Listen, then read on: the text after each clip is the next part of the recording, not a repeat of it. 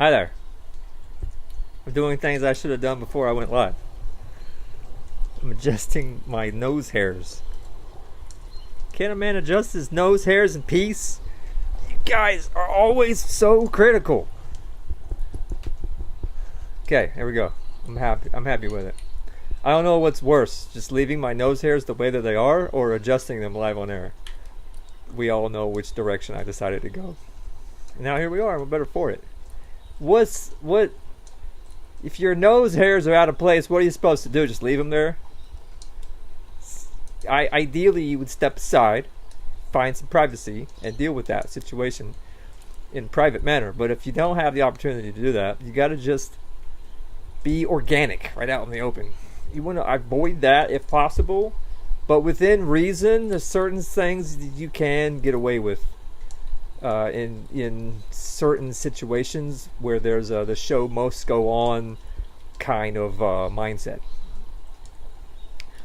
And if you don't agree with that, and you obviously don't know anything about show business.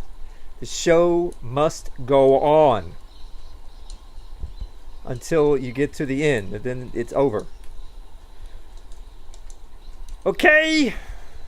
Somehow I turn adjusting my nose hairs into 90 seconds of the. That's what I do, you know. I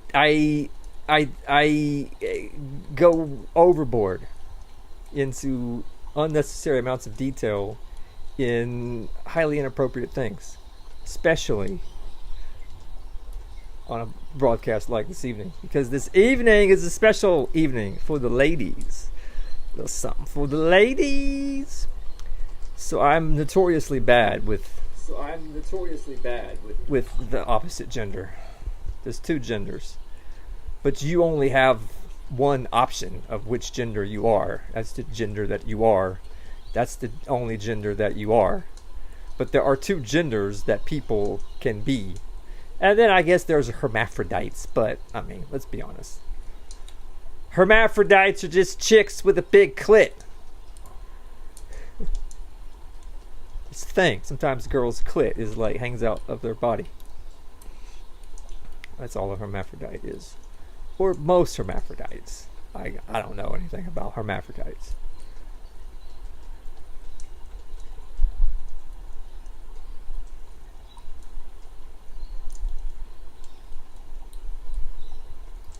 And that's how I chose to start this broadcast. Well, I didn't choose to. It just happened that way.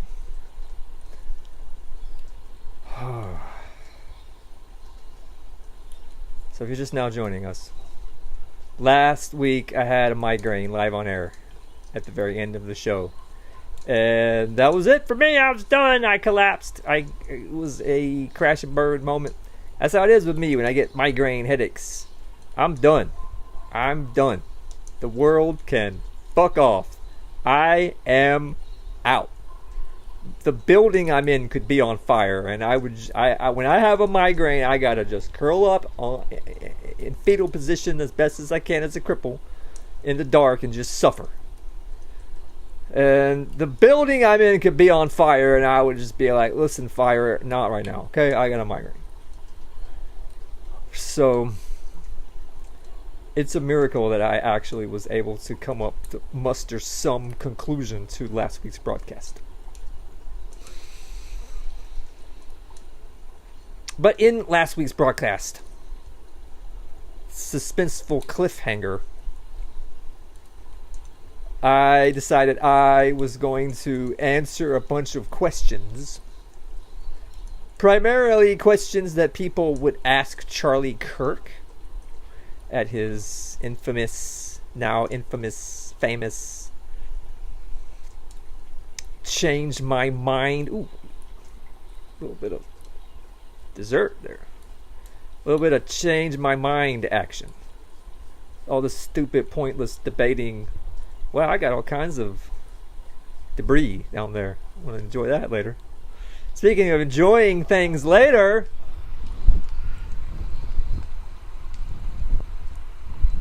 I'm hitting the button. Boom, I still got the M&Ms, and they're still in the same general order now. It was a stack of two stacks of 3, and a stack of 2, but now the 2 stacks of 2 have kind of moved up into the center of the stacks of 3 to form a sort of hexagonal shape. That's okay. It's evolving. What do you think, Philip? Feel the bill in the house. Yeah, Holmes.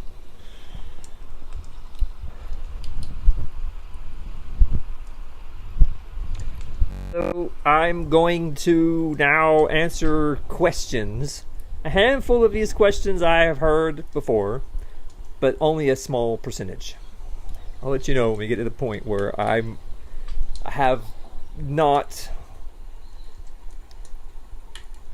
given the question any forethought, and it's just off the dome, Pete. It's full disclosure. First few questions I have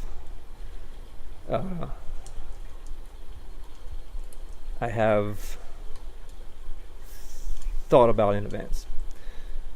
But before we get to that, background music. Yeah. So tonight, we're going to give some PYTs the attention that they deserve. Ooh, Nashville Jr. is a fan of the PYTs. Always get so nervous. Megan Kelly in the house brought me a whole bunch of PYTs. Megan, you've done wow! Is there a Megan Kelly FAP tribute? What if I want to masturbate to pictures of Megan Kelly? What have you got for me, interwebs? I feel like masturbating to pictures of Megan Kelly. Megan Kelly. We'll come right out and say it. FAP tribute.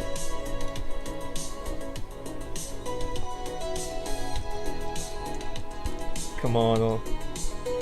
No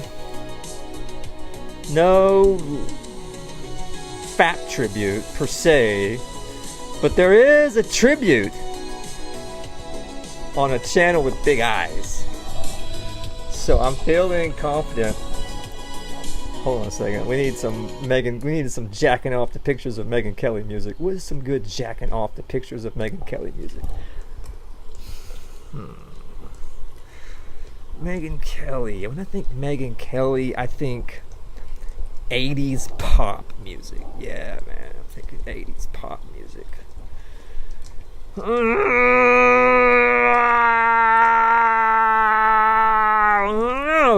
80s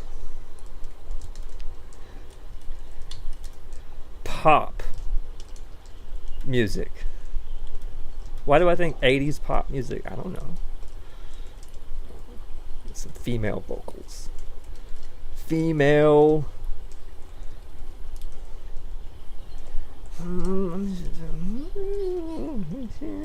Girl power. I want something with class, though. You know, we're not going to. First thing that pops into my mind, of course, Cyndi Lauper. But I just don't know if that's the Megan Kelly vibe. If I'm going to masturbate to pictures of. Oh, that's a definite maybe. That's a definite maybe. We might come back to that. I think we're alone now. Doesn't seem to be anyone around. Megan. It's just you and me. It's just you and me, Megan. Let's chat about this collection of PYTs you have brought for me. Megan, you've done well. But before we get to that, Megan, time to masturbate to pictures of Megan Kelly. Yeah! Turn the camera around now! God! Oh yeah. Full screen!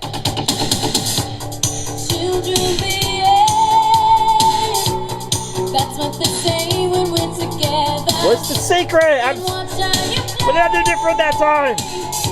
They don't understand, and so we're running just as fast as we can, holding on to one another's hand, trying to get away into the night. And then you put your arms around me and we tumble to the ground, and then you say, I think we're alone now. Megan, it's you and me.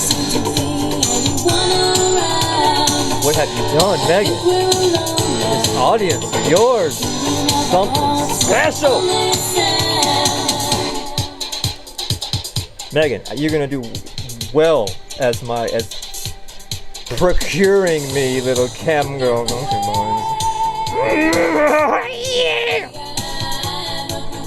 Oh yeah.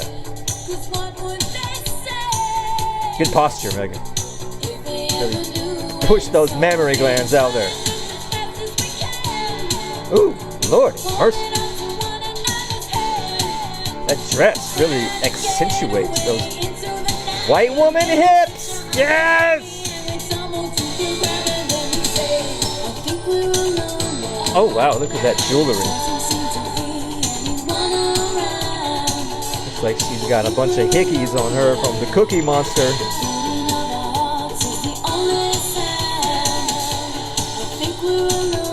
Whoa!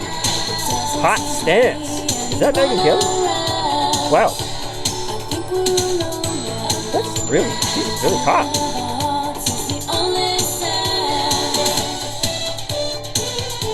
Confidence.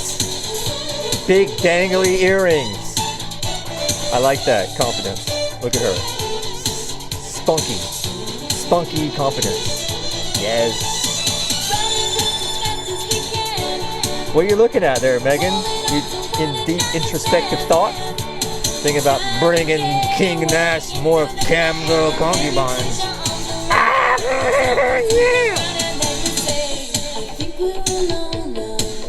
Whoever made this is a fan of the pink dress. We got 2 pictures of the pink dress. I like the pink dress as well. How do you walk? I mean, like, wow. Is that challenging to walk around with giant 9-inch nails coming out of the bottom of your foot? I don't know, but it makes that white woman foot look nice and perky. Whoever made this fat tribute is a fan of the pink dress.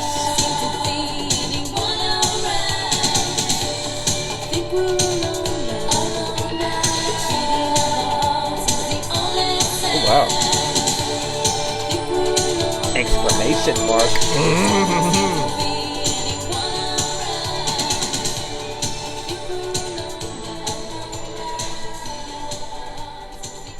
Wow. And yet another. Somebody is a fan of the pink dress. Whew. Megan Kelly. I'm a fan of the pink dress. So now, moment of truth, does Megan Kelly have any freaking halvesies, black babies or something? Or is she like Pam Blondie and she's just too successful to even make babies? Or did Megan Kelly make the white babies? Moment of truth. Does Megan Kelly have babies?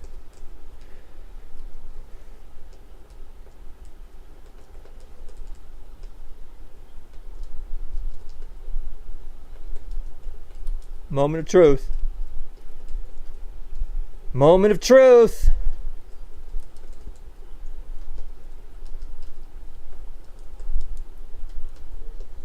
Moment of truth. Here we go.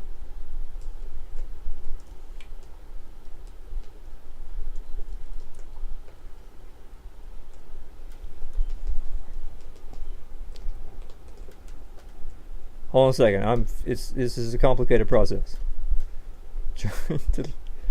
I didn't mean. Why am I full screen on this video? Everything that could go wrong did just go wrong. Okay, moment of truth. Does Megan Kelly have white babies?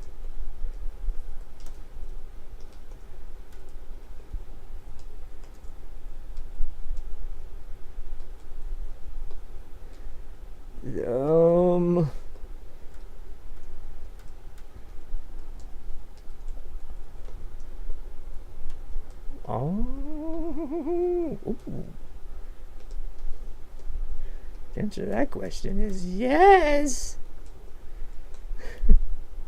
I'm getting this figured out here. Megyn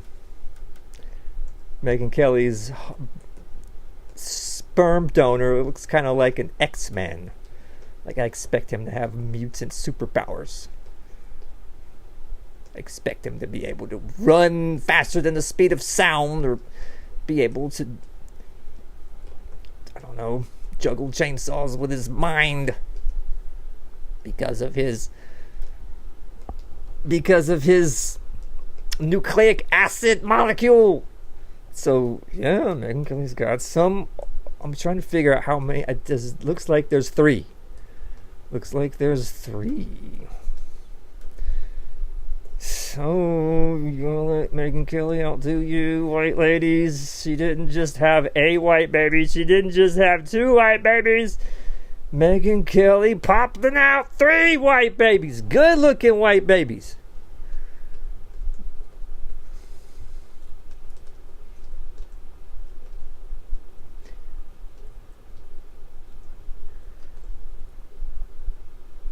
Be back to check on those daughters of yours in a few years, Megyn.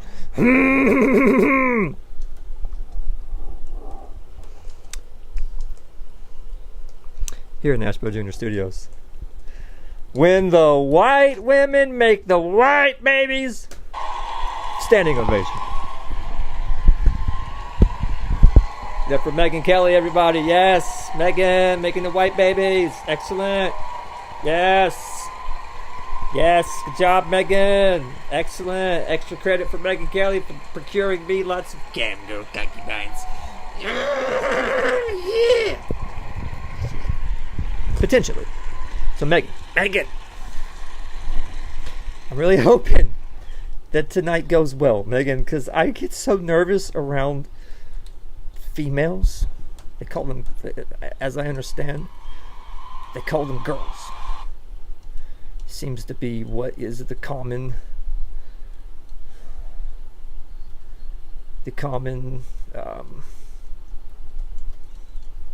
custom. I call them ovary people. I always get so nervous, Megyn. I always say the wrong thing. I always make an absolute idiot of myself, and not in like a cute way, but in a creepy way. Like, for example, the way I started tonight's broadcast. Out of the gates, total creep. That's how I always am, Megyn. God. Megyn, I need advice from an ovary person that I can trust. Can I trust you, Megyn? Megyn.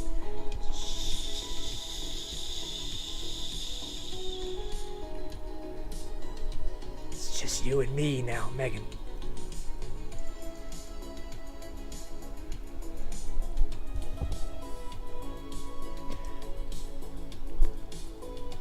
Do you have any advice for me, for Nashville Jr., on how best to deal with the ovary people?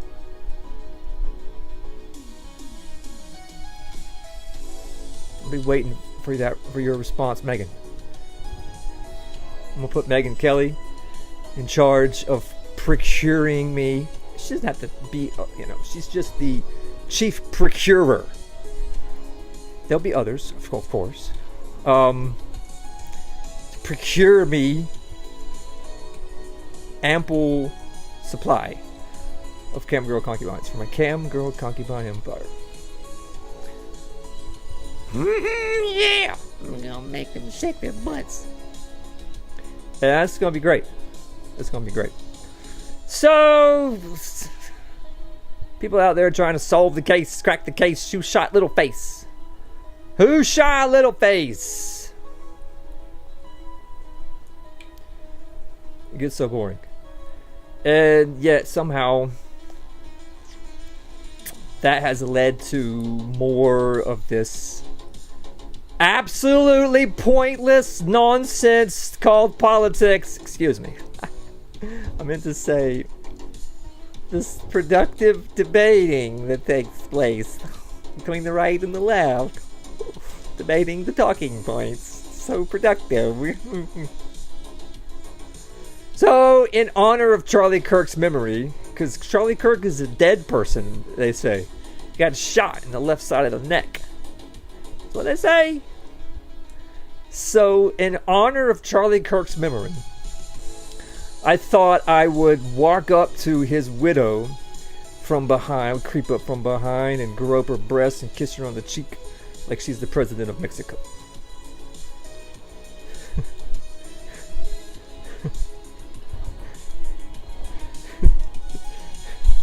But unfortunately, I'm not physically capable of doing that because I'm a cripple. So, therefore, what I'm going to do instead is answer some questions. And so we're going to do ladies first. Because that's how we roll here at Nashville Junior Studios. Here at Nashville Junior Studios, we are full-on simps. We are simps. Simps. We simping it up here at Nashville Junior Studios. Simp can be short for many things. Simple, simplify. But in this context, simp is short for simpleton. Simp is short for simpleton. Makes me want to play a scene from a movie, so you can understand what it is to be a simp. We're going to give simp energy here at Nashville Junior Studios. This is full-on simp energy.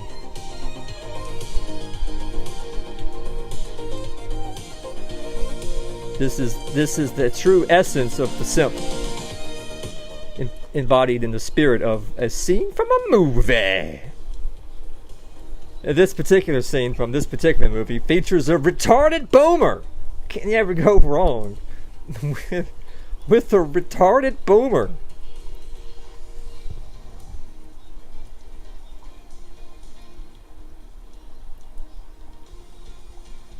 That's my retarded, for radio listeners, I just made my retarded boomer face.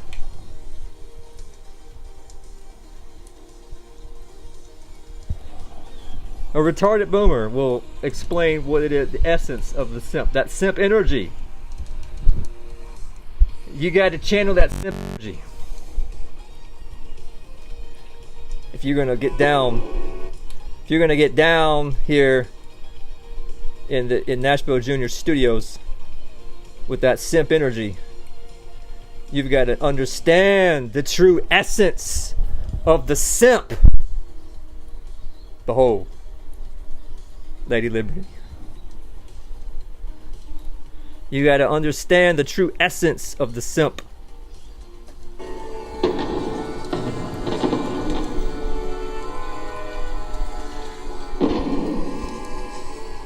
And this Fourth is witnessing one of the largest fireworks displays in the nation. You done watching it? Here in New York Harbor. The spectacular display of tall ships earlier, the Statue of Liberty. I'd make a good husband. I'd make a good husband. You would, Forrest. But you won't marry me. I was hoping to skip that part and just get straight to the good stuff. I didn't do a good job. Hey, Jenny. Here we go. 1 minute and 2 seconds. I'm not a smart man. Here we go. Yes, 1 minute and 2 seconds. I got it down pat now. This is the true essence of the simp. Is actually, I take back. It's part of the scene from this movie.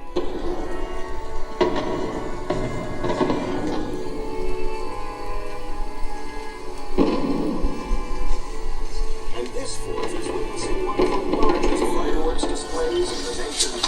You done watching it? Here in New York Harbor.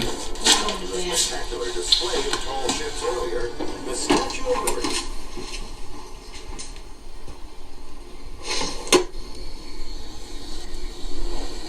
I'm not a smart man. But I know what love is. Napoleon Dynamite, run away! You gotta end that simp energy. You gotta end it with the Napoleon Dynamite run.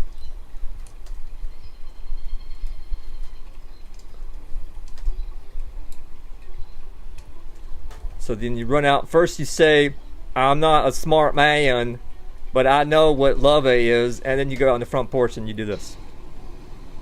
And that's that simp energy.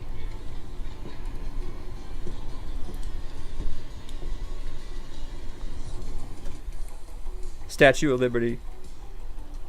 Fireworks. Let's get it right, guys. We gotta channel that simp energy. Because here at Nashville Junior Studios, we are simp. We channel that simp energy. Just like our Lord and Savior, Jesus Christ. Who was it when our Lord and Savior was brought down from the cross?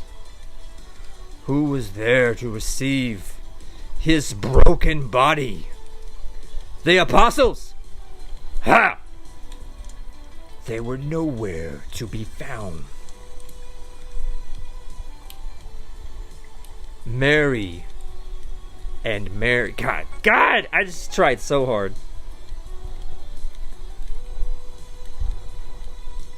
I'm trying to do too many things at once. All I'm trying to do is go to the YouTube and look up Statue of Liberty fireworks and see what comes up and see if I can find something. Okay, I'll take this.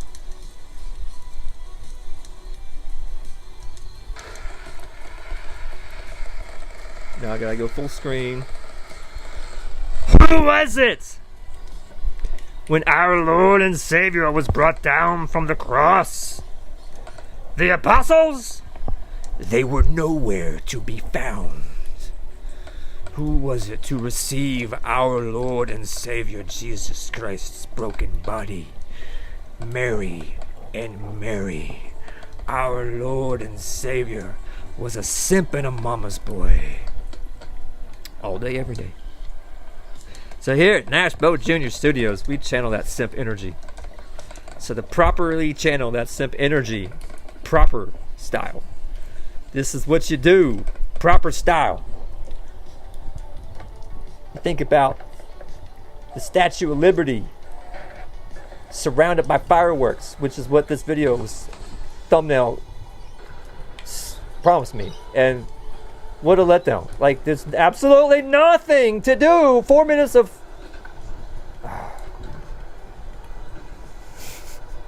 Okay, we'll try again. Oh, Ronald Reagan this time. Even better. No! God, I just wanted to go full screen. Why is that? No, where did it go? I didn't swipe. I just tapped. I hate this junk so much. Why did it do that? No, not feet. Fireworks, you perverted YouTube. I'm so simple when I'm... What? I totally tapped on that. How is that a swipe? How in the world could that have possibly registered as a swipe? That was clearly a tap. Tap. Pause. I'm hitting the pause button desperately. Now, this little square. To go full screen, I gotta hit that little square without hitting this big giant thumbnail. If I hit this big giant thumbnail, I start playing that video. I have to hit this little teeny weeny tiny square. And that is so freaking hard. Except when I'm trying to show you how hard it is, I do it on the second try.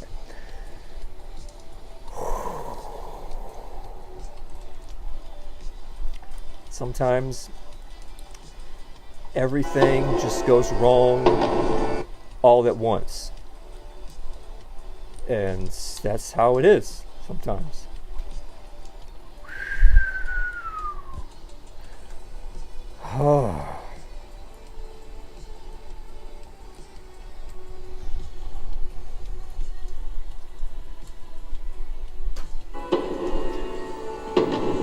Who was it when Jesus Christ was brought down from the cross? The apostles? Ha! They were nowhere to be found.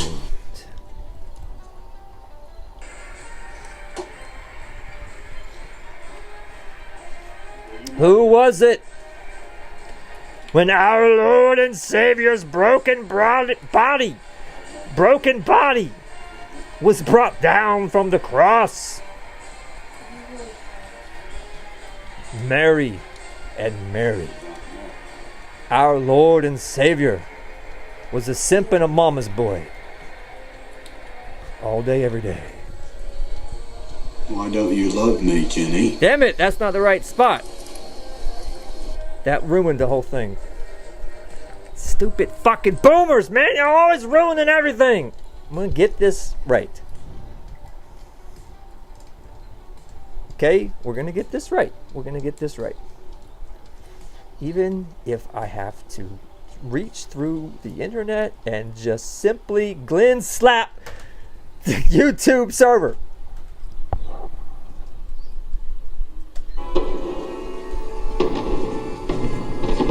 Who was it when Jesus Christ was brought down from the cross? The apostles? You done watching it? They were nowhere to be found. Who was it when our Lord and Savior's broken body was brought down from the cross? I'd make a good husband. Mary and Mary. You would, Forrest. Jesus Christ was a simp and a mama's boy. All day, every day. You don't want to marry me. Why don't you love me, Jenny? Damn it. This is harder than you would think it is. Jesus Christ! I'm not a smart man, but I know what love is. And then you go out on the front porch. I am not a smart man. You got to channel that, not just retard energy, retarded boomer energy. There's a difference. There's retards and then there's retard boomers. I am not a smart man, but I know what love is. And then you do this.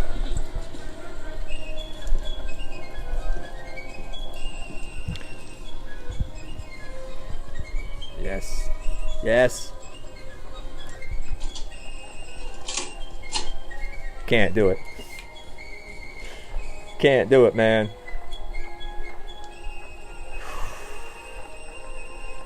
Y'all acting like this is a joke.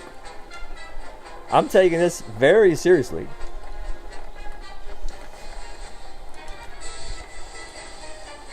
I'm gonna get this simp energy just right.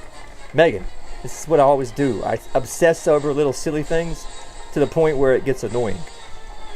And it's not even that I'm trying to impress the girls. It's more of like an obsession on my own part with, I don't know, with the nonsense that happens inside of my head.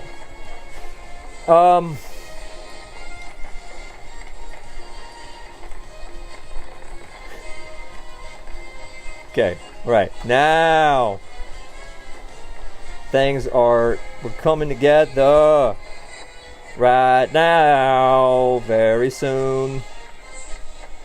Okay. Alright, I'm feeling it. I'm feeling it.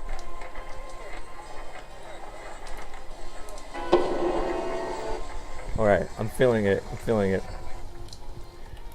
Okay, one more time. One more time.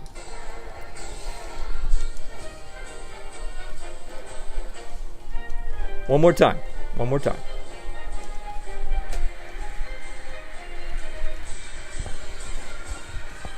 Who was it when Jesus Christ too many words. Who was it when Jesus Christ was brought down from the cross? The apostles. They were nowhere to be found.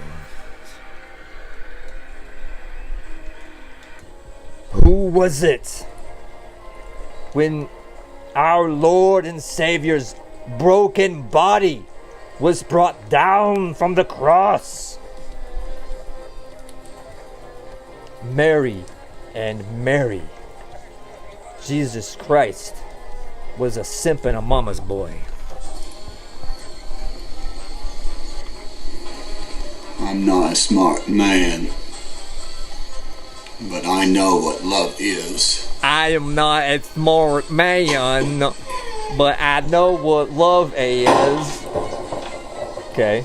And you go out on the front porch, and then this happens.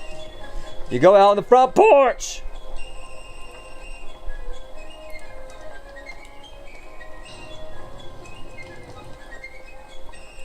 And then yes!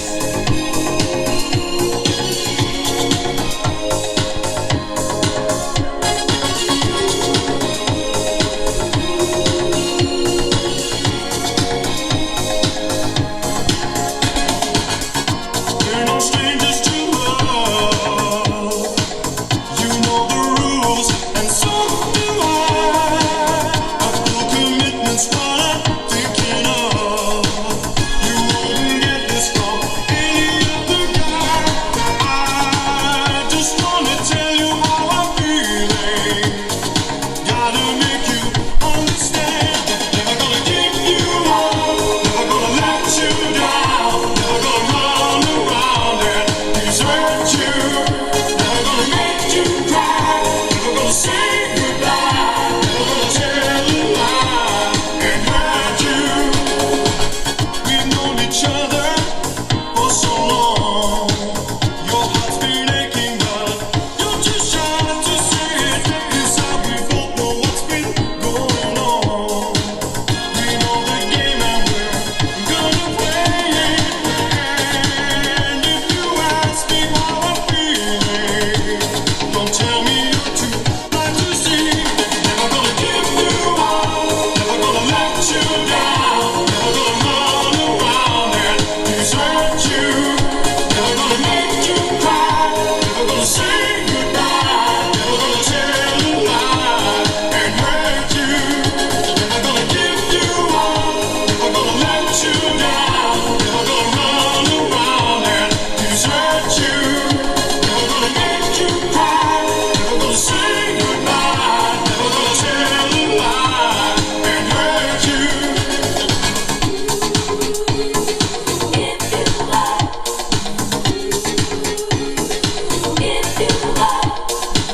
Never gonna give, never gonna give. Never gonna give, never gonna give. We've known each other for so long. Boom. That's that simp energy. That's that super simp energy. So that's what we're going to channel here at Nashville Junior Studios this evening. Power of the simp. You know it's powerful. Don't sit there and give me that attitude like you all this tough guy crap. I mean, it has its place, I guess, but that's not what we're about here at Nashville Junior Studios. What we're about here at Nashville Junior Studios is that super simp energy. So that's what we're going to do. And so, ladies first, we're going to do it. Question time. Answering questions. I closed many tabs. I think maybe that might help with this horrible situation with the playlists. And it actually seems to maybe be making a difference. When I say I closed, it was the reckoning. Like, I closed a lot of tabs this evening in preparation for tonight's broadcast. That is how much I care, ladies. That I would say to myself, what can I do to make it better? I want to make tonight's broadcast better for the ladies. I really want to do. I do. I want it to go well. God, Megan, I get so nervous. So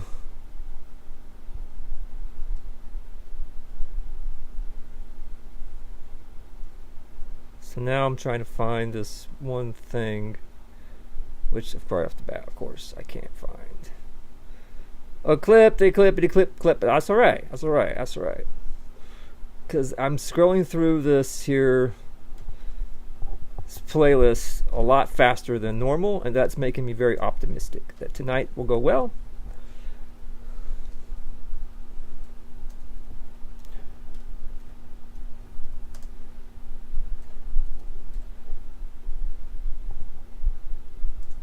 So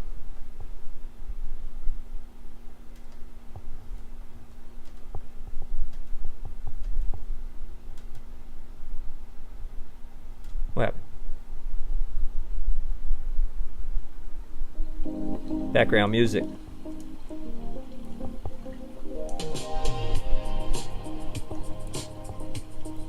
So we're going to start off allowing Megan herself to ask the first couple of questions, which aren't necessarily directed directly at me. But that's okay. There's always some boy that she's focused on. And it's like, they come and they go. So, who cares? There's always some boy. There's always some little boy toy. You were attacked. So, we're going to start here. And I'm going to somehow turn this into me answering questions that were directly directed at somebody else and are not in general questions that anyone else could ask other than this specific person. But I'm going to just pretend that they're questions that directed at me and go from there.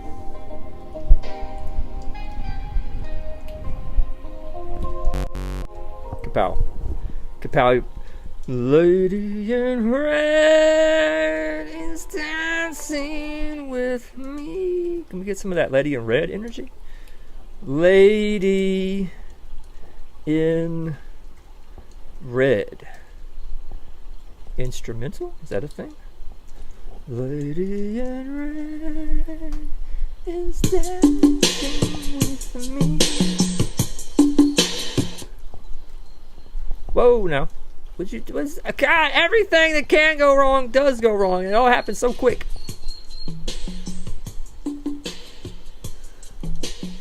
You think you were attacked by a demon. A demon? And I have to tell you, like, a lot of people mock this, they roll their eyes, but I look at, like, what happened to Charlie, what happened in the wake of Charlie. I agree, What Megan. happened at the Ascension School in Minneapolis, where that man went in there and shot a bunch of little children praying at their church school. And I challenge anyone to tell me there aren't demons among us. Yes. I never thought there were. I thought it would. I look at a bunch of fake crap that the military is putting on as a big giant psyop, and I use that as evidence of something or other. I thought the whole thing was like bizarre. So what happened? Because like culturally, I'm just not from a world where people are attacked by demons. And in fact, when it happened the next morning, when I saw the blood on my sheets, I was like, I actually called someone who works for me, who's a very sincere, lifelong evangelical. I'm like, have you ever heard of this? And she's like, oh yeah, it happens all the time. I was like, what? Megan Kelly feet. Not to Episcopalians, it doesn't. Stuff it down. Yeah, no, it was well. Yeah, I mean, I'm not embarrassed at all, and I don't care if I'm mocked. Don't get anything out of making this up. Good to know, Tucker. Good to know, because don't worry, it's coming very soon, homie. Just get these next couple of sentences out of your mouth, and I'll take it from there. I'm not making it Well, up. what happened? I had this crazy experience where I was in a truck with someone coming back from quail hunting, and I had Quail all hunting? of a sudden this. We were talking. Quail hunting. Quails. About someone I despise. And all of a sudden I had this crazy empathy for the person, like really intense empathy, like I could understand why this person was doing these horrible things. And I said to the person in the truck, this is a family dispute, right? So I said to the person, maybe my brother, and I said, I think I know what's happening here. This person feels this way, that way, this way. And my brother goes, how did you know that? I said, I don't know. It just like, and my brother goes, I think like God is like speaking through you or something. And I felt total, true empathy for this person I truly hate. It was like the craziest thing that's ever happened to me. I have no idea where it came from. My brother's like, I think that's from God. Like, there's no way you could. I said, wow, that's kind of wild. So then I get home. We have this huge dinner party, which we always have dinner parties. And I forget about it. And I'm telling you this because they're twin. The one leads to the other. I had this profound experience with God, like profound and beautiful and unexpected. And I go to bed with my wife and 4 dogs who sleep in the bed. My wife's had 4 children. My dogs are hunting dogs. All 5 of them wake up. Damn it! Like that. God! They are. I hit the little square to go full screen. Quails. Quail hunting. Tucker was hunting a quail. How? No home invaders in my house. I wake up at 2:30 in the morning. I check and I couldn't breathe at all. My throat was closed. It wasn't like I was apnea or was strong as I couldn't breathe. So I get up, I stand in the doorway of our bedroom, and I'm like, wow, I'm dying. I can feel myself starting to gray out. And then I started walking in the backyard, and then it slowly came back. Like my throat kind of opened up a little bit. I was like really weirded out. I walk back in, and my wife wakes up. She goes, what is going on? I said, I don't know, I can't breathe. I feel better now. And all of a sudden I had this horrible pain underneath my arms. Like on the side of my chest. Like bad. I thought I'd been like ripped with a knife or something. It just was very intense. So I go into the bathroom, I flip on the light, and I have claw marks on both sides. On right and left side on my ribs. And they're bleeding. And they're literally claw marks, 4 on either side. I put my fingers in them, don't fit my fingers, and I sleep on my side. So how could? And by the way, no one woke up. So I show my wife, and she's like, "Oh my gosh!" And then I have this like crazy intense desire to read the Bible. So I read the Bible, and I pass out in like 2 minutes, and I wake up, and the next morning I thought, "Man, did I have There's some manly stuff you're doing there, Tucker, with his testicles." a wild dream?" And then I see blood in my sheets, and I go in the bathroom, and I have these bloody marks. And my wife goes, "I think you were attacked by some supernatural being." And I was like trying to be logical about it. I was like, "Yeah, I definitely was." And then I called one of my producers, who's like, "Oh yeah, well, that's pretty common." I was like, "What?" And I've had a couple other experiences, not that crazy, but where you really feel God's presence, which is marked by peace and true empathy. Love for other people, which doesn't come naturally to me. I'm kind of a dick, obviously. But you know it when God is acting through you, and then they're followed by some wild attack. Like, why? I've had a couple things. It's just like, why? Anyway, I'm not an expert on this. I'm hardly a theologian. Of course, I would never pretend to be an expert on anything. I can only say what happened to me. It was 100% real, and it completely changed my view of the world. Well, what did you learn from your conversation with Lee Strobel, who wrote a book on the supernatural and who also wrote The Case for Christ? Many of you guys recommended that book to me, and it really was amazing. And Lee Strobel came on your show in September. Yes. On his new book, which is about the supernatural. Yes. It's about miracles, amazing. It's about angels, it's about demons. It's a great read. But was there something in there that spoke to you? Everything about it. I mean, I grew up in a church, I'll just admit it with shame, the Episcopal Church, where all the supernatural stuff was taken out. And at a certain stage in my life, I was like, why am I going to church? I love hanging in bed with my wife and dogs on Sunday morning. Like, why am I...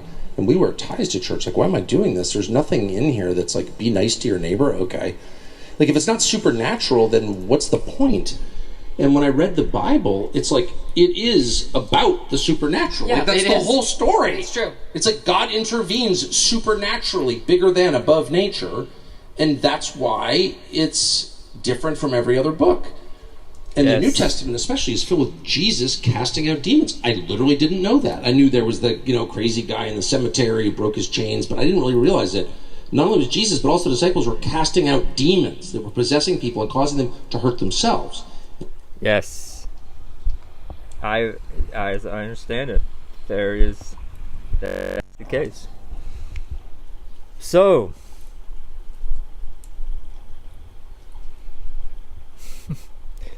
is it Tucker Carlson? He's in bed with 4 dogs, hunting dogs, and he wakes up with scars that are bleeding, and on his rib cage, while he's in bed with 4 dogs. And the first thing that pops into his head, obviously, I was just attacked by a demon. Now, is there any chance that his dogs did that to him while he was asleep. One of his dogs. You know what dogs do. You know how dogs, this is, I think, I don't know what's going on. But just imagine Tucker Carlson has a really good sesh, really good session. Really good quail hunting sesh. Really good, right? Real good quail hunting sesh. It's possible. It's worth considering the possibilities. Tucker Carlson has one of them real good quail hunting sessions. I totally tapped on that. How is that possibly a swipe? Now I can't swipe back. I can't swipe forward. I can only swipe back. This happens all the time. Where I tap on something, I get paranoid. See, when I swipe in this direction because I'm paranoid about swiping now. When a false swipe. So if I'm gonna tap on this, I'm gonna tap kind of in this direction to make in this direction to make sure. This direction. No, damn it. Okay. The other direction. This direction. So this is how I swipe. In this direction. And then when I want to tap like that. Okay. Because, God, what a nightmare it is. So Tucker had a really good sesh. What is this? A real good sesh, right, with the dog. And the dog's going out. Doggo getting that quail. Let me get the doggo. The doggo is out there's a doggo. Okay. And then the dog.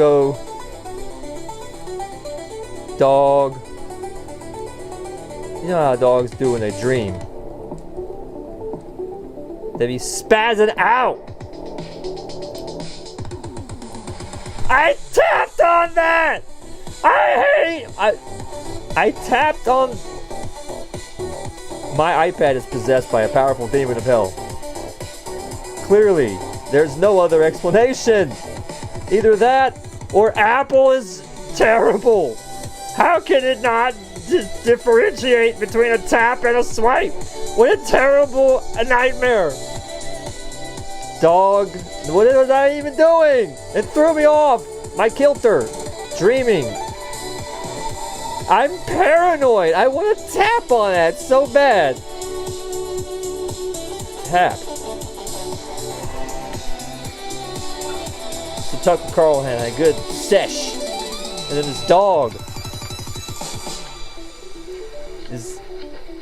does that in his sleep. Gotta get that quail!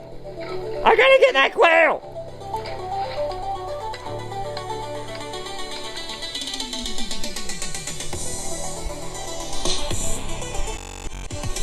And then it lacerates his human, Tucker Carlson. Well, Tucker Carlson is dreaming big, his own dreams. What is it, Tucker Carlson? We know what Tucker Carlson's dog dreams about. Gotta get that quail! What does Tucker Carlson dream about?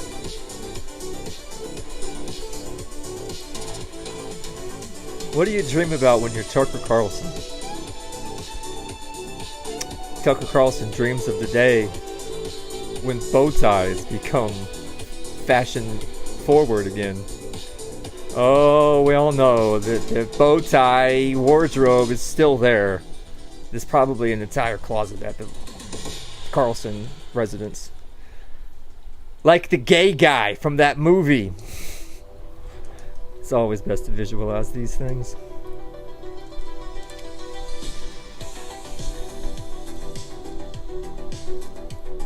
When you go to, if you're in Tucker Carlson's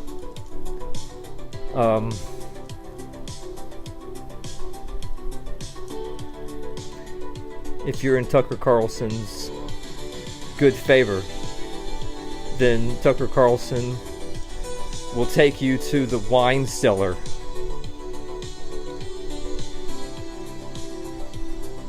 But only if you're in Tucker Carlson's good graces.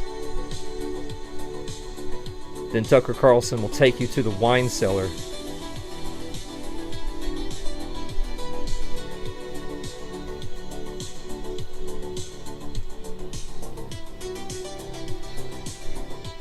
Tucker Carlson will take you to the wine cellar. Yeah, but only if you're in the good graces. If you're someone he can trust. Tucker Carlson takes you to the wine cellar. And he pulls on one of the wine bottles. Just like that. And a secret door opens in the wine cellar. Boom. And you go into the secret room with Tucker Carlson. And there it is! A swastika. Nope, not in Tucker Carlson's secret room. In Tucker Carlson's secret room, bow ties. You open the secret door. You go through the secret door, and there it is. Thousands of bow ties. Tucker Carlson's just waiting for the day when the bow tie comes back. Guess what, Tucker Carlson? Guess what? It's not going to happen. You are not going to get what you want. Dream, dream, and dream some more, old man.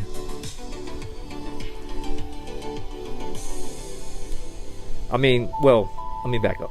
Maybe you might get what you want, but you won't get exactly everything that you want. It'll just be what you want minus what I don't want. That's what you'll get. And it's okay, because Tucker, you gotta understand. Tucker. Tucker.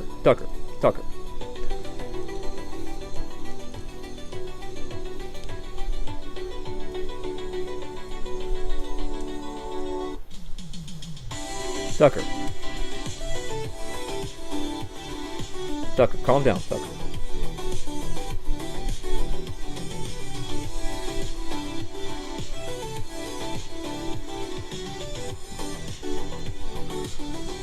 Tucker. How is this video 7 minutes long?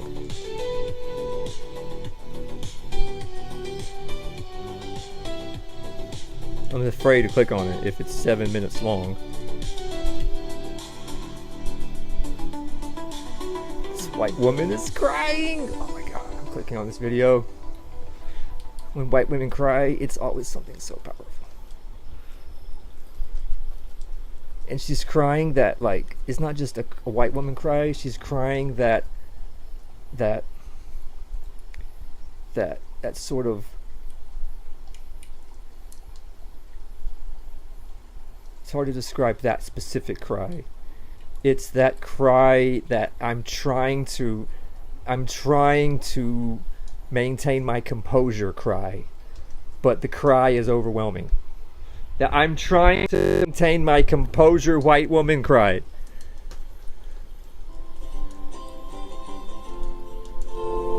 Tucker. I am officially running for President of the United States. Which Republican candidate has the best chance of winning the general election? Donald Trump. What? Oh my god. The debate is never about can Trump win the election. The standard has now been reduced to can Trump make it through the next 4 weeks without getting removed from the tickets. That means that no scenario that we could lay out to get Donald Trump to 270 electorate. But quote, it will take a miracle for us to win. That is the quote from a senior advisor inside Donald Trump's inner circle. This guy's a joke. President Obama will go down as perhaps the worst president in the history of the United States! Exclamation point at real Donald Trump. At least I will go down as a president. Donald Trump will carry the state of Wisconsin. And the wall comes tumbling down. This is the blue wall that that's remarkable.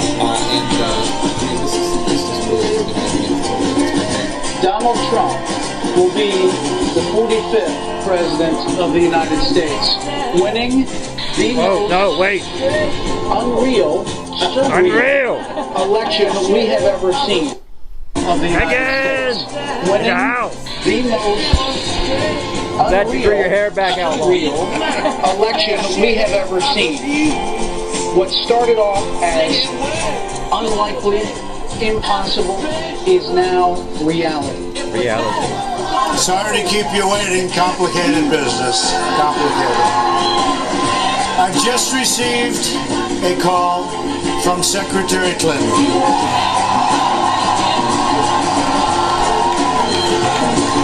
She congratulated us. It's about us. On our victory. Think of it.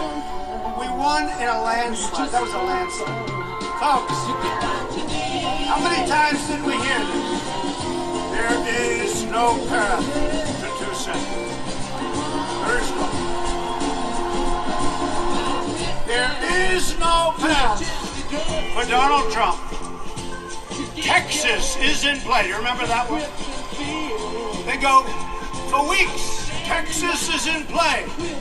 Then you turn on the television like 2 minutes later. Donald Trump has won Texas. You know, I'll never forget, I watched a particular person. And we won Wisconsin. And we won Michigan. And we won Pennsylvania. Right? And that person is doing the math.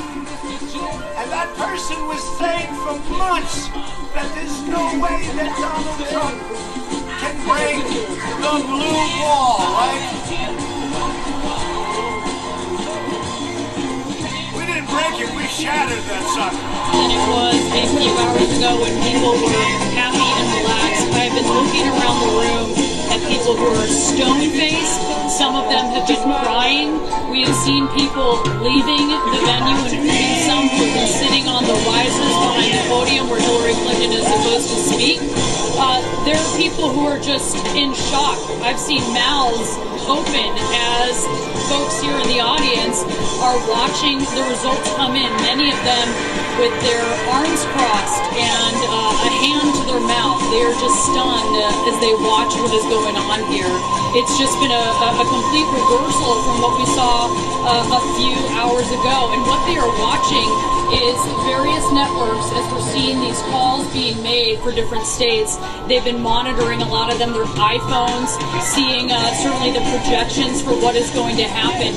And they are just stunned at the idea that they were completely sure they were coming to this event for what they thought would be even an early night to celebrate. That white woman away from that nigger right now. What are you people? Female president, and now they're fucking crazy that they could be walking out of here either not knowing, but perhaps expecting that Donald Trump is going to become president. I mean, you're seeing it here on these faces. They're just stunned. People who were talking and laughing before are standing there not talking to the folks that they came with.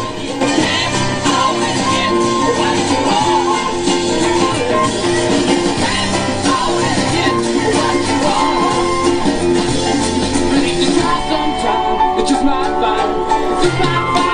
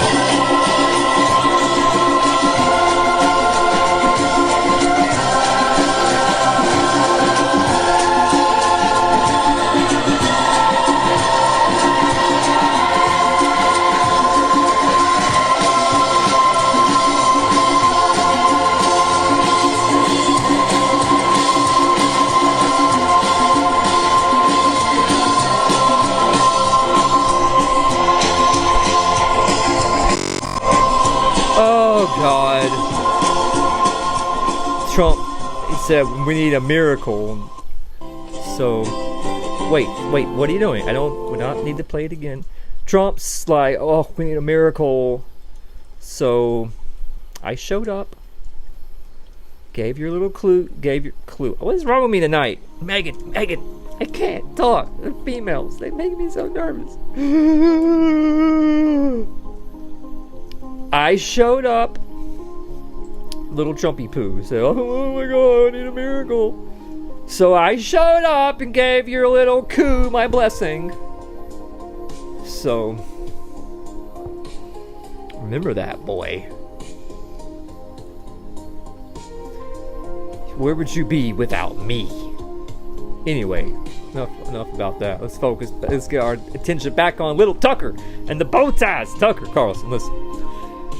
I want you to get quite a lot of what you want, but I don't want you to get some of what you say you want. And so you gotta understand you're not gonna get everything that you want, or everything that you say that you want. Now, how do I know when you open your mouth what is what you mean and what is all just the psyop crap that you're told to say? Oh, I know. Everything that comes out of your mouth is just the psyop crap that you're told to say. But that's okay, I can feel that Tucker energy coming through, even without the bow tie.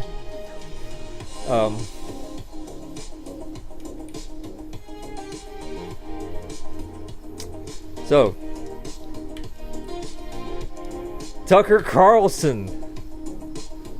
He goes to bed with 4 dogs. He goes quail hunting. Overstimulates his dog with a good sesh. Good quail hunting sesh. Gets his dog firmly planted in the mindset of, gotta get that quail! And then brings his dog home. Hopefully bathes his dog. Doesn't go to bed with his dog all covered in quail hunting debris. Who knows? Maybe Tucker lives in some sort of shack, which is cool. Hey, we don't know how much of a woodsman he actually is. But maybe he bathed his dog, and so then his dog had to deal with, gotta get that quail! And then followed that with,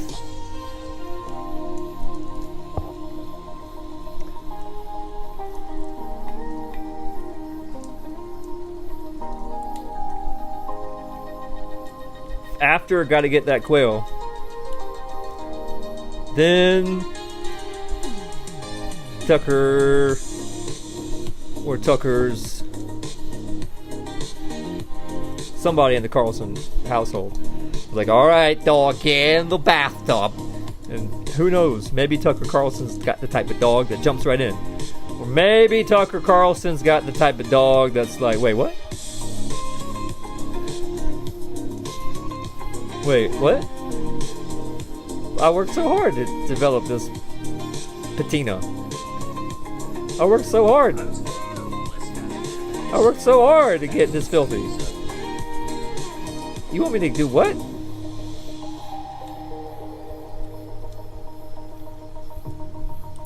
Trying to find a good dog is afraid of the bath video.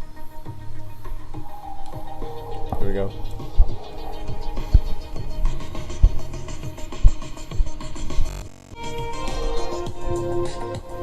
Please don't swipe. Please, I'm tapping. Yes!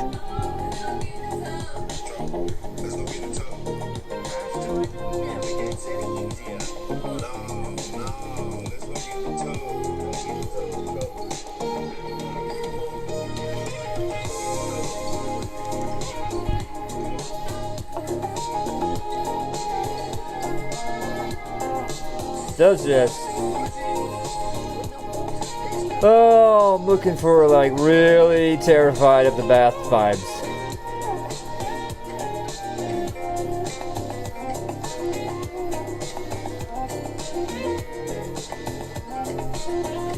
What?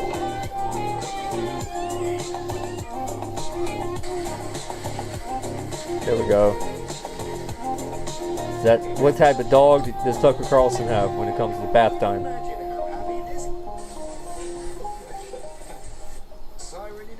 bathtub is not recommended.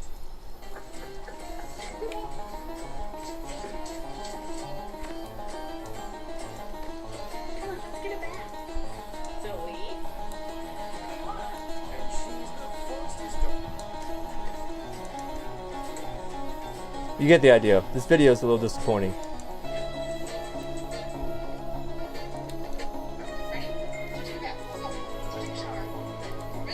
This guy is definitely the bathroom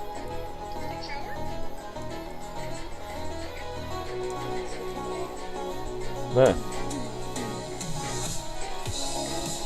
This is a mixed bag. Some of these dogs seem to enjoy the bath. Some of these dogs are not fond of it. So you get the idea.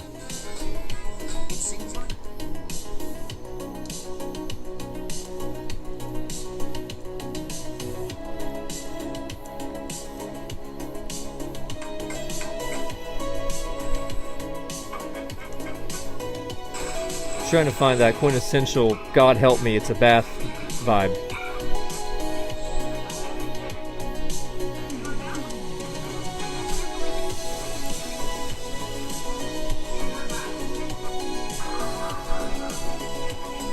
You get the idea. The internet's letting me down. These two videos are too cute. I'm not looking for cute vibes. I'm looking for terrified, screaming for my life vibes. I don't know what kind of a dog Tucker Carlson has. Tucker Carlson has probably got a very happy-go-lucky, easy-go-lucky dog. Any type of bath is still even more of an exertion. So Tucker Carlson's dog is absolutely exhausted. And then goes to bed, still thinking, gotta get that quail! And spazzes out in a quail hunting dream. And then Tucker Carlson wakes up and has a mild heart attack. Now, is that related to the quail hunting? No, that's more to do with you start to get old, things start to fall apart. So Tucker Carlson woke up and had a mild heart attack after his dog scratched the crap out of his ribs while having a seizure, a quail hunting dream induced seizure.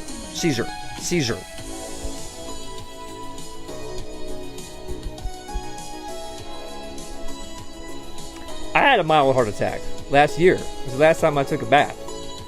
Speaking of baths. Yeah, I used to shower occasionally, but then I stopped doing that. But I would still soak in the bathtub. But I had to stop doing that too because I enjoyed it. It was very relaxing. And I was put on this planet to suffer and be miserable. So I had to stop doing that.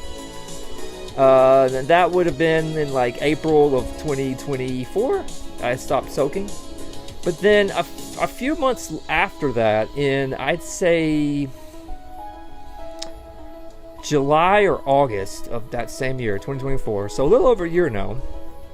So it's been over a year since I've bathed in any capacity other than washing my hands and brushing my teeth and wiping my butt, which I use rubbing alcohol. Don't knock it if you ain't tried it. Put a little rubbing alcohol in that toilet paper. So fresh and so clean. But yeah, other than that, that's it. It's the only bathing that I do. I have patina. Look at that. That's not tan. Like that's legit, just straight filth. I am that dirty. I'm proud of it. You ain't gonna get me in a bath. You think these dogs are freaking out? What you wouldn't believe what would happen if you tried to drag me into a bath before my proper Wolverine experience. When I get my Wolverine experience, I'm gonna totally enjoy. I'm gonna totally enjoy that, but not before. Not yet. Not yet. But I was trying to go to sleep. This is over a year ago now, July or August, something like that. And I completely, by that point, abandoned the use of the bathtub in any capacity, and I was actually just using it for storage at that point. I had things in it. those stuff in the bathtub. So it's a great storage unit. It's a great place to store stuff. And it's even got a little drain, so if the things that you store might get wet, then you've got a drain right there, you know. So I had stuff in the way, and I was lying there, and I felt as though I was having a mild heart attack. It just kind of came out of nowhere. My chest, I had incredible pain, incredibly tight pain, especially in between my shoulder blades in the back, and kind of like my diaphragm. And every breath that I took was incredibly painful, and to just lie there was this incredible pain. And it didn't feel like pain I'd ever felt before, because I've had back pain, obviously, and I've had muscle pain. Most people, when they think back pain, they think, oh, muscle pain. They think strained lower back muscles. And I've had that, and that hurts. But I've had joint pain, which is totally different than muscle pain. And a lot of people don't know about that joint pain, baby. Ooh. You don't know pain until you've had spinal pain.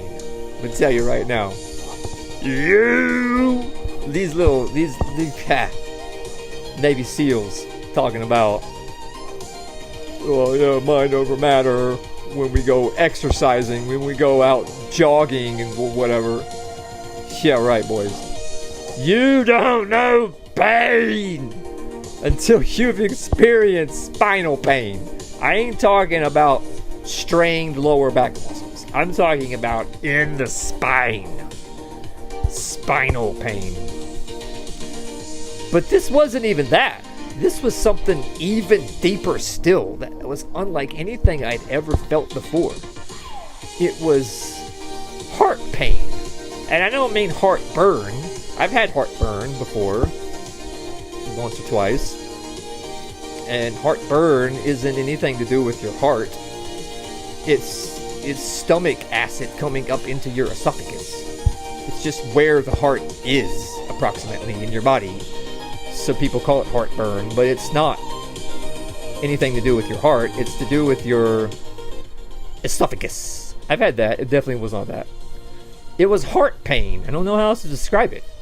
It was, and I've had a broken heart, I guess. I don't know. I've been sad before, and that you can be so sad sometimes that you feel it physically. That's kind of in the heart region. It wasn't that. No, this was heart pain. I don't know how else to describe it. It was real deep and real bad. And every breath was really painful in my diaphragm, in between my shoulder blades. And it wasn't my muscles spasming or anything like that. It was just this present tightness in my chest. I was having a mild heart attack.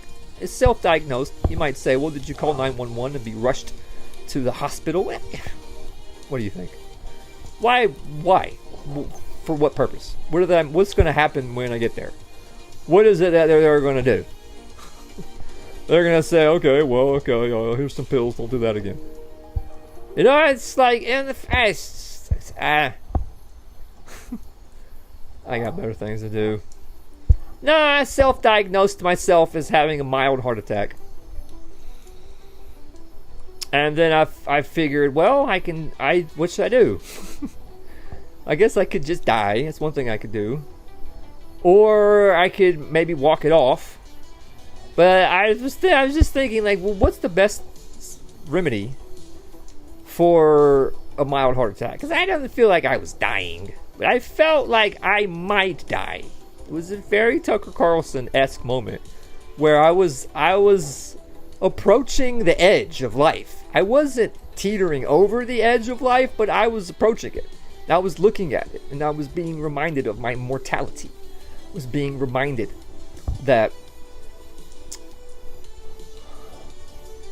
I'm gonna die one day. They say childhood's over the moment you know you're gonna die. That's a reference to a terrible person.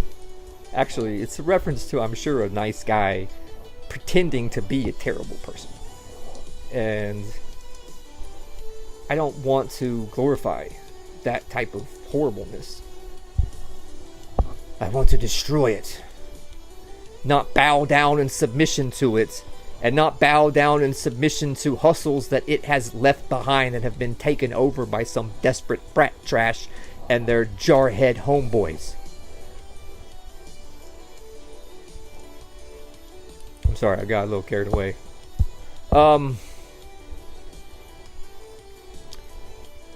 I had a mild heart attack. So I was just like, well, what should I do? I could walk it off, but I think the best thing to do is just soak in the bathtub.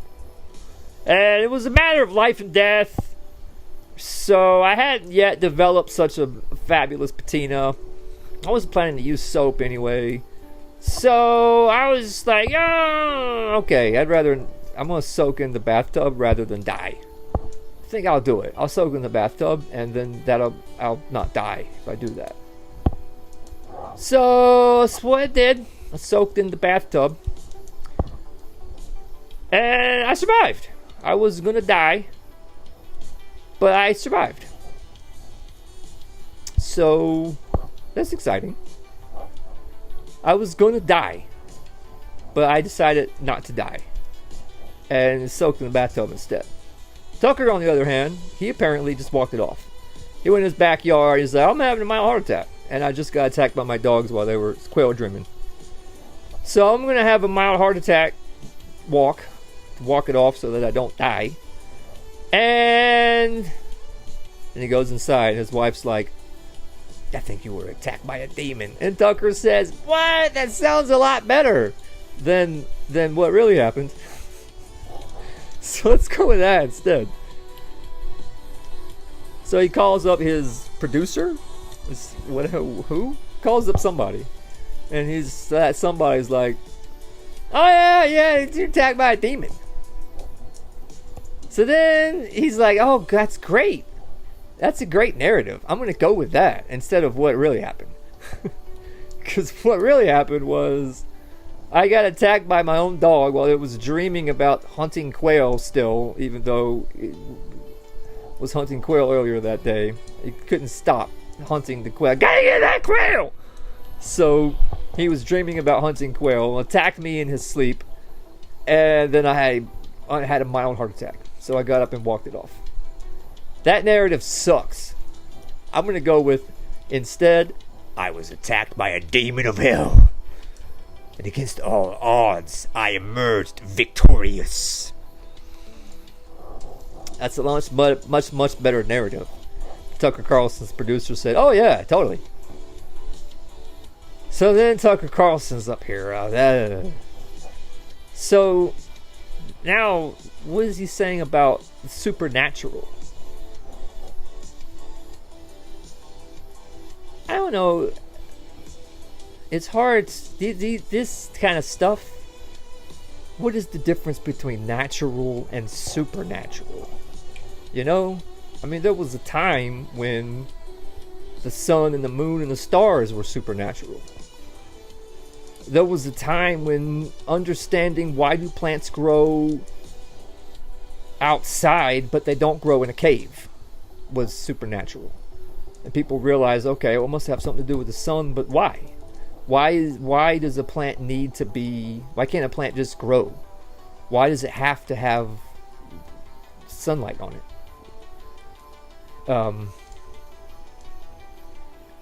And up until just 120 years ago, why people got sick before germ theory, sickness itself was kind of a supernatural. Surgeons, there used to be, when germ theory was first proposed, that and old school surgeons were told you should wash your hands before surgery because you might have germs on your hands that you might infect your patient with. Surgeons were and these are surgeons with degrees from black square hat cults, the cream of the crop in their industry, in their field.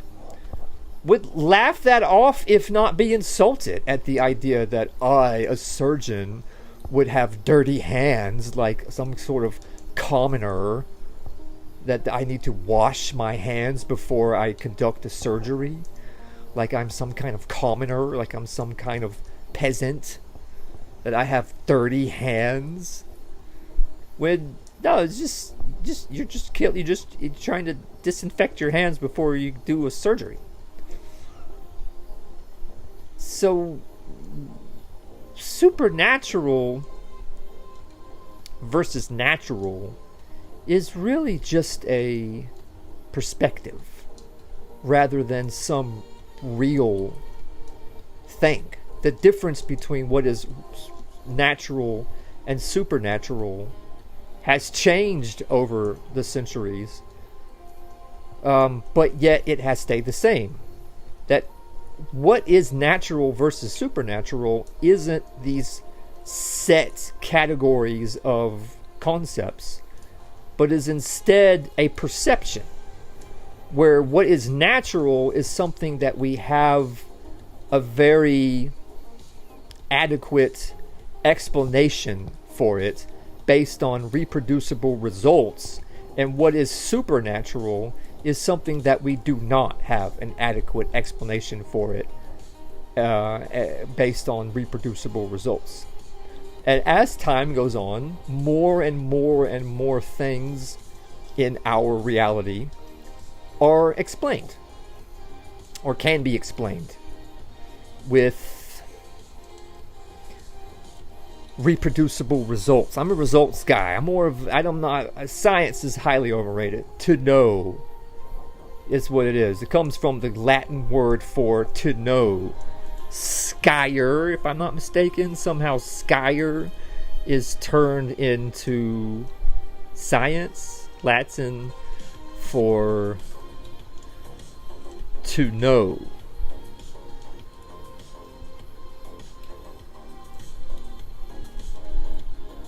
Yes, scire. So somehow scire becomes science. I'm not really sure. So what is Latin for to do?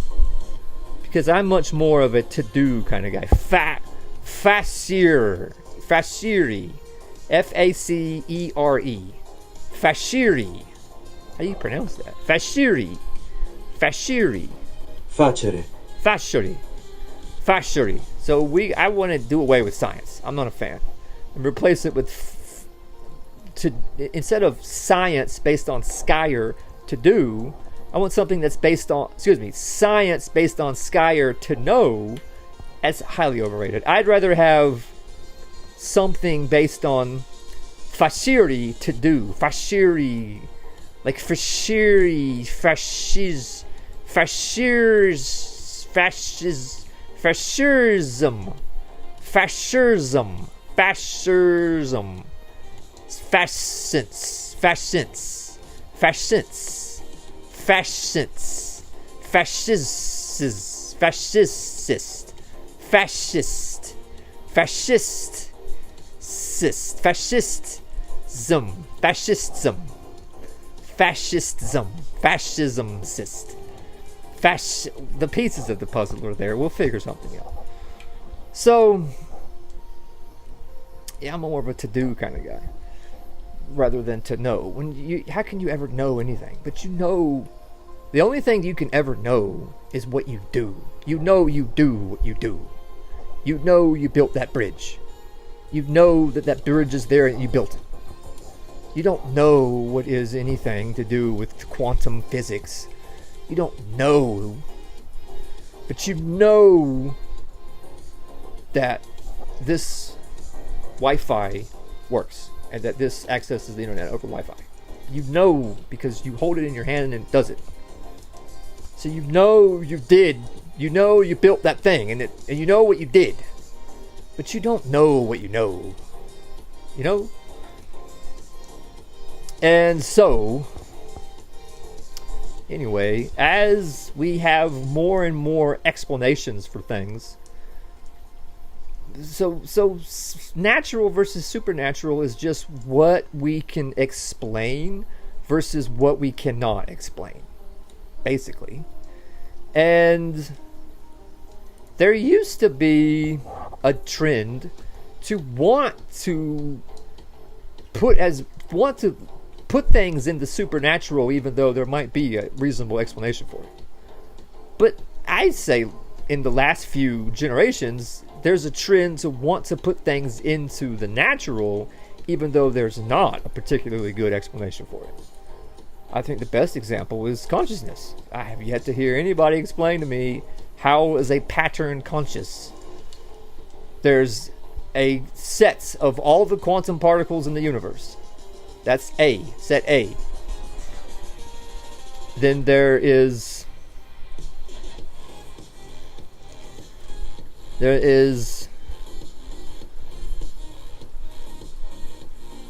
a set of all the quantum particles in the universe.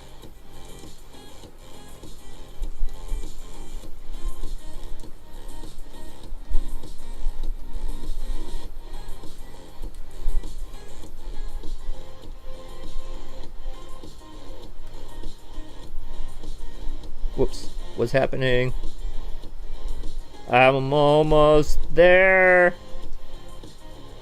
There we go. This is as good as I'm gonna get. There's a set of all the quantum particles in the universe.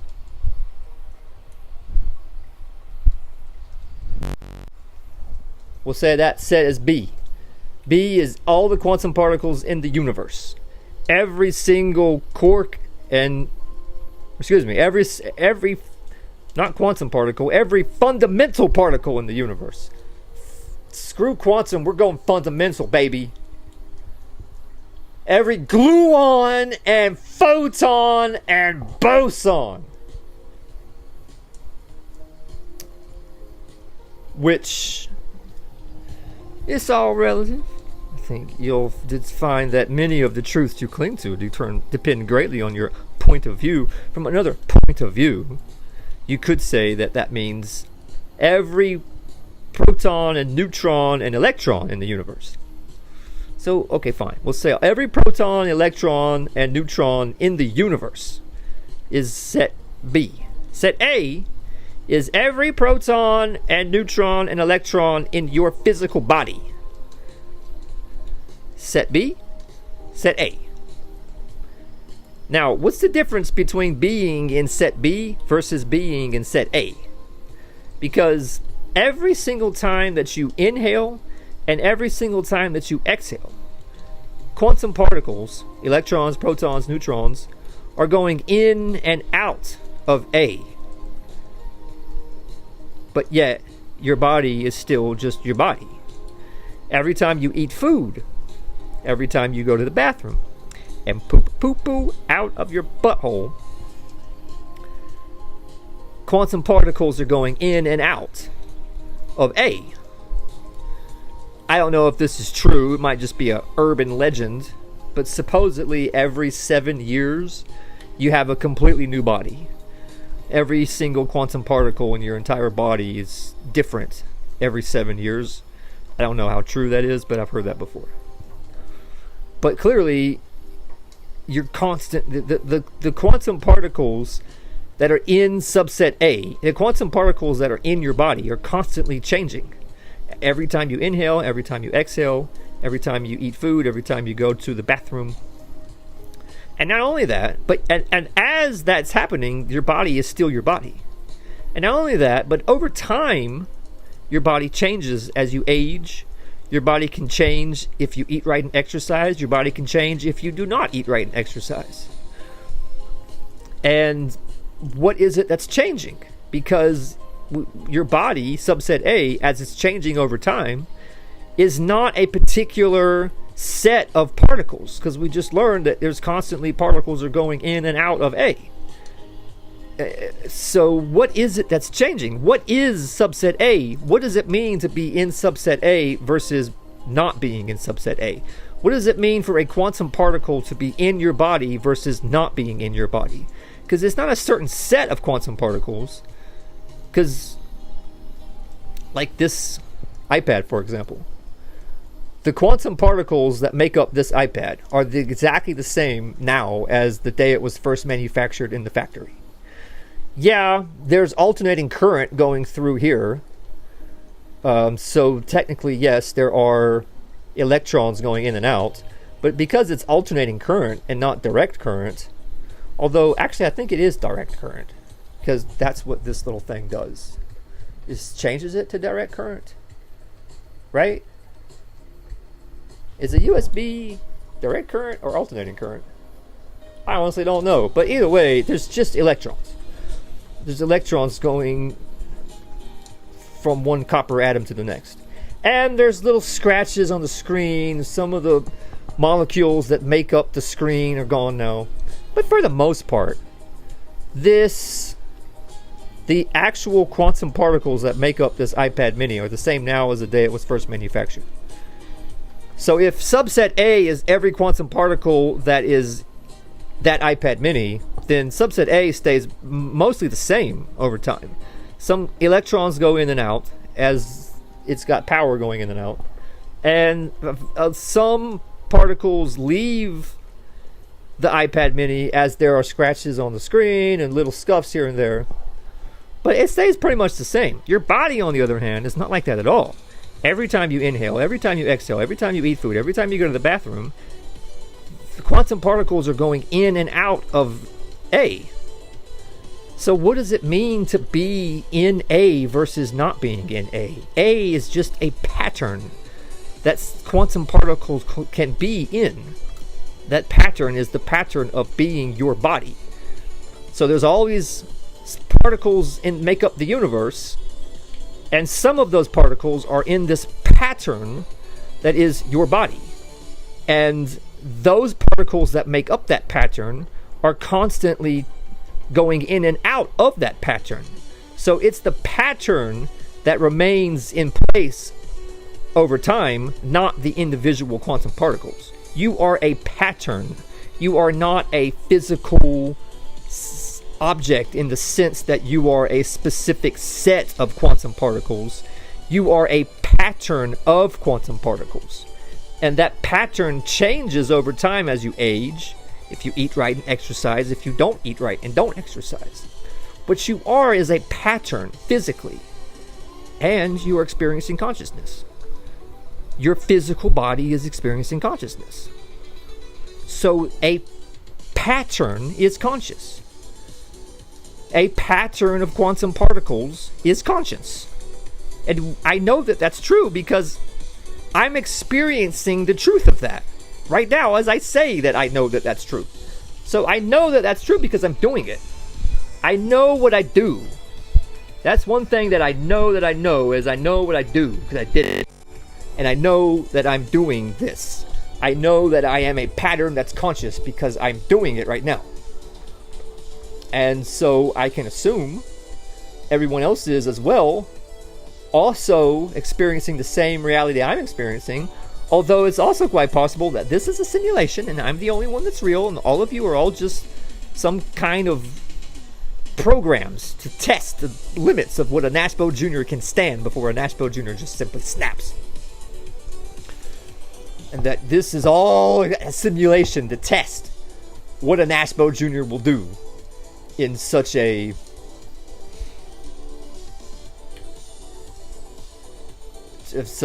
trying time, such as the nightmare that is my life. It's literally a frickin' crazy cabal of opportunist frat boys over Imbag 6463 in the chat talking about, you think that it's outstanding, just you wait. If you want to get the full beer experience, give me just a moment. Wait, it's worth it. But it's gotta be, okay, I'm typing. It's music. It makes a big difference. It does. Makes things more spectacular. Just give me another few seconds of your time, because I want you to have the full experience.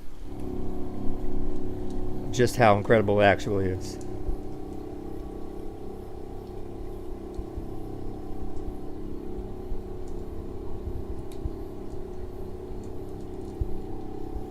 That note's really long. It's still just one note.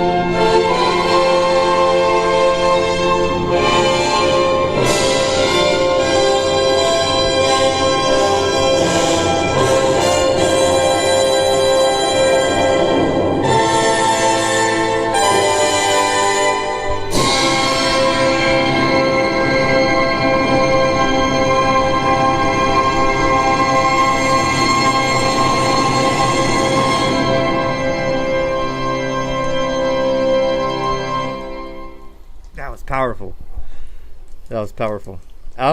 I think that it's always backwards for some reason. You're actually seeing my beard backwards, which I have to admit is a little frustrating.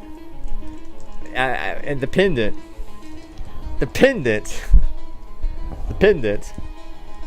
it says Jesus take the. It's, hey Jesus, can you do me a solid?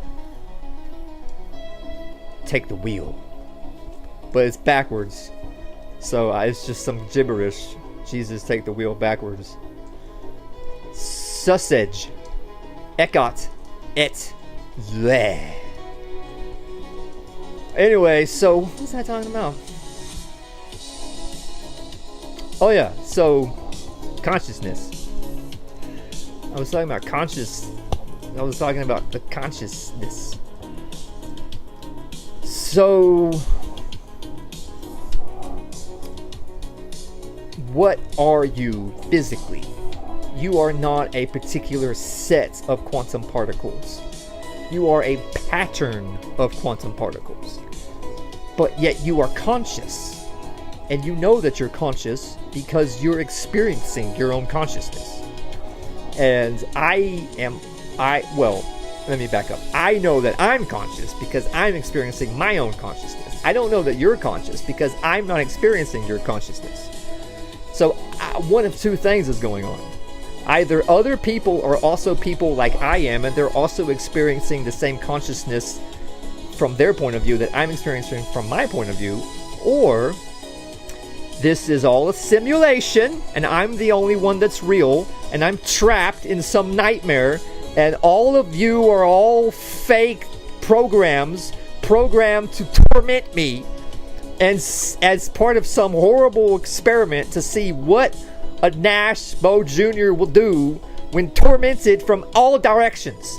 And every day that goes by, more and more and more, I'm starting to think that it's the latter and not the former. Because I don't know if y'all are aware of this or not, but literally, there's an alliance of the world's militaries that are spying on my thoughts. They gang stalk me every time that I go out in public. Every single person that I ever interact with when I go out my door is some operative that works for this alliance of the world's militaries. I don't know if they're operatives or they're some sort of cybernetic human replicant thing, but it's every person I ever interact with is some kind of operative. Everybody at the grocery store, everybody when I'm walking around, all operatives. And they're always sending me secret messages by what they are talking about that I overhear. And I overhear their conversations. And hidden in their conversations is secret coded messages, as well as secret coded messages in Elon Musk's tweets and Donald Trump's speeches and things of this nature. And I'm supposed to just put up with all of that? Like it's no big deal. Like, just here you go, Nash. Here's your life. Here's the nightmare that is your life. Well, I tell you what. I might not have control over everything, but one thing that I do know that I got control over is my smell and my general essence. And so I am rocking this patina, all of that, as a shield to protect me from this would-be little upstart of a thing, Trump's little coup. Not that I need it, it's just there. It's less about me, it's more about communicating dominance. I want Trumpy Poo to be in a submissive posture, which he is, but I just want to remind him on a regular basis that he is. Which goes well, I think. So yeah, it's one of those two, for sure. But, so, your consciousness is something that you experience that's not just an experience that is logical, but it is emotional. You actually feel. You feel. What is a... Explain that to me. So if you, okay, give me the quantum physics of consciousness. Don't talk to me in these vague terms with your assumptions that you assume that consciousness is some emergent property that emerges out of neural networks. That's not, I'm not talking about that. That's just assumptions that you've made. That's not reproducible results. That's just you trying to take something that is supernatural and put it into the natural. Just like people back in the day used to take things that had a reasonable explanation and put them in the supernatural. Well, now there's a tendency to do the opposite for the last few generations. To take things out of the natural, to take things out of the supernatural and put them into the natural. In other words, to say things that don't have an explanation actually do have an explanation. Consciousness is an emergent property that emerges out of neural networks. Well, another way to say that is that patterns are conscious. A dynamic pattern whereby every single fundamental particle in the universe, every single photon and gluon in the universe is set B. It's a little bit much on the music. Every single photon and gluon in the universe is set B. And the photons and gluons that are in your body are set A, subset of B. And every time you breathe in, every time you breathe out, every time you eat food, every time you go to the bathroom, particles are going in and out of A, but yet A is still there. So A is not a particular set of particles. A is a pattern of particles that particles can go in and out of. And that pattern stays the same as it stays mostly the same as particles are going in and out of it. But the pattern does change over time as you age, or if you eat right and exercise, or do not eat right and do not exercise, the pattern changes. So what it is to be a member of subset A versus subset B is that subset A is just a pattern rather than an actual set of particles. It's just a pattern that particles can be in at any given moment. The pattern of your physical body. And it is that pattern that is experiencing consciousness. And so a pattern experiences consciousness. Words like neural network are just some vague term used to describe that pattern. What it is, though, it is a pattern. And so how can a pattern be conscious?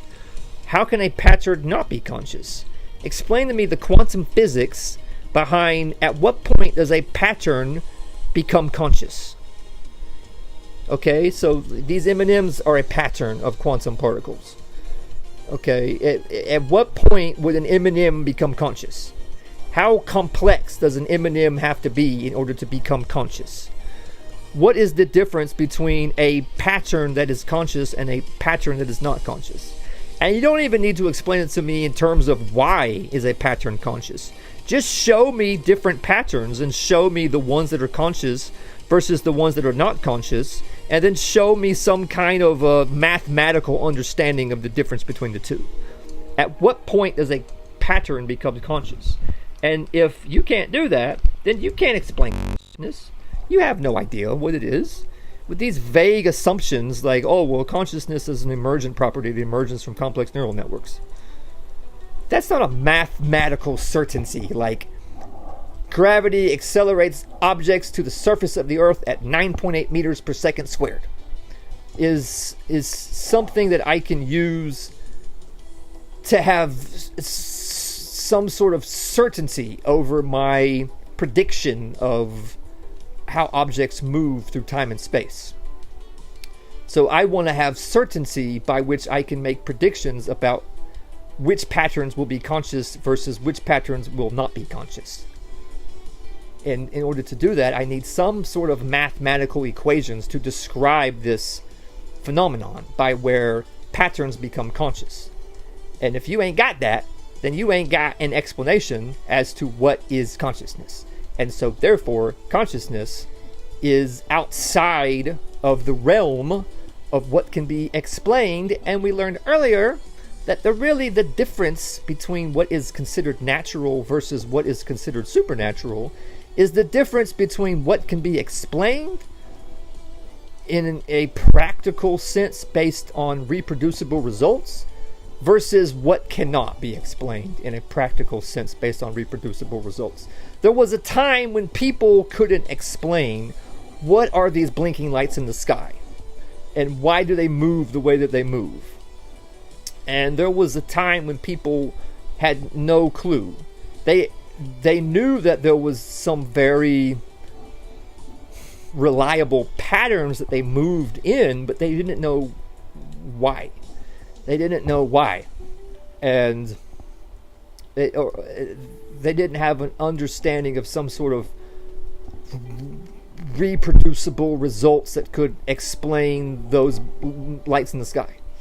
They didn't have any explanation as to why did that mountain explode and all of that red hot magma come pouring out? Why did the earth shake? Why the weather always comes in from the west and goes out to the east, but every once in a while there's this gigantic massive storm that comes in from the east, and it's unfathomably ginormous, and it comes and it goes. Why is it that this person has a runny nose and a fever? People used to not have any explanation for those things. And because they didn't have a practical definition that was based on some kind of results, they came up with explanations that were based on folklore, basically. And so you get all of these supernatural explanations for things. And we do the same thing. Saying, well, consciousness is an emergent property, it emerges out of neural networks, is the same thing. It's some folklore. It's our folklore being used to explain something that can't be explained. Our understanding of the world around us can't explain consciousness, so we rely on our folklore to just make these wild assumptions based on our folklore. And so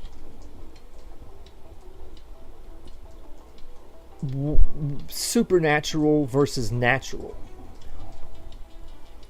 in 2025. What is still supernatural in 2025?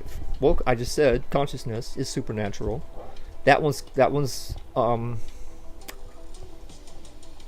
consciousness is supernatural, but a even more profoundly big one is God. The entire concept of God is supernatural. What is not supernatural is scratches on Tucker Carlson's ribcage while he's in bed with 4 dogs.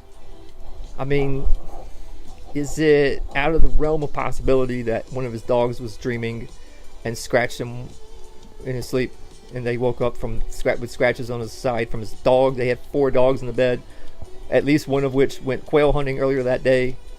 And so is it out of the realm of possibility that the dog was dreaming and was doing like that and scratched Tucker Carlson? That's, either way, scratches are the result of some kind of alteration to the pattern. So there's a pattern that quantum particles can be in at any given moment, and that pattern is the Tucker Carlson pattern. And that Tucker Carlson pattern was altered, and the pattern suddenly involved these scratches on the ribcage. That pattern didn't used to include scratches on the ribcage, but then that pattern was changed to include scratches on the ribcage. Well, what can change the pattern of Tucker Carlson to produce scratches on the ribcage? The pattern can be changed by some sort of direct pressure that's in the form of a thing called a scratch. And that's not supernatural. I know what a scratch is. I've experienced a scratch before. So even if there was some demon that did that, I know what the demon did. The demon scratched Tucker Carlson then that means that what the demon did was apply pressure to Tucker Carlson's rib cage in such a way as to create this small point of pressure that wasn't small enough to pierce through Tucker Carlson's skin, but was just small enough to create a sort of indentation into Tucker Carlson's skin, and then that point of pressure was maintained while it moved, and that's what's called a scratch. And what does that mean?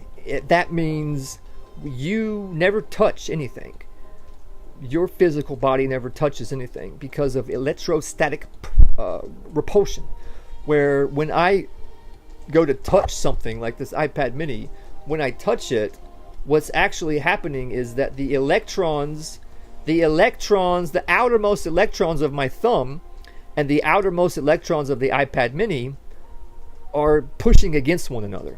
And I have this body that can sense the movements, the presence of other electrons, causing some sort of deformation to the pattern that is my body that I feel in the form of pressure. So some kind of electrostatic pressure is created when the electron shells of molecules comes into contact with the electron shells of other molecules. So it isn't so much the electron shells themselves that are creating the pressure, but it is the presence of their energy. It is the presence of the localized negative electric charge. So a localized negative electric charge, when a localized negative electric charge that is usually associated with the outermost electron shell of the atoms of a molecule, the outermost electron shells of the atoms of a molecule have a localized negative charge that create this electrostatic repulsion in the presence of other localized negative charges of the outermost electron shells of the atoms of other molecules. And that phenomenon is what is known as touching. So it isn't so much the presence of other matter per se, but just these localized negative electrical fields that are around the outermost electron shells of the atoms of the molecules of something. So you get a particular pattern of these localized electric fields, these negative electric fields, in the presence of Tucker Carlson's skin. You can create this indentation with a certain amount of pressure that then creates this pushing effect. And if it's the right shape and the right amount of pressure, and then that pushing effect moves down, that's a scratch. So somehow a demon did that, according to Tucker Carlson. Somehow a demon created this localized negative energy, according to Tucker Carlson. Well, if that's the case, then that's not supernatural.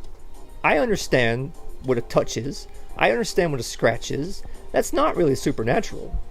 It's just, what is a demon, and how did this demon create this scratch? But the scratch itself is not supernatural. I know what a scratch is. So I'm not sure I would put this experience what he's describing are the symptoms of a mild heart attack, which I've experienced myself. And I survived my mild heart attack by soaking in the bathtub. So the fact that Tucker Carlson would survive his mild heart attack by going for a walk in his backyard is not out of the realm of possibility. And so those symptoms that he's describing are symptoms that are the symptoms of a mild heart attack, which again is something quite natural. Now, it wasn't 500 years ago or 1,000 years ago or 5,000 years ago, but it is now. But what is not natural, in other words, what cannot be explained with reproducible results in 2025, is consciousness. But in addition to that is God. God cannot be explained. God is completely out of the realm of explanation. And what does that mean when I say God? Well, God is a word. God is a word. And God, the word God has an etymology. G-A-W-D became G-O-D. And so, okay, I get that. There's an etymology to the word God. So I just want to clarify that when I use the word God, I don't know what other word to use. When I use the word God, I'm talking about a particular phenomenon. So let me clarify what I mean when I say God, so that there's no confusion in anyone's mind. I'm not talking about any specific God of some specific religion. I'm talking about the phenomenon of God itself. So what is that? It really comes down to a belief. It really comes down to your perception of reality. And it's just a question that you ask yourself. It's a gut question. Just ask yourself this simple question. And your answer to this question is your foundational belief about God, I think.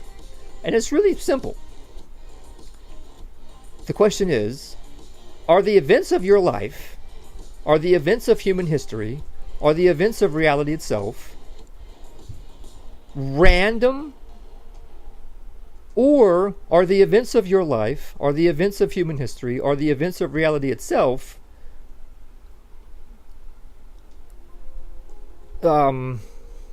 coordinated in some way, somehow, by something, somewhere? And that answer to that question is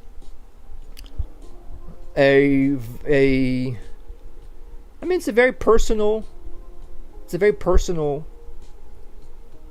question, really. It's a very personal answer, and I think you'd be surprised how when you word it that way, you take out any reference to any specific religion, and you take out any specific anything, and you just present the question: are the events of your life, are the events of human history, are the events of reality itself totally random, or are the events of your life, are the events of reality itself, are the events of human history coordinated in some way by something, somehow, something, somewhere? And it's a gut thing. What does your gut tell you? If the events of reality are random, then there is no God. But if the events of reality are somehow coordinated, then that coordination, that phenomenon that is that coordination, is essentially what God is from our point of view. It's what we perceive of as God. It's the best we've got for a solid perception of God. That our perception of God is this phenomenon that is the coordination of the events of our life and human history and reality itself. The events of our lives coordinated somehow, in some way, by something, somewhere. I'm not even saying that that something is God. I'm saying that our perception of that coordination from our point of view is God. But see, here's the rub.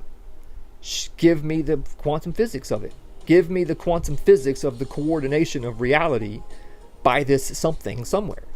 Give me the quantum physics of the coordination of all of reality itself by something somewhere. And I'll take it a step further.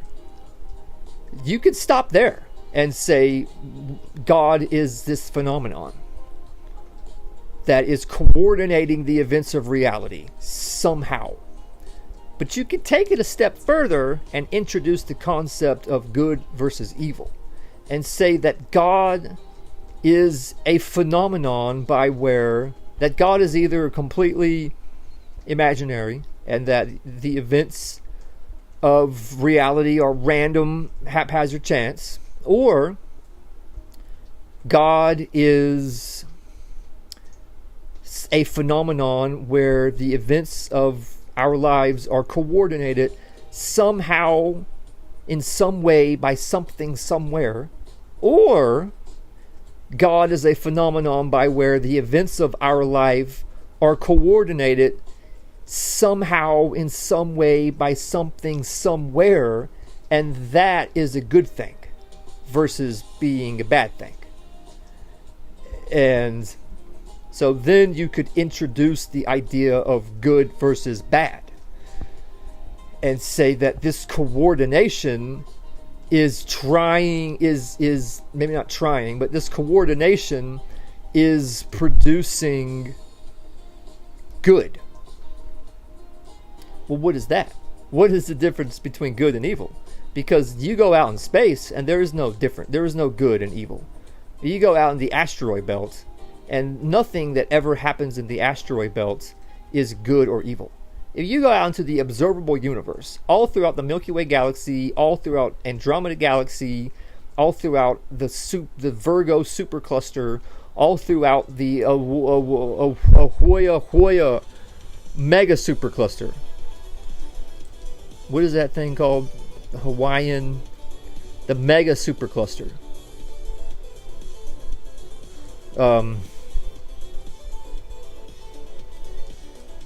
Hawaiian name.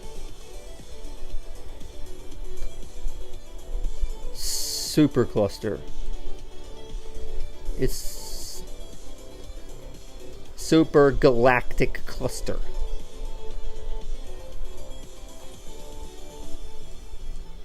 Oh, it's something. Immeasurable heaven. Oh, I got that all kinds of wrong. It starts with an L. Laniakea. It stands for immeasurable heaven. It is a cluster of clusters. It is a cluster of galactic clusters. You go out into the solar system. You go out into the Milky Way galaxy. You go out into our local cluster. You go out into the Virgo supercluster. You go out into the Laniakea ultra super duper cluster. You go out into our particular dark matter plume that Laniakea is a turbulent flow inside of. You go out into the cosmic web that is the universe itself. There is no good and evil. Things happen. Who cares? One planet smashes into another planet. How is that either good or evil? One galaxy smashes into another galaxy. One galaxy does not smash into another galaxy. How is that good or evil? The only place in the universe where good and evil exists is in the perception of consciousness. That's the only place in the universe where there is good and evil, is as a perception inside of this mysterious phenomenon that is consciousness, that is centered around these patterns that are our physical bodies. And so what essentially is the difference between good and evil? It's just a feeling.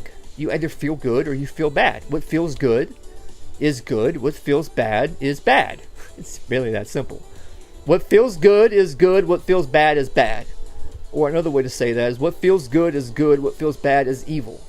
So in the moment, if you want to have a life that's good for whatever reason, if you're motivated to do that, versus a life that's evil,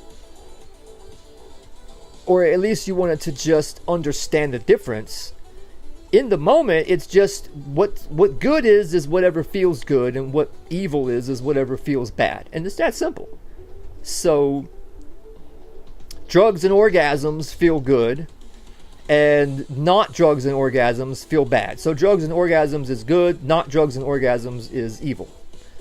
But then when you factor time into the equation, and you want to observe and understand what is good versus evil across time, across the entirety of a person's life, from conception to death by old age, then there's these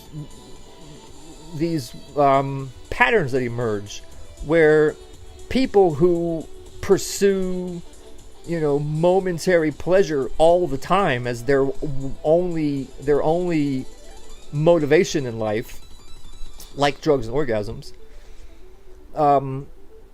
as they age into that life, it doesn't ever go well. Even if they're super duper rich and they can afford it, it still doesn't ever go well.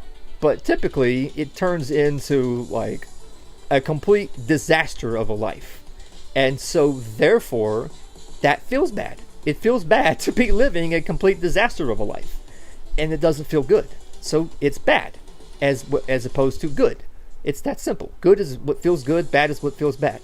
Having your life completely collapse and you be living a disaster of a life feels bad. So, when you factor time into the equation, what feels good the patterns start to emerge, that the things that feel good over time are eating right, exercising, having a family, being a good, decent person, an upstanding member of society, all that jazz. And the reason why I say that is just because that's what I observe in the lives of other people. As other people age, it's the people who pursue those things that seem to experience the most good over the decades and decades of their entire life, from conception to death of old age.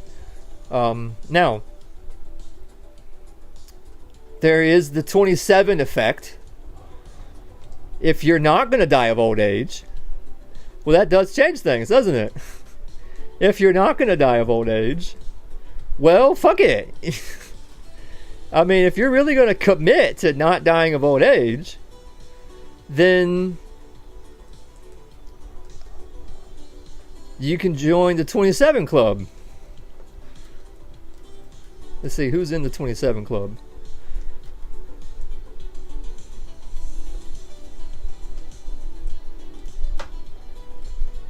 The 27 Club. Can I just get like a brief... I don't want some big, giant, long, drawn-out documentary. Can I just get a short... Yeah, here we go. The creepy mystery of the 27 Club.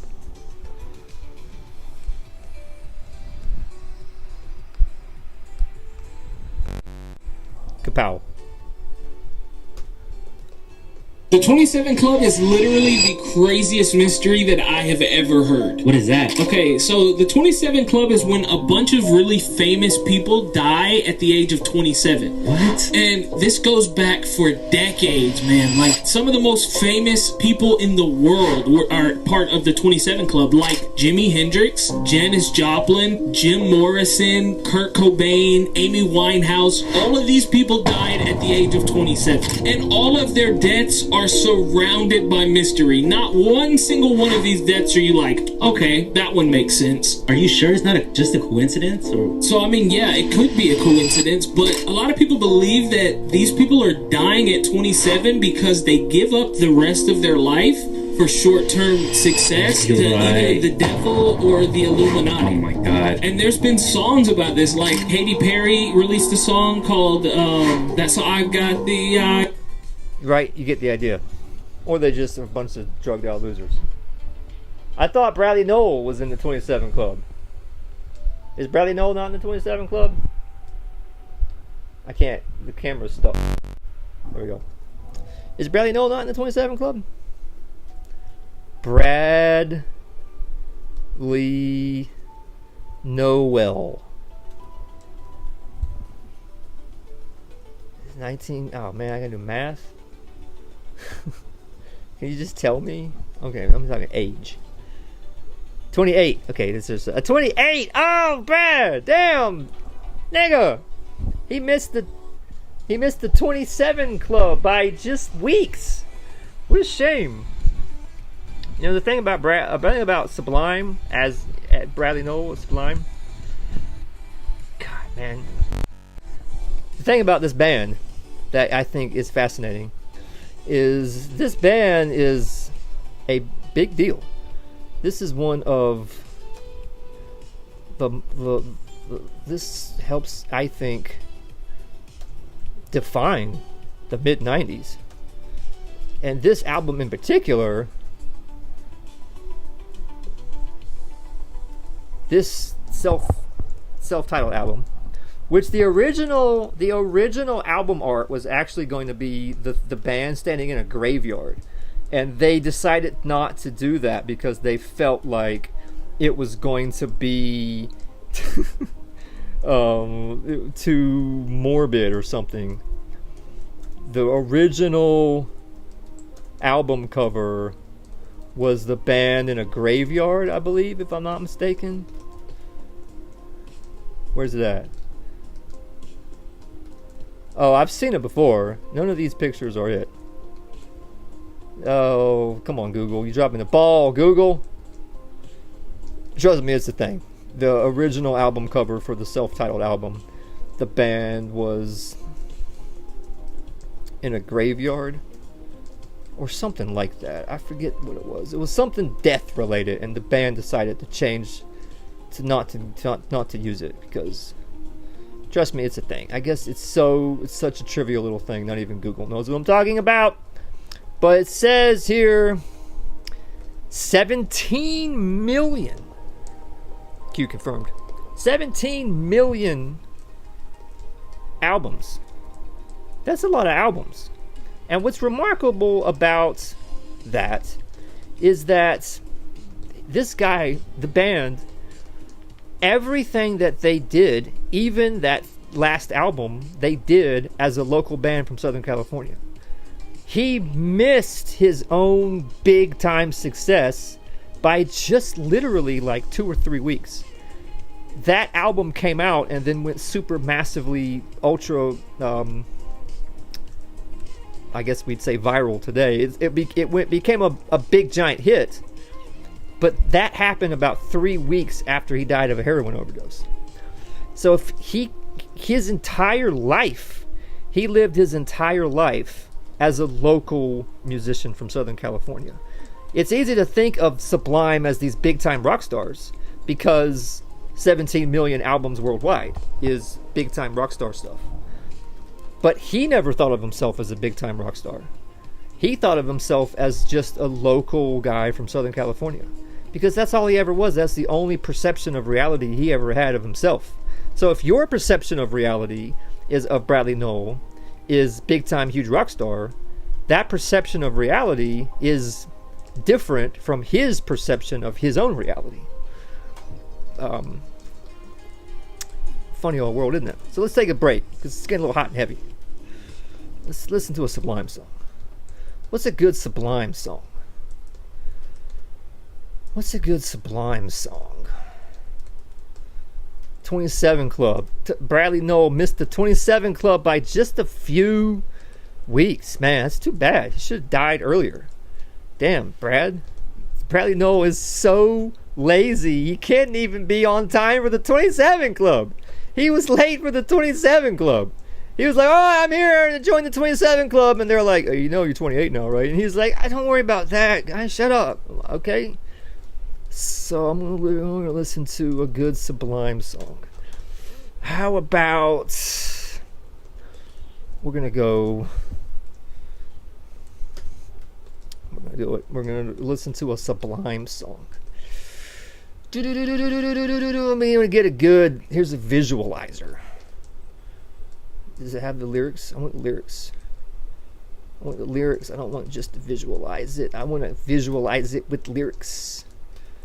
There we go. Is this going to work? All right, everybody.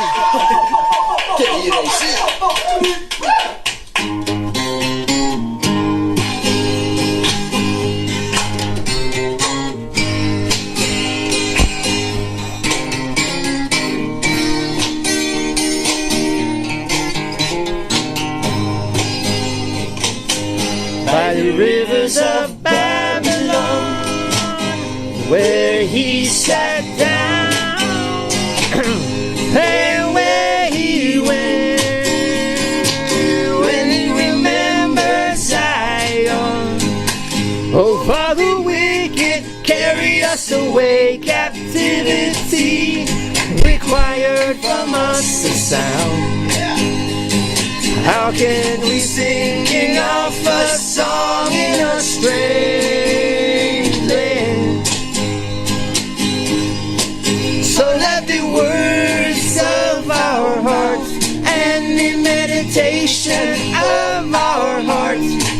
be acceptable in thy sight. Override.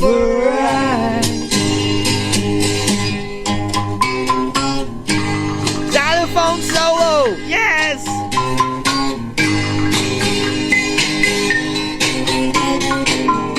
He died right next to his dog in bed with his. Whoa, what happened? He died in bed. He died in bed right next to his dog. Wait. Was Bradley Noel attacked by a demon? Oh my god, it all makes sense now, doesn't it? He made a deal with the Illuminati. And the Illuminati was like, alright, when you turn 27, that's it. And he figured out some way out of the deal. But then the demon showed up and said, deal was the deal. And then he died. Oh my god. Rivers of Babylon, where he sat down and where he went when he remembers Zion. Oh, Father, we could carry us away. Captivity required from us the sound. How can we sing off a song in a strange land? How can we sing it off a song in a strange land? Oh, that's one of those songs. I kept my eyes closed just now. I don't know the lyrics. That's one of those songs that I've been listening to for my whole life, and I still to this day don't know what the lyrics are, so I just kind of fumble through it. Like, so Father Wick will carry us away. Like, I don't know what he says there. I just say Father Wicked, like Father Wicked. Is that what he said? I have no idea. So you get the point I'm trying to make. If you have decided to die young, then theoretically there's no reason to worry about time as part of the equation of your life. And so go for it. Just dedicate your life to drugs and orgasms. But you better die young. You better commit to that, or you're going to suffer for it later on. But here's the rub. If you want to live a truly good life versus evil life, or if you just want to observe and understand the difference between the two, then not only do you have to take into account time into the equation, you also have to take into account how you affect other people. Because other people are also going to be experiencing their own good and bad. And so if you come into someone else's life and affect some kind of change in their life, either directly as a part of their life or indirectly as some role model celebrity thing, and then you make changes in that person's life that alter the course of the life that they were going to live if you hadn't have done what you did. I just literally burped while saying those words. That was weird. Let's just accept that just happened, and let's just move on.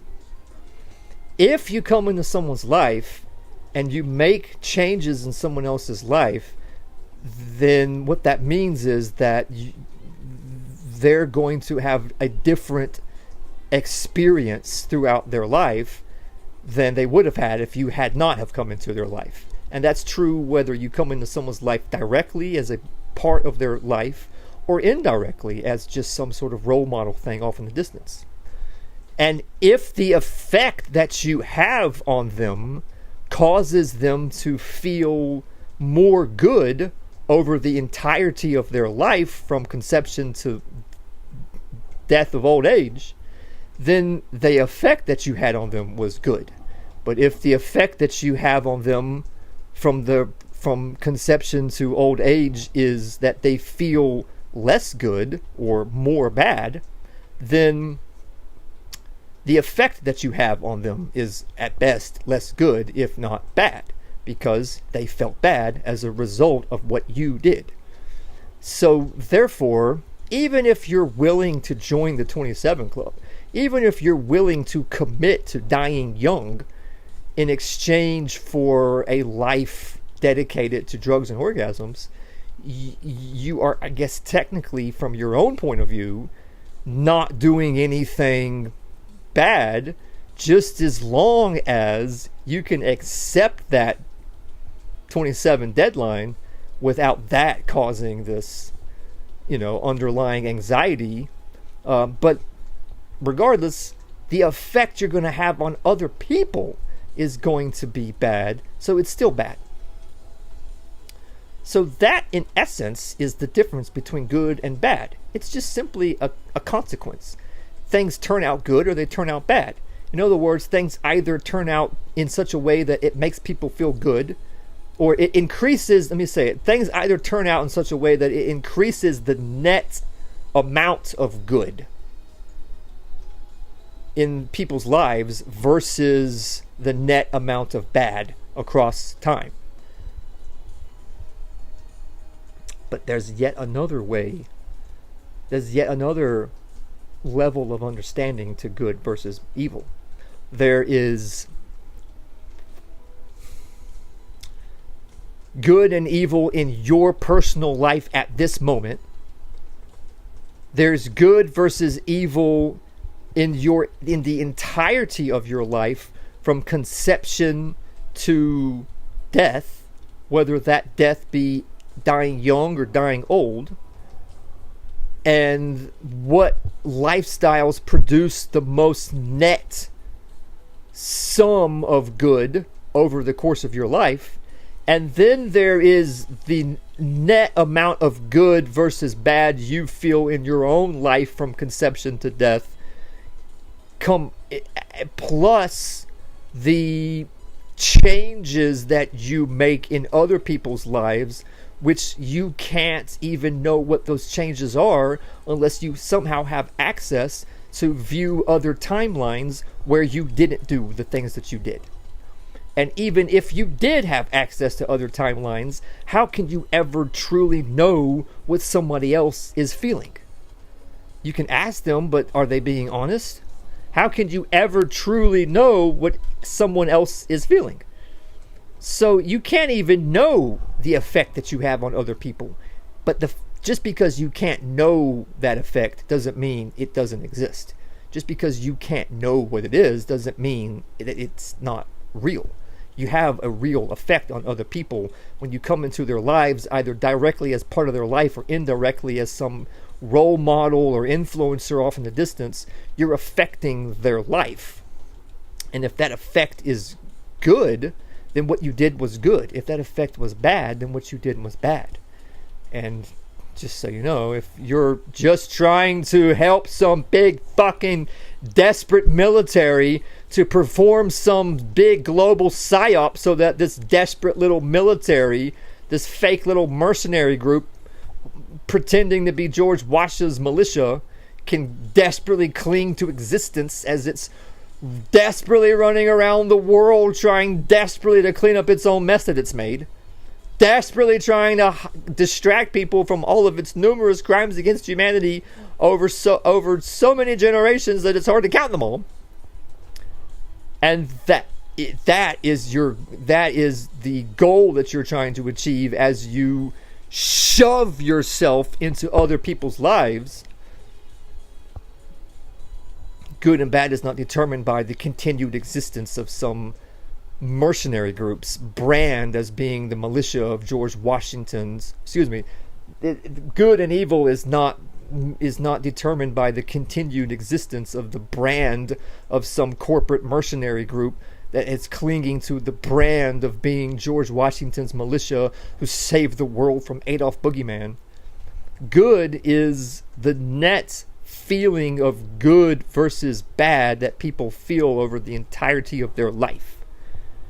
And the whether you are a good person versus a bad person is a combination of your own feeling of good versus bad in your own life, as the net summation of all the good and bad you feel in your own life from conception to death. Add it to the difference you make in other people's summation of the net total of the good and bad that they would have felt in their life if you hadn't have intervened, compared to what they did feel in your life after you did intervene. And all of that put together determines determines your good versus bad ratio. And there's yet another layer to the understanding of good and bad, and that is the summation of good and bad across generations. All of the good of all of the people of all of the world, as well as all of the bad of all of the people of all of the world, over the course of 10,000 years. All of the good experienced by all of the people of all of reality, and all of the bad of all of the people of all of reality, over the course of 1 billion years. So that is a understanding of good versus evil that transcends your life and transcends the lives of all of the people who happen to be alive right now, and it even transcends all of the lives of all of the people who have lived throughout the entire course of all of human history. If you're talking about 1 billion years, all of the good versus all of the bad of all of the people of 1 billion years, going back to the very first people on forward to 1 billion years after the very first people. Where we're of 1 billion years, the very first people are what? A couple 100,000 years ago? Our evolutionary ancestors 1 million years ago? We're 1,000th of the way. We're 0.1% of the way through that, if going all the way back to Cro-Magnon man and our evolutionary ancestors. We're 0.1% of the way through that. If you look at just human history, that's 5,000 of 5,000 years out of 1 billion is 1,000th of 1,000th. So that's 0.1% of 0.1%, which is 0.0000001%. So we're 0.00005% of that billion year period is all of human history. So if you're trying to look at the summation of the collective happiness of all the people that will live on the earth until the sun burns out and the earth is destroyed, then that's another way to look at good versus evil. And so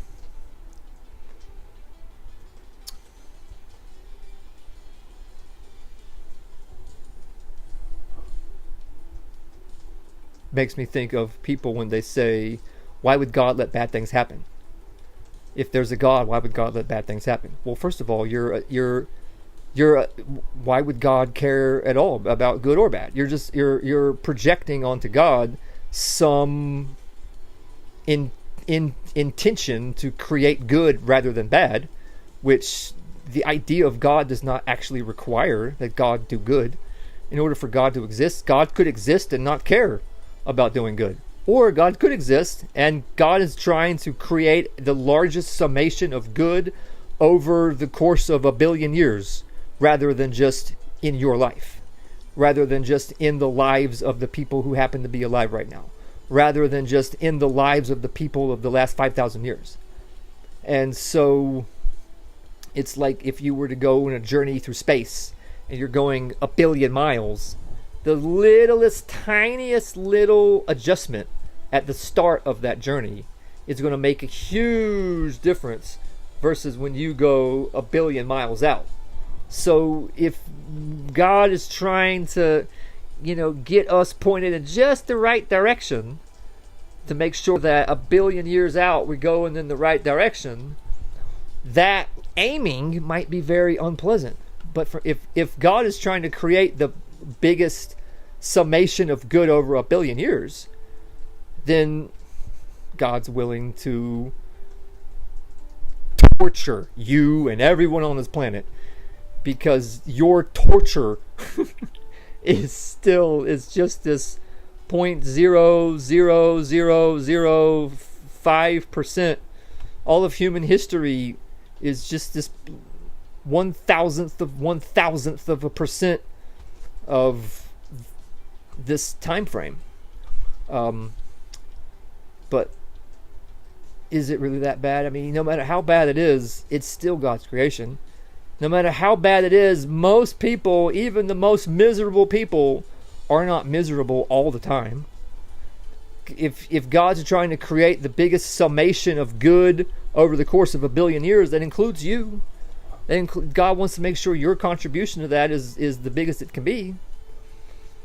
So, but then, if that's the case, and God wants to do all these things, then that means that how can there be physics?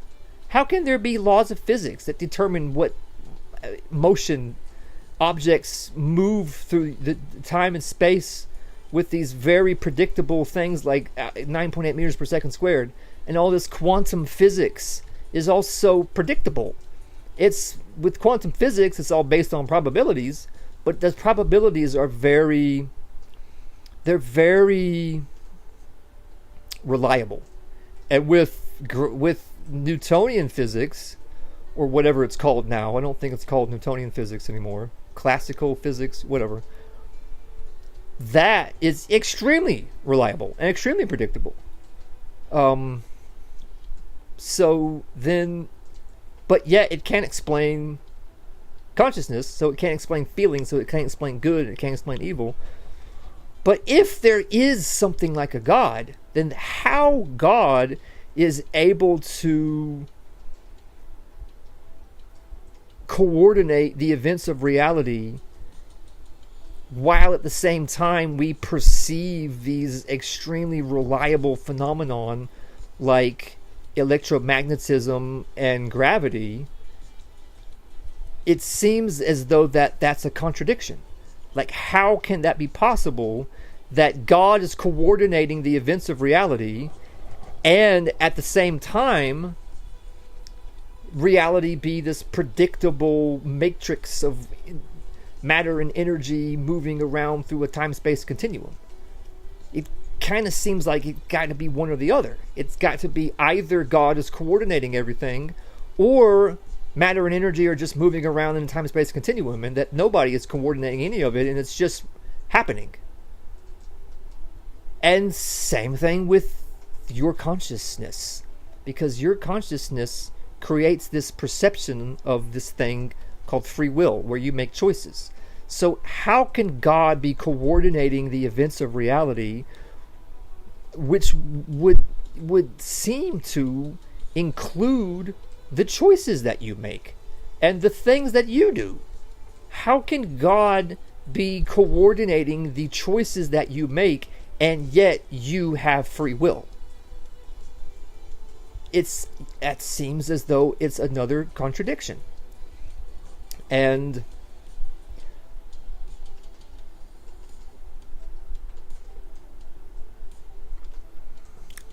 I would say that, I mean, it's really one of two things. Either it's one or the other, or it's both.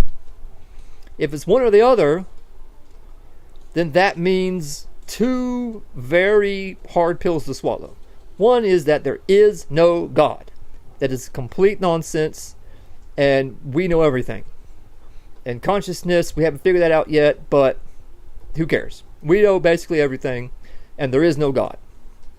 And we don't know everything. Let me back up. We don't know everything, but we know there's no God, and that there simply is no God.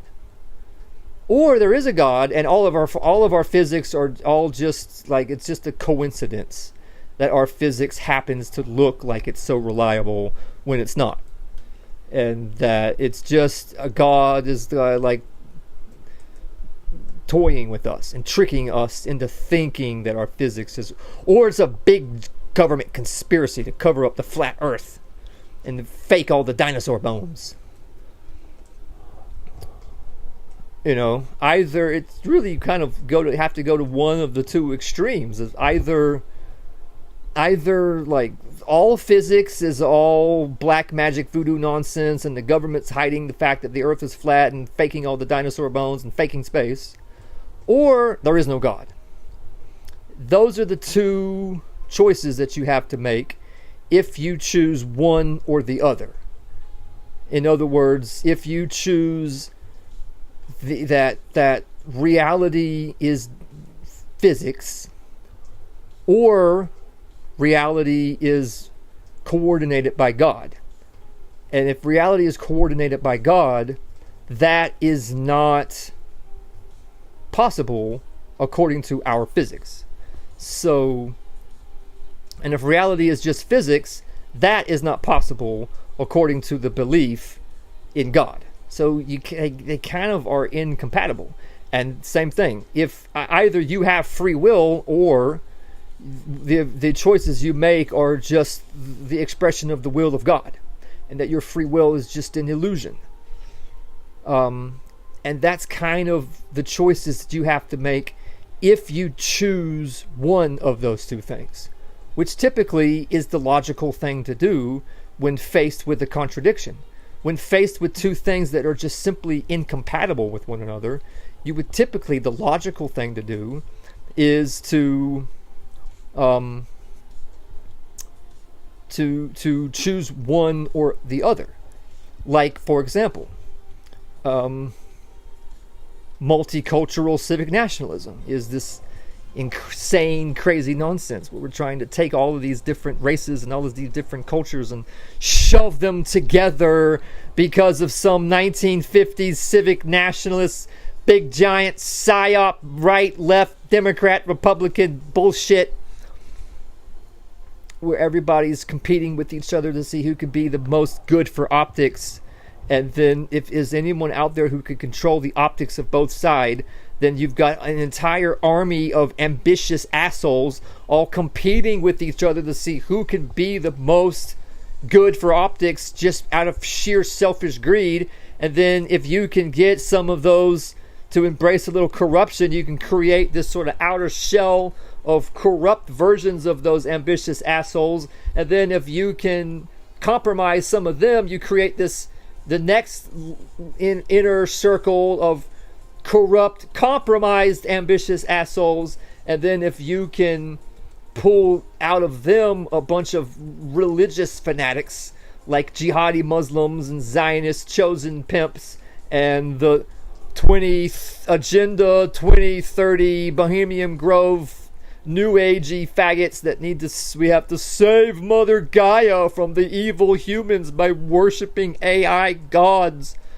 whatever, then you can pull out of the shell of not just ambitious assholes, not just corrupt ambitious assholes, not just compromised corrupt ambitious assholes, but fanatical compromised corrupt ambitious assholes.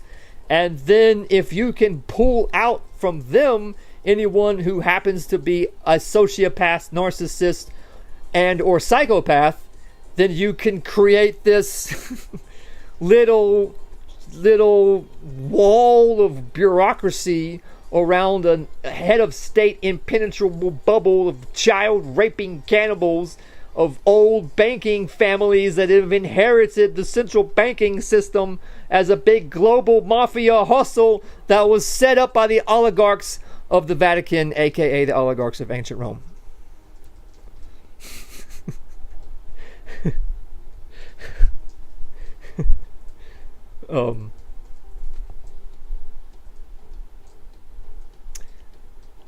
And somehow a side effect of doing all of that is the white race is desperately trying to destroy itself with all this self-hatred that is just this sort of consequence of feeling like it's this never-ending quest to defeat Adolf Boogeyman and save God's chosen pimps from Adolf Boogeyman, which, when passed through the lens of Americanism, turns into defeat Adolf KKK Boogeyman and save God's chosen pimps, as well as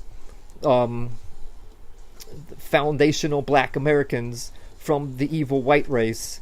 And then that somehow turns into the destruction of black families through the welfare state that started first with the formation of these criminal organizations. First with the Jekyll Island boys meeting at Jekyll Island to hatch the plan, then sinking the Titanic with some kind of torpedo or something to take out the Astors, and then the formation of the IRS and the Federal Reserve on Christmas Day, followed by the 1929 stock market crash, which was an irregular warfare attack on the United States of America after the 1920s boom that was just this like prototype of feeding Americans fake prosperity in exchange for submission to these gangster hustles. Then that 1929 stock market crash then fed into the gold grab that was presented as the Great Depression, which was just like calling C to the 19 a pandemic. It was a completely contrived, organized thing that went perfectly according to plan, and which fed directly into FDR's Big New Deal, which was coupled with this American religion that was popped up, that was created by a cabal of child-raping cannibals that allowed Adolf Boogeyman to retire in the lap of luxury on Rothschild-owned estates in Argentina, while Rothschild-owned newspapers printed this gigantic, mathematically impossible lie about 6 squirrellion chosen pimps as pro-Israeli propaganda. That then, combined with FDR's Big New Deal, created the foundation of the welfare state, made Wall Street too big to fail, which Wall Street was just the oligarchs of the oligopolies that formed after Teddy Roosevelt banned monopolies. And so the foundation, FDR's Big New Deal, was the foundation of the welfare state, coupled with making Wall Street too big to fail, all combined with the rollout of an American religion where the Christian religion would be hijacked and stolen and reorganized into a new religion that somehow sought to... It was this hijacking of both America as American history and the Christian religion to kind of re-engineer both of them to turn the founding fathers into our civic nationalist prophets, to create our civic nationalist religion where we worship our victory over Adolf Boogeyman, and a re-engineering of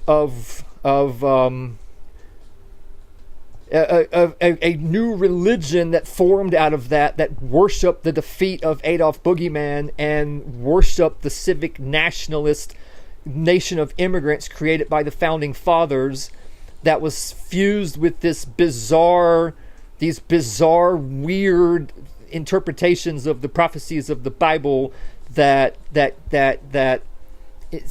suggested that in order to bring forth the second coming of Jesus Christ, then that the prophecies at the end of the Old Testament had to be fulfilled along with end times prophecies, which, as season 3 unfolds, we're going to get into how that's a lie. That's a lie.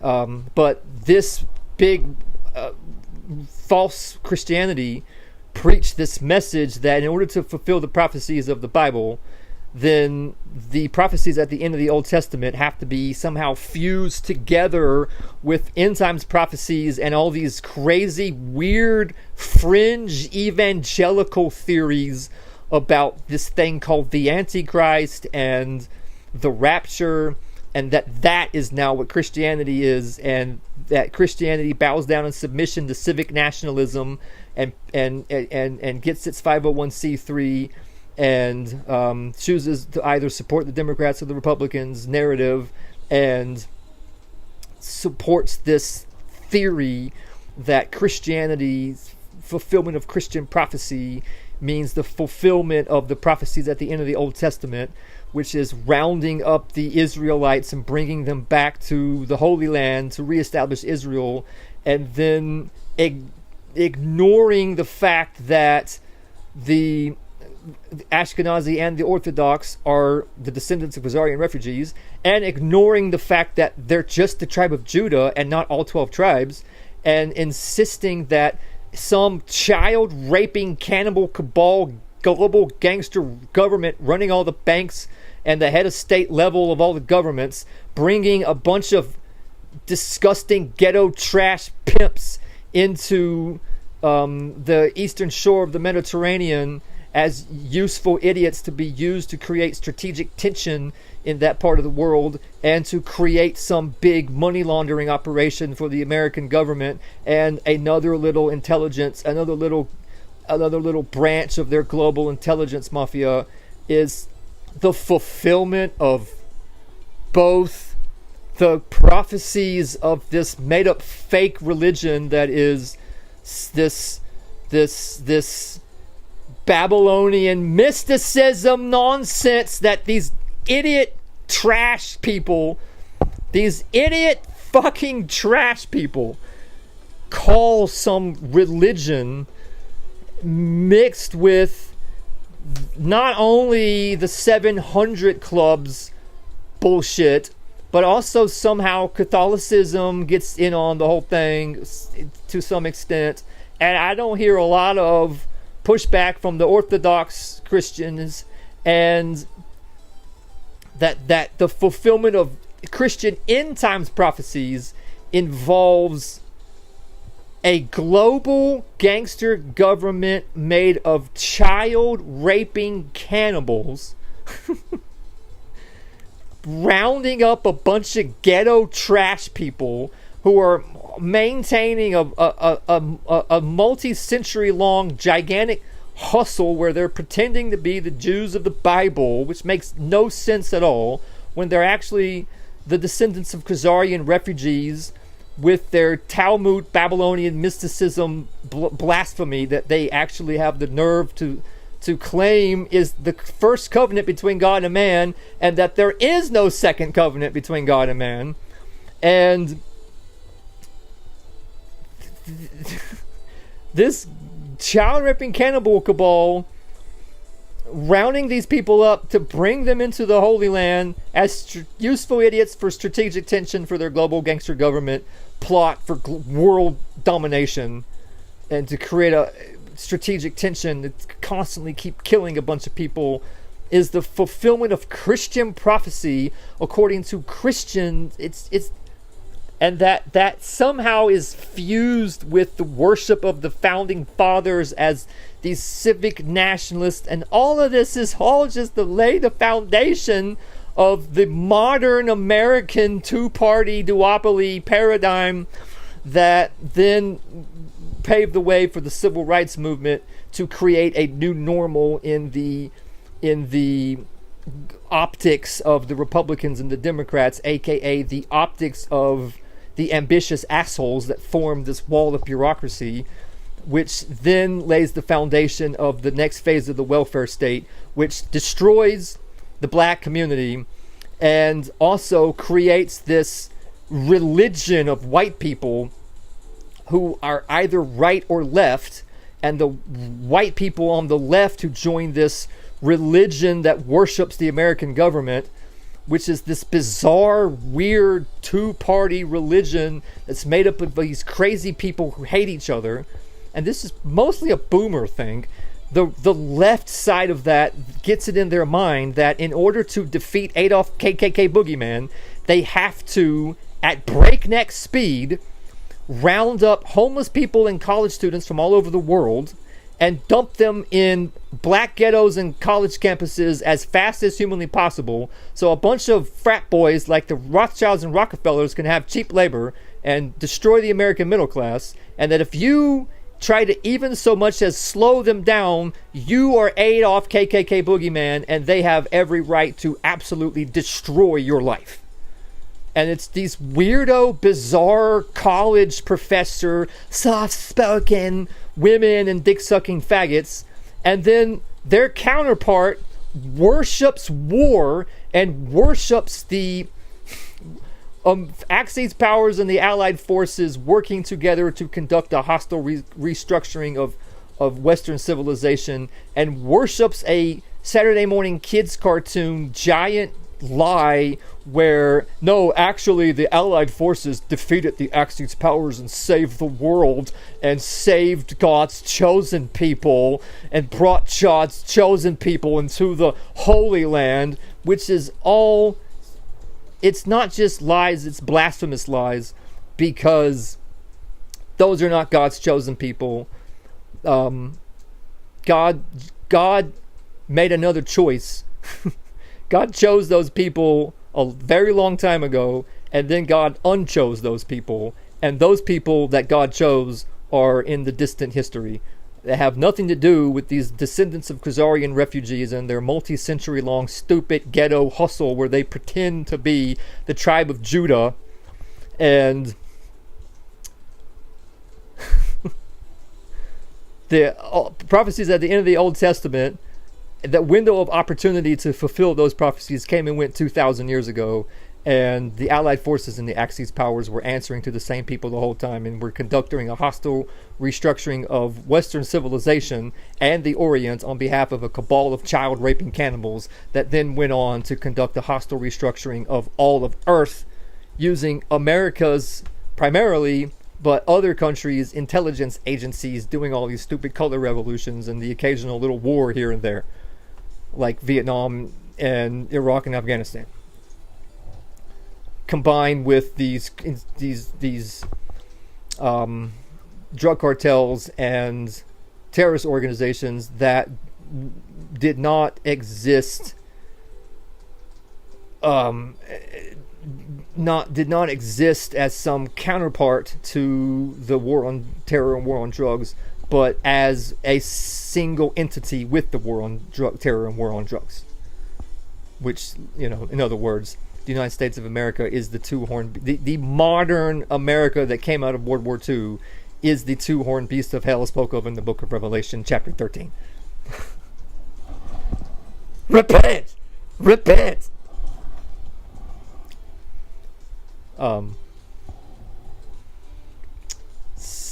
And that should be obvious, I think, to anybody who's paying attention. It should be obvious that different races of people are fundamentally different from one another, and that it's white supremacy to say that if one race is different from another, that one race has to be superior and one race has to be inferior. They can't just be different. So for a white person to say races of people are fundamentally different from one another is somehow a dog whistle for white supremacy. Because there's no way a white person can say races are fundamentally different from one another and we all have our strengths and weaknesses and no one race is superior to another. That say one race is the master race, or is like saying one breed of dog is the master breed. To say one race of people is better than another race of people is like saying one breed of dog is better than another breed of dog. How could you make such a assessment in some conclusive manner? You can have your opinion, but there's no way to conclusively prove one breed of dog is quote-unquote better than another breed of dog.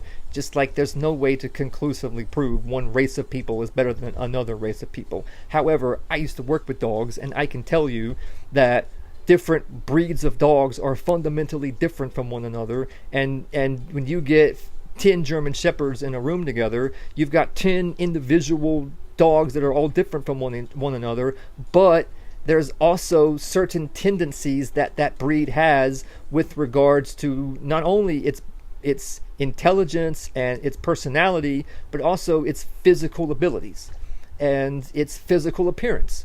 And so different breeds of dogs are fundamentally different from one another, despite the fact that no one breed is better than another breed and there's no such thing as the master breed. And different races of people are fundamentally different from one another, despite the fact that there's no such thing as a master race and no one race is better than another race. But for whatever reason, part of this religion that worships the American, it's not even the worship of the American government, it's the worship of the hatred between the two major parties of the American government, this right-left paradigm, and the weaponizing of the choosing of this gut choice that people make to decide which of the two sides they hate, and then the weaponization of the propaganda of the other side to attack the side that you hate, whereby people on the right weaponize the talking points of the right to be used as a weapon to attack the left, and the people on the left weaponize the talking points of the left to be used to attack the right. And if there's any one single group that can control both the talking points of the right and the left, they can control everybody who does this and keep them all at each other's throats. And it's so, and as part of doing that, there's this insanity going on to mix up all these races as fast as possible. And to anybody with any logical observation of reality, it should be pretty apparent now after this many decades that it doesn't work, and these races of people are fundamentally incompatible with one another. And to say that they're not is a contradiction. It's a contradiction. So a logical person would not choose a contradiction. A logical person, when faced with two options that contradict one another, chooses one or the other. Like when a logical person is faced with the choice between either reality is random, the random application of the laws of physics upon matter and energy in a time-space continuum, or God is something that is in some way, somehow, somewhere coordinating the events of everything, and either there is no God or there is no physics. A logical person would see the contradiction between God and physics. A logical person would see the contradiction between God and free will and come to the conclusion that you have to choose one or the other. And that would make sense. But sometimes in life, things aren't always as they seem. Is it possible this is a unique instance where it can be both of two things that contradict one another? Before I answer that question, we need to take a break. And I just would like to remind everybody that Charlie Kirk, the Charlie Kirk rally, Charlie Kirk apparently died. I have my doubts. I'm thinking blood flob. I'm thinking faked his death. And hey, look, if Charlie Kirk faked his death, why would that happen? Well, I don't know.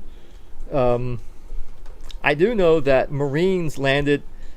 I do know that Marines landed in Venezuela.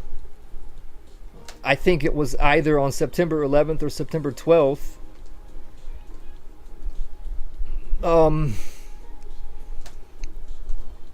Was it September 11th or September 12th that Marines landed in Venezuela?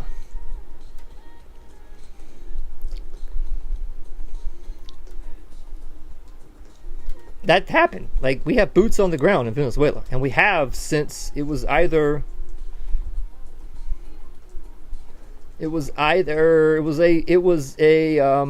a video of it in a playlist, but that video is gone. I'm telling you, it happened. We have boots on the ground in Venezuela, and have had boots on the ground in Venezuela since the day after the Charlie Kirk thing. So Marines landed in Venezuela and have been in Venezuela. It was a small unit. And is anybody talking about it? No. Why is that? Well, why would they talk about a thing like that when there's Charlie Kirk to talk about? I'm not saying it happened like the next week or the week before. It happened this basically as everybody's freaking out about Charlie Kirk. Marines are landing on the beach of Venezuela. And there is like no body talking about that. Nobody is talking about this. It happened though. It seems like, how can that have happened and nobody's talking about it? The Caribbean has become the stage for one of the most striking military exercises of the year. Nope, not an exercise. They're in Venezuela. See what I'm talking about? See, it takes something like a Charlie Kirk to land boots on the ground in Venezuela and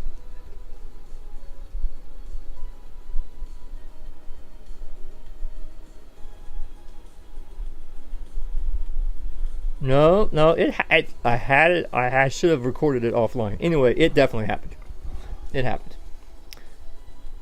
Is that why they did it? So that they had a big giant, they could make this big hoopla about Charlie Kirk and while they were landing boots on the ground in Venezuela? Well, if so, I can tell you it had nothing to do with Maduro.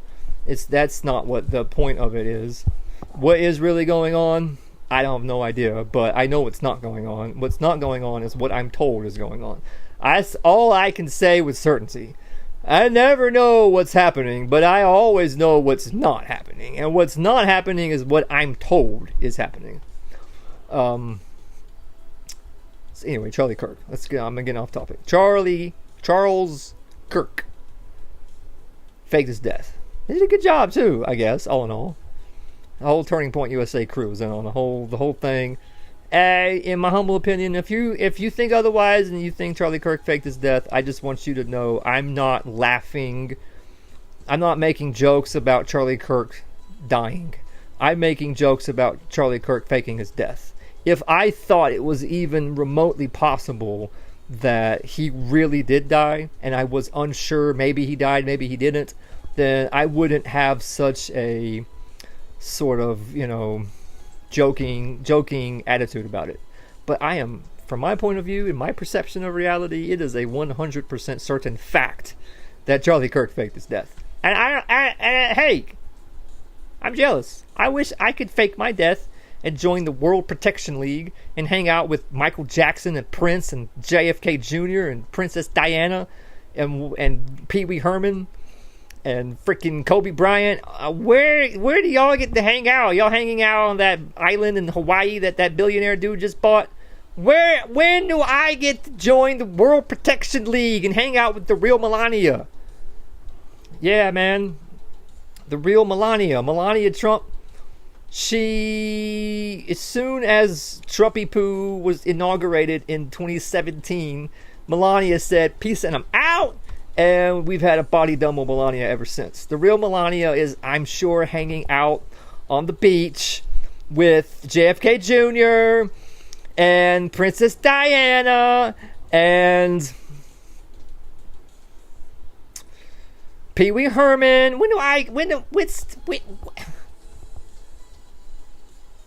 Pee Wee Herman. Pee Wee Herman? He gets to join the World Protection League, and I'm not trying to hate on anybody, but Pee Wee Herman, man, really? Can we get like a Pee Wee Herman? Is there any kind of a Pee Wee Herman? I'm gonna type in Pee Wee Herman inspirational and see what you got for me, YouTube. How do you combine Pee Wee Herman and the word inspirational together into one experience? What have you got for me, YouTube? YouTube's like, sorry, coming up short, man. I don't know what to, I got nothing.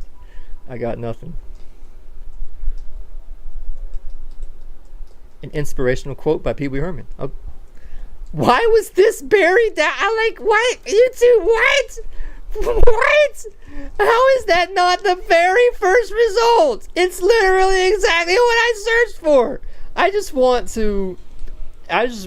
guess I misspelled Pee-wee. But still. Let's see if that makes a difference.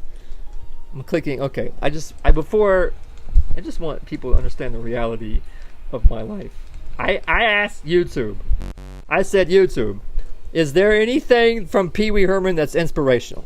And it's just this bunch of BS. I'm about to give up. I'm saying to myself, well, I guess there's nothing inspirational. And then, kaboom, an inspirational quote by Pee Wee Herman, which is, theoretically is exactly what I searched for. How is that not the very first thing that came up? It's Pee Wee Herman inspiration. I mean, it's literally the word inspirational. Why is some crap from CNN? How is an interview from CNN? Now the interview from CNN is closer to the top. So now let's see, is the inspirational thing even there still? Some crap from Conan O'Brien. Now it's gone. I corrected Pee Wee Herman. I spelled Pee Wee Herman correctly, and now the inspirational quote is completely gone. Look at this! I know it exists. I just saw it. Look how far I had to scroll to get to exactly what I'm looking for. I'm going insane, man. All right, Pee Wee, what have you got, homie? Hit me up with that inspiration, baby.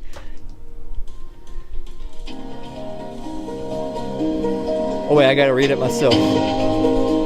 Oh, all I get is inspirational music, and I gotta read it myself. Okay, it's fine.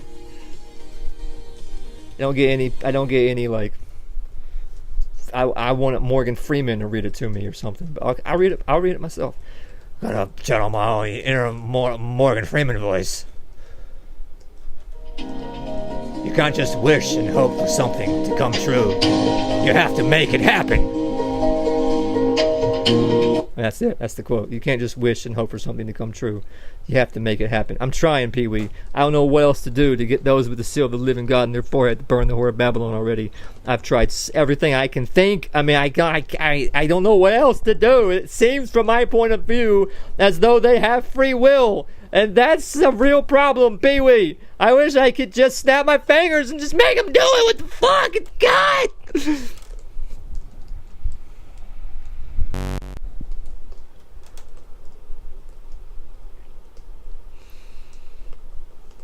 So the Charlie Kirk rally. Charlie Kirk, he fakes his death. And the Republican Party gets together and they say, don't worry guys, we'll hold a political rally. That'll make y'all feel better. So there's a Charlie Kirk rally or something. But they had all this inspirational worship music before the Charlie Kirk rally. And that was actually great. Except for the fact that it was not, because my favorite worship song. I didn't play my favorite worship song. Or my second favorite worship song.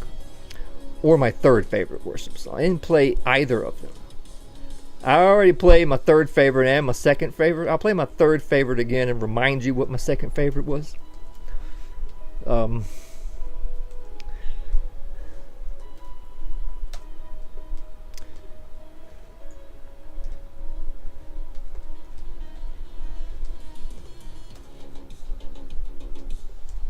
This is my third bronze medal. I guess we'll give honorable mention. We'll do honorable mention. Not just bronze, silver, and gold. We'll do honorable mention as well. So I'm giving bronze medal to Carmen and the Token Black.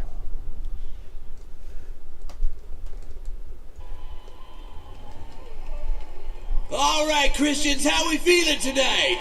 Yeah, praise Jesus! Praise Jesus! Him.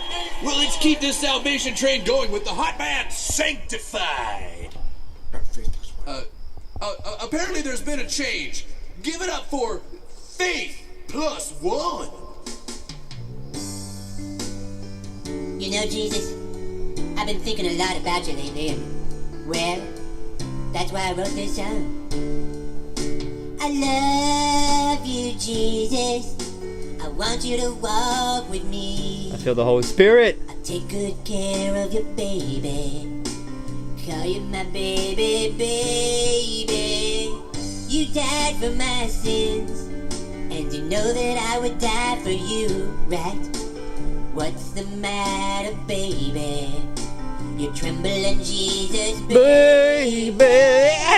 Your love is my life. You know when I'm without you, there's a black hole in my life. Oh, I wanna believe it's alright, but I get lonely in the night, and it's up to you to save me, Jesus, baby.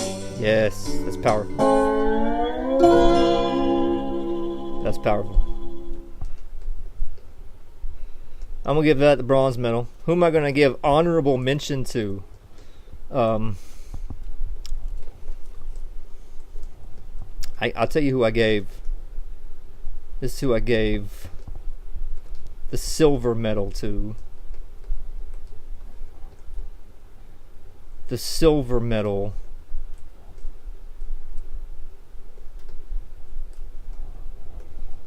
The silver medal. The silver medal. I'm just going to keep saying it until... How do I not... Wait. How do I get to the silver medal? I want to get to my... There we go. No. Can I not just see the... The silver... I'm just going to say it over and over again until we get to the silver medal. Where is... Oh, no. I'm having to go like way back in time. This is turning out to be more trouble than it's worth.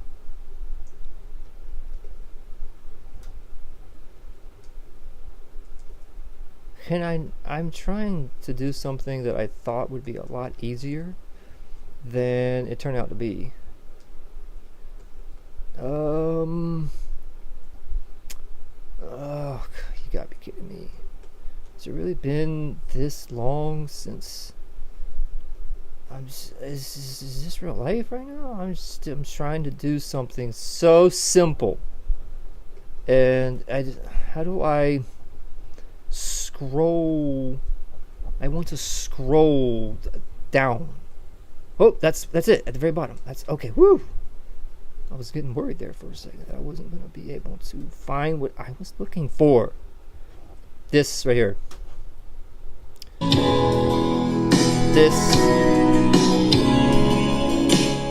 This I'm going to give this the silver medal.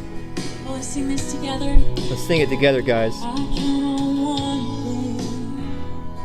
The same God that never fails. Symbolism. You won't fail me now in the waiting. The same God who's never late is working all things out. Look at that, man. That's powerful. All the clouds and stuff.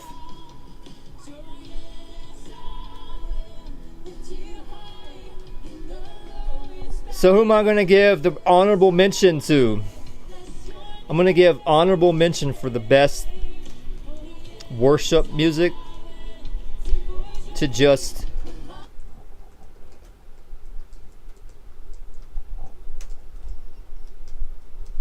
the human embodiment of Alan Jackson, which I guess is just Alan Jackson.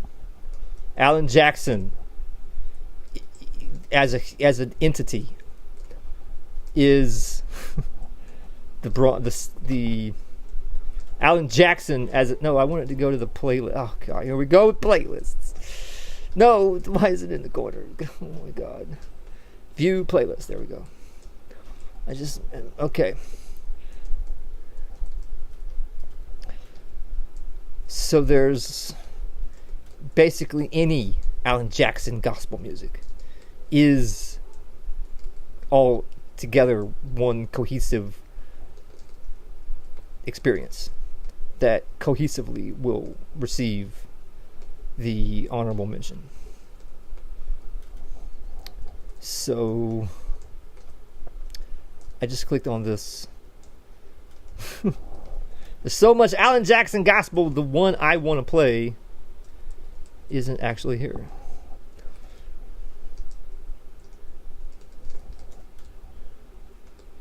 So we'll play this, and then we'll try to move on to the next episode. I'm already feeling it so hard right now!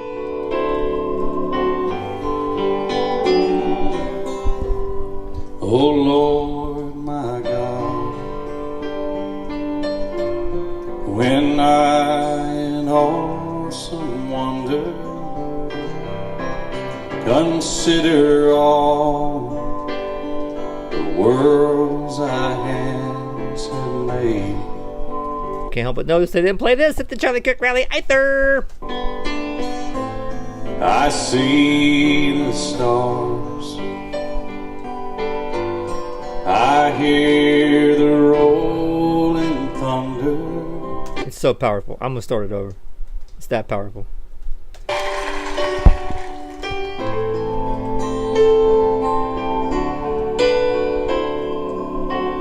Just listen to that voice on this man.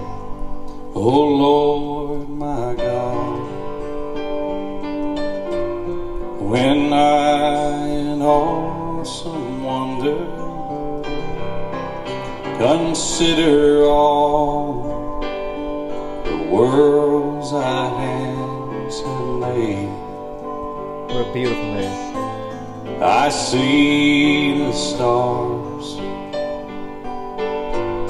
I hear the rolling thunder, thy power throughout the universe displayed. Then sings my soul, my Savior God, to thee.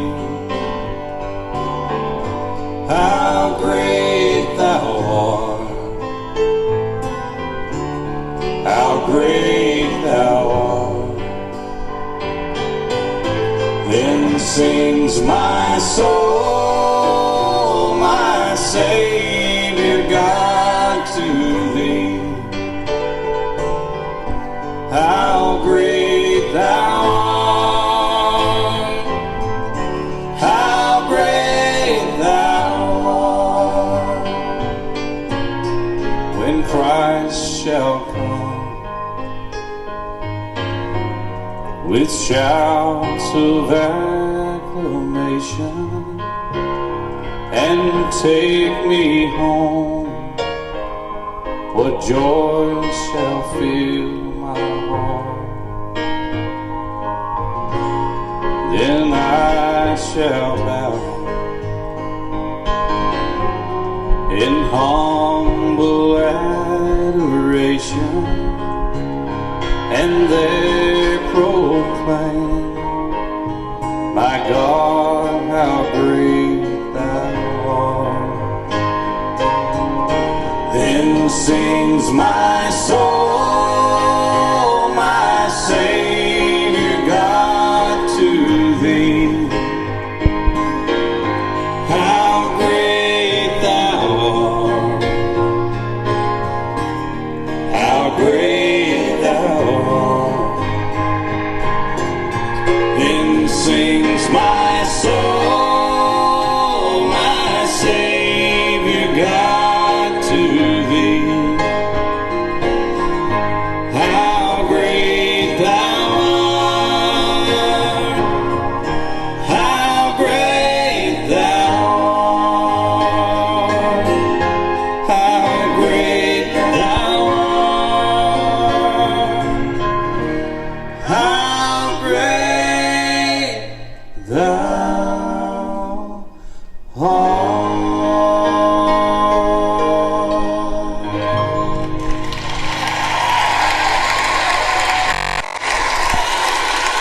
Powerful. So we're going to give that the honorable mention We're going to give bronze to the South Park guys. We're going to give the silver medal to... Yes. I am. I think. And so, what's going to get the gold? Well, before I get to that, let me get back to the question at hand. How is it possible that these two things... which of it two is it? Because it seems like it can't be both. Which of these two is going on? Because it seems as though it can't be both. Either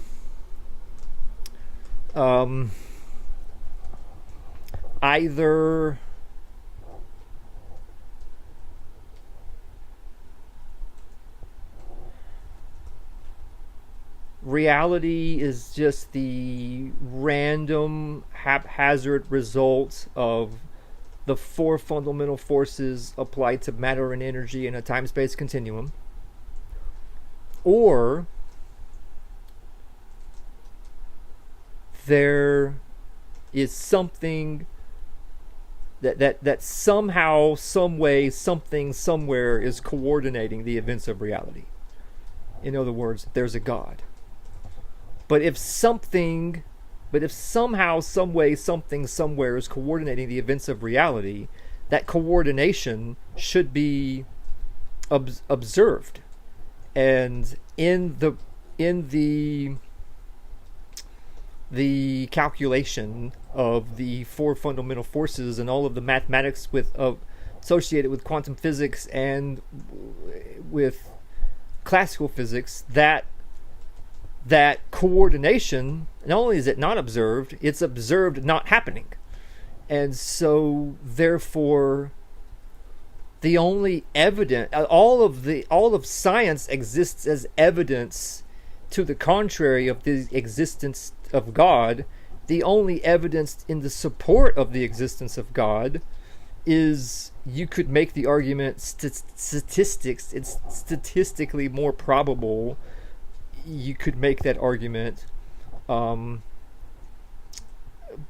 that argument is, when you understand the true scale of the universe, that argument, there's counter arguments against it. So then, I would say the only real evidence in support of God is just people's gut feeling in the matter. So many people have such a strong intuition that in and of itself is remarkable. Despite the fact that the entire understanding of the application of the mathematics that is physics to create a predictable results, either through some sort of highly predictable results in classical physics with regards to how gravity accelerates and deaccelerates objects through time and space, as well as probabilities from quantum physics that themselves become highly predictable and highly useful in wireless communications and things like that. That the more and more we apply the mathematics behind physics to create all of the technology, the more and more it seems that our physics is spot on perfect, and our physics does not have any room for somehow, some way, something, somewhere coordinating the effects of anything. That there cannot be some coordination of all of reality itself around somehow, some way, something, somewhere is somehow doing something. And certainly when our physics can't even understand what consciousness is, let alone how our consciousness feels, either good or bad, the idea that this somehow, some way, something, somewhere is coordinating something around our feeling of good versus bad, that our physics simply has no room for that.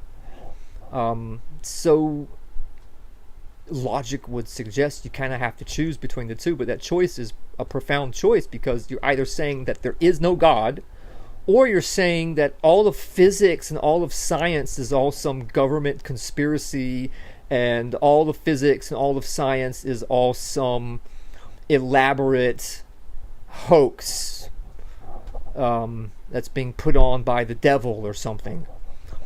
And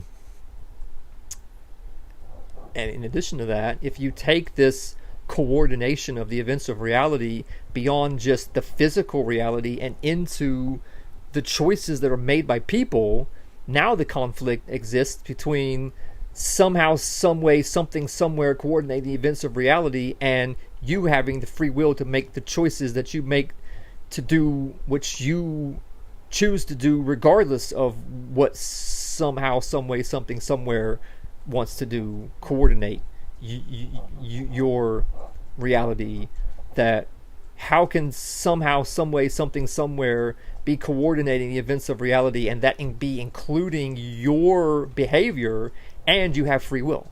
That's another contradiction where it's kind of got to be one or the other. Either you have free will and can do whatever you want to do, or the choices that you make are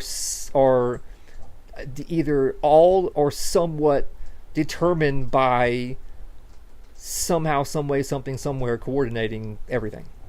It kind of feels like it can't be both. It has to be one or the other. Logic would suggest it has to be one or the other. But that choice is profound, because that choice is either saying there is no God, or saying there are limits on what God can do, that there is a God, but God can't control the people. God can control the entire universe except people. Or there is no free will. Is the two choices you have to make if you're going to choose either one or the other. So these are profound choices to make if you're going to choose either one or the other. Either reality, either there is no God, or there is no physics, or there is no God, or that there is a God, but there are limitations of what God can do, or there is no free will. These are profound choices to make. And so what does Nashville Jr. have to say on the matter? Well, Nashville Jr. would say, I have 2 theme songs. Did you know that? I have not one, I have 2. I have my old one and my new one. I do. I actually do. I'm going to play both of my theme songs. And then I'll get back to that. Connect to that question that you propose. That you expect me to answer or whatever. People always with your expectations. This is my old theme song. I got a old theme song and a new theme song. Did you know that? I got theme songs. Now, do I have copyright? Do I have rights to claim these songs as my theme songs? Would the owners of the copyright or whatever dispute that these songs are actually my theme songs? I don't care. These are my theme songs. Shut up. It's your stupid frat boy crap. Now, this first one, really pay attention to the lyrics. And really pay attention to the lyrics. And let epiphanies happen. My theme song! My old theme song. Such a great song. Why is it? I can't hear it. I'm going to turn it up a lot louder than that. It's going to get really loud here in a second. Yes!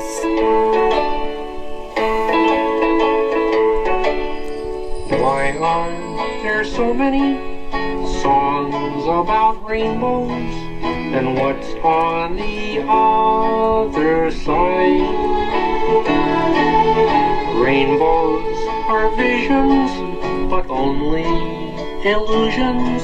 And rainbows have nothing to hide. So we've been told, and some choose to believe it. I know they're wrong, wait and see. Someday we'll find it, the rainbow connection, the lovers, the dreamers, and me.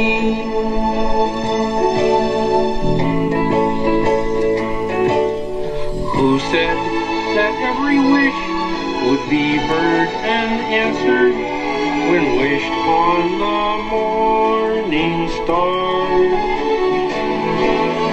Somebody thought of it, and someone believed it. Look what it's done so far. What's so amazing that keeps us stargazing? And what do we think we might see? Someday we'll find it, the rainbow connection, the lovers, the dreamers, and me. All of us under its spell, we know that it's probably magic. Have you been half asleep, and have you heard voices? I've heard them calling my name.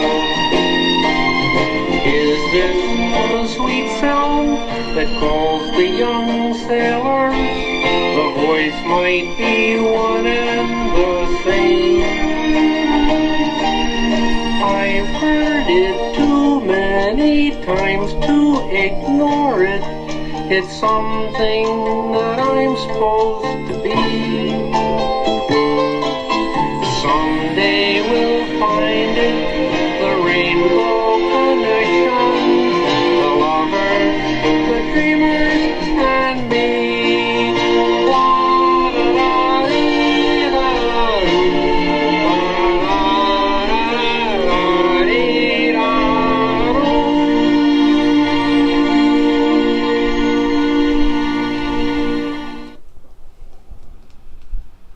Yes. That was my old theme song. So, is it,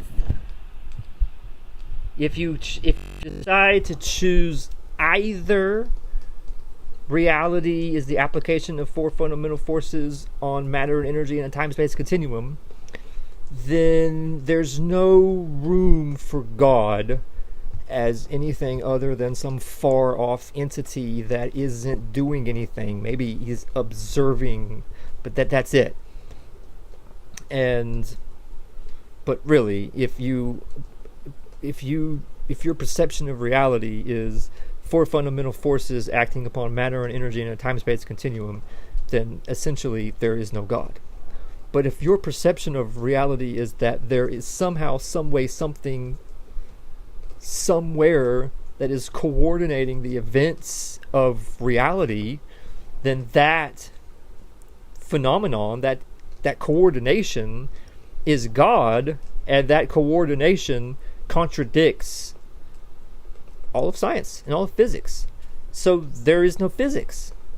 So how can there be no physics when there is physics? Because we have technology, and the existence of our technology is the proof of physics.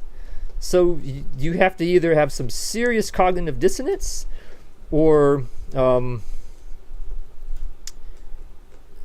you have to think all of science is some kind of big government conspiracy or something.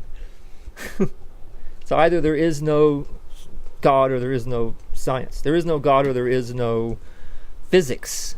And if you say that there is no God, then you say that there is no God. If you say that there is no physics, you can either have cognitive dissonance and just rely on technology all day, every day that is overwhelming evidence of physics, and just kind of have cognitive dissonance and not think about that. Or you can think that all of physics is all a giant government conspiracy, all run by the devil. And that's kind of the two conclusions you have to come to if you choose either one of those two contradicting ideas that are incompatible with one another, which logically you would, in most instances, choose between one or the other when you have two things that are incompatible with one another. You know, that 2 plus 2 equals x. X equals 4 or x equals 5.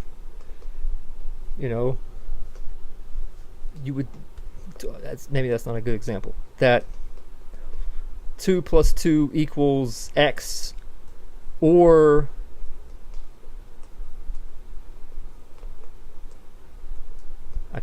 me not try to do it mathematical. You get what I'm saying. Sometimes that there can be really simple, logical contradictions in two different ideas, and so you really have to choose one or the other because they just are incompatible with one another. And so if you apply that logic to this choice, you have to choose between these quite profound perceptions. Either there is no God or there is no physics. Either there is no God or a limited God, or there is no free will. So what is Nashville Jr.'s thought on the matter? Well, before I get to that, I would just like to remind you that I have 2 theme songs. Did you know that? I have my old one and my new one. Now, I'm sure there's some fat boy somewhere with some paperwork talking about some copyright crap about how this is not your theme song, Nash. We own the rights to this. This is ours. And I'd Glenn slap the fool and say, shut up talking to me like that, stupid frat trash. This is my new theme song I'm about to play. I got an old theme song and I got a new theme song. So this is my new theme song, and my new theme song is powerful. You know that it is. I know that it is, and I know that you know that it is. Don't give me that crap.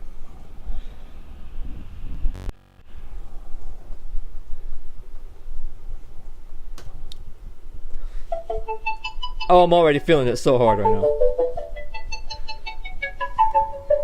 Butterfly in the sky, I can go twice as high.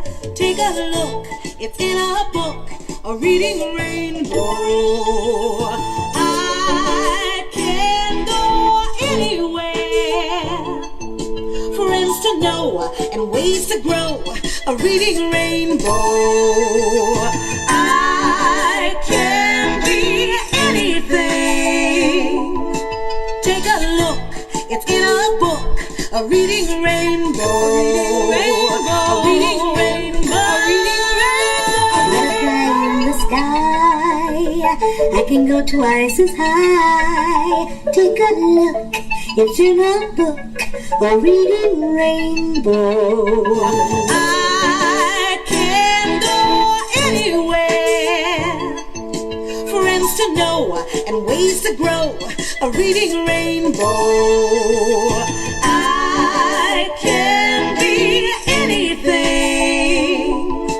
Take a look, it's in a book, a reading rainbow. I can go anywhere, friends to know and ways to grow, a reading rainbow. I can be anything. Take a look, it's in a book, a reading rainbow. A reading rainbow. A reading rainbow. A reading rainbow.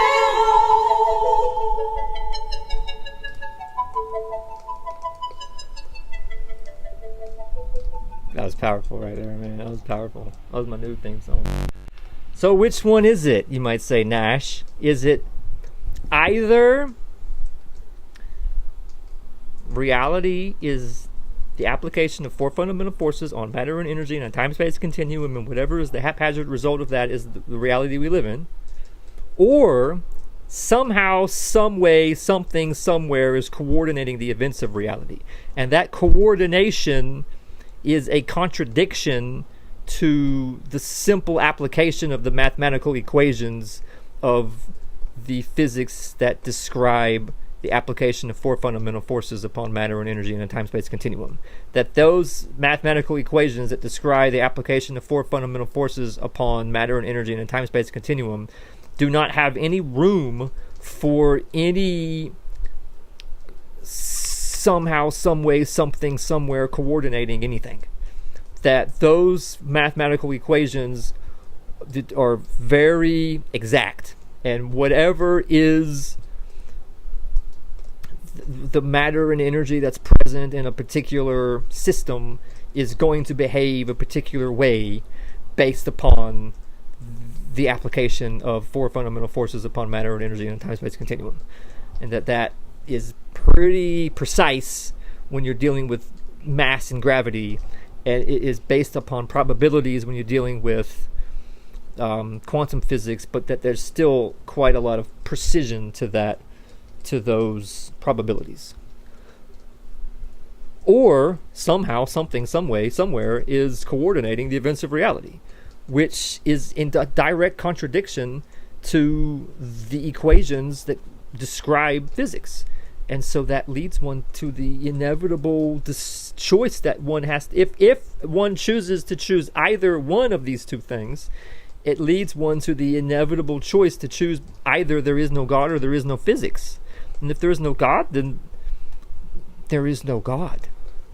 Or if there is no physics, then you can either have cognitive dissonance and believe in God, but while using all of this technology all around you all day, every day, you just have cognitive dissonance and just don't think about the fact that this technology is proof of physics, which is a disproof of God. Or you can believe that all of physics and all of science and it is all a big giant hoax, a government demon devil hoax. And those are the choices you have to make if you choose one or the other. Then there's consciousness, where if something somehow, some way, somewhere is coordinating the events of reality, that would include you, because you are a part of reality. And so therefore that will include the choices that you make. So if something somehow, some way, somewhere is coordinating the choices that you make, then that means that you have no free will. But if you do have free will, then that means that this something somewhere somehow either doesn't exist, or that there are limitations on this so-called God, and that God can coordinate the events of reality to a point, but that God cannot coordinate the events, cannot coordinate you and your actions. And so either the choice between, if you choose one or the other of those two things, you have to choose that there either is no God, or that there is a God but there are limits on what God can do, or you choose that there is no free will. These are profound choices. So what does Nashville Jr. think about making decisions such as this? Well, I would just remind you that Charlie freaking Kirk, stupid Charlie Kirk, faked his death, and they had a Charlie Kirk rally.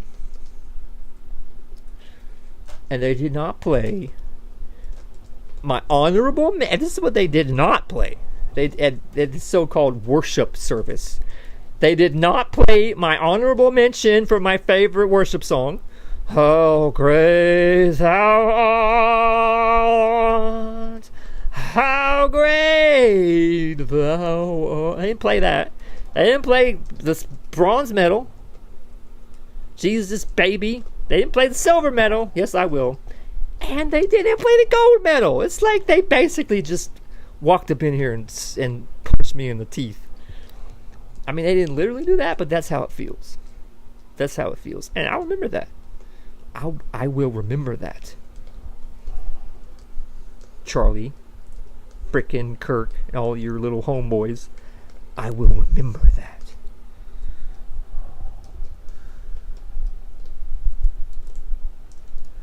See, I did there. I put you in a submissive posture, and I gave you that whoa feeling. They didn't play my gold medal. Now, this is the thing about my gold medal is there's like a couple of different versions of it. I've got my second favorite version of my gold medal. So I don't know if I've got like I'm not gonna go full on bronze, silver, and gold of gold, but I do have my second favorite version of. My second favorite version of my favorite worship song. My second favorite version of my favorite worship song, as well as my favorite version of my favorite worship song. I'm going to say that again because that sounded complicated. I have my second favorite version of my favorite worship song, and my favorite version of my favorite version of... Wait, God, I almost got that right. There's my second favorite version of my favorite worship song, as well as my favorite version of my favorite worship song. So my second favorite version of my favorite worship song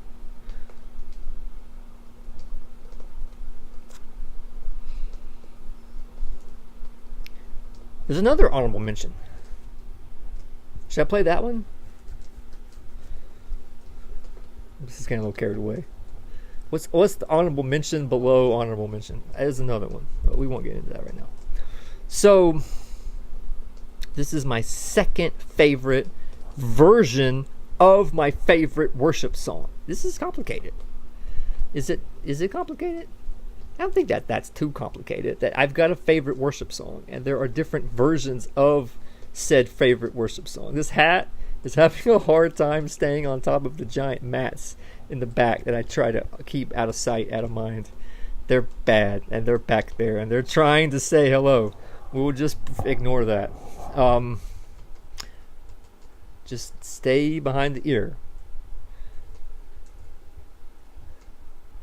I have a favorite worship song, and I have a second favorite version and a first favorite version of my favorite worship song. And what you're about to hear is my second favorite version of my favorite worship song. Not my favorite version of my favorite worship song, my second favorite version of my favorite worship song. There. See? That's not that complicated. So, I just would like to point out, they didn't play the honorable mention. They didn't play the honorable mention. They didn't play the bronze medal. And they didn't play the silver medal. And they didn't play the gold medal. That's so-called worship service, Charlie. God, I just tell you, man, sometimes people, the things that you do. I'm hitting the button, man. I'm hitting it over and over. I'm hitting the button. Flip the camera around. Why did I do different that time?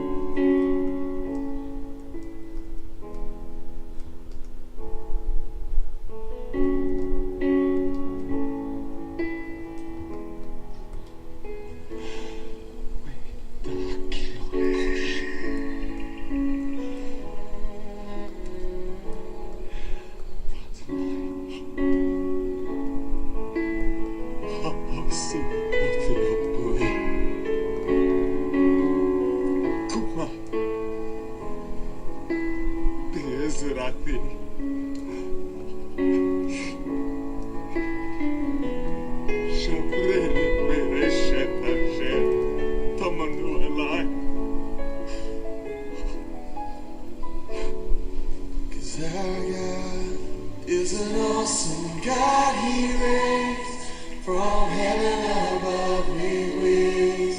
Some power and love, our God is an awesome God. Our God is an awesome God, He reigns from heaven above with wings. Some power and love, our God is an awesome God. Our God is an awesome from heaven above with wings, some power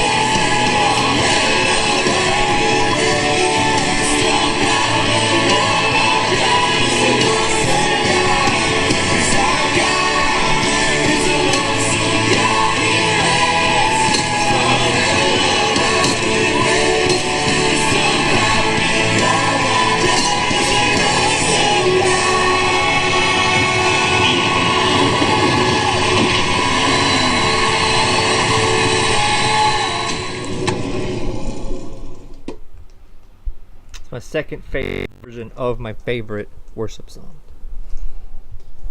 Hello and welcome. Whoa.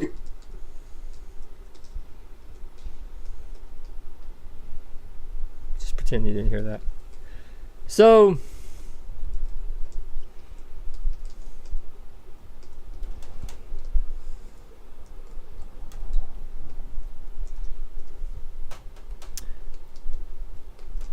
is it if there is only, if you choose one or the other between reality is the application of four fundamental forces upon matter and energy in a time-space continuum, then according that behaves in accordance to the observations of science, which have been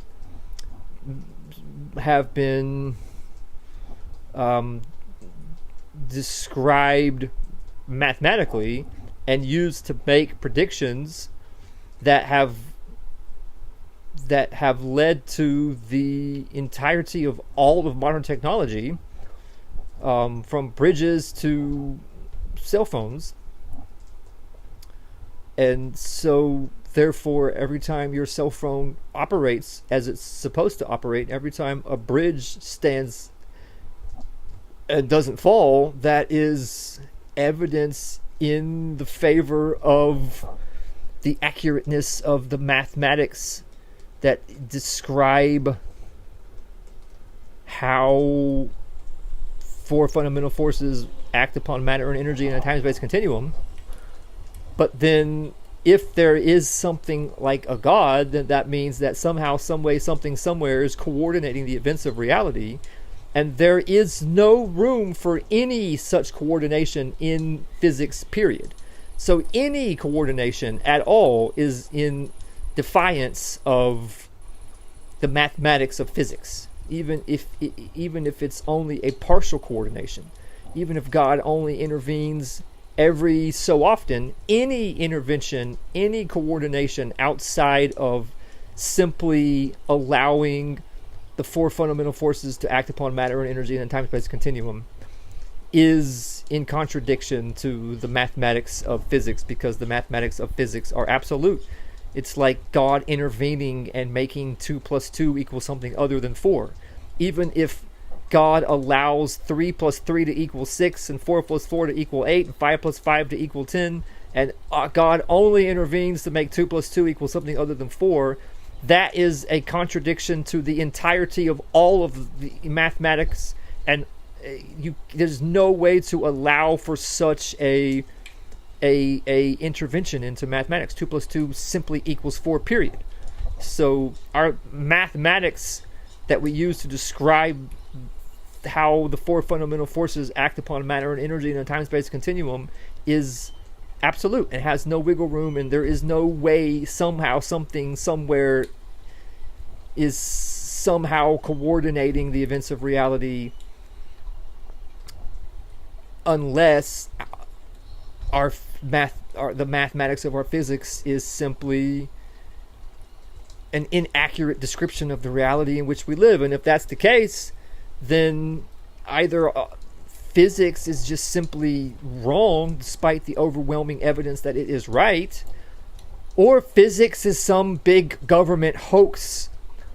And so these are two profound choices that one must make between either there is no physics or there is no God.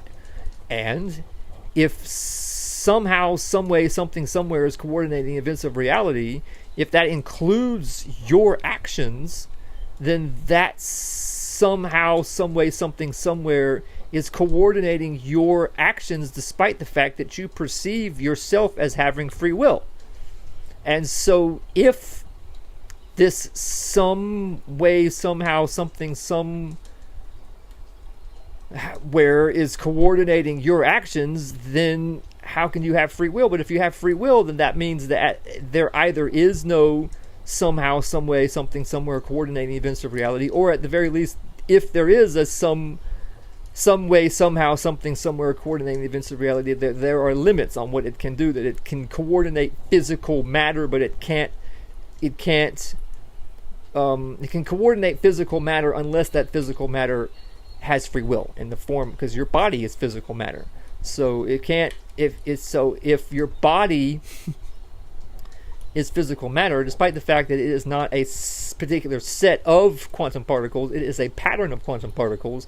But whenever quantum particles are in that pattern that is your body, those quantum particles are being governed by your free will, and not the will of the somehow, some way, something, somewhere coordinating the events of reality.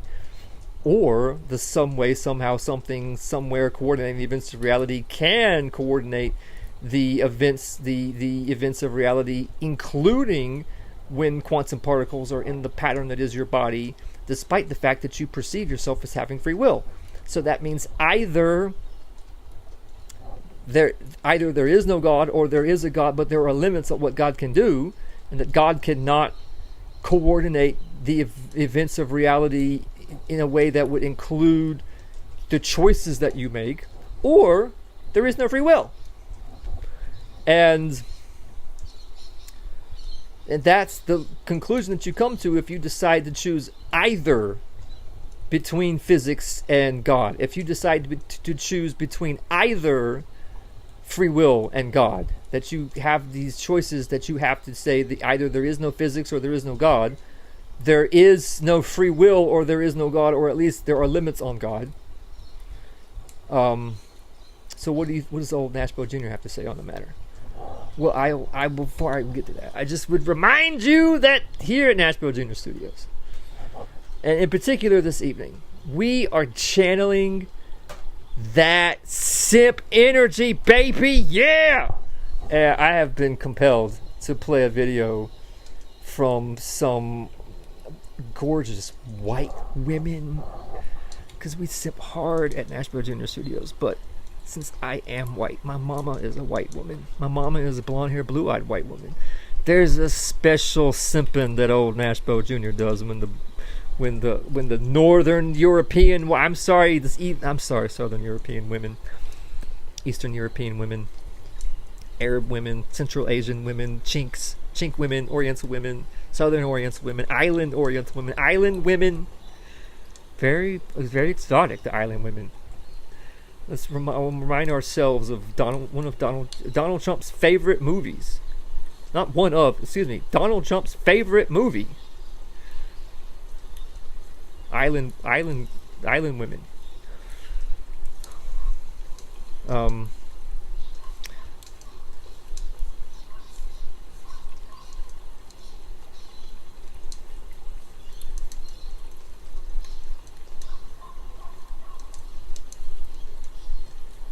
This is Donald Trump's favorite movie.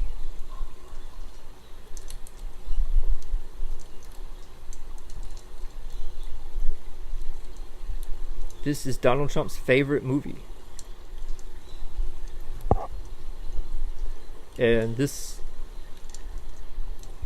I'm going crazy, man. I'm going insane, dude. I tapped on that. Like, that's a real bad glitch, Apple.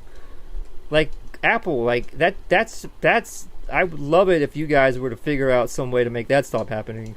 Every other time I tap on a video on the iPad, and I tap on it, like, I'm obviously not swiping all the way over to the left.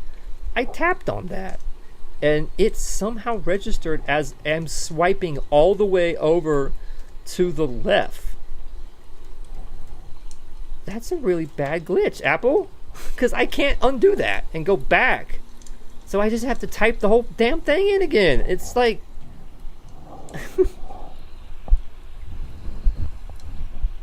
Why can't we fix stuff like that? Why does it... Or just... and it didn't used to ever do that. I've been using the YouTube app on an iPad mini for many years, and it only recently started doing that. What a bunch of crap. This is Donald Trump's favorite movie. We simp hard here at Nashville Jr. Studios. We simp hard. When does this happen? When do I go on a world tour? And when I get to wherever I'm going, I am greeted by all of the twerking teenagers of an entire nation. An entire nation is like, here, King Nash. Here you go, homie. maybe not all of the twerking teenagers of an entire nation, but I want to be greeted by literally hundreds of twerking teenagers. As soon as I land in you, as soon as I set foot in your land, I want you to bestow upon me hundreds of twerking teenagers. It's the elders of your people sit there and look at me enjoying the twerking of your teenagers and say, oh, I hope it's going well. And they nudging each other. Did we get good teenagers to twerk for King Nash? And then somebody says, yeah, this is our best twerking teenagers. Let's just hope for the best. And then there's King Nash showing glory to God through the twerk of teenagers. And then I'm like, which twerking teenager is my favorite twerking teenager? I'm that kind of guy. I'm willing to choose favorites. I know it hurts people's feelings when I choose favorites, because what if I didn't choose you? What if I didn't choose you to be my favorite twerking teenager? Well, listen, I don't know what to tell you. I'm just that kind of guy. I'm willing to choose favorites. Ooh, is this my favorite twerking teenager of the people of this land? Look at this teenager's twerk. Look at that twerk. Ooh, la la, la di la di la di la. Yes. We show glory to God. We do. We show glory to God like David. Like David with his concubines. King David. Not giving a damn what Michael has to think. Michael. My Michael. What is Michael? A girl with a boy's name. What do we think about girls with boys' names? What do we think about girls with boys' names? Michael. Not just a girl with a boy's name, but don't get me started on X drama. Michael isn't just a girl with a boy's name. Michael is X drama, and King David showing glory to God with the twerking of teenagers and his concubine. I'm hitting the button over and over. And Michael is outside gossiping. I can't believe that King David would do a thing like that on the house of the king on Mount Zion. And Michael's just like, bitch, please. I'm showing glory to God. That's how King Nash is going to be. This is what all these people are going to be. All these damn fools are going to be gossiping outside the window. And that King Nash is going to say in so many words, bitch, please. I'm showing glory to God right now. Like King David.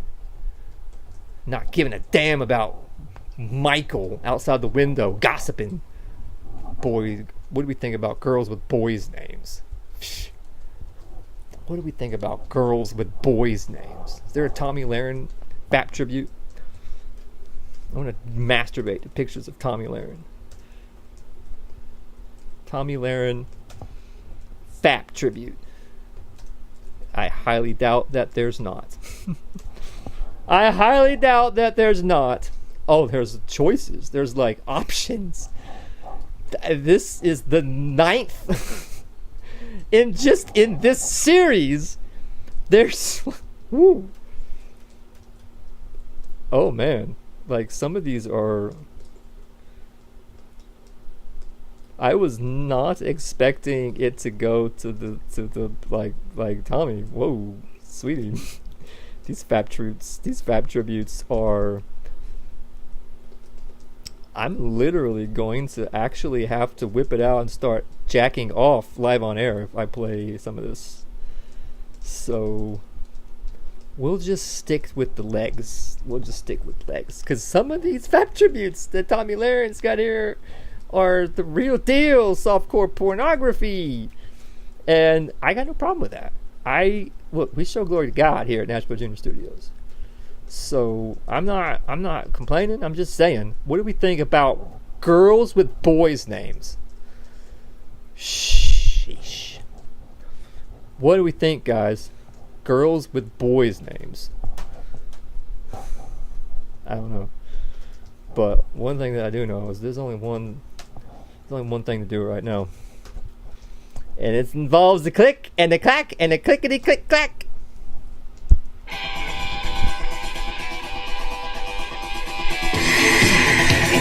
Oh yeah, it's happening.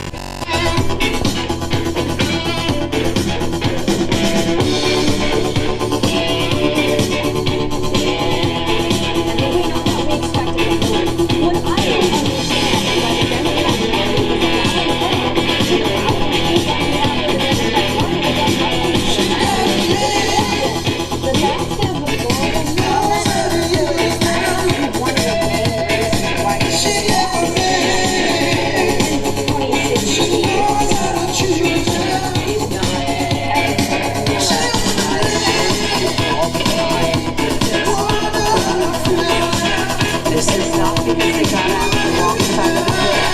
But you're collecting things for us. Now, oh, that's outrageous. Get that fucking nigger away from these white women before I lose my fucking mind!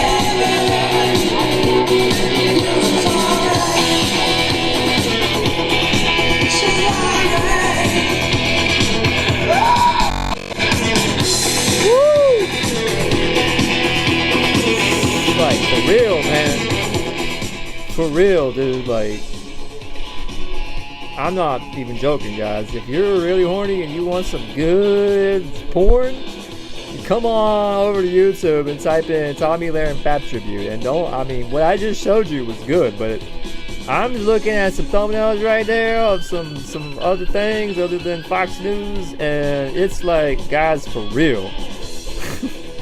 If Tommy Lahren is a legit genre of softcore pornography all to herself, who knew?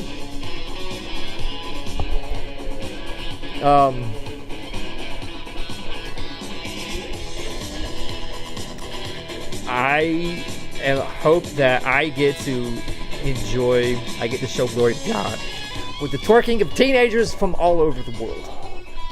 But the blonde, brunette, redhead combo, is powerful. It's very powerful. And here at Nashville Junior Studios, we simp hard. That's how we roll here.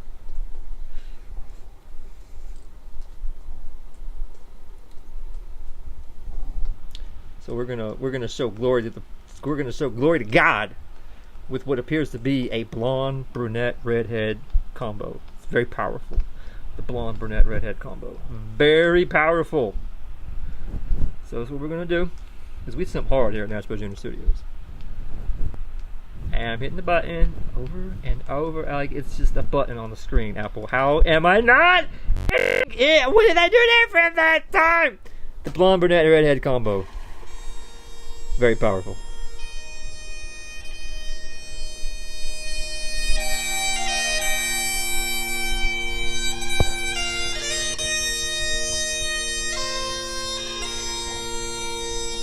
Powerful but yet delicate due to the recessive nature of these genetics.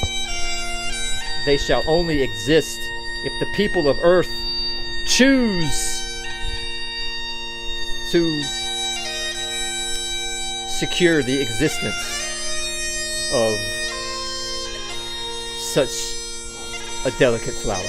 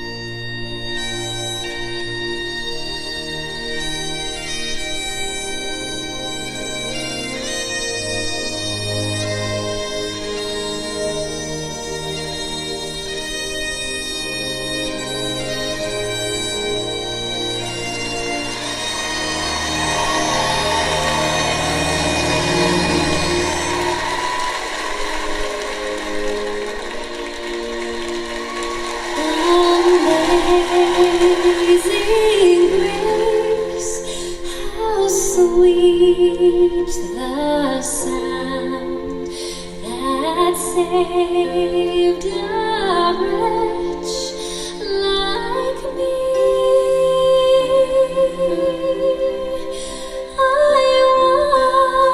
once was lost, but now am found.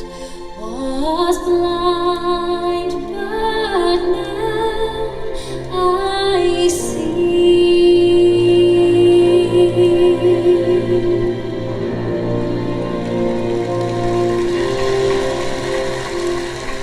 Was grace that taught my heart to fear, and grace my fears relieved.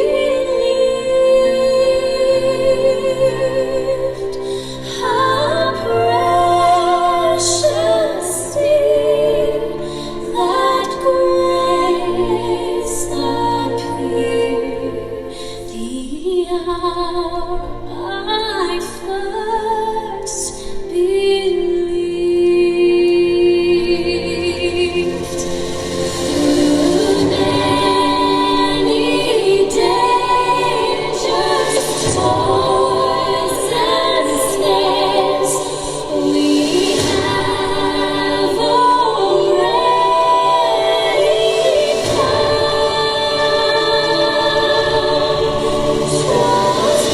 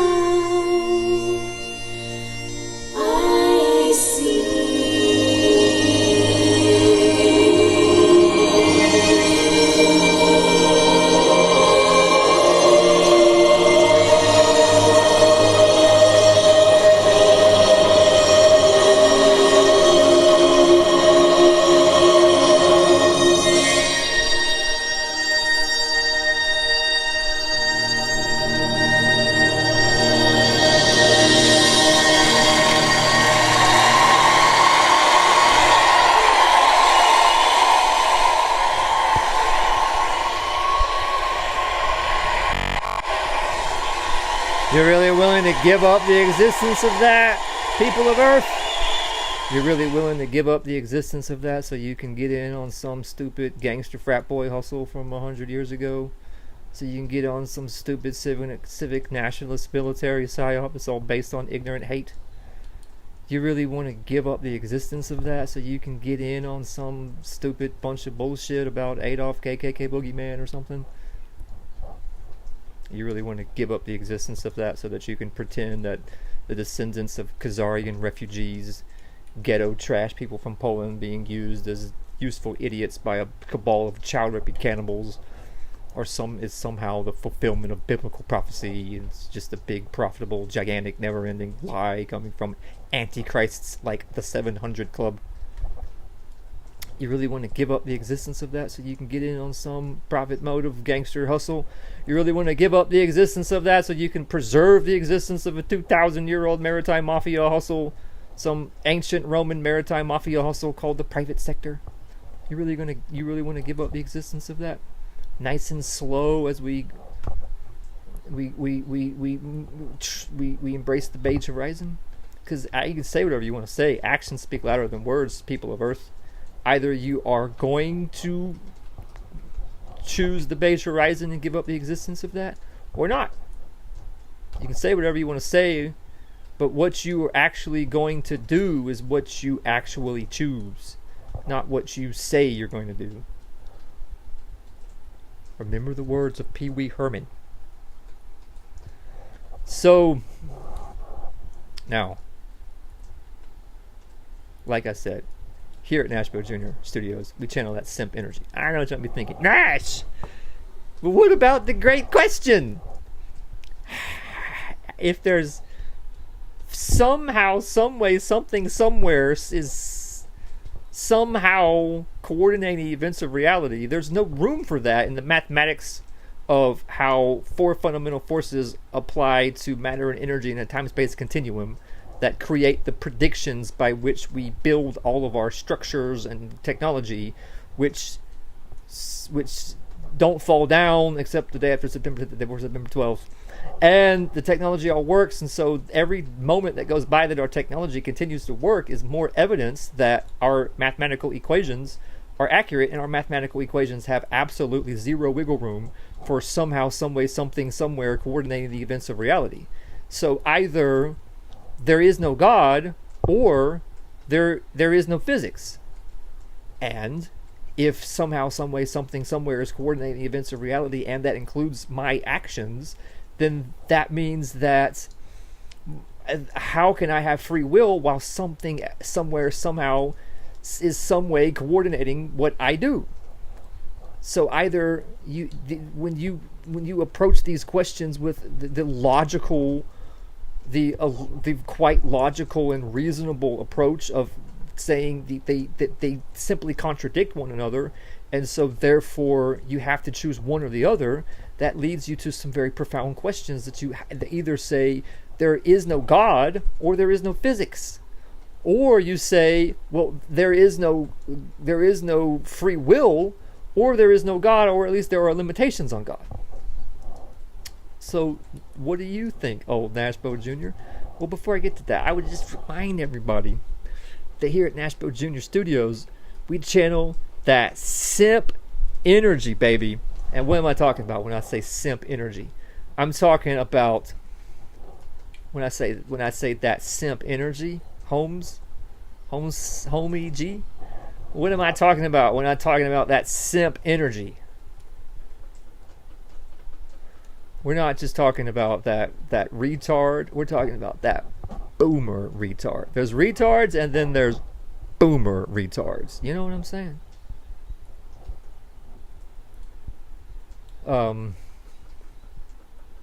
There's retards, and then there's boomer retards. Power. It's power. Boomer retard. That's simp energy. That's simp energy. And so I'll play a scene from a movie, and it's like not just a scene from a movie, it's like the big climactic end of the movie. That, and so if you haven't seen the movie with the retarded boomer, You should watch it. It's a great movie. It's a great movie.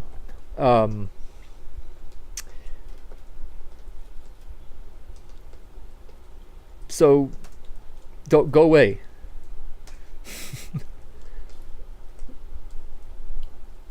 But listen, I'm Nashville Jr. Here at Nashville Jr. Studios. I am Nashville Jr. And so this Nashville's prerogative. I get to do things like this. You guys, on the other hand, you do not get to do things like this. You don't get to do anything like this. And I get to do this. And so that right there is a expression of the nature of our relationship. You are in a submissive posture, and there are things I get to do that you don't get to do, and that's just the way that it is. There's a double standard, and you can either embrace that and rejoice at the idea that you get to submit to Nashville Jr., or you could live in defiance and be a problem. I don't know what to say.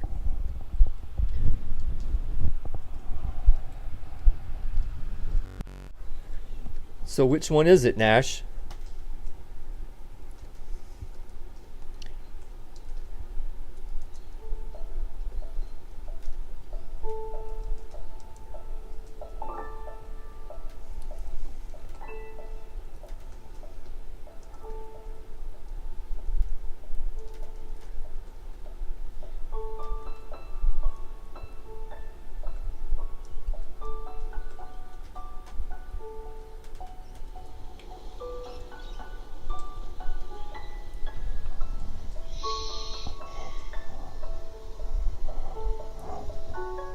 Jimmy.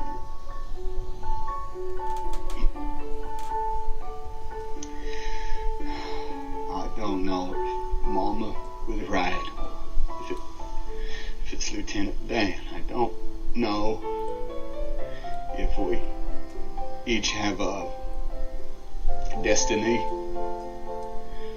or if we're all just floating around accidental like on a breeze. But I think maybe it's both. Maybe both is happening at the same time.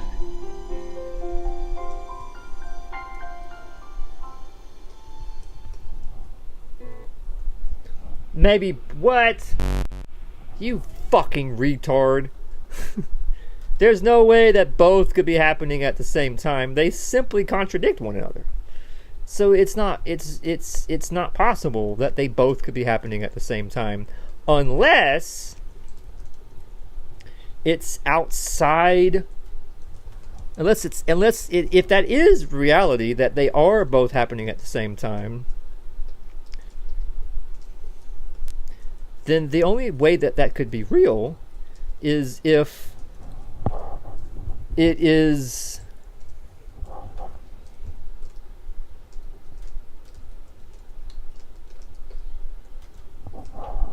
happening in a way that is beyond the comprehension of the human mind, outside of the conceptual spectrum of the human mind. That reminds me, welcome to my new show.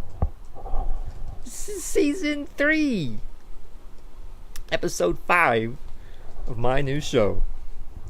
What's the name of your new show, you might be asking yourself? And also, can it be a new show if it's season 3, episode? Talk to me like that. What's the name of my new show? It's beyond your comprehension. It's outside of your conceptual spectrum. And no, the name of the new show is not beyond your comprehension. The name of the new show is not outside of your conceptual spectrum. The name of the show is beyond your comprehension. The name of the new show is outside of your conceptual spectrum. Get it fucking right, damn it!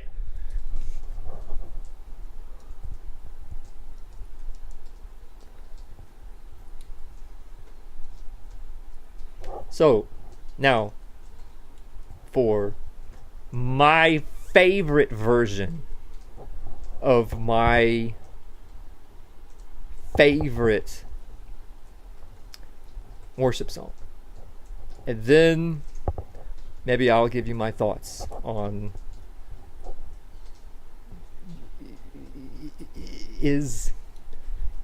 how can there be physics if our physics is described by mathematics that has no wiggle room.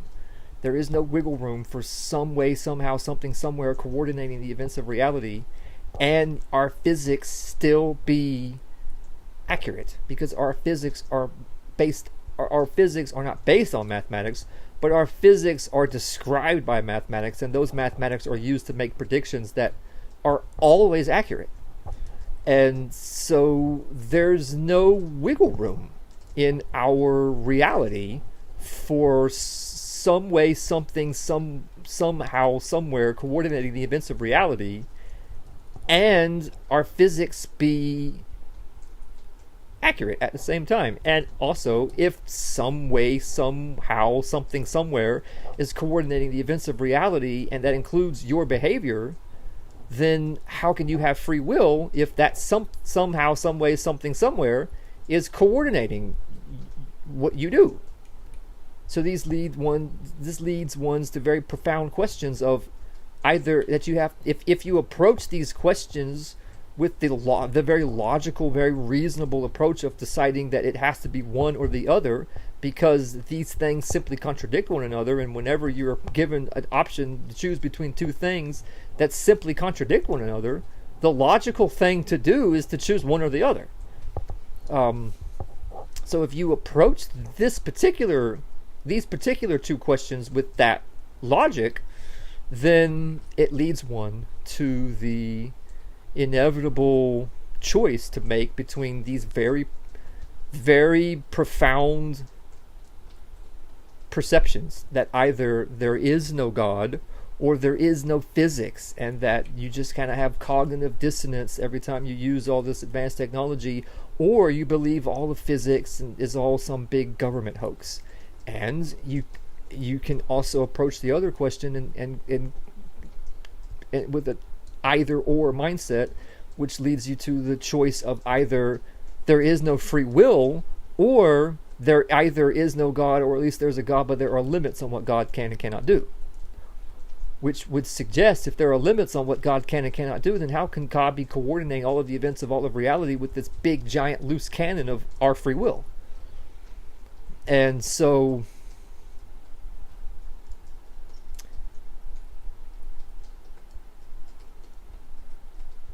what does old Nashville Jr. think? Well, before I get to that, I'll just remind you that Charlie frickin' stupid Kirk faked his death, and there was a Charlie Kirk rally, and all this worship music, and they didn't play my honorable mention. They didn't play my honorable mention. They didn't play the bronze medal. They didn't play the silver medal, and they didn't play the gold medal. And so I'm playing those things now because they didn't. I have to do everything around here. And my gold medal, there is my favorite worship song, and I played earlier my second favorite version of my favorite worship song. And now I'm going to play my favorite version of my favorite worship song. Did you get all that? This is not complicated, people. I just did it again, man. It's like Apple. This is driving me crazy on this iPad Mini. Like, it's now more times than not when I click on this something, it swipes, like an entire swipe motion just because I clicked on it. That makes absolutely no sense, Apple. That is a serious. That's just, and it never ever free. Now we're going to play my favorite version of my favorite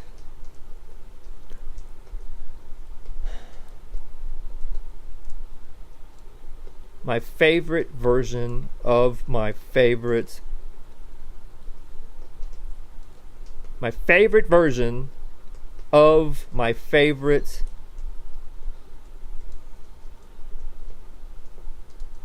favorite version of my favorite worship song.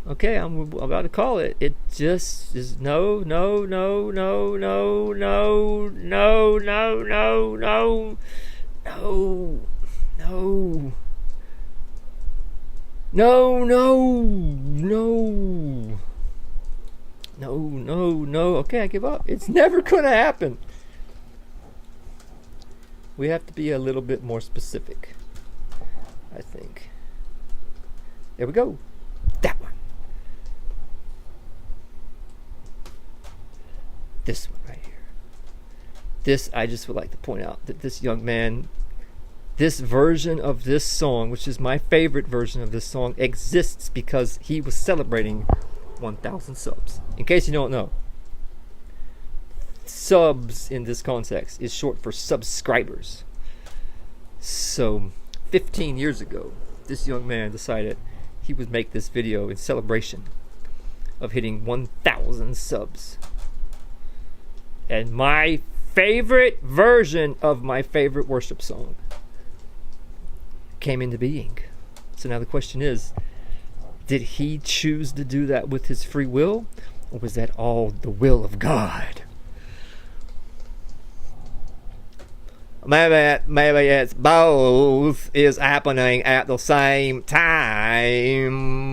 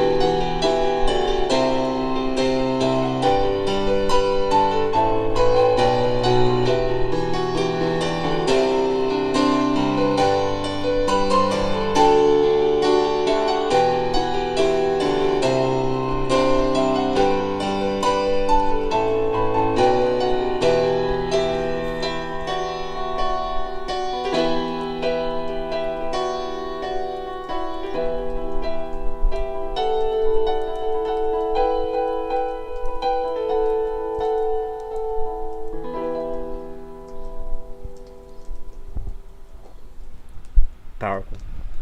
Really feel the joy in his heart and in his soul at the idea that he actually got 1,000 subscribers. Congratulations on 1,000 subscribers.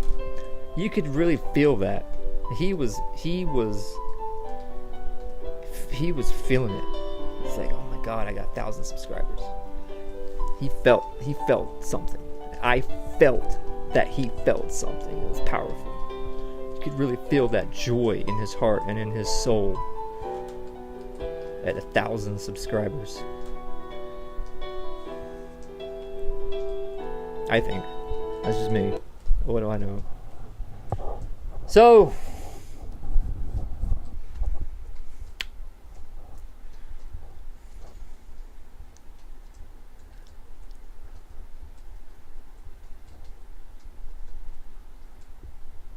what was the old Nashville Jr. thing about?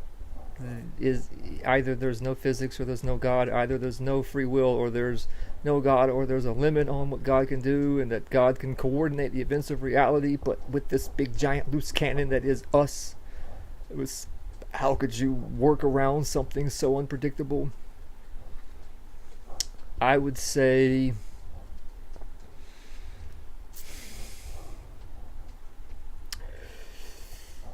I would say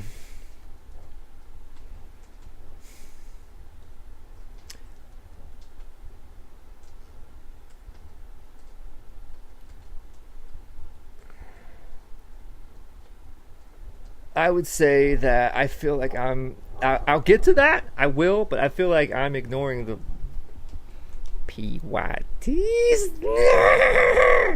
Megan, Megan. What have you done, Megan? Look at what you have done. Megan, Bo-Beggin, Banana, Fana, Bo-Beggin. What have I done? Oh God, the menu options are like different. How do I make it go back like it was? Oh my God, this like, what have I done? I've somehow, I don't know, how do I get it like it used to be? There used to be these options over here where I could choose. What have I done? There used to be these options on the side of the screen where I could choose playlists. But I somehow have opened up all my subscriptions, and I don't know how to undo that and make it go back like it normally is and make the subscriptions go away. And if I click on that, it doesn't close the subscriptions. It just... So what's the magic secret, YouTube? How do I undo what I've done? Okay, is it just this tab? Oh my God, man. Is it just that tab, or is this like the new home screen for all tabs? No, it's just that tab. So how do I make it look like this, where there's these options down here? How do I get it to go back like it was? Like legit, like for reals, like how do I make it look like? What is there something down there that I need to hit to, like what the okay, yeah, show less. Okay, wow, okay, I actually figured it out. All right. Wow, look at me, I'm on the up and up. So here we go. Oh, that's right. Okay. Megan, where did you go? Megan. Is there, have we got enough rambling on about this stupid Tucker crap? Do I need As someone who had, a drug and alcohol problem, I know nobody that weird, I've seen it a lot, and others also, that weird desire to harm yourself. By the way, there's a reason they call it his demons. He's fighting his demons. It is totally real, because ultimately, evil, we always think of evil as like something that like diabolical people do to gain. Okay, I'm done. I don't care. Tucker, I'm done. We're moving on. Megan, Bo-Beggin, Banana, Fana, Fo-Beggin, me, my, Mo, Megan, what have you done, Megan? Okay, goodbye, Tucker. What have you done, Megan? What have you done, Megan? What, Megan? What have you done here? You have gathered up quite a collection of little BYTs, haven't you, Megan? And the time has come to show give attention where attention is due. I do believe, Megan. So, Megan, seriously, how's it going? How am I doing? I'm so bad with girls. Oh my God, no! But okay, get off the screen. Enough Tommy and G-strings. Let's focus on something a little bit more that won't like completely scramble my brain. Where did it go? Okay, Megan. How am I doing, Megan? I'm so bad with girls, Megan. I wanted it to go well tonight. I really did. I hope it's going okay. Okay, oh, music. Powerful. Okay, that's enough of that. Okay. We get to some Q and some A. I'm going to answer. Oh, here we go. Yes! All right. I'm going to answer some questions. Sit in the front row of your life.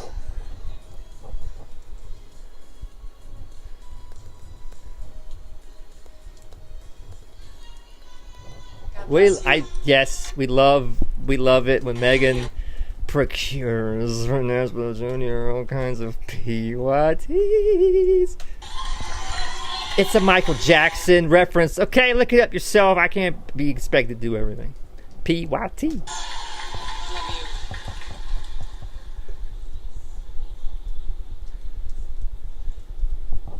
It's like that. We have ways of making you talk like. Hi, Megan. Hi.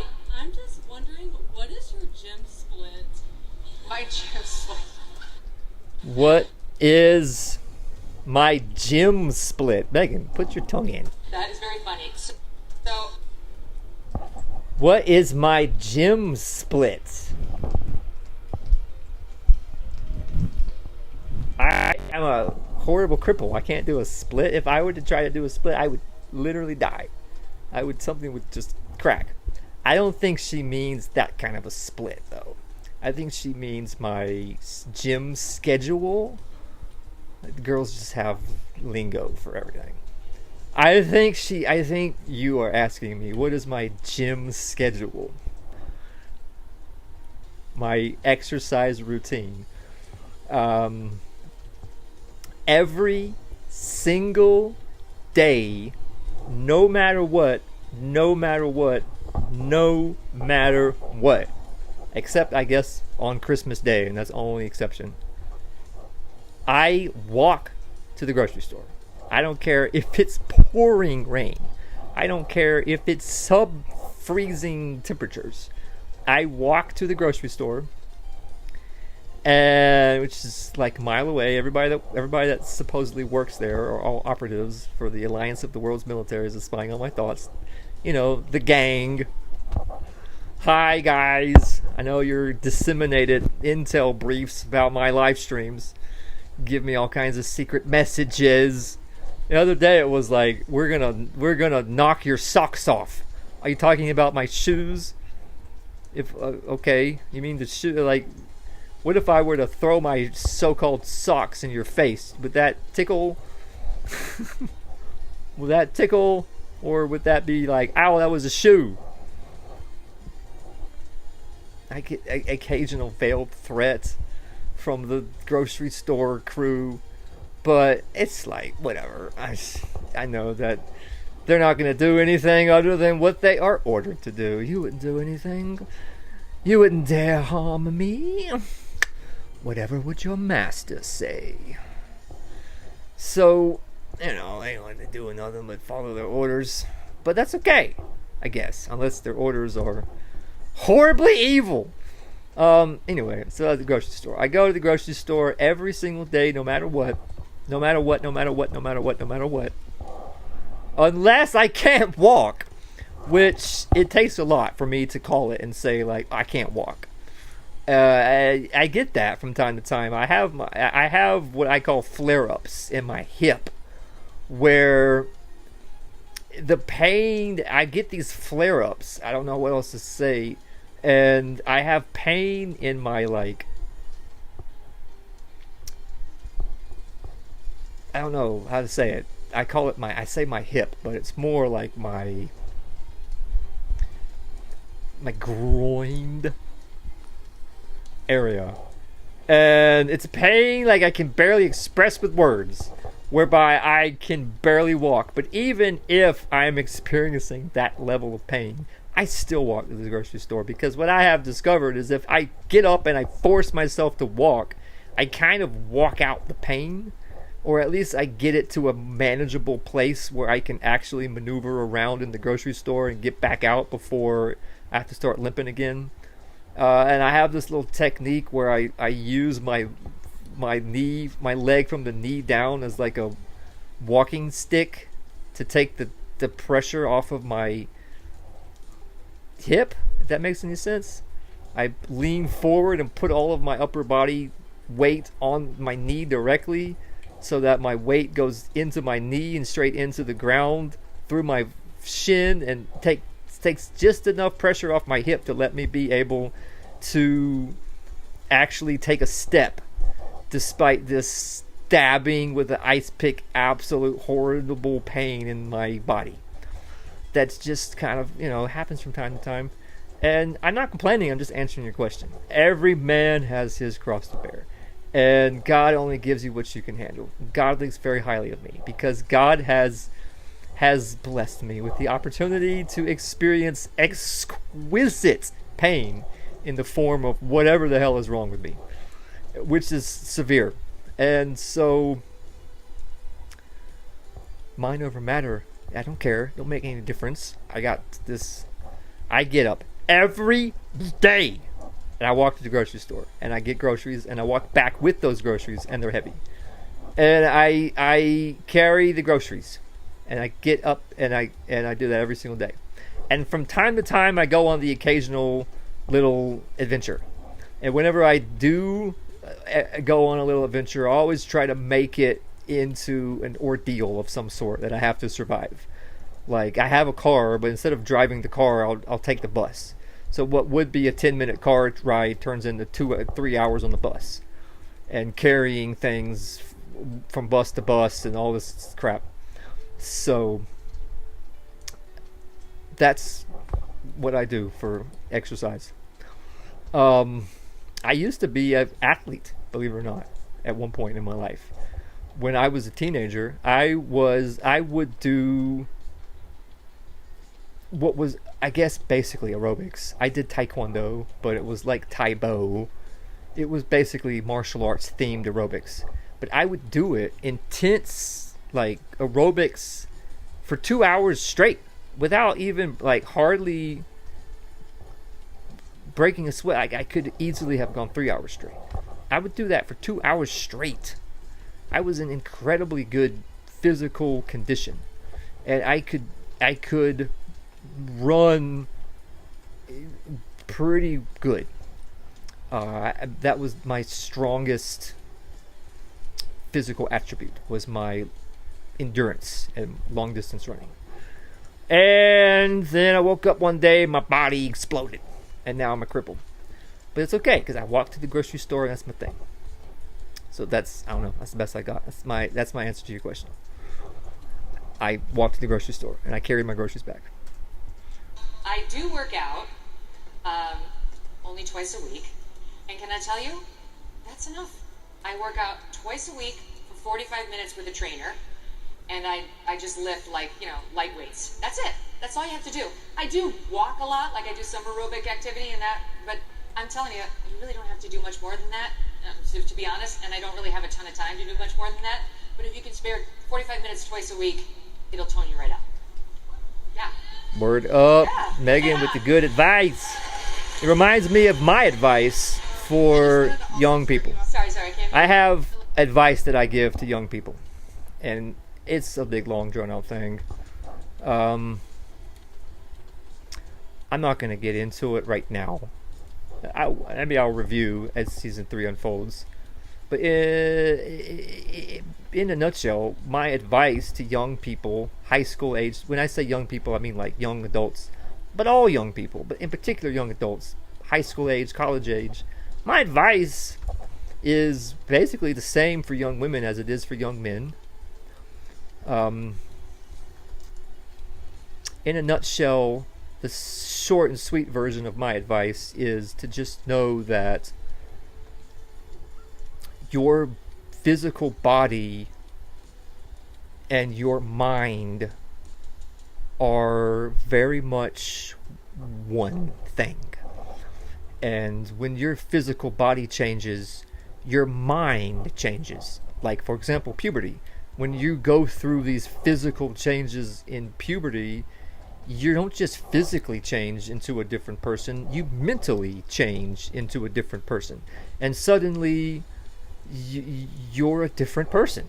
You're like this young adult version of yourself after puberty, whereas you were this like big kid version of yourself before puberty.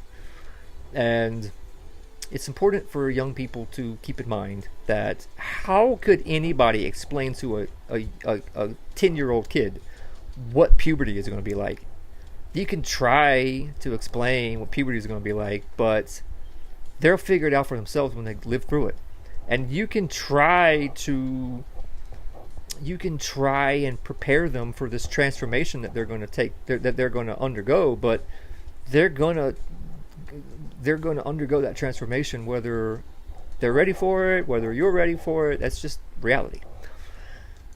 Well, I think what our culture doesn't get across as well as it would be nice is, as it should get across to young people, is that there's another transformation that takes place in your mid-30s. I call it the second puberty. And it's important to keep that in mind in the back of your head, that you go through puberty, you get to the age of maybe, 15, and you kind of solidify. I mean, really, 13. When you're like 13, you're basically your young adult self. I would say. I would say when you're like 13, 14, definitely by the time you're 15, you are your young adult self. And what's going to happen, and I say this based on my own personal experience and the experience of everyone around me. I've had lots of friends that I've seen grow up that are my own age or a little older or a little younger.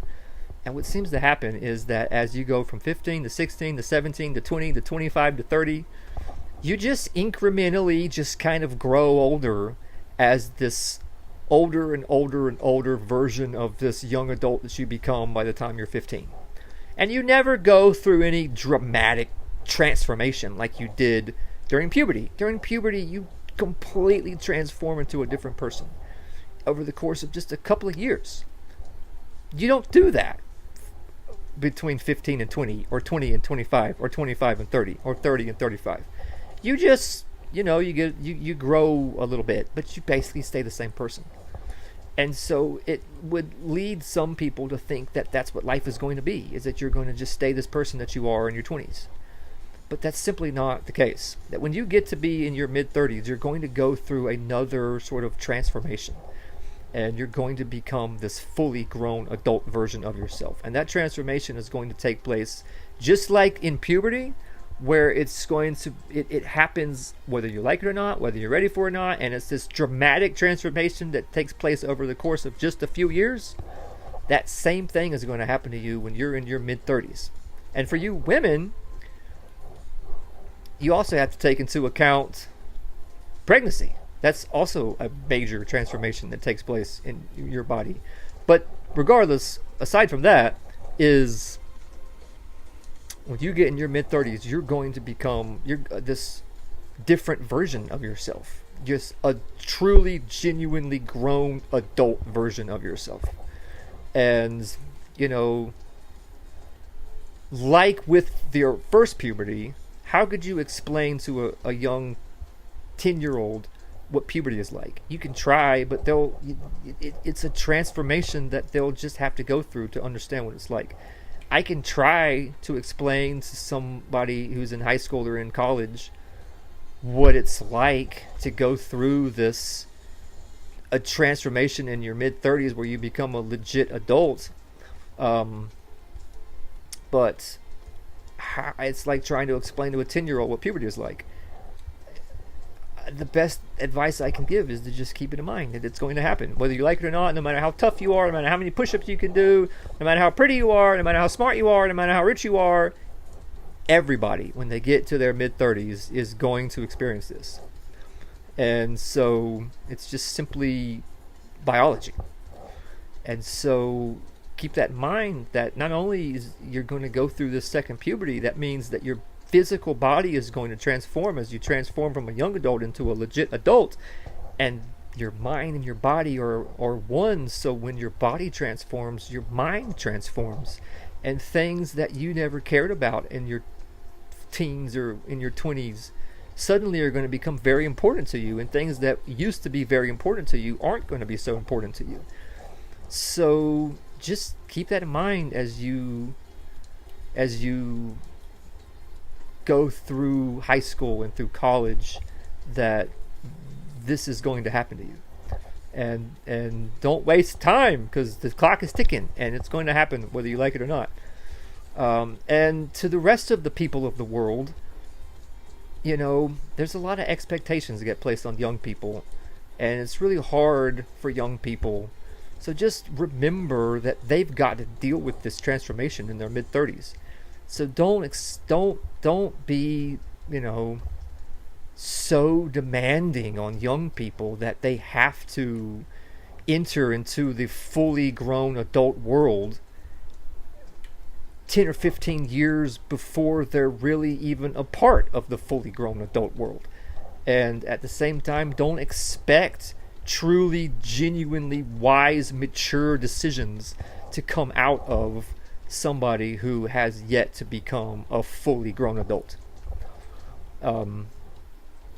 which is in stark contrast to the entire corporate world, and the whole world we live in is structured around that reality. But so good luck, young people. That's the best I can do. And the other advice that I would give to you young people is with regards to drugs and alcohol and sex and pills, that if you pursue drugs and alcohol and sex and pills, then you're going to absolutely have, if you are responsible, it's like playing with skydiving. You know, one mistake and you're dead. But if you are responsible and you take it seriously and you approach it like skydiving, where every single time you do it right, then if you pursue sex and drugs, you're gonna have the time of your life. But like I said, you gotta do lots of research and be very realistic and be very careful, and you're going to have the time of your life. And I mean, why would people do it if it wasn't fun? So if you do it and it turns out to be incredibly fun, then the only thing that has happened is exactly what Nash Bud Jr. said would happen. But I'm gonna tell you this, and I'm just telling you this because I want to help. I'm not telling, nobody's paying me to say this. It's just the truth.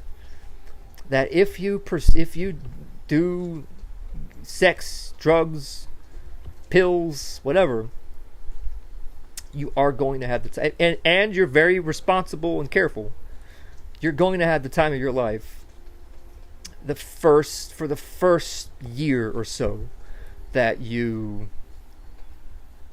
embrace that lifestyle. And then the second year is never going to be as fun, but it can still be fun, it just won't be as fun. And then the third, fourth, fifth year, you'll always feel like you're pursuing some former glory, where it just is, you're always trying to relive some moment that you had in the past. And it's still, you know, enjoyable, but it's just nothing like it used to be. And then as you approach into like year 6, year 7, year 10, suddenly you're going to have this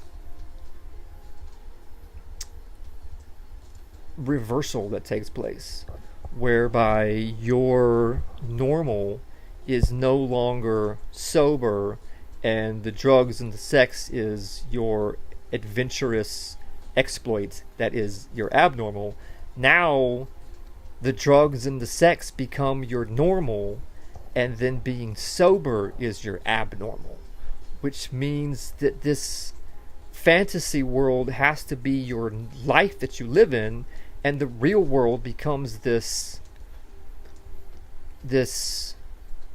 drag.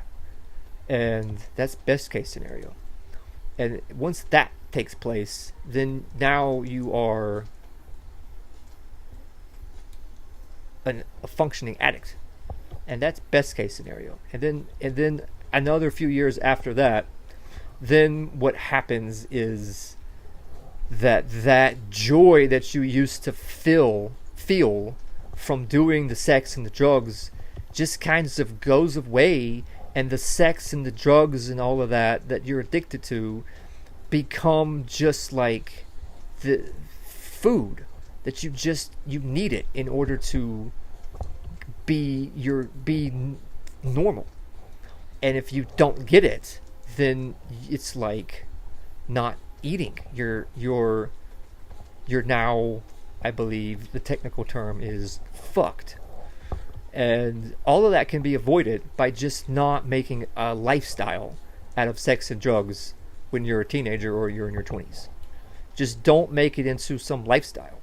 And if you pursue it when you're in your 15s or your 20s, and it's this incredibly fun adventure, then let it be an incredibly fun adventure and move on with your life.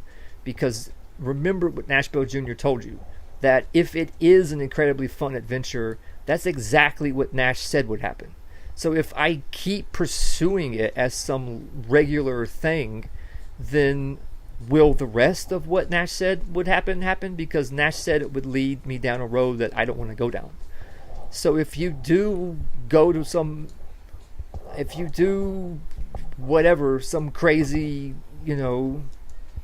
you go on some camping trip with some friends and they bring their friends and you're all tripping on shrooms and whatever, and it's like you get all in touch with nature and it's so great, or you have some kinky boyfriend and you do MDMA and have some crazy kinky sex, and and you have the time of your life, then let that be your wild and crazy story that you tell of this wild and crazy thing you did when you were a young person, rather than be your new way of life. And some people would say that the easiest way to deal with sex and drugs is to just avoid it altogether, and that it's really easy to avoid a temptation when you just simply completely avoid it. Trying to like tiptoe around avoiding it and like dip your toe into that pond from time to time is like playing with fire. And hey, some people play with fire. That's a thing. You ever seen Cassandra Fairbanks play with fire? It's a thing. She plays with fire. I'll prove it. Do you even know who Cassandra Fairbanks is? I do. I met her and it was Tom Happard, right? Patrick Halley, and I remember the name of the guys. Tom Happard, something like that. Let's see if I type in Cassandra I just spelled that all kinds of wrong. Cassandra.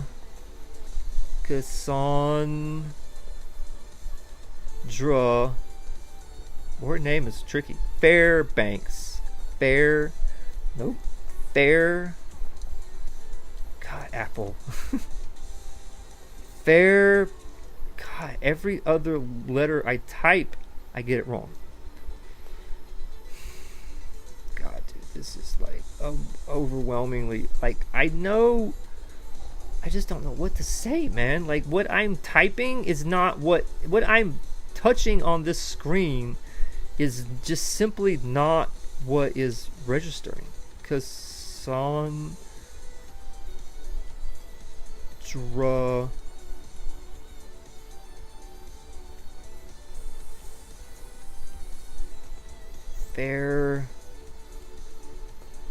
Banks. Whew, got it. You know, one time there was this tweet from her that I'll never forget, where this is a true story. She was replying to something Stephen Molyneux related. Stephen Molyneux. She was replying to something Stephen Molyneux related. I'm not even making that up. Stephen Molyneux. Man, she does fire breathing and it's not here. Like, there's nothing here. I've seen her do it. How is it that it's not a single... come on, YouTube. How is it that you're just dropping the ball on Cassandra Banks? Okay, well, try stupid freaking Twitter. I back when I used to be in the world of Twitter, Cassandra Fairbanks was replying to something Stephen Molyneux related. Stephen Molyneux, everybody. When's the last time you thought about that guy? The Canadian, I don't know what he is. He's some Canadian super anarchist, atheist, or so, I don't know. I don't care. Stephen Molyneux.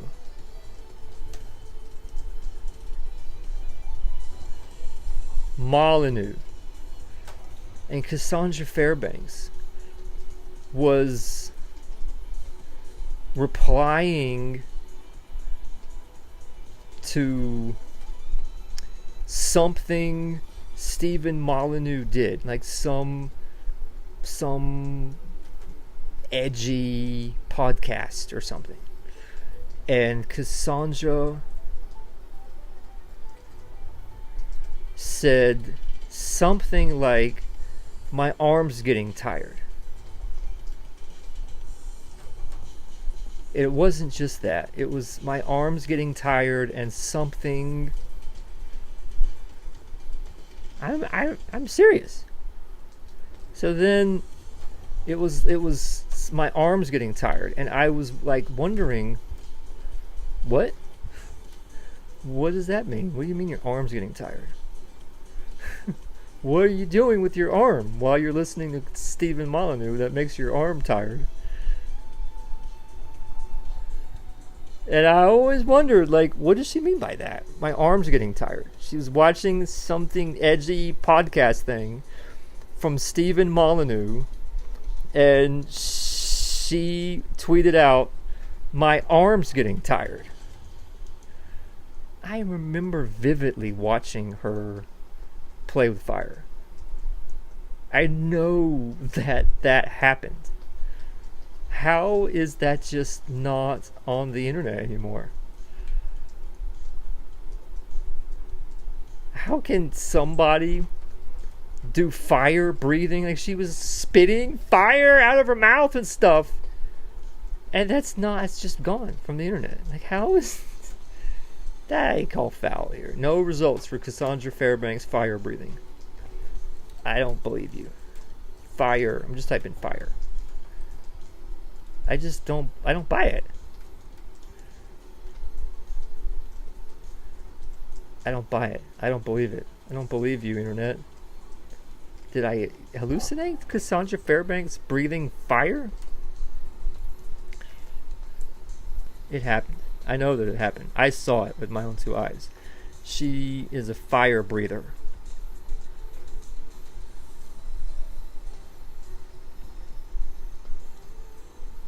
Y'all playing mind games with me right now. I ain't falling for it. It happened. And she tweeted out in response to Stephen Molyneux. Stephen Molyneux was doing some edgy thing. Some edgy podcast or something. And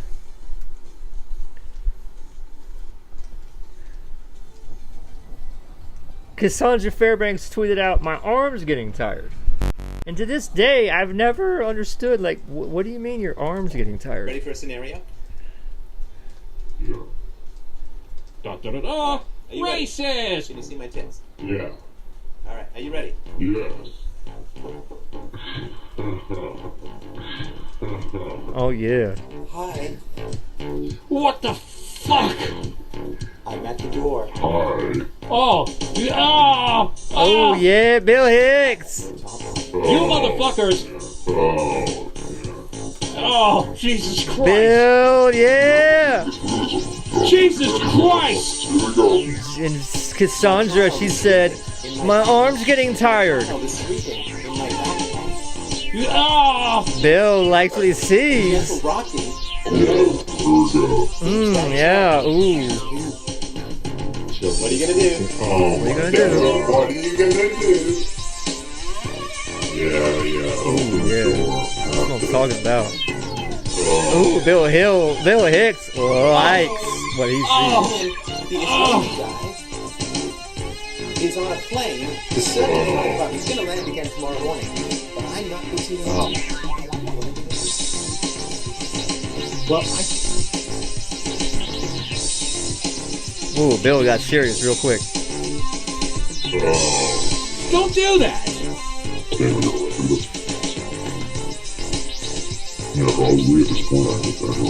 I mean, you'd open the door for me, right? I got some news. But for her, for sure. For me, I'm swinging that pendulum both ways. All right. Okay. Oh, Jesus Christ! Jesus Christ in heaven. It's the fucking stupidest things that I possibly could have looked at. Wow, that was powerful. So I want to know why Cassandra?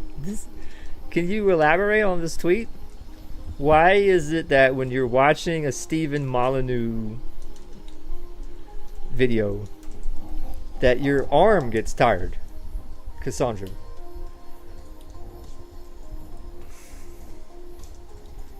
Question mark. So that was my advice for young people. That and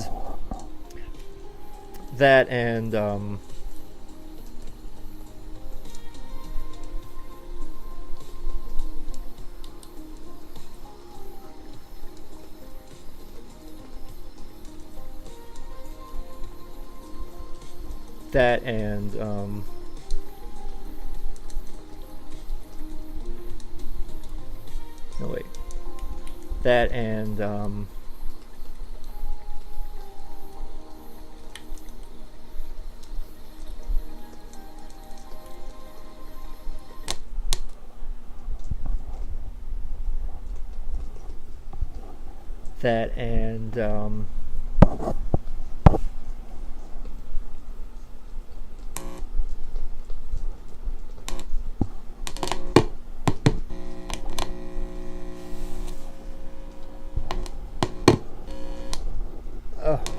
it's so hard to do every little thing. It's just I can't get any leverage.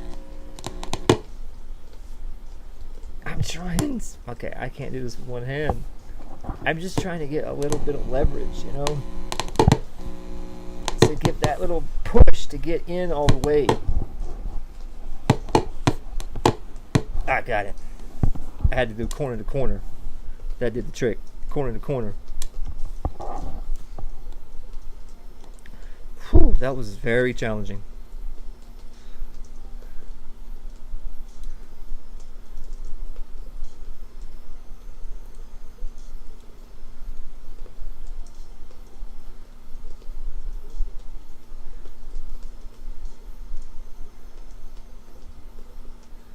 And also my advice to young people was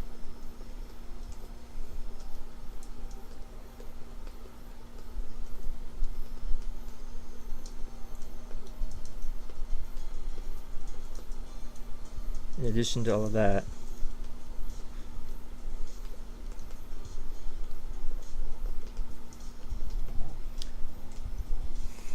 Apple, I just went through all the trouble of scrolling down to find this video, and I clicked on it and it just disappears because this click is registered as a swipe. How is that possible?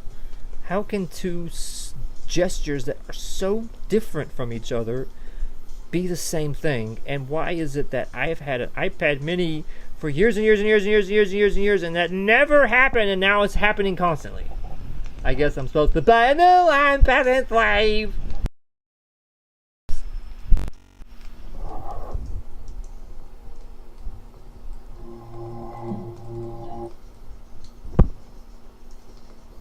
Oh, God, help me. Give me the strength.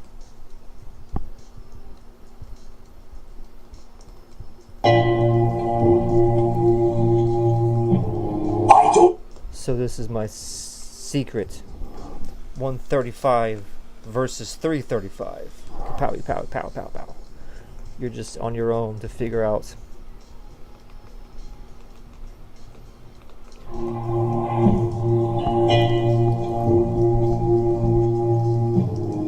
don't know where you are, Kakarot, but I'm going to find you. Oh God, so this is always how it is with this video. No, I didn't mean to make it go away. I was trying to bring up the control center. It's so many stupid gestures!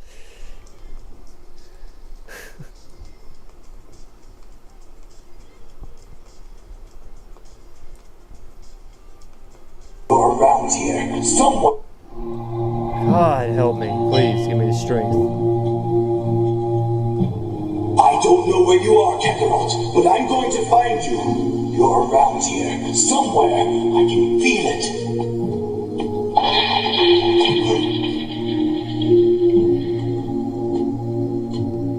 I have to know how you did it, Kakarot. I need to be a Super Saiyan.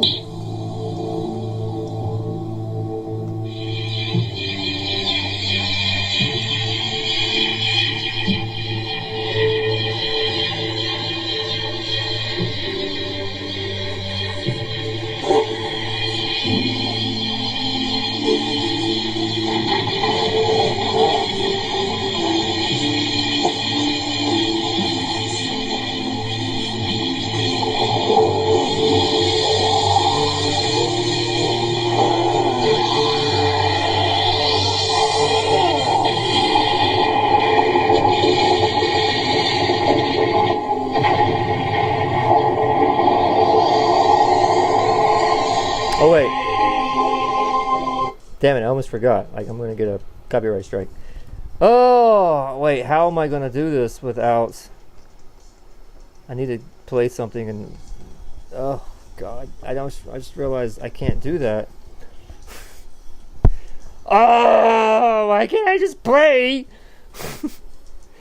a minute and a half of a 30-year-old cartoon?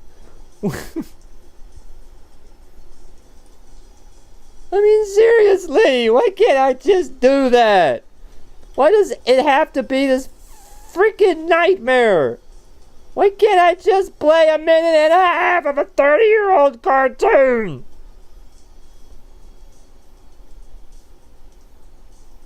Oh, God, I just hate this way of life. Could you imagine if the Bible was copyrighted? And that it was the copyrighted property of some frat boy? Would that have been a good thing if the Bible was copyrighted property of some frat boy? To say that the Bible is the intellectual property of some frat boy somewhere, that some frat boy could buy the rights to the Bible and own it. And I mean, could you imagine if all of the folklore of the various peoples of the world was all copyrighted? It's such preposterous frat boy nonsense. It is such absurd frat boy nonsense to seize control of the third... Why am I on this account? Why am I on this account? I shouldn't be on this account. Why am I on this account? Being on a certain account on this iPad switched me to a different account on this laptop. Why did it do that? Is that, or am I just taking crazy pills? Oh, God, man. It's such a nightmare, this stupid fucking junk. I hate it so much.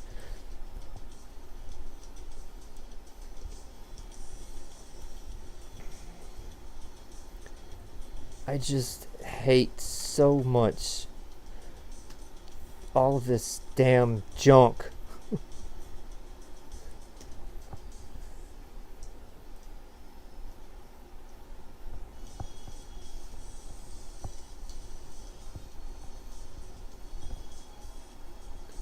Oh, it's just like, clicked on this, now click on that. No, I don't want to see. Oh, God.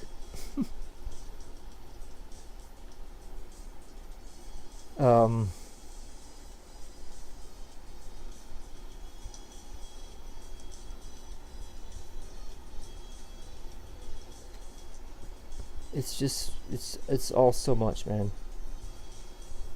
No, I don't want anything with words in it. I just want music, man. Oh, come on, man. I don't want that. No, I don't want that. I definitely don't want that. It's just like, give me a fucking break. Okay. I don't want any of that. it's God. Sometimes I just feel like just screaming at the top of my fucking lungs. This fucking junk drives me so insane. Now, hopefully, will this be a decent... Oh, God, help me. Ah.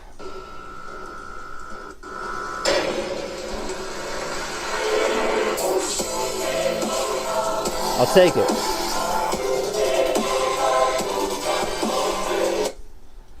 Oh, it's such a nightmare.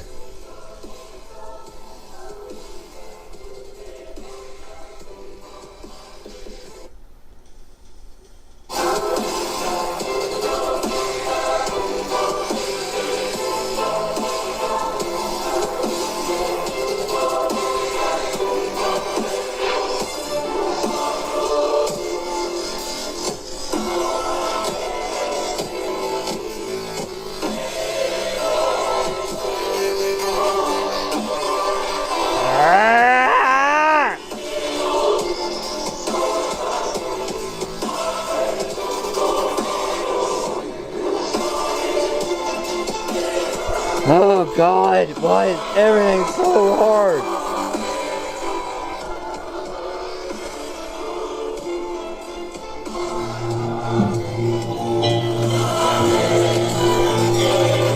Oh God. I don't know where you are, Kakarot, but I'm going to find you. You're around here, somewhere. I can feel it.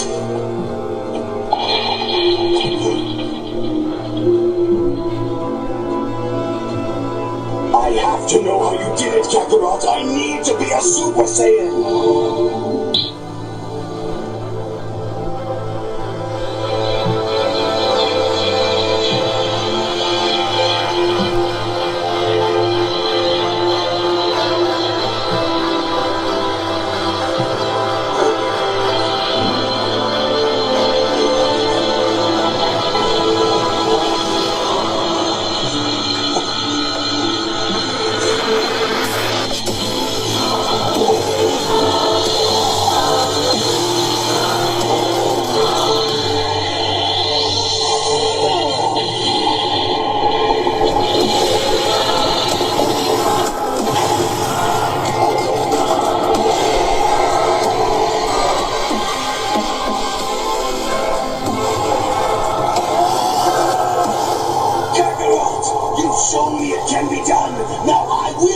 Super Saiyan! How much more do I have to train to become a true Super Saiyan? Tell me!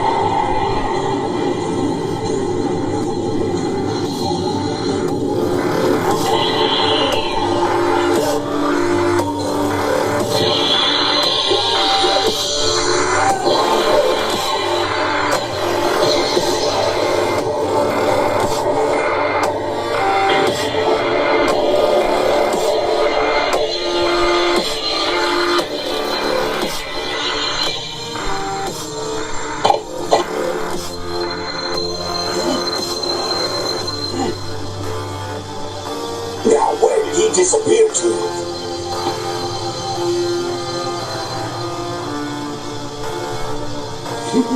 Oh, now I understand. The answers were right before my eyes all along, but I was blinded by my own ambitions. And now that I hold the key to the secret, soon I too will possess the power. The time has come for me to finally meet my destiny. Beware, Kakarot. Soon I will be a Super Saiyan. Yes. Channel the power through your ovaries, women.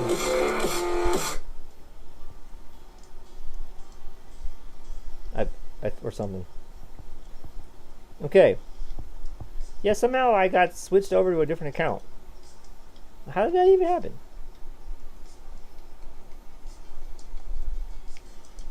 Okay. Well, that was worth it. So that's my advice for young people.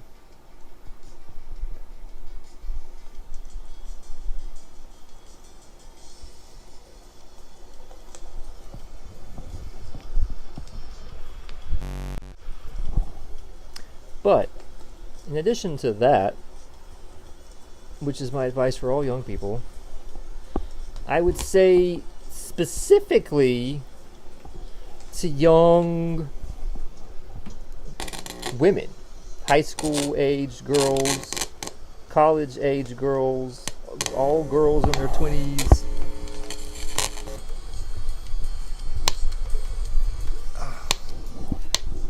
Man, that thing is hard to push in. That little audio jack thing is like, there's this. Oh, got it. That's okay though. That's okay. That analog quirkiness.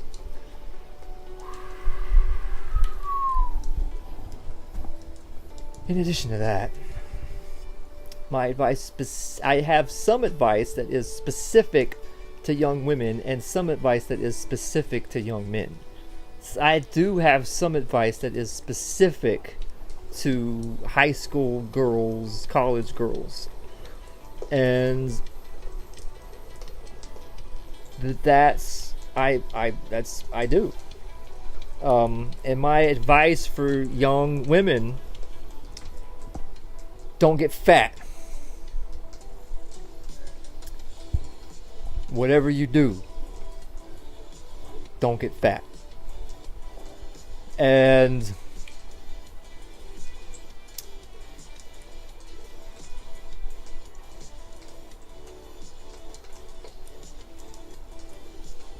there's no adults, there's no adults that could make some argument against that is based in reality. They might say, but Nash, that will hurt their feelings. I'm not trying to make them feel good. I'm trying to give them advice that will lead them down a path that will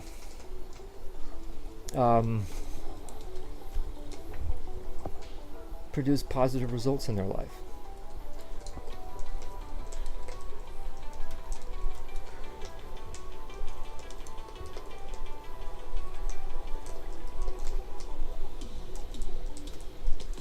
And so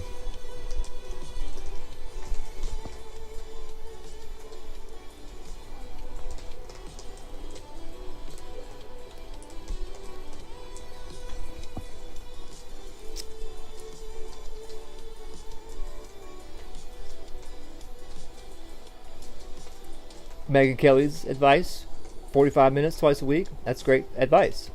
Also, but there's all kinds of avenues you could pursue, ladies. Twerking, yoga every day, all day, every day, just nothing but twerking and yoga in really tight yoga pants.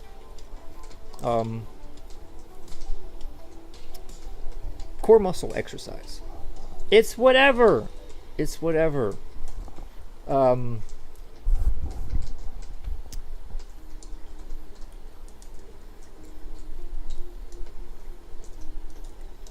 However you do it, I would tell young women, learn to look good. It's a skill that comes quite naturally to some young women, and it is something that the other young women have to learn. It's a skill that is very flexible and allows for all kinds of different skin tones and cheek structures and hair types and bone structures can all look good. You might not look the way your favorite celebrity looks, but you can look good. Learn to look good and learn to present yourself. Learn to look good. And I would just tell young women, there is this thing, this, I guess you could call it lust. You could say it's good, you could say it's bad. I mean, that's where babies come from, but it's also very, in the Shinobi, it is one of the prohibitions. No, is that what it's called? The three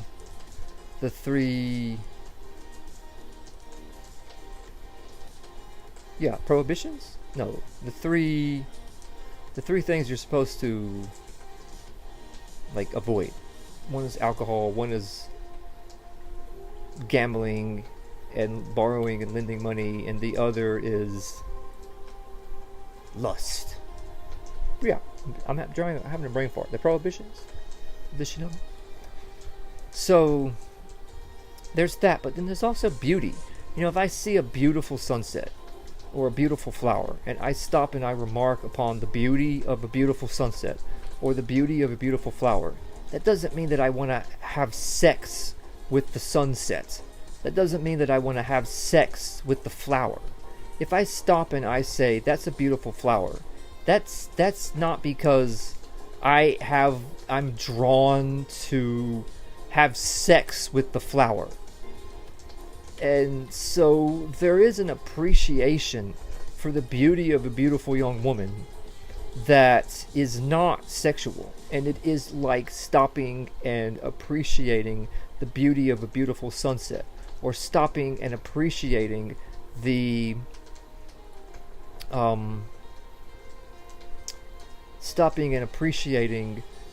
beauty of a beautiful flower is something other than lust in a man.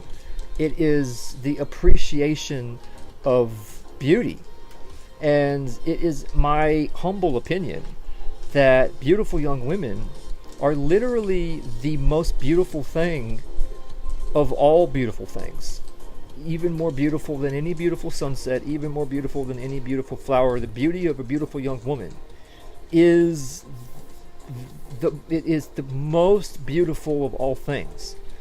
And I don't think that I stand alone when I say that, and I don't think that my reason for saying that is somehow just some extension of lust. I genuinely believe that a flower is beautiful, and I genuinely believe that a sunset is beautiful, and I genuinely believe that beautiful young women are beautiful, and that beautiful young women are more beautiful than a beautiful sunset, and beautiful young women are more beautiful than a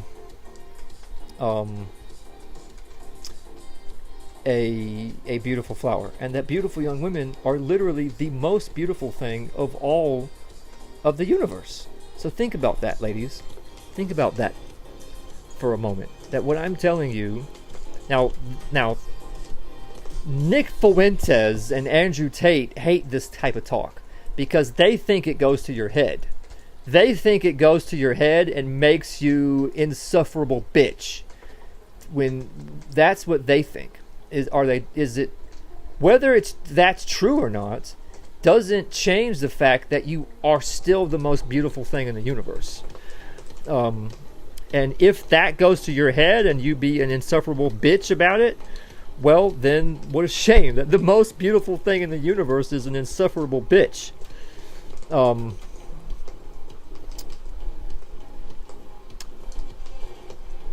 So now the question is Nicholas J. Fuentes right? Is Andrew Tate right that being made aware of the fact that you are the most beautiful thing in the universe makes you into this insufferable little cunt bitch that just is impossible to deal with, this little tease, this little stuck-up brat? Or are they wrong about that? And is it possible for a beautiful young woman to be beautiful without that going to her head and making her into this form of arrogance that is only present in beautiful young women who get, how you say, full of themselves. So I'm trying to think of some really good music to go along with a certain video that I want to play. Really good, beautiful young woman music.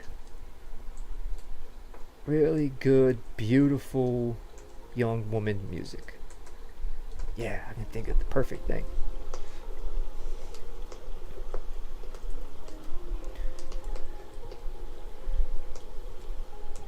I think that what I'm about to play is literally one of the most beautiful things I've ever seen in my life.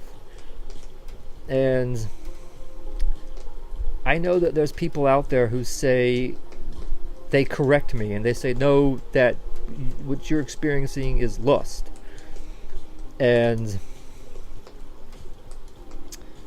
I don't believe that that's true. I don't believe that that's true. I believe that there is lust, I guess, and that's a thing. But I also believe that this is legitimately the most beautiful thing I've ever seen, or one of the most beautiful things that I have ever seen in my life. And I truly believe that. And we're trying to figure out, yes, is this what I'm looking for?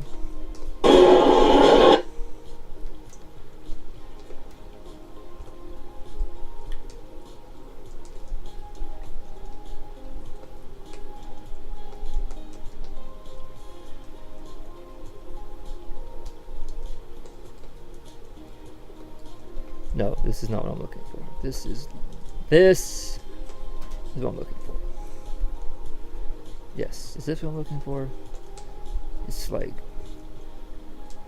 whew, Lord have mercy. YouTube sometimes. I tell you, right? So what I'm about to show you, I truly believe is one of the most beautiful things I've ever seen. And there's no way that this young woman would be able to do what you're about to see if she was fat. Because not only would she not be physically fit enough to do what you're about to see, she wouldn't be as beautiful. And so you're not as beautiful when you're fat. And you're not as healthy when you're fat. And it's just such a shame for young women to not fulfill that potential to become literally the most beautiful thing in the universe. Why would we deny the universe such an experience, to experience beauty through our perception of it? So because Andrew Tate and Nick Fuentes or something, or we have to make them into cheap labor, or it's just, I want so much to empower young women to be beautiful, which is not just a matter of it's a matter of eating right, exercising, and learning how to look good and be graceful and be beautiful. And because I want beauty to exist in the universe to show glory to God. I feel like that shows glory to God, to create a flower garden in your church, the outside of your church, to put flowers around the outside of your church, to put stained glass windows in your church. Why do you do that? Why bother? Because it's beautiful. To go for a walk in nature and stop and say, oh my God, the sunset is so beautiful, let's stop and appreciate that. Why bother? Because it's beautiful. And so to appreciate beauty and even to create beauty is a good thing. And I can think of nothing more beautiful than the beauty of a beautiful young woman. And so to everybody, I would say that it should be a priority for everyone, but in particular to young women. If you take that responsibility seriously to be the most beautiful thing in the universe, then you can be think about how uplifting it is for somebody to stop and appreciate a sunset. Think about how uplifting it is for somebody to stop and appreciate beautiful flowers. You can give that same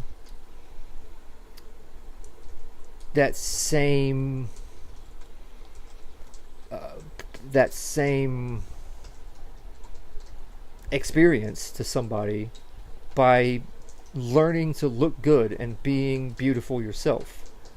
And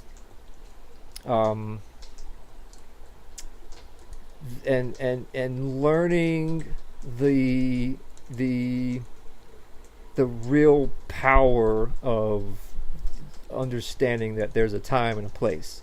If you just walk around drop dead gorgeous beautiful you all day every day, it's like every time anybody walks past you, then if you've gone through all this trouble to make yourself so beautiful, then it's like every single time anybody ever walks past you ever, it's like walking past a beautiful sunset or a beautiful flower. They have the right to stop and appreciate your beauty.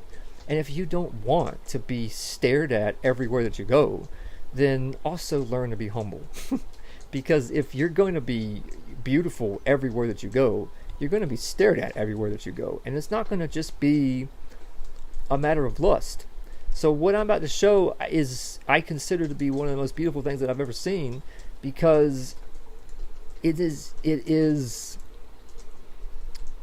important to understand that there's a time and a place to be beautiful.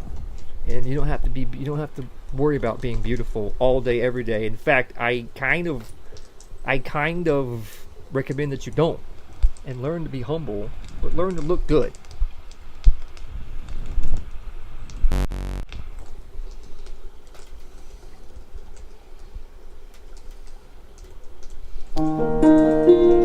Yes, perfect music. Now, I know what you're saying. Wait, Nash, isn't that girl that... Shut up! We don't need to talk about that. You took your coat off and stood in the rain. You're always crazy like that. And I watched from my window. Always felt I was outside, looking in on you. You're always the mysterious one with dark eyes and careless hair. You were fashionably sensitive, but too cool to care. You stood in my doorway, nothing to say. Was that some comment on the weather?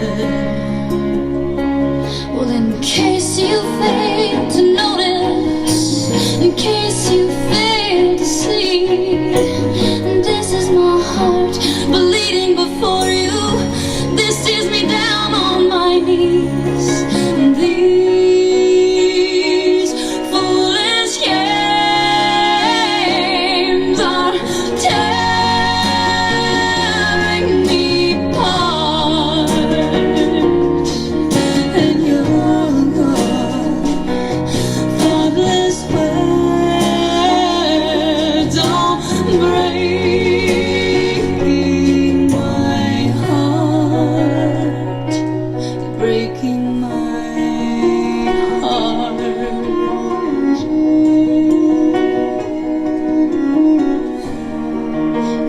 is brilliant in the morning, and smoking your cigarettes and talking over coffee. Your philosophy's on unbaroque mood. Do you love Mozart? And you speak of your loved ones as I clumsily strummed my guitar. Well, excuse me, guess I'm mistaking you for somebody else, somebody who gave a damn, somebody more like myself. These foolish games are tearing me, you're tearing me, you're tearing me apart. Your thoughtless words are breaking my heart.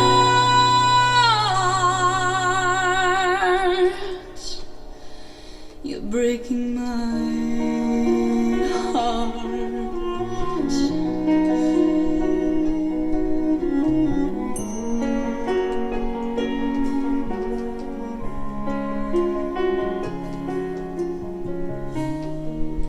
You took your coat off and stood in the rain. You're always crazy like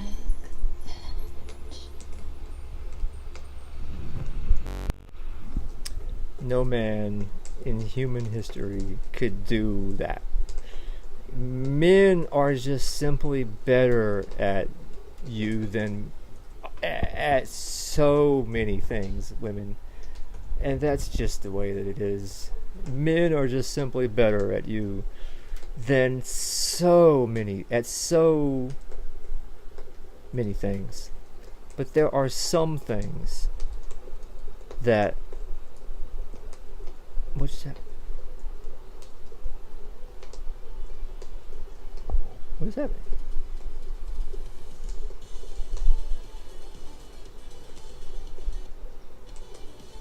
Why can't I...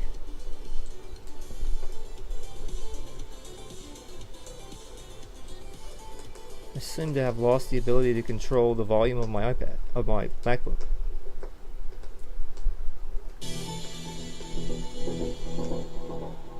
I'm pushing up and down on... It's locked. How did I lock the...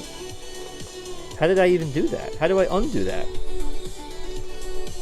What is this? How the hell did I just do that? What the fuck is this? When I'm pushing up and down the volume, it's giving me this little lock thing. How the hell did I lock the volume?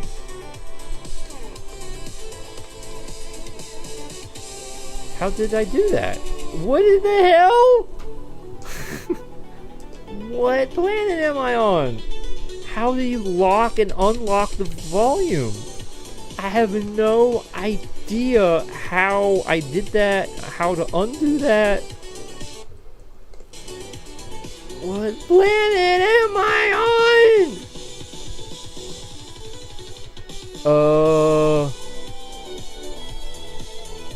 What? How do I undo that? How did I even do that? God, there's so many little features. And somehow I have locked the volume, so I can't turn it up or down. It's just giving me this little circle with a line through it when I try to turn the volume up or down. Why? What? Oh my god. Okay, give me a moment. Google, how do you lock and unlock the volume on a MacBook? I didn't even know you could do that. God, man. Okay, hold on a second. How to unlock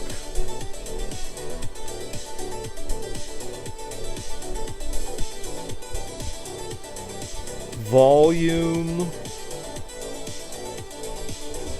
on MacBook. MacBook. Volume locked in MacBook. Volume locked. Go to System Preferences. Sound out. What?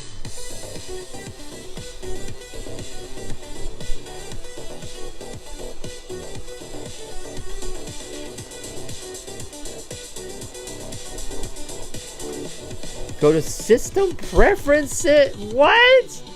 It's giving me this super complicated. How? Okay, I'm going to System. How did I even turn it on? Sound output. There should be an internal speaker type built in selected. What? How does that even? What? There's sound. Okay, I'm clicking on sound output. Oh my god! Like, how is this possible that I'm having to do all of this? In my case, internal speakers were not present. Rather, there was digital out selected, and both message volume cannot be controlled. Okay. Mine just says headphones port. Output. Volume. So I have volume here. It's working again. I didn't do anything. I just went to System Preferences. And and then all I did was do like that, and now it's working.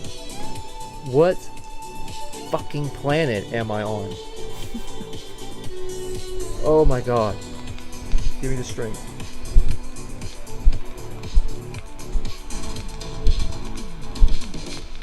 I hit the button so hard.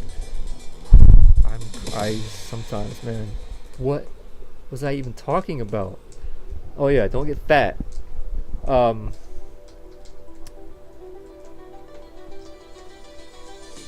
Megan, I'm all over the place. I know when I start to ramble when I'm rambling. Megan, I'm a crash. I'm so bad with girls.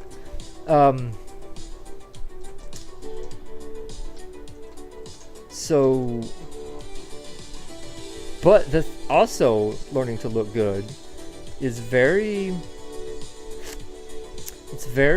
helpful if you want to, you know, make it the babies. Because if you want to make it the babies, you know, if you want to make it the babies. If you want to make it the babies. You get some of that. So sometimes when you look good, it's beautiful, but then other times when you look good, it's seductive. You're trying to make a man.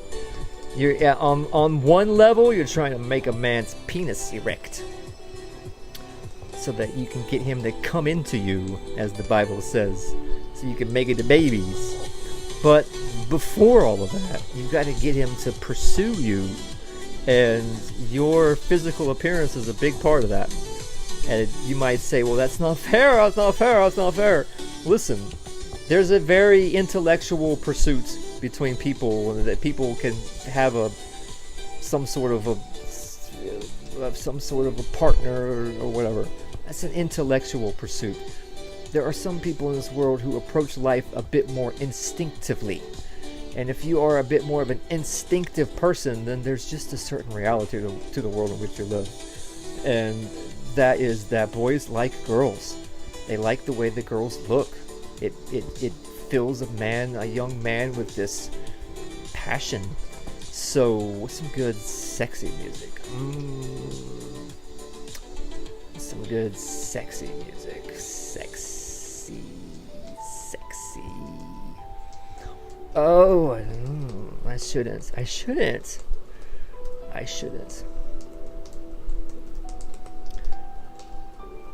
I'm not gonna look at the thumbnails, because I'm not gonna look at the thumbnails. Because I will have to punish myself if I look at the thumbnails. just gonna look very carefully. I want a tutorial. They're all tutorials. I want a nice, good quality.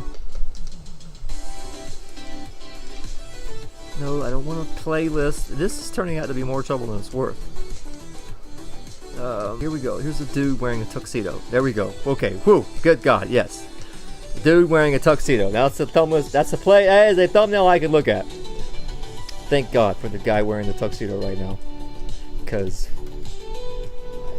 Nashville Jr. has his limits. Nashville Jr. has his limits.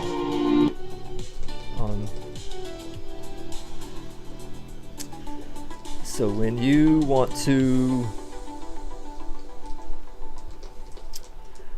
seduce a man, that's a very big part of your appearance. It plays a very big role in that. And what you're trying to do, eventually you're trying to make it a baby. But before you get to that, you're trying to activate his instinct. If this is an intellectual pursuit, then it's an intellectual pursuit. And some people live their life like that. I think it was that dangerous faggot Milo Yiannopoulos who said that highly intelligent people are oftentimes perverts. Is that true? Or is that just Milo Yiannopoulos being Milo Yiannopoulos? Who knows? So people who are a bit more down to earth approach this avenue of life a bit more instinctively rather than intellectually. And it's a very challenging dance it's very challenging.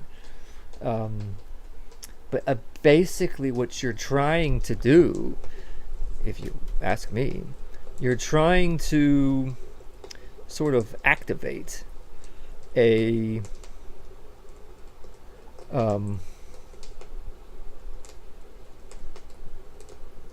you're trying to sort of activate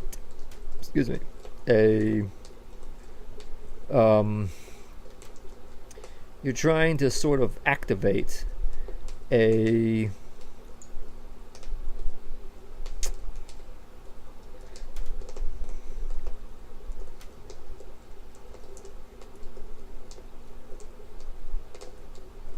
I'm trying so hard to find something right now.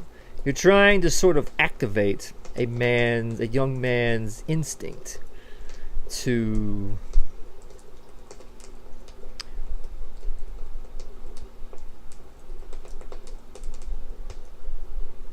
okay, well this turned out to be a nightmare.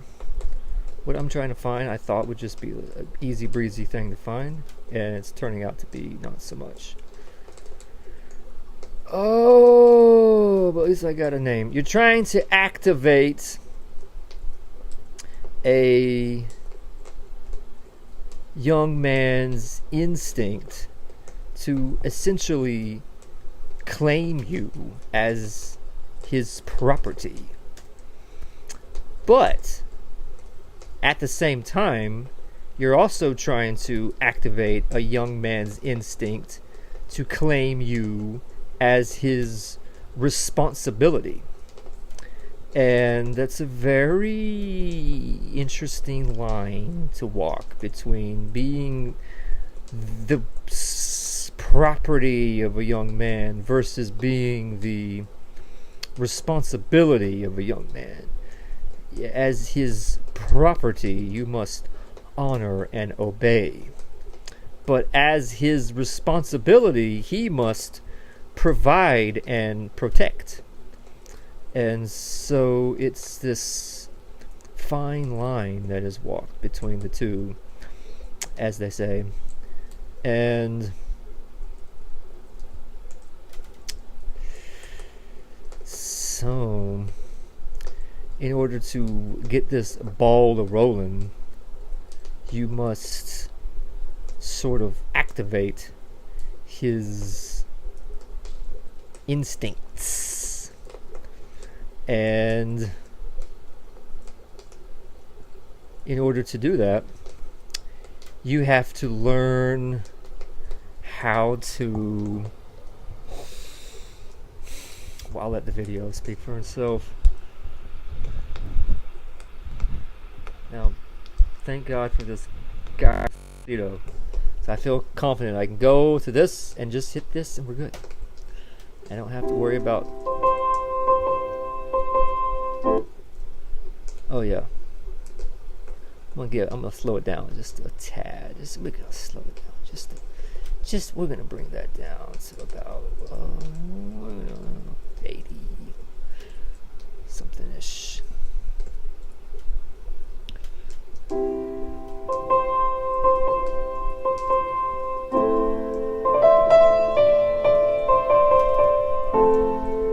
Oh yeah.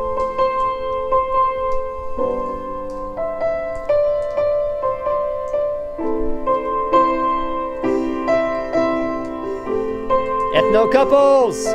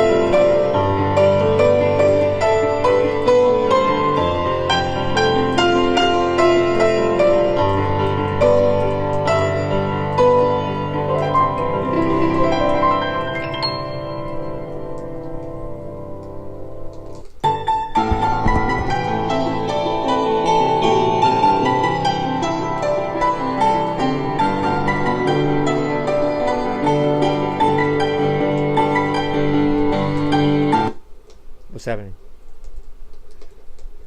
What is happening with the music? What is going on?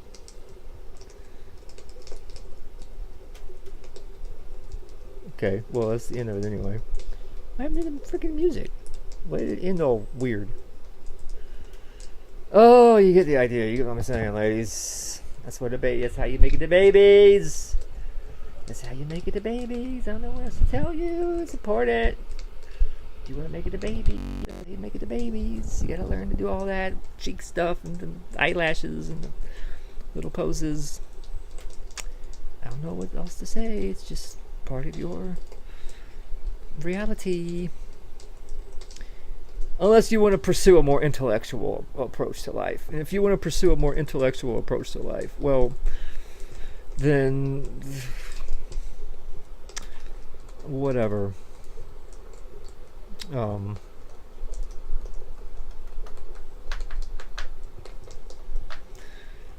Nicholas J. Flynn says he doesn't know what he's missing. Anyway, so let's move on.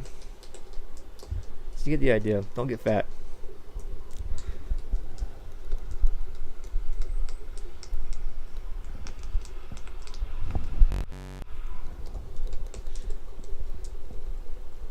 Hello, I just wanted to start you off with another easy question.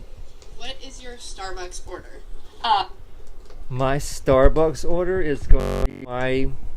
This is the avenue by which I'm going to now try and answer that question from earlier. Is reality... It's Starbucks. Yes. Starbucks. That's how... Guess what? Is reality my Starbucks order? The easy question. Is reality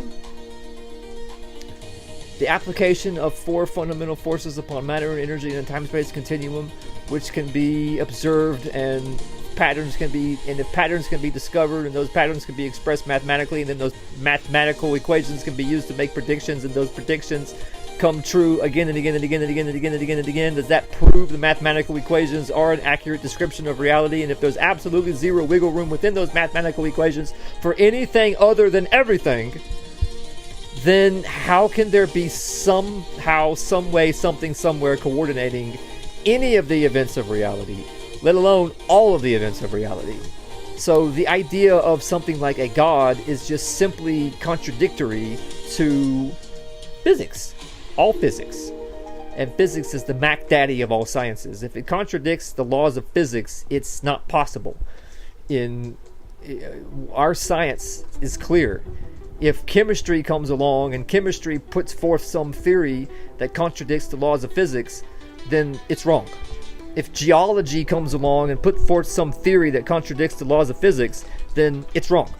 The laws of physics are the Mac Daddy of all sciences. And so, if the idea of God contradicts the laws of physics, then science says it's wrong. That you cannot contradict the laws of physics.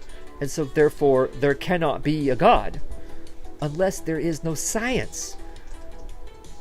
How can you either there's no God or there's no physics? And then also...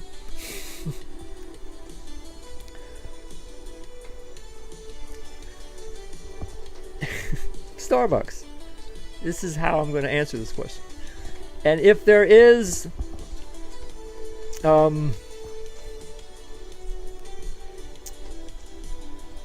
any AI, is there like AI pictures of the sexy like Starbucks logo? Or Starbucks logo cosplay. Is that a thing? I can almost guarantee you there's some white girl that's dressed up as the Starbucks logo. Oh my god.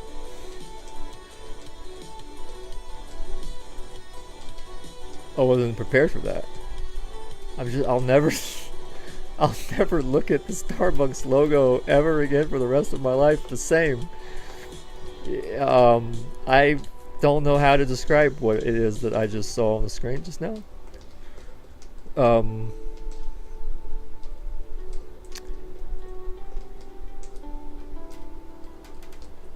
But it is an accurate depiction of her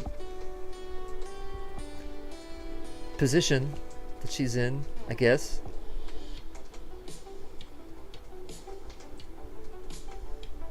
I wasn't ready for that. I wasn't ready for that. I was not ready for that.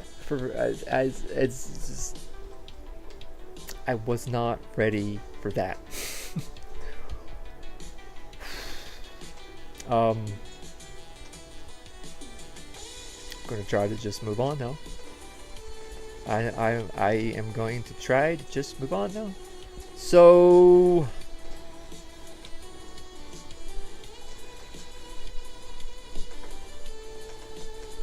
also, how can you have free will and at the same time, some way, somehow, something, somewhere be coordinating the events of reality? Because that means either if you have free will, there is no God, or there is a God, but there's limits on God, where God can coordinate the events of all physical reality unless that physical reality has consciousness. And if that be the case, then we are this big, giant, loose cannon that would be very difficult to work around. So then these realizations leads one if you approach these realizations with the mindset that you can't have two things contradicting one another, both true at the same time, which is very logical and very reasonable, and is a way of thinking that you should apply to basically all of life. If you apply that here, though, it leads you to either there is no God or there is no physics, and also there is no free will, or there is no God, or there is a God, but God with limits. And so what does Nashbo Jr. say on the matter? Nashbo Jr. says, I used to not even know what Starbucks was. I mean, I'm old enough to remember when Starbucks was this upstart thing in Seattle.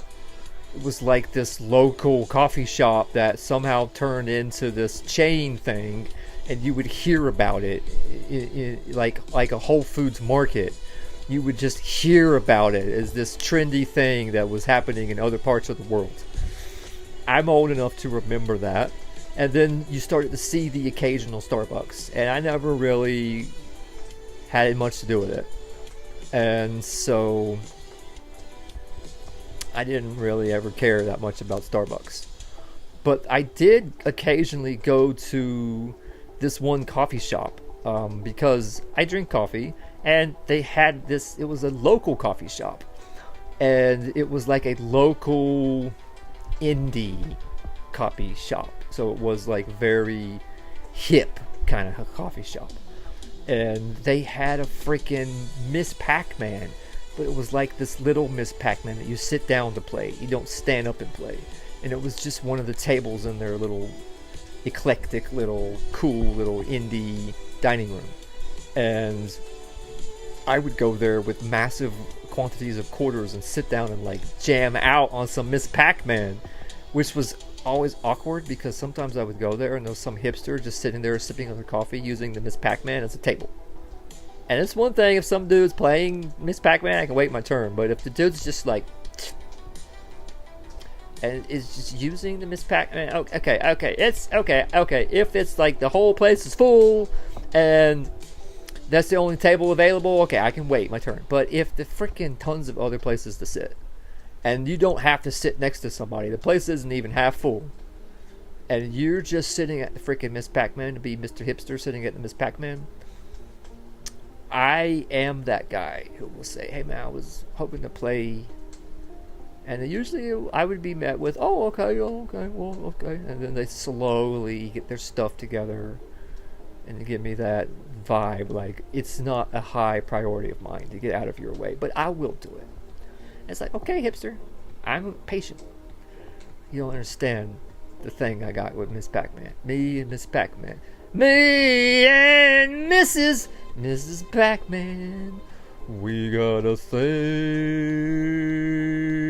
going on. I've gone far in Miss Pac-Man. I good. I mean, I'm not like great, but I'm great-ish, good. So that was a draw for me to go to this one coffee shop. And that was kind of the beginning of me in coffee shops. And then I had this friend. This happened. I had this friend. He got a job at a Starbucks. And I had this friend who was missing his front teeth. One of his front teeth was missing from some drunken night of buffoonery. He got his teeth knocked out. And so he had this like fake tooth that he popped in. And so, and it looked really good, but he could just like lick the top of his mouth and his tooth would come out. And that was this friend I had. He's a cool guy. He got a job at a Starbucks in the mall. And not just the mall, but like the pretty white people mall.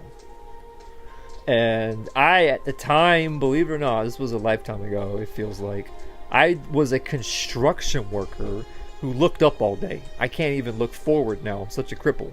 But there was a time in my life when I was a construction worker who looked up all day. And I installed drop ceilings.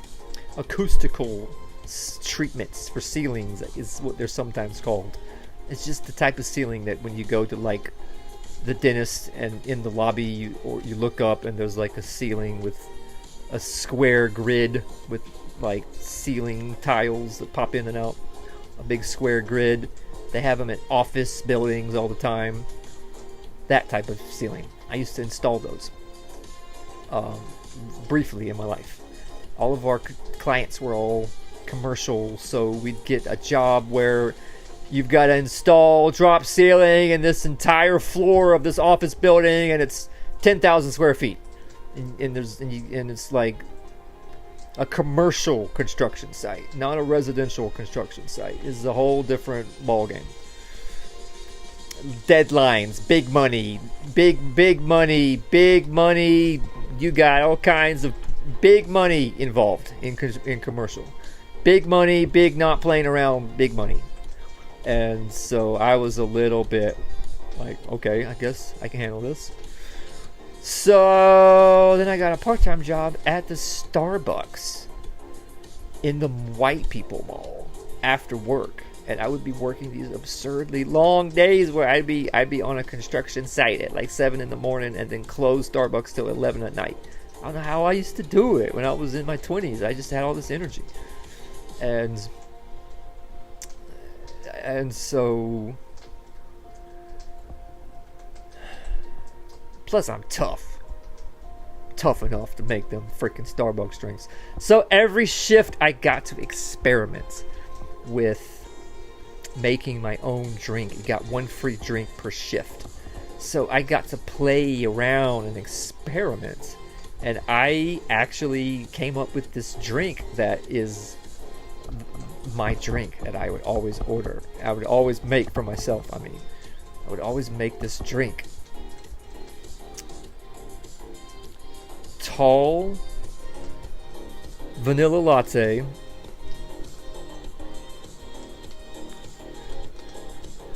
in a grande cup at chug temperature. Because when you make a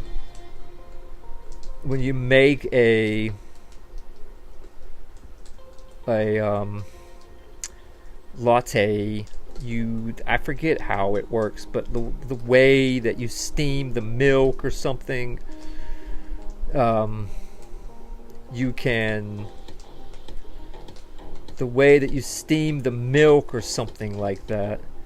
you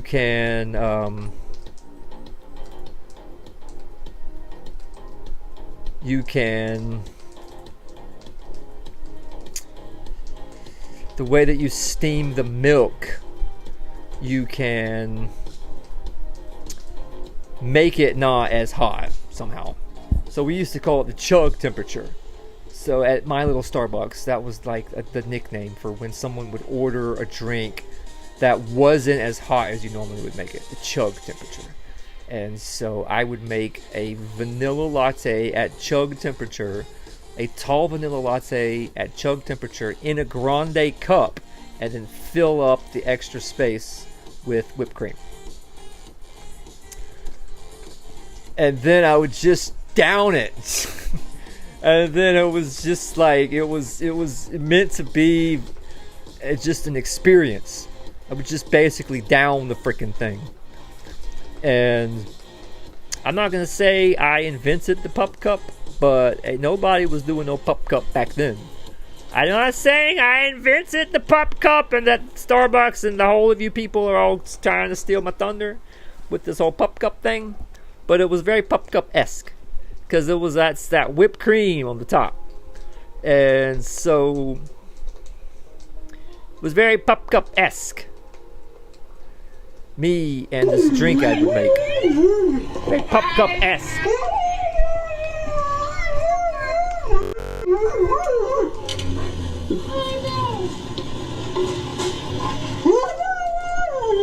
So Somebody wants a freaking pup cup. That Starbucks didn't have pup cups.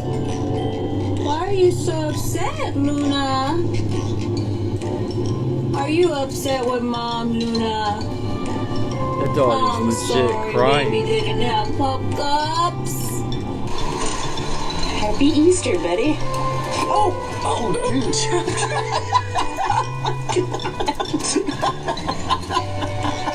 Well, how are you? Hello, Easter Angel Bay. Oh, you're so sweet. Oh my God. Okay, you go back and you enjoy that little pup cup. Yes. Doggy was checking the order carefully. Ginger I'm not Cat... gonna say I invented the pup cup. I was in the grocery store. But this was me drinking my... This was me having my creation. Okay. It was just... Hi, Whoop! I'm not gonna say I invented the pup cup, but I kind of invented the pup cup. It was a glorious experience. Vanilla latte, not as hot as you normally would make it. A tall vanilla latte and a grande cup filled up the extra space with whipped cream. And that was my thing I landed on. And I would make that for myself every time I'd work. And then I quit that job. So then I started to order that. And there was this one Starbucks that I went to briefly after that. And there was this gay guy that would work there all the time. He was like a full-time employee. Every time I went in, there was random baristas, but then there was this gay guy. And I ordered it from the gay guy. And he was very receptive to it. I think he thought it was cool. So he knew. I became the regular. And every time the gay guy would say, "You getting your regular?" Oh, gay. And I'd say, "Yeah." And so it was cool. But then that Starbucks went away. And it did, because they like redid it. And it was this lovely Starbucks. And then they tore that down and built this new Starbucks that literally on the inside it looks like some kind of dungeon from... Like it's the most depressing decor. Starbucks used to be so bright and cheery. And it became something from like a Hellraiser movie. It's so dark and disturbing on the inside, and that gay guy wasn't there anymore. And so then I had to just like start ordering. Yeah, I'd like to get I want to get a tall vanilla latte, and not as hot as you normally would make it, and in a grande cup, and fill up the extra space with whipped cream. That right there is a lot to say. It's a lot to get that out. Okay. So then I started running into the problem of I walk up and say, "Yeah, I want to get a tall vanilla latte," and they just immediately grab a tall cup and start writing on it. And then I go on to say, "I want to get a tall vanilla latte, but in a grande cup," and they've already written on the side of the tall cup, and they give me that look like, really? Who does that?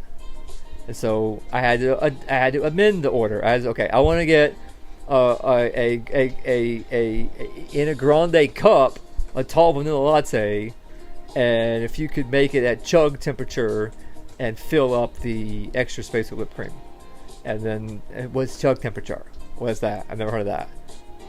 Okay, it's where you don't make it as hot as you normally would make it. So then I gotta say, I want to get a grande cup with a tall vanilla latte in the grande cup and not make it as hot as you normally would make it and fill up the extra space with whipped cream.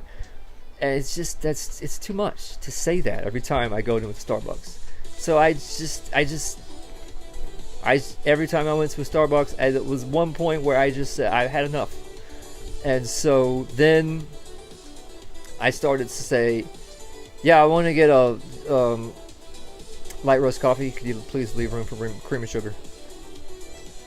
And that became my new drink, because I felt very sophisticated going into like Starbucks and ordering a coffee. Because everybody's always like these crazy drinks. I suddenly felt very sophisticated and grown up. So yeah, I just want to get a light roast coffee. Please leave room for cream and sugar. And so that became my new drink. And Then, an alliance of the world's militaries did some kind of coup to overthrow their child-raping, cannibal, global gangster government superiors who they had been answering to for decades. And in the process, they did some kind of crazy...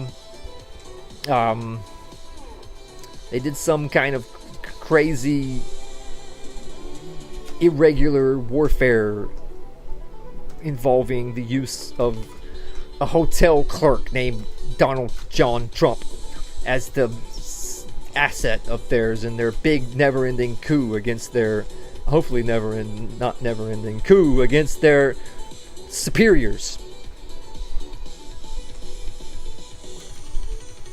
This is what happened next in my Starbucks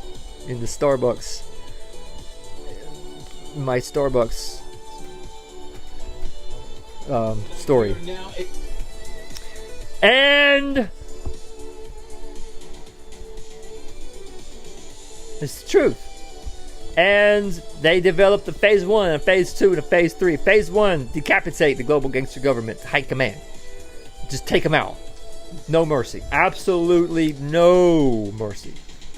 Somebody in the chat talking about, hi friend, hi. When was that? Was that recently? Or was that hours ago? How did that go out unnoticed? I feel bad. I ignored a person in the chat. Real Nil Mill. I recognize that name. I'm sorry, Real Nil Mill. I'm sorry I didn't notice you earlier. So anyway, freaking alliance of the world's military, spying on my thoughts and whatnot. And then they decapitate the global gangster government. They did. They decapitate the global gangster government, take out the high command, replace the high command with a bunch of actors and deep fakes and stuff, and put themselves in place as the new global gangster government in order to move on to phase 2, which was to conduct a big giant sting operation to use their new position as the high command of the global gangster government in secret to activate a whole bunch of contingencies to get the middle management to do all this crazy illegal stuff. With contingencies that these jarheads kind of helped set up in the first place, and that's how they knew about it, but we won't go there. And in the process of doing that, they rolled into 2020, guns blazing, metaphorically speaking, not literally guns blazing. They rolled into 2020, and 2020, well, it was a freaking nightmare. I'm just trying to go to coffee shops and stuff. And at this point, I had basically given up on Starbucks, and I realized I'm an adult. I'm a classy adult. I just want to get please just make light roast coffee, leave room for cream and sugar.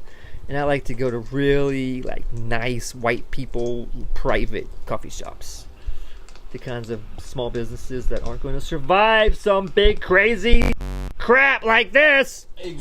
Exactly an hour away from ringing in the new year.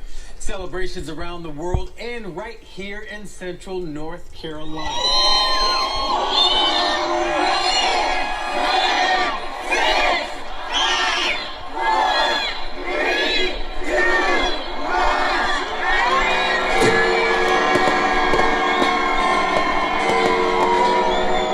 World War III.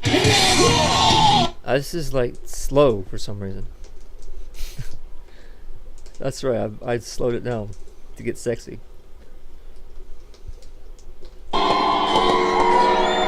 World War III.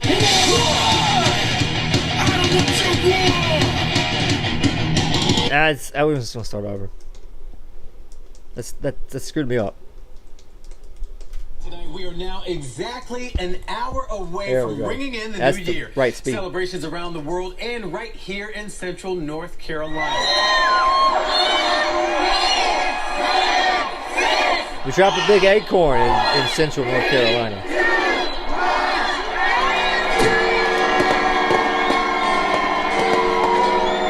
World War III.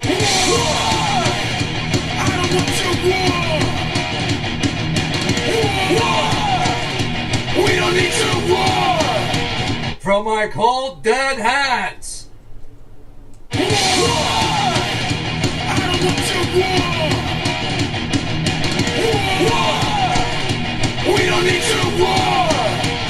President Trump's Senate impeachment trial kicked off today. We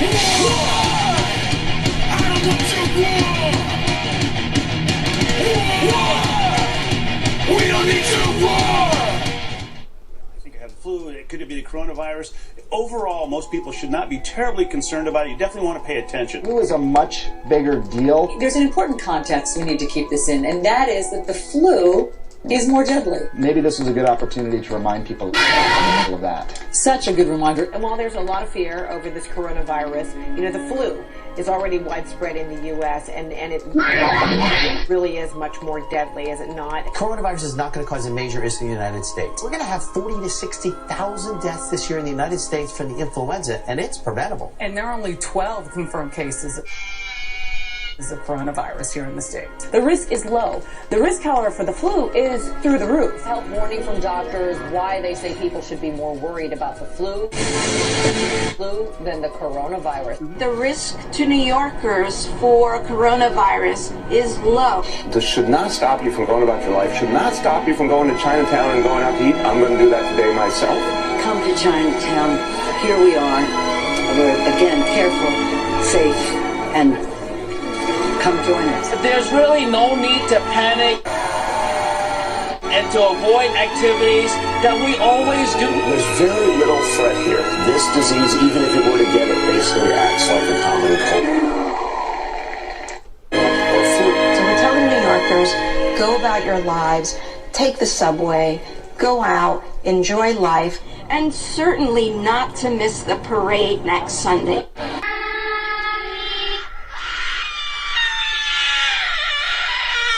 This is their new hoax.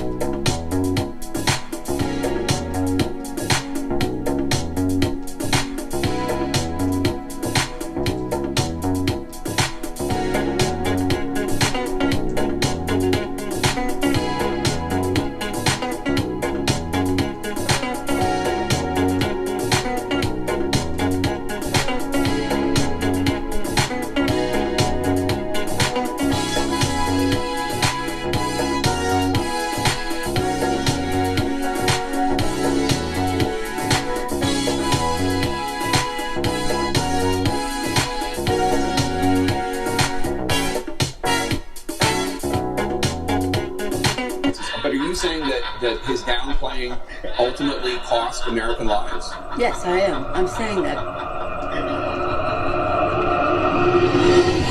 Alrighty then. Alright, so Welcome to a Nashville Junior video.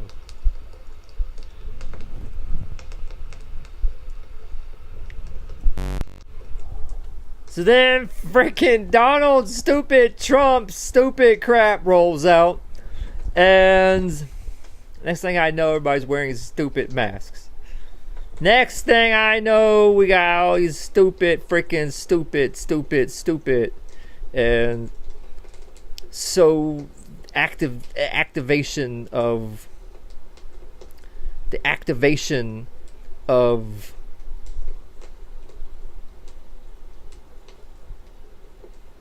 contingencies with regards to all kinds of crap, the 2020 election, as well as the 2020 election, as well as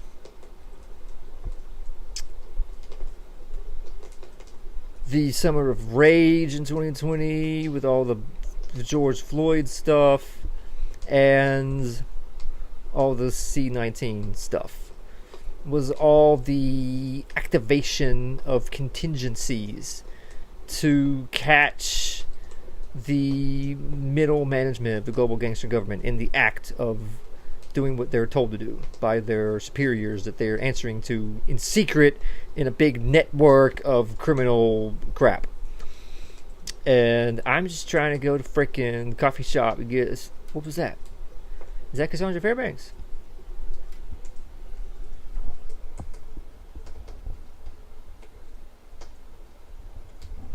This is from, look at what I found. Okay, this is somehow this GIF of a person playing with fire is the response that somebody made to me and Cassandra Fairbanks in like the freaking June of 2020. Is that her? We're gonna scroll up and see what we see. What are we gonna see? The post was deleted by author. This just made me cry. Major feels the way you got out of that city so fast and set this all up for her. I wish my mom had been like you. She is so blessed to have you. What? Who's? Huh? And then also post was deleted by author and heart. And then it's not home until just saying. So why would I have posted that unless I was expecting Cassandra Fairbanks to do some kind of... And then here is the reply to that I liked in July of 2020. Is that... Who is that? Is that... Clicking on that. Can I make that go full screen? Is that Cassandra Fairbanks? Did I do it? Did I find Cassandra Fairbanks playing with fire? Now, I think that might be. I can't really tell. But that is the kind of stuff that she used to do. I'm not making it up. Yes. I'm telling you. Why? I'm telling you. Or at the very least, there's proof that at least for the last over 5 years, I have been under the impression that Cassandra Fairbanks plays with fire. But there is, I would imagine, I can't tell if that's her or not. And it's still there. Cassandra.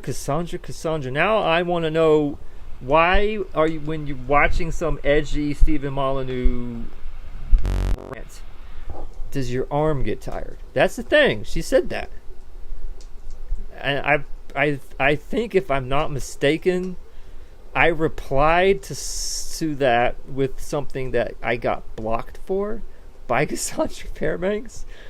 It was just a I made a shrine to Stephen Molyneux.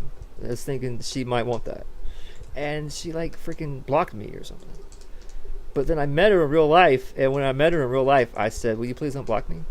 And she said yes, and she did. And I appreciate that. I do. I really do. So, I wasn't expecting that. That was unexpected. So, then stupid freaking Trump crap, right? And I'm just sitting here like, man, I'm just trying to go to the coffee shop, man. I'm just trying to go to the coffee shop. I'm an adult now, and I'm just trying to go to the coffee shop, get a freaking... I just want to get a light roast coffee at Starbucks. They have their light roast coffee. They call it the blonde roast. Yeah, I'd go there and I'd be like, yeah, can I get a blonde? I felt like, yeah, I want to get a blonde. I can get a blonde. And they say, yeah, blonde coming right up, sir. I say, But everywhere else, I just say, yeah, can I get a light roast? And leave room for cream and sugar, please. And then next thing I know, freaking Trump crap. So then, as part of this, as I understand it, activation of these contingencies, there were concerns amongst the Trump people that somebody might activate some kind of dead man switch, and some Samson option would be deployed. In other words, nuclear bombs would go off if they seriously tried to make the kind of moves that they were trying to make. And so they wanted to prepare for that. And that was what the masks were all about. Because what the masks were never about. So what I'm telling you is that Donald Trump and his homeboys are the ones who rolled out the whole thing. All of it was all from the Trumpy Poo boys. They were behind it all. They didn't come up with the contingencies in the first place, but they activated said contingencies, and they controlled the activation of said contingencies from minute one. And they were afraid that nuclear bombs were going to go off when they did that. There was already somebody nuked Hawaii in January of 2018. Somebody launched a nuclear bomb at Hawaii. There was, but and it got through the missile air defense system to the point where it actually activated. It got through the missile defense systems to the point where it actually activated. I'm not finding what I'm looking for. It's not worth the trouble. It got through the missile defense systems to where it actually activated the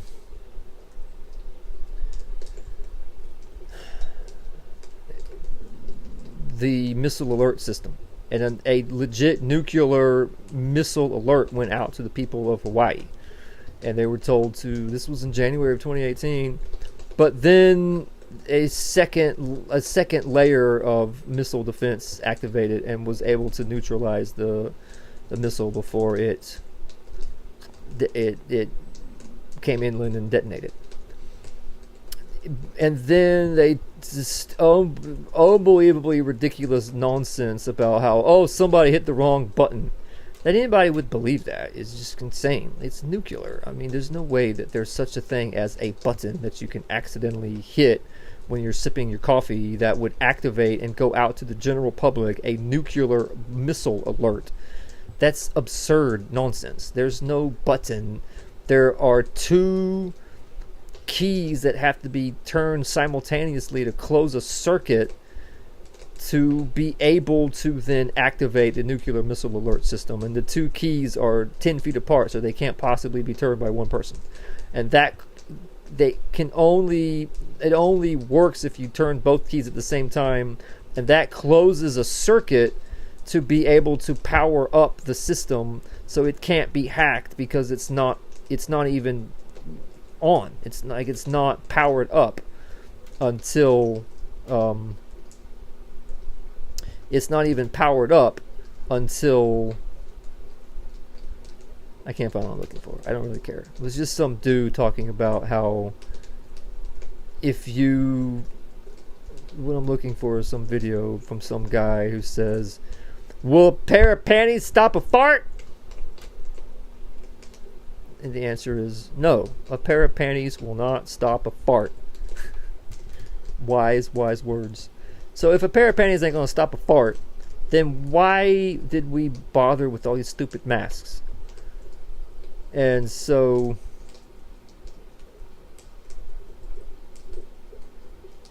what was the point? Because, in my humble opinion, the reason why was because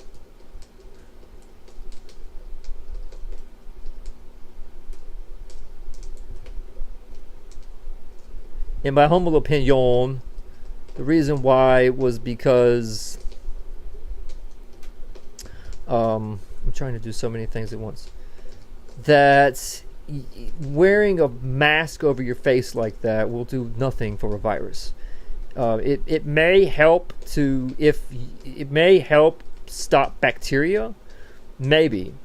It's only going to reduce bacteria, because bacteria is like bacteria molecule or bacteria cell, compared to a bacteria cell compared to a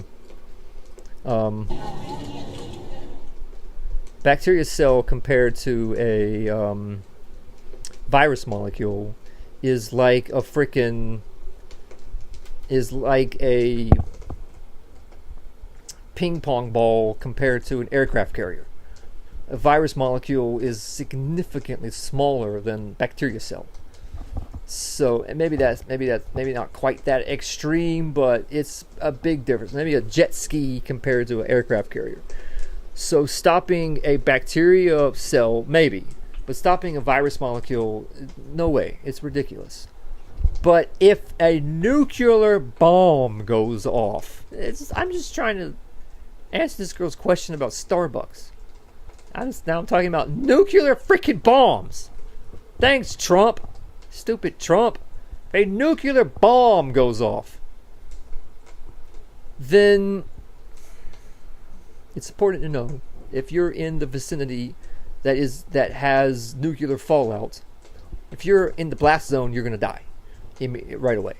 But if you're in the vicinity that's getting nuclear fallout, then dust is falling over everything outside that's nuclearly, that is radioactive. But it has a half-life, and it's not going to be as dangerous in a couple weeks as it is, in the first couple of days.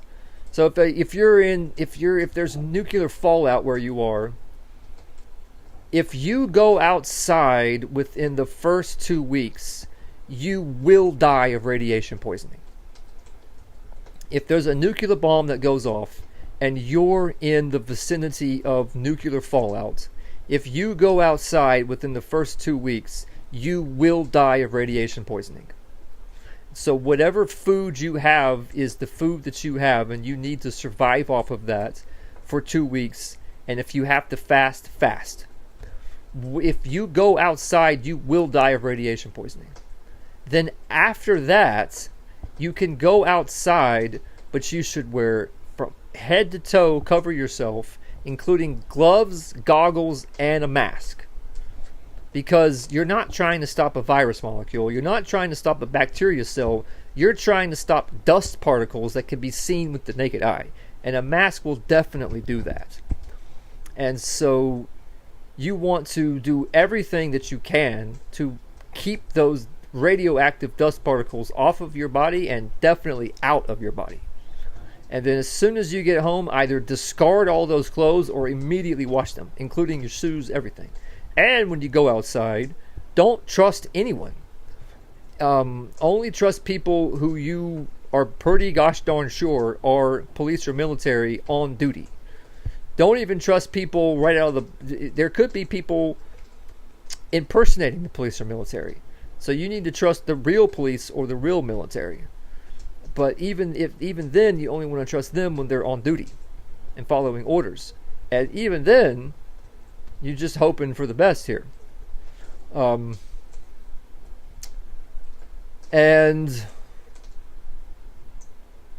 getting everybody to have a freaking mask allowed these activation of these contingencies to take place, and also shutting down all the hospitals to prepare for mass casualty events.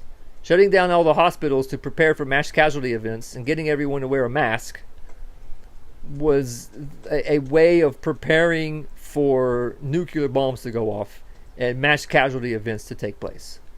That didn't happen. And so, but what did happen is that the K&W cafeteria that I used to go to all the time went out of business. And the little local coffee shop that I used to go to all the time went out of business. And everybody went completely insane with these stupid masks and stuff. And before it got really crazy, I went to a Starbucks, and I was told, I said I like to get a coffee, because I would still go to Starbucks every so often, but it was more of a convenience thing. If I was going to sit down and chill and get the coffee shop experience, I went to a local coffee shop. So if I went to Starbucks one time and I said, yeah, I'd like to get a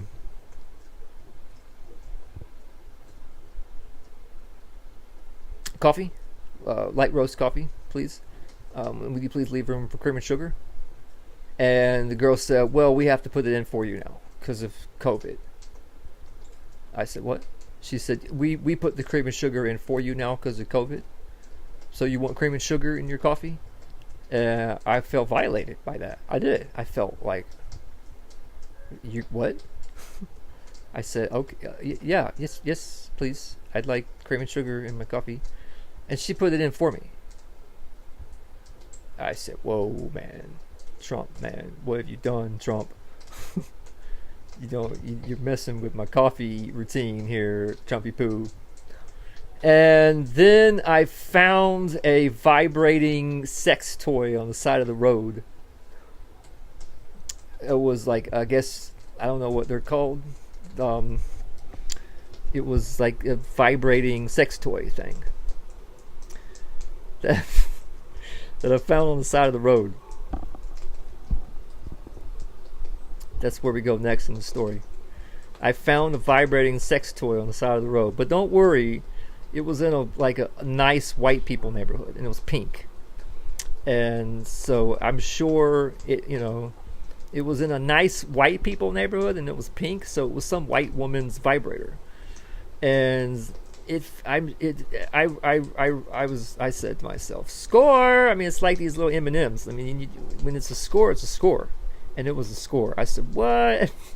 I just found some like nice middle class white woman's. This is a nice neighborhood I was walking around in, and it was this pink vibrating sex toy just on the side of the road. So I picked it up, and I said, score, got me a vibrating sex toy. I might have it somewhere. Where are those vibrating sex toys? Do I have? I might actually be able to put my hands on it. I think I got it in some box somewhere. Give me a moment. Let me see if I can actually put my hands on this vibrating sex toy.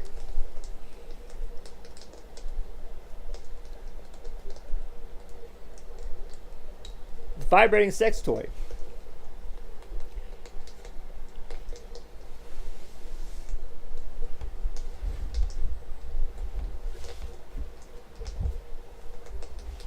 Let's see here.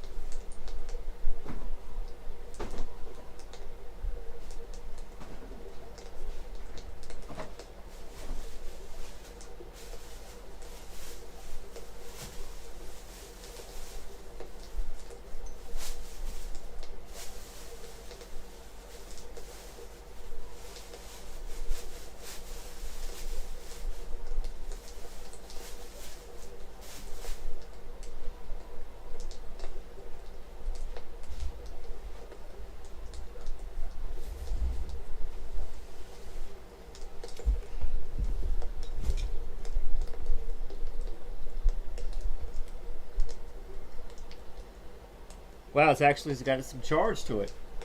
Haven't pulled this out in a long time. I'm impressed that there's a charge in the battery. These little gadgets, man.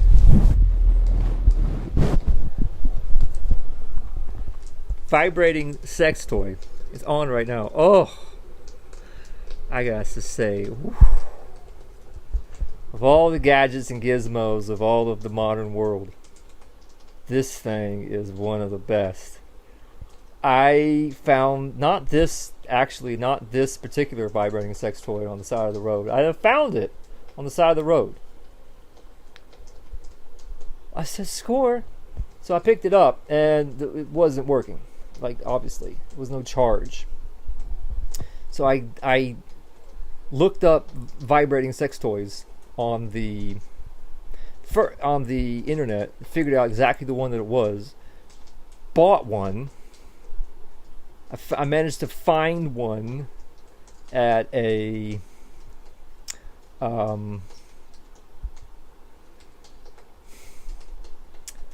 sex shop and so there's two types of sex shops. Starbucks. This is my Starbucks story. There's two types of sex shops. There's the sex shops for gay men, these disgusting places that have quote unquote video arcade. And then there's sex shops for white women. And then, the sex shops for women. And there's the sex shops for like black women, which have lots of, stripper clothes. And they're just, I don't know, it's a different vibe than sex shops for white women. Sex shops for white women are a lot like Starbucks used to be before Starbucks became some bizarre, creepy, weirdo dungeon vibe. Very neat and orderly and tidy, all these little, it's great. And so I figured out the exact brand that the vibrator was and tried to find another one to match it, which I ended up doing. So the one that I found on the side of the road, the magnetic charging thing, was kind of pushed in a little bit, so I had to tear away at the latex to be able to get it to charge again. And so I had a new one and the one I found on the side of the road. And the one I found on the side of the road, I had to kind of tear away at it just ever so slightly to be able to get it to charge again. And then the new one is like pristine and perfect. And so, but the one that I found on the side of the road, I don't know, the motors aren't the same. I mean, it's the same, but it's not the same. The one I found on the side of the road really vibrates good and hard. The one that's new and perfect vibrates, but just not quite as it's just more, the one that's the new one is a bit more, I don't know, it's just it's a different rhythm. It's not quite as intense. And so I named them Miley and Taylor. The one I found on the side of the road, I named Miley. The one that's like intense, I named that one Miley. And the one that's all pristine and perfect, I named that one Taylor. So I got Miley and Taylor, my two vibrators. And I tell you, man, there's nothing quite like one of these little gadgets or gizmos when I got I can't believe this thing actually has charge. I haven't used it in a long time. When I've got a migraine, it comes from the muscles on my upper neck. And, this thing really, that's amazing. That's amazing. I really like this thing. So, thank you, Taylor. This is Taylor. I can tell Miley and Taylor are very different. Taylor, stop. Taylor's gonna look carried away here. Okay. So, vibrating sex toy. I now had, but before I figured out the situation, I just had Miley. I hadn't yet acquired Taylor, and so I didn't have a way to charge Miley. I didn't know what the deal was, so I went to a sex shop and trying to find this particular exact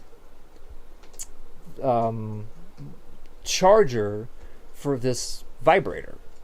And so I walked in to this sex shop, and there was this pretty white girl behind a big sheet of plexiglass, and she went completely insane that I was not wearing a mask, and said, and it wasn't even anger, it was more panic. Like, she legit panicked because I wasn't wearing a mask. And she was acting like it was just me and her in this little sex shop. And it was this little sex shop next to a tattoo parlor, but like in a nice white part of town. So it was tucked away out of sight, and you couldn't even see it. And it was next to a Golden Corral. And she legit panicked because I wasn't wearing a mask. And I just was like, look, I'm just looking for this like charger thing. I'll be out here in a moment. And she said, you have to leave.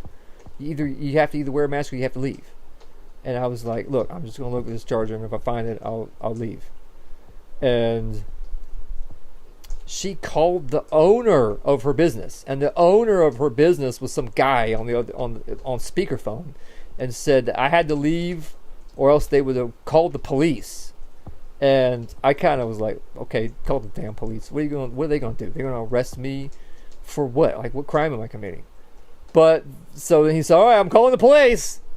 So then I part of me felt like staying and playing this game, but then I was just like, you know what, I'm just gonna leave. So I left. But not until after the stupid manager. But this girl, I think this girl was about to cry. Like, she was completely losing her mind because I wasn't wearing a mask. So then I went to this other sex shop, and I actually called before. I called the number. There was a phone number on the window. So I called it, and it was this girl at the front, and I said, "Hi, I just need to go in and look for something, but just so you know, I have a medical exemption to the mask thing. I have a humpback, causes me to have," this is what I used to say, "I have a humpback, it causes me to have compressed lungs, so I can't breathe properly out of the bottom of my lungs. I can't get a full breath, so I have a medical exemption to the mask. So is it okay if I go in without wearing a mask?" And her tone of voice, she felt like I had trapped her in some she felt trapped. Because I could tell she wanted to say, "No, of course not, you have to wear a mask." But then she also wasn't sure how to react to, "I'm a medical exemption. I have a humpback. It causes me to not be..." I had this whole little spill I used to give. And so she's reluctantly, I could tell she was like, okay. So I went in, I bought this, I found Taylor, and I got Taylor. And so Taylor is exactly the same as Miley, except in order to make Miley charge, I had to kind of strip away. See how Taylor's charger is all pristine and perfect. So Miley is a little rough around the edges there. But Miley is intense. Taylor is much more sophisticated vibration. And so it just makes me think, this stupid crap with these masks. And what's the big master plan? Was just gonna move on, but then that didn't happen. I made him to do it. Stupid Trump crap. So now that leads me to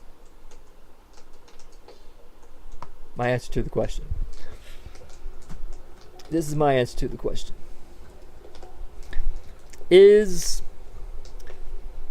How can there, so if there's a God, that's essentially somehow, some way, something somewhere is coordinating the events of reality.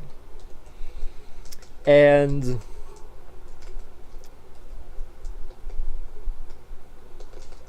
that is in direct contradiction to physics. And that physics is a set of mathematical equations that have been derived from all these observations that have been made of reality. And those mathematical equations have been used to make predictions about how reality will behave in various experiments. And then those experiments have yielded the results of pretty extreme precision with regards to the use of the mathematical equations of reality, of physics, to make predictions that are then, after so many experiments, used to build technology that we use every day. And every day the technology works. And that's all based on mathematical equations that are used to describe how matter and energy moves in a time-space continuum under the being that when the four fundamental forces act upon matter and energy in a time-space continuum, the results are extremely predictable. And so there's no room in this mathematics for any exception to that predictability, and that predictability is mathematical. So there's no way that there can be somehow, some way, something somewhere coordinating the events of reality and our physics math equations being so reliable. That there's a contradiction there. And also another contradiction is how can there be some way, somehow, something, somewhere coordinating the events of reality, and that would include your behavior, and yet you have free will? How can you have free will if something, somewhere, somehow, some way is coordinating the events of reality? Wouldn't that include your free will? So how can you have free will if your behavior is coordinated by something else? And then that leads to these profound questions, that if you approach these contradictions with the logical, practical mindset of, okay, well, if there's contradiction, it has to be one or the other, which is a very logical and reasonable way to approach a contradiction, because in life that is the case. If there's a contradiction, it has to be one or the other. It can't be both. They conflict with one another. They contradict one another. And so you can't have both. But in this particular instance, that leads to these profound choices that you have to make, where either you believe that there is no God or there is no physics. Either that you believe there is no free will or there is no God, or that there is a God but there's limitations on God, and that God can coordinate physical reality if that physical reality is not conscious. But if physical reality is conscious, then God can't coordinate that. And so there's somehow limits based on consciousness. And so how can that be? Is it that there's no God or that there's no physics? Is it that there's no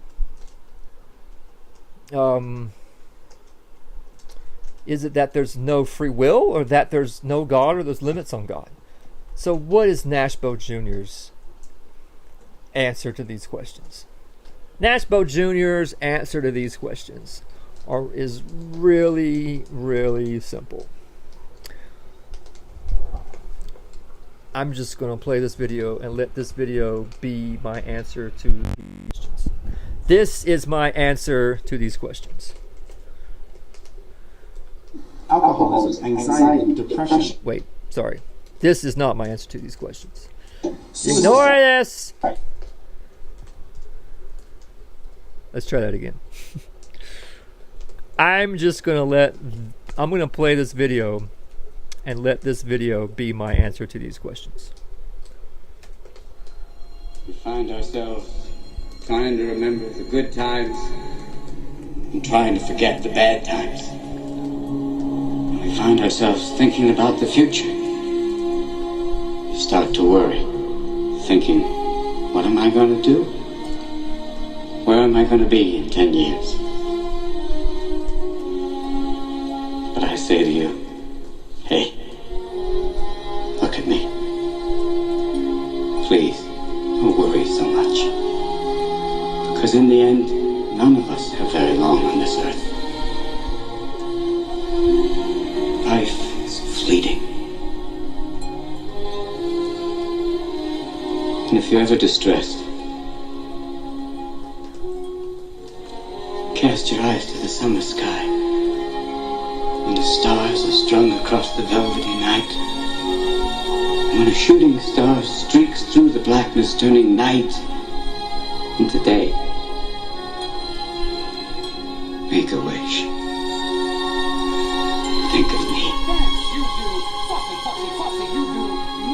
And make your life spectacular. You're out of your mind! Big girl! I know I did. Come on, Jack! Free up, little guy. And that's my answer to the question. It's that simple.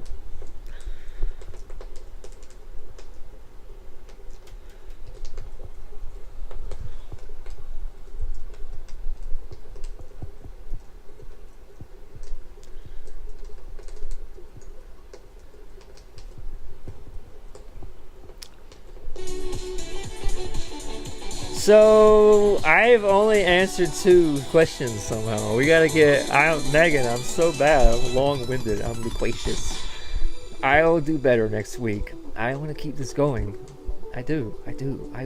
Ladies, I think I feel something. I do. So I gotta figure out how I'm gonna wrap this up. I need to make a statement. I need to make a statement. I need to make a powerful statement. White women simping, vibrating sex toys, the deep mysteries of the universe, Tucker Carlson's dogs, pup cups. Oh, almost forgot.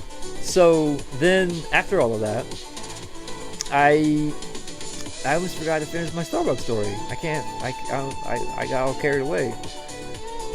So then I was like, man, there's no way. I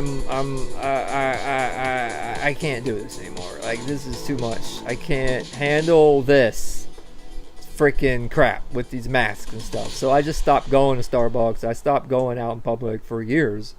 I'm done. Like, I'm not doing it. I'm not putting a fucking mask on. I'm not.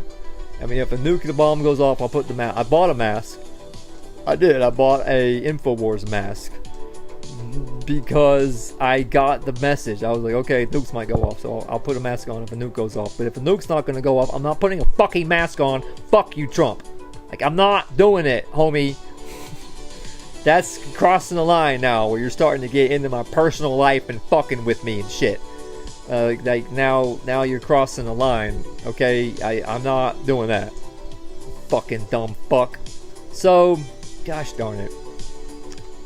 That was it for me in Starbucks for a good long while. But then the world kind of started to get its act together again. And so I was able to go out in public again, eventually, after years. But then I went to Starbucks and they still kept doing the stupid thing where they put the cream and sugar in for you, even though we have moved on. People are starting to not wear masks and we're moving on. But Starbucks is like, no, we're not moving on. So we're still gonna put the cream and sugar in for you. And I'm saying, oh god. So I went to a Starbucks one day. And a black girl behind the counter. And right off the bat, I'm like, oh god, here we go. Because I'm a really hardcore racist. And I am just like, oh god, it's a black girl. I want a pretty white girl to make my coffee. I don't want a black girl to do it. Ew, gross. And it got me thinking about, like,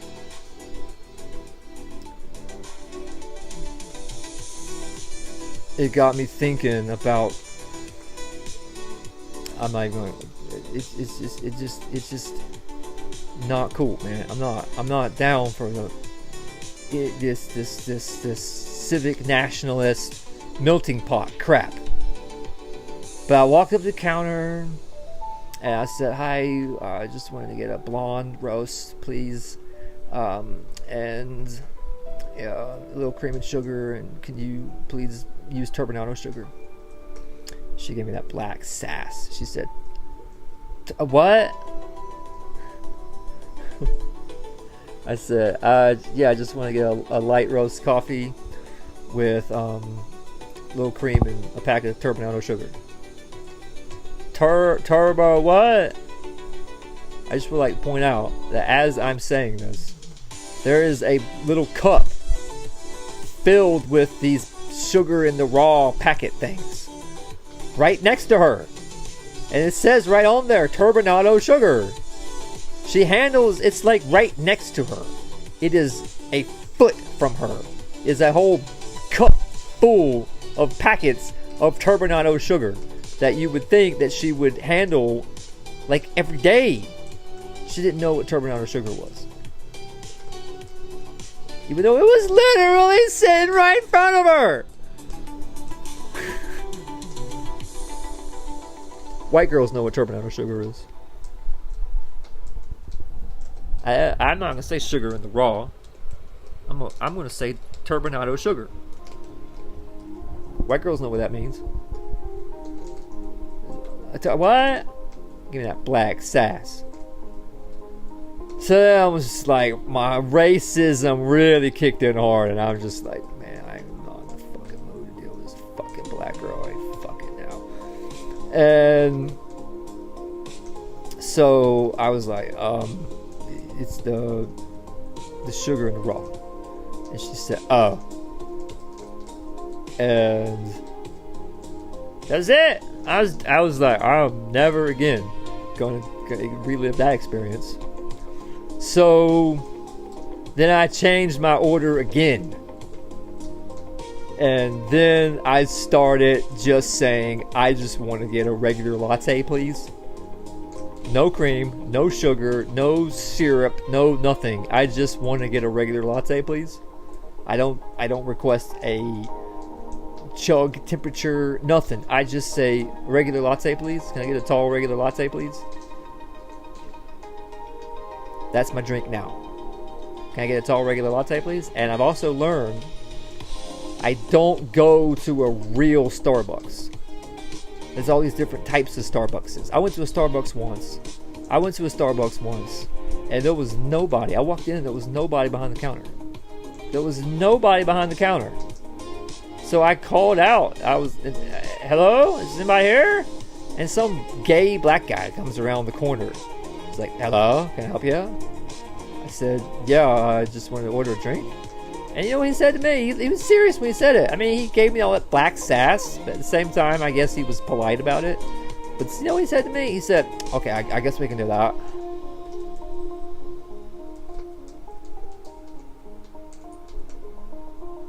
Excuse me, I guess we can do that, is what he said.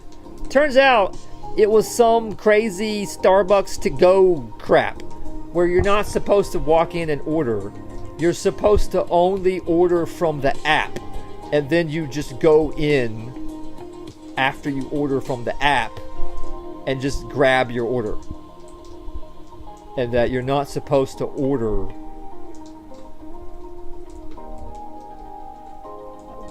Nobody told me about this crap. The frickin' stupid ass to go Starbucks business model. Okay. Never went there again. So those are the different types of Starbucks is. And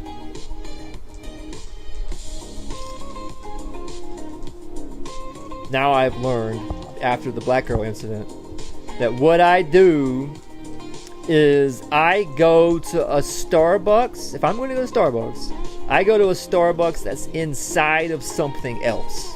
So there's like a little cafe that I can sit down and scope it out first. And that's what I do. They got Starbuckses inside of other things where you can go. You know what I'm saying?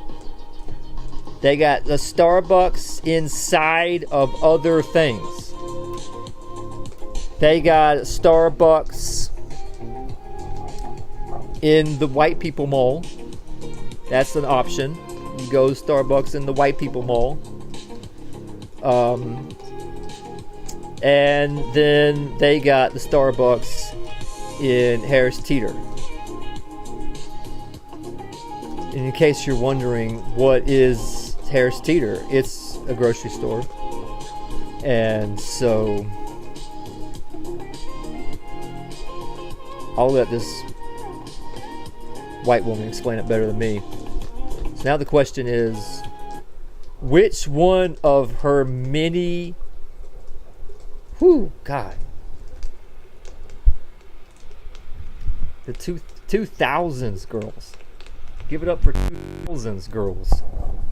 So which one of these many Harris Teeter music videos should I play? Because there's options. There's like lots of options. There's so many options. There's so many options.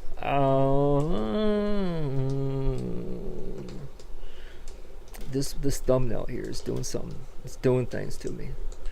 This thumbnail's doing things to me. Alright, I'm recording. I'm just gonna keep turning. So what is a Harris Teeter?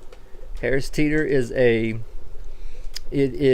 way of preserving the sanctity of segregation. The way that segregation is preserved in our modern world is by just making it a luxury item reserved only for the rich to be white. So if you go somewhere and the things just cost more here than they do over there, that's like the only way white people can have their own place in the world, is that they have to pay more for it. They have to pay more. So a Harris Teeter is a type of grocery store where exactly the same thing is available in other places, but you pay more for it at Harris Teeter. So it's just known, okay, the Harris Teeter is where you go to pay more for exactly the same thing. So then it's like this unspoken rule that white people can still have things that are only for white people, but only if they pay more for it. And it's still not only for white people. It's just mostly white people.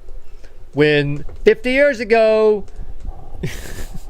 Sorry. That's fine. Just don't go too crazy. All right, ready?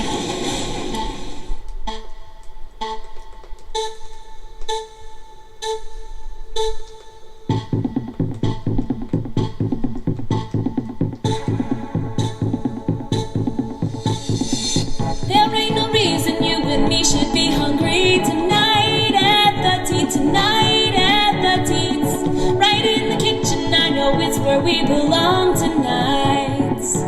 Oh yeah, baby. I need a hand that looks so right to cook up for tonight. Yeah, baby, tonight. Yeah, baby. I got a place where... Makes me think about a certain Ben Shapiro. Ben Shapiro, everybody.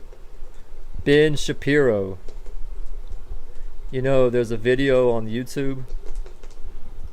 Ben Shapiro.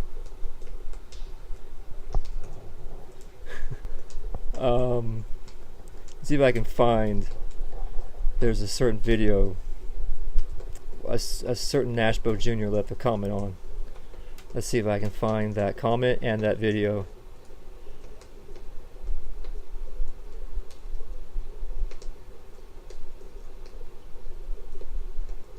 Let's see if I can do it. These are all my comments all of my comments that I've left.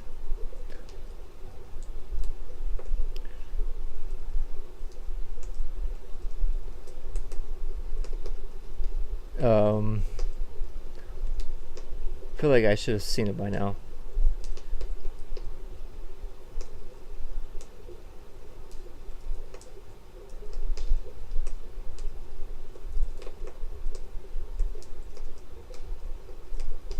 I'm surprised I haven't seen it by now.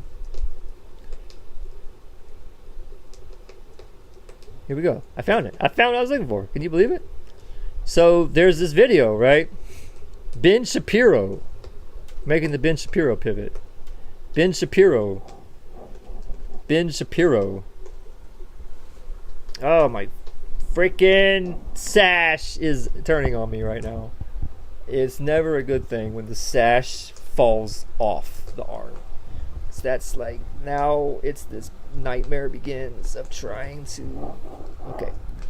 Ben Shapiro, everybody.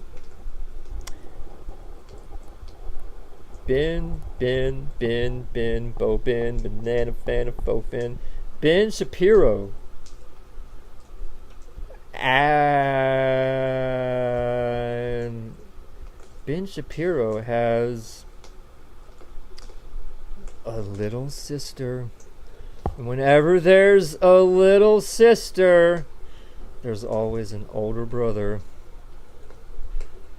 Whenever there's a little sister, there's always an older brother. I'm not going to get too into it right now, but there's a little sister. And whenever there's a little sister, there's an older brother. Why is this... I'm trying to see... Like, has Ben Shapiro ever stood next to his sister in real life?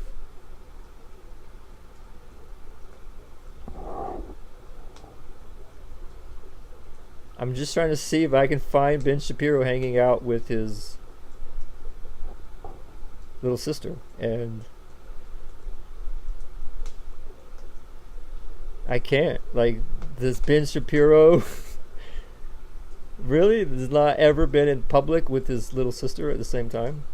Classically Abby. Is there really not a single video on the internet of the two Shapiros together in one place at one time? Maybe Ben Shapiro is... Oh my god. I just had a conspiracy theory. The reason why... It all makes sense to me now. The reason why Ben Shapiro and his little sister are never in the same place at the same time is because Ben Shapiro is his little sister. It all makes sense. Ben Shapiro is his little sister. His little sister is like a character that he plays. He does a good job too, man. Ben, my word, you're a cute girl, Ben. Well, I was hoping to find a picture of Ben standing next to his sister, but he doesn't do that. He doesn't roll like that. He's, ew, girl, okay, no, never. Is that it? Nope. Wait, yes! I think that's it. Is that him? I can't. My eyes are not what they used to be. Is that him? Who is that?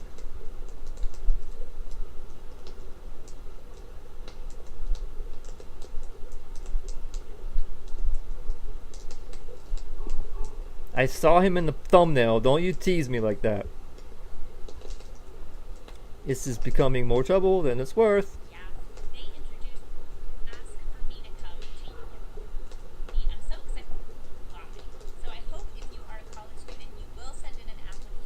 I hope that if you're a college student, you will send in an application. That is definitely Ben Shapiro in the thumbnail. And then I click on the video and it's just her ranting and raving about some place that she's going to speak at or something. What does that have to do with Ben Shapiro in the thumbnail? It's all just about like girl stuff. Some crying or something. You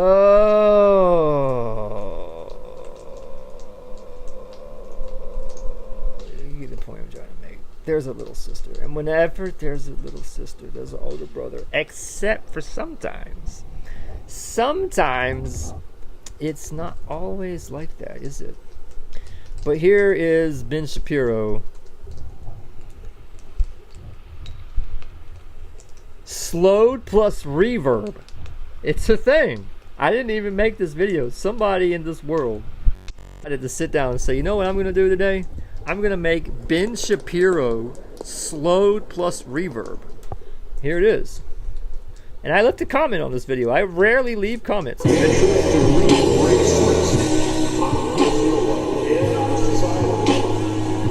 I left a comment on this video.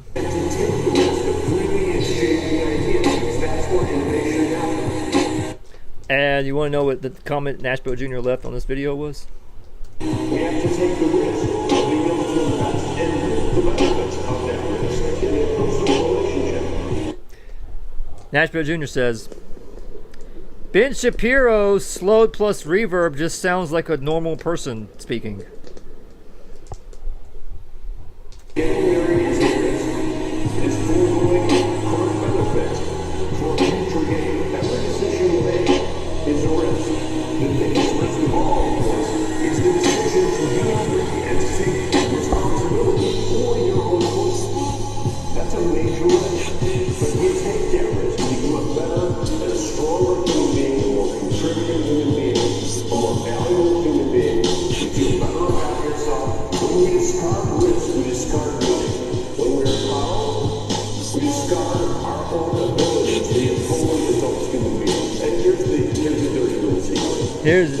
Tell me your dirty little secret, Ben. I know your dirty little secret. You are your little sister.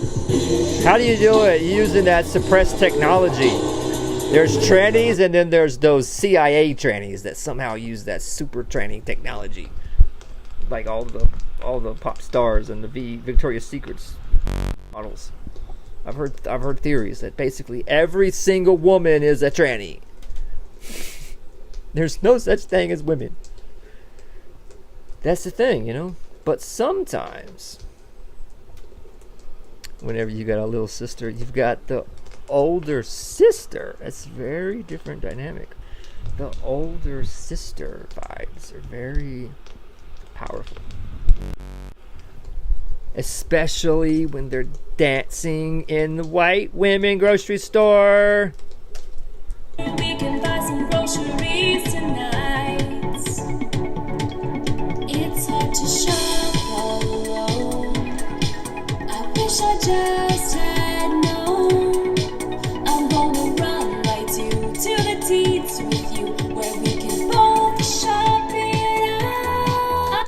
I just would like to point out that there being a grocery store in this world where it's just basically the whole point of the grocery store is just charge more for the exact same thing so that it's like the closest thing to whites only that our generation can have, makes these white women so happy that they have a place in this world where it could be at least mostly whites, that they're so happy about that they're literally dancing and singing in the aisles.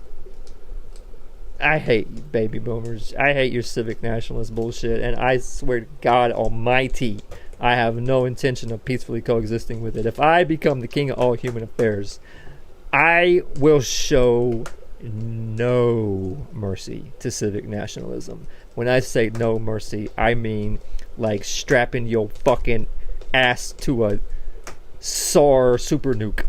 Both shop it out. I'm at Harris Teeter. I'm gonna run right to the checkout with you. I'm at Harris Teeter. I'll be waiting at the checkout for you. I'm at Harris Teeter. I'm at Harris Teeter. And I'm hanging out the teeth with you. And I'm hanging out the teeth with you. Yes, this woman loves that there's a mostly white woman grocery store so much that this is only one of her Harris Teeter. This is only, oh, look at that, 2000s glory.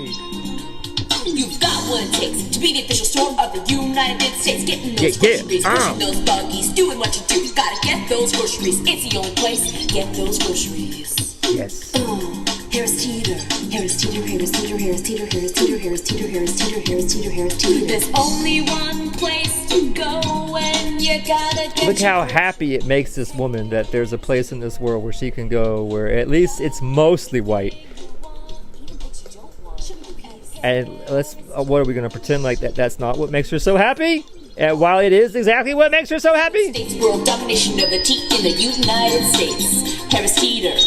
Oh, Harris Teeter. All right, everybody, let's give it up for Harry, the happy dragon. Woo! Your neighborhood food like Harris Teeter. Yes. Justine, I think we should go. I think. Keep it up, keep it up, keep it up. Good energy. Good energy. Good energy. Yes. Okay, that's good. Okay, that's good. You can stop now. Justine, have you ever thought going back maybe to Harris Teeter vibes? There's a third one. Okay, so every year my family and I, we go on vacation to North Carolina, and there's this grocery store called Harris Teeter. And since last year, I started doing music videos in the store, and this is the video that I did this year. I filmed it in about 15 minutes running throughout the store, and I gotta go because my parents are yelling at me to hurry up. So bye. Let me know what you think of the video. Oh, hello there, kids. Yes! What are you doing over there? You Yes! should be joining me to a trip to Harris Teeter. Come on. Well, I packed up my big car and I laced up my shoes. I've got a wad of cash and a sexy fake mustache. What else can you do? Well, you could go to Harris Teeter. Yeah, here we go. I'm at the tea book who I meet. Oh, fancy seeing you here. What are you doing at the table? I'm just here to get a gallon of milk. So I go to get Yes. my milk. Yes. White people love dairy products. You might say, Nash, it's too much. Always talking about white people, white people, white people. What do you want from me? What do you want? What would you rather I talk about? My vibrating sex toy? Let's see.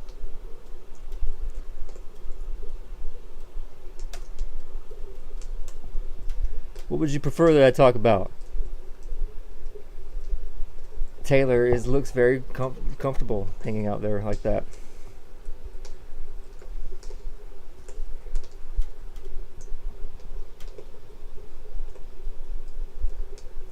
Hang on a second, Justine. I'm getting you some backup to help you.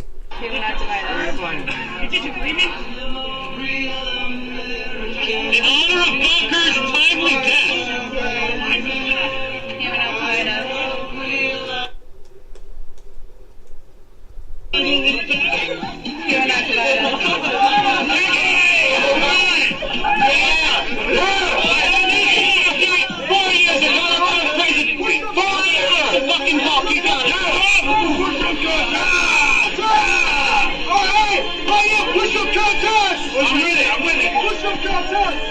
Push-up contest.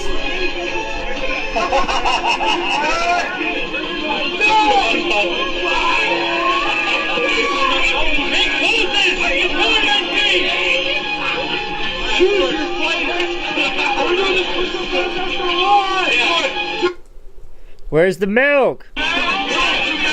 There's a reason why I suddenly decided to play this.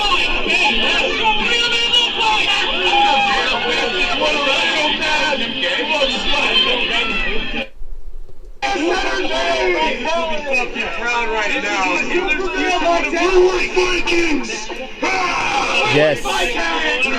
Yes. We was Vikings and shit, nigga. Oh, please make the thing in the corner go away. Yes. Okay, now view the playlist. Not okay.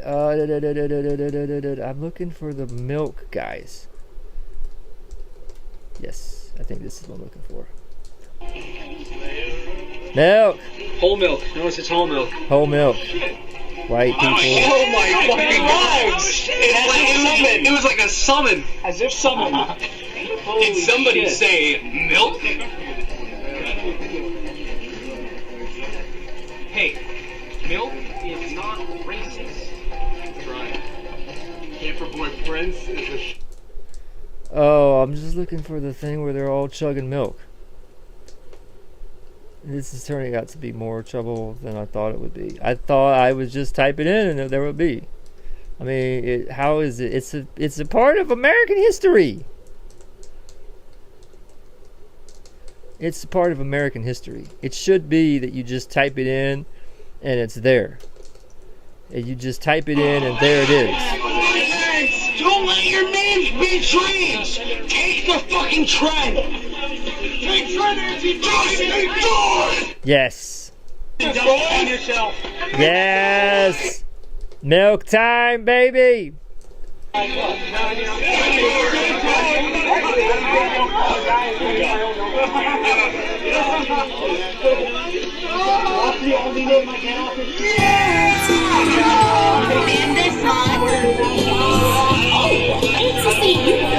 are you doing at the table? I'm just here to get a gallon of milk. So I go to get my milk. But what do you say? Cause there's no other way. Well, I wonder if there's any USDA prime beef on sale today. Let me go see. Take a look in the nook. If there's any beef on sale today. No. So, did you get that gallon of milk you were looking for? Oh, yeah, and I got so much more. I got Hot Pockets and chocolate chip cookies, a Reynolds wrap, and a sack of cat food. Well, I think it's time for me to break it down now. Yes, the power of milk.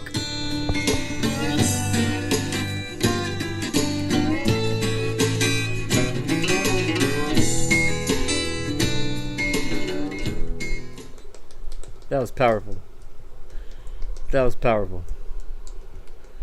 It was worth it.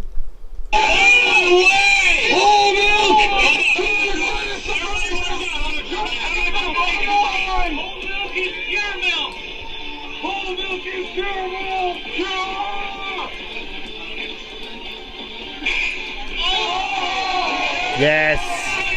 Power of milk! Got milk, motherfucker! Yes. Milk is white supremacy. Freaking cows. So sometimes when there's a little sister, there's a big sister. It's not always a big brother. It's important to make that distinction. Sometimes it's a big brother, sometimes it's a big sister. Older sister, I meant to say. Older sister. So, Harris Teeter. I go to Harris Teeter and they got the Starbucks in the Harris Teeter. Or I go to Target. Same concept. They sell basically the same kind of stuff at Target that they sell at other type of stores like that, but it all just costs more at Target. And the reason why it costs more at Target to get the same damn thing that you can get everywhere else is so that white people can have somewhere that they can go where it's at least just mostly white people. And and it's just understood that in order for white people to have that, white people just have to. That's the new way to do segregation, is to make being white some luxury item reserved only for the rich. And some frat boys are just like, yeah, I'm not great. I mean, my money remain, only remain, fuck everyone else. Because they get in on ending the middle class, and they get in on the destruction of their own people. Like it's some wonderful opportunity for their money changing. Well, for those with eyes to see and ears to hear, to make being a member of your own race a luxury item reserved only for the rich, while at the same time that all of this wealth is being consolidated in the hands of just these mega super billionaires and we're giving away with the middle class, is not clever thing to get in on. But you've got the white people at the Target. So there's the Harris Teeter that you can go to, and then there is the Target.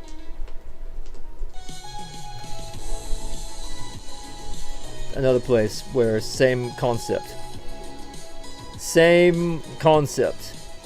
that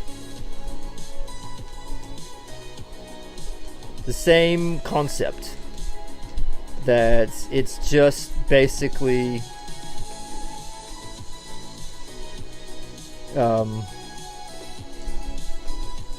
it's just like a way of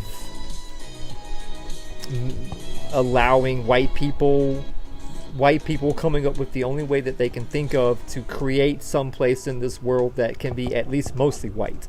And that's just, you pay more for the exact same stuff here, but the only people who will go and do that are white people, because that way white people can still have somewhere that they can go where it's mostly white. So there's some mall somewhere where everything's more expensive at that mall. Sometimes the internet. Targets, then there's Harris Teeters. Some companies can make that happen where they got that business model where they just charge more for the exact same stuff, and it's just understood, okay, everybody that's white, come here. That is capable of frighteningly evil things. And sometimes the internet is capable of putting an absolute douche canoe in their place. On Friday, Target Tory was legendary. That's right. Now, David Levitt, I actually know him from back in the Magic the Gathering world, where he claimed to be some sort of Magic the Gathering reporter, which I had never heard of or seen any pieces from, but he has a large Twitter following. How he got it, I'm going to guess by trolling. And this is a man that is, by his own words, now his own words, who is David Levitt? Well, he's a certified blue checkmark on Twitter, so we know that. We know that he's proud to have been blocked by Donald Trump. Proud. So we know that. He also said he is a, quote, award-winning multimedia journalist with bylines at CBS, Access, Yahoo Examiner. I love hashtag games, tech, travel. He's a casual Magic the Gathering player, and apparently he's unemployed. He decided This is a that lot of he needed information. a new toothbrush because I guess it had been a very long time since he'd been able to afford to go to the dentist. Now, this is a problem that I understand. And look, I feel for you, man. A cleaning without insurance from a dentist might be $50 or $75 if you find the right one. But surely an award-winning journalist would have that kind of money, especially somebody with hundreds or maybe even thousands of dollars in Magic the Gathering cards, which you prominently feature on your Twitter feed from time to time. But that's neither here nor there. Neither here Starting nor with there. threat. This Target manager, Tory, is not honoring their price per Massachusetts law. Now, I've been in stores before. Look, let me be very clear also. I worked retail basically my whole life. My first... Okay, guys, way too much information. He claims that the toothbrush was... I came here for the video and it's not even here. He claims that the toothbrush was in a place or something. I forget. I don't even remember what happened. It just, he claims, the guy that was claiming the toothbrush was like 5 cents or something. And the manager was like, no, it's not. And he's flipping out and going crazy. And wouldn't you think that that would be available to see on the, I mean, it was like super mega ultra massively viral. And you just have to take my word for it, it happened. Because I'm not finding what I'm looking for. Anyway, one thing led to another, and Nashville Jr. got involved. And this happened.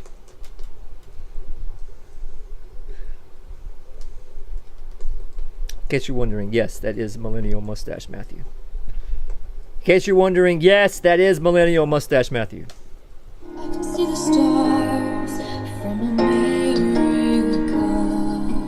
I wonder, do you see them too? So open your eyes and see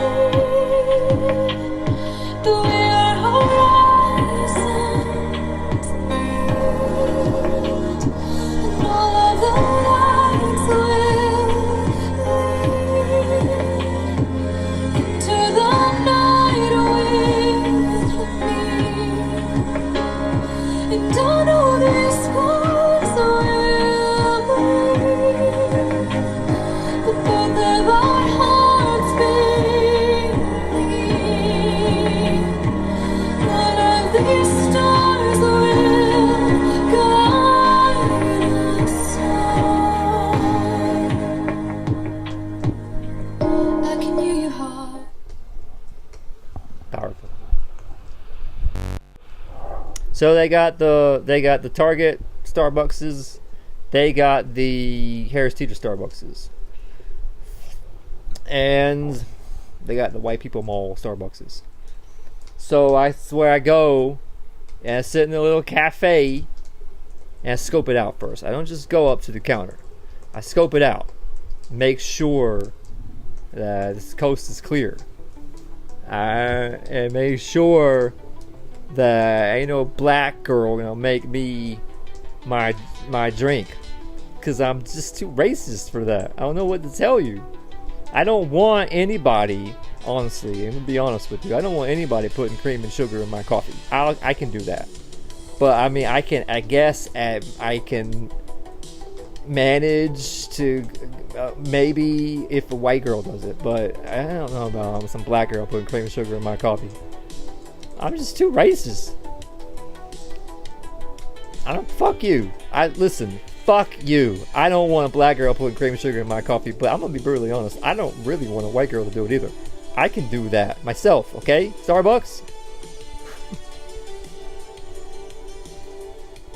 Not an option anymore. Maybe they brought it back, and I just don't even know. But last time I went, it was like, no, we do it for you. And I'm thinking, but the COVID crap is over. It don't matter. It's still happening. We will never give it up here at Starbucks. We're in COVID forever. Because we hate Trump. It's like, you're really doing this to me, Starbucks. And so,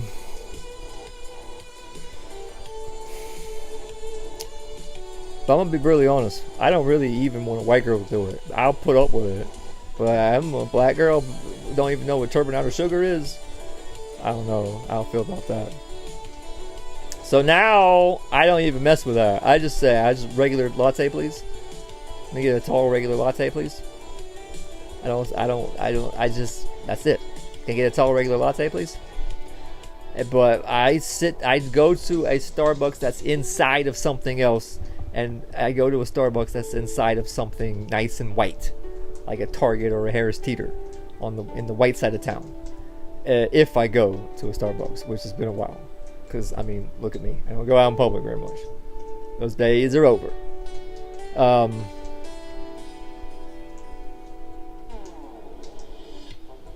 So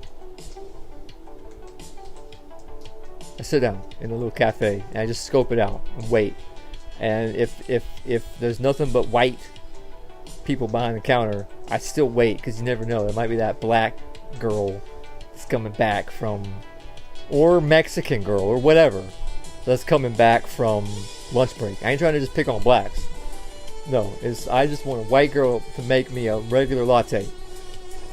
And so I'm gonna wait. I'm gonna scope it out. I'm gonna wait, make sure that there's nobody coming back from lunch break. And it feels weird to just go into a Starbucks and do that.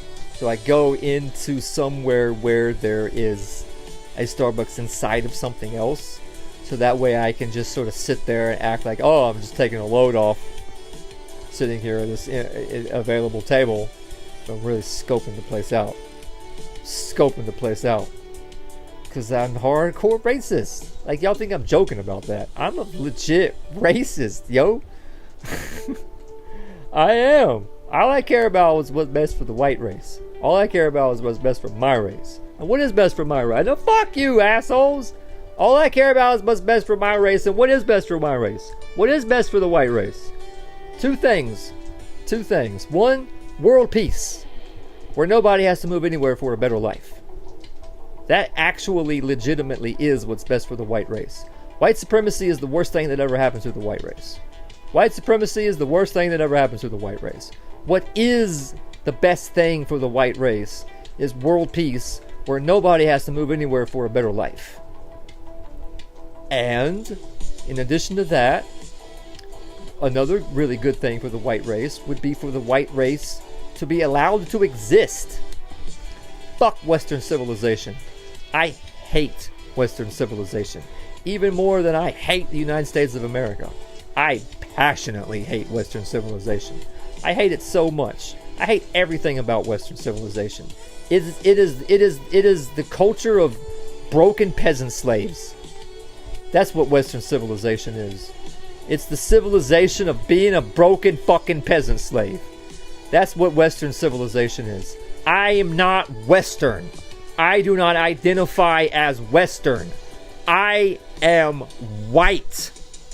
Fuck Western civilization. All this stupid bullshit. Like, for example, pretending that King Yeshua was born on the winter solstice of the Julian calendar, and that has something to do with some fat fuck flying around with magic reindeer. I mean, don't get me wrong, I got no problem with holidays and family-friendly holidays and gift-giving, but to actually sit here and pretend that King Yeshua was born on the winter solstice of the Julian calendar, and that it's a Christian holiday to celebrate the winter solstice of the Julian calendar. Are you people out of your fucking minds? Western civilization is the civilization of broken peasant slaves. Western civilization is the civilization of broken peasant slaves bowing down in submission to the principalities of Satan. I am not Western. I am white. The white race has existed for hundreds of thousands of years. This idea that white people evolved out of black people 40,000 years ago is just this white supremacist bullshit from enlightened period anthropologists. That's not true. White people did not evolve from black people 40,000 years ago. I don't believe that for a second. White people and black people are two different subspecies of the hominid group. And white people have been around for a very long time. I personally believe. That's what I believe to be true. And been around a hell of a lot longer than 40,000 years. I'm a part of that. I'm a part of that. I'm a part of the white race, which goes back tens of thousands of years, hundreds of thousands of years. Western civilization is this gangster hustle. Western civilization is this little gangster hustle of these stupid fucking oligarchs, of some Roman maritime mafia hustle that is somehow being used as a structure by which the humans of Earth organize themselves. And sitting here pretending Peter went to Rome and all of this bullshit, and King Yeshua was born on the winter solstice of the Julian calendar, is all just a bunch of satanic blasphemy. Western civilization is the civilization of broken fucking peasant slaves. Western civilization is the civilization of broken fucking peasant slaves. Western civilization is the civilization of broken fucking peasant slaves. I would like very much to liberate my people from Western civilization. I am not Western. I am a white man. Fuck out of here with that faggot fucking bullshit. Tucker fucking Carlson. He got attacked by a demon? Did he get attacked by a demon, or did he get attacked by his fucking mom and dad coming up out of the grave being zombie CIA daddy? I can fix this problem real quick for you, Tucker. I'm gonna go and dig up your dead parents, and I'm gonna steal their fucking bodies, bitch. What are you gonna do about it, Tucker? What if I show up and I steal? What if I become the king of all human affairs and I show the fuck up and I steal your fucking dead fucking parents? I take their fucking bodies out of the fucking ground. What are you gonna do, Tucker? You're always talking this bullshit about, I'm gonna stay here where my parents are buried. Okay, fine. I'll dig up your dead fucking parents, bitch. And I'll move them back to Europe and you can follow them. I want my people to exodus. Exodus, baby. We're gonna exodus. People say, well, if you want to move somehow, we'll just move. I don't think y'all understand what I'm talking about here. Yo, I ain't talking about I want to move to the European Union. And I don't think you understand what I'm talking about here, guys. That's not what I'm talking about.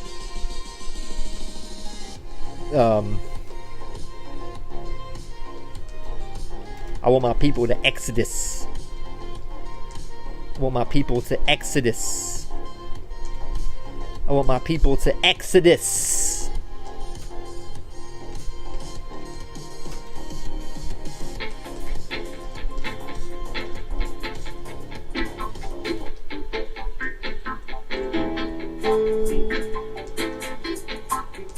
Yes.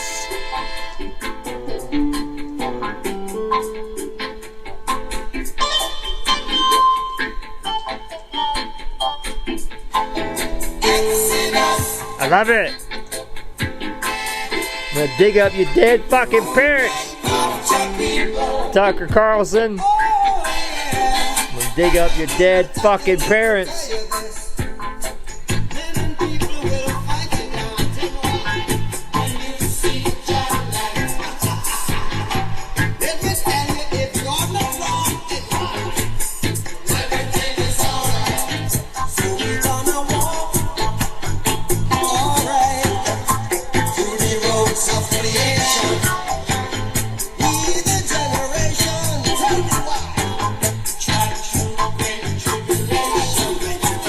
Come here, Taylor. Daddy wants some sugar. Every girl wants a sugar daddy, and so daddy wants some sugar. What separates the women from the girls. Yeah. Oh, Taylor. Ooh. That's good right there. These little gadgets and gizmos. Ooh. This I never had to update this. It just works. Oh. Taylor, you did me right.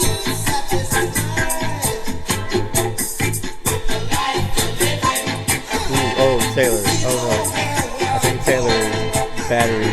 I'm surprised Taylor turned on at all. I haven't charged Taylor in a long time. Take it, just rest now, Taylor. Young man. I got Miley somewhere.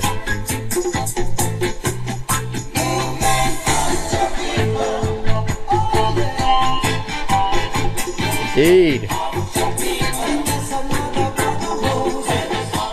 We get some more beautiful white women stuff. Get some more beautiful white women stuff.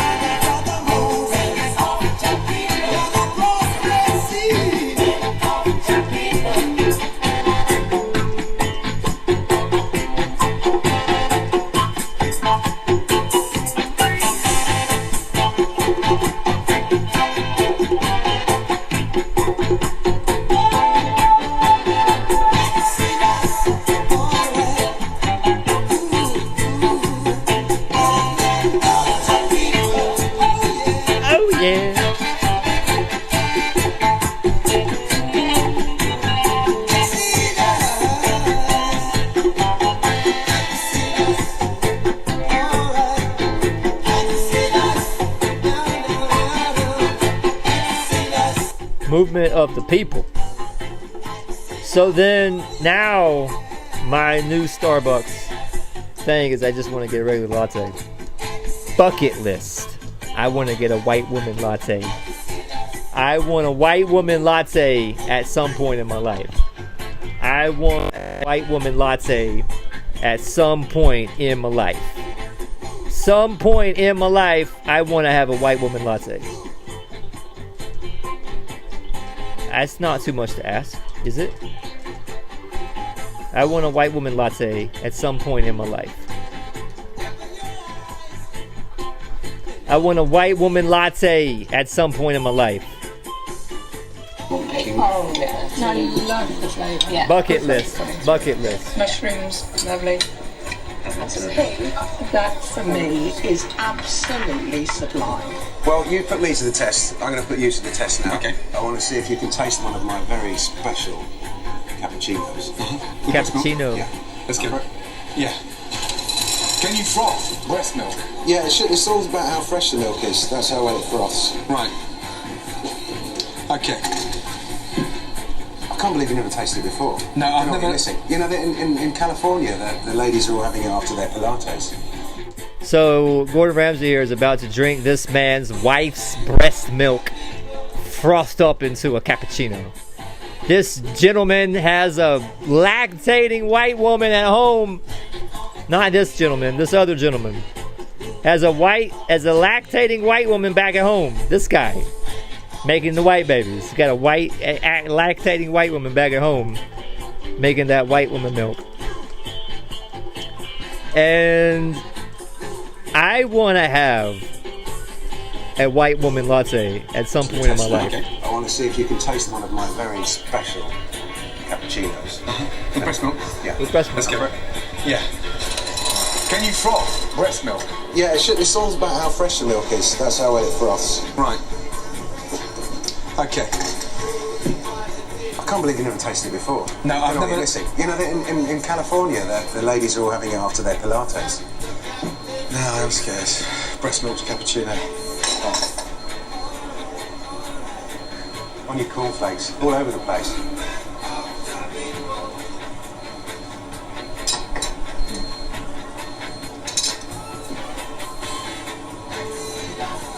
Oh, it's so disrespectful. How dare you spit out that white woman latte? It's really sweet, isn't it? Really? I really like hell. it. Alex! Yeah, against the law. If you have started a new fucking craze, then it's all your fault. You know that. Okay, right, ready for results. I wasn't happy with that at all. Fucking breast meat cappuccino. Oh, Alex. Oh, Gordon just doesn't have a dignified palate. He just doesn't understand. He doesn't have a dignified palate. I, on the other hand, I want to, at some point in my life, experience the white woman latte. I do. I really do. I actually do. And so I'm still figuring things out here at Nashville Junior Studios, and I become the king of all human affairs. I'm thinking I want to have at least 10 white baby making queens to make me at least 20 white babies. I might have more baby making queens than that, but and more babies than that, but at least gotta have 10 good solid white baby making queens, making me like 20 white babies. But at the same time, I don't want. I gotta live up to the standard of the kings of old, which you know was the 700 Club. Do I need to enter into the 700 Club? Do I need to enter into the 700 Club? Now, when I say the 700 Club, I just want to make sure you understand. I'm not talking about the Antichrist 700 Club. The 700 Club. The bunch of Antichrists. Not that 700 Club. Not that 700 Club. The Antichrist 700 Club, different 700 Club.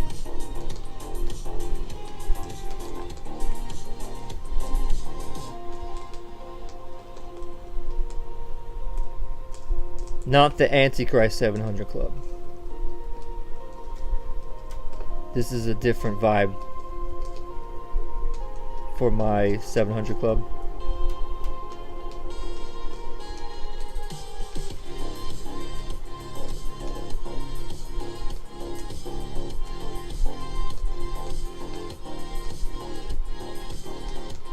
CBN. I was thinking that there would be like a 700 Club.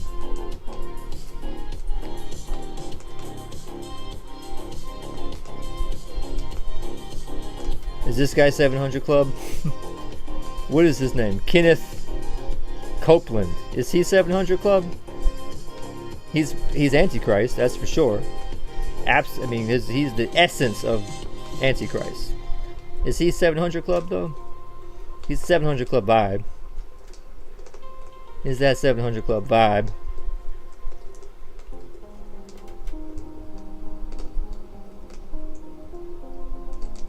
Kenneth Copeland and members of his families have appeared on the 700 Club multiple times, Google says. So this is not the 700 Club that I'm talking about. Not this 700 Club. Not this. This is a different vibe. This is a different vibe.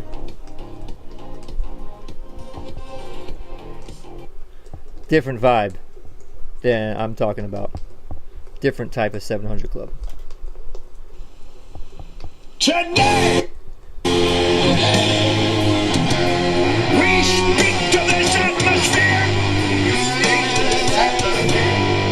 from the state of Washington to the state of Maine, from Southern California to Brownsville, Texas, and the tip of Florida, and wherever else in the world. Yes, that's some powerful stuff right there, man. Uh-oh. Because we in the name of Jesus. Oh, thank you, Jesus. I execute judgment on you, COVID-19. I execute judgment on you, Satan, you destroyer, you killer. You get out, you break your power, you get off this nation. I demand judgment on you. I demand a vaccination to come immediately. Yes. Yes. Praise Jesus. we'll exercise judgment right now. Because we have... In the name of Jesus. Oh, thank you, Jesus. Standing in the office of the prophet of God, I execute judgment on you, COVID-19. I execute judgment on you, Satan, you destroyer, you killer, you get out, you break your power, you get off this nation. I demand judgment on you. I demand a vaccination to come immediately. Immediately. I demand evangelism. I call you done. Done. I call you doggone. Doggone. I demand those saline shots. Immediately, he says. Saline in the shots.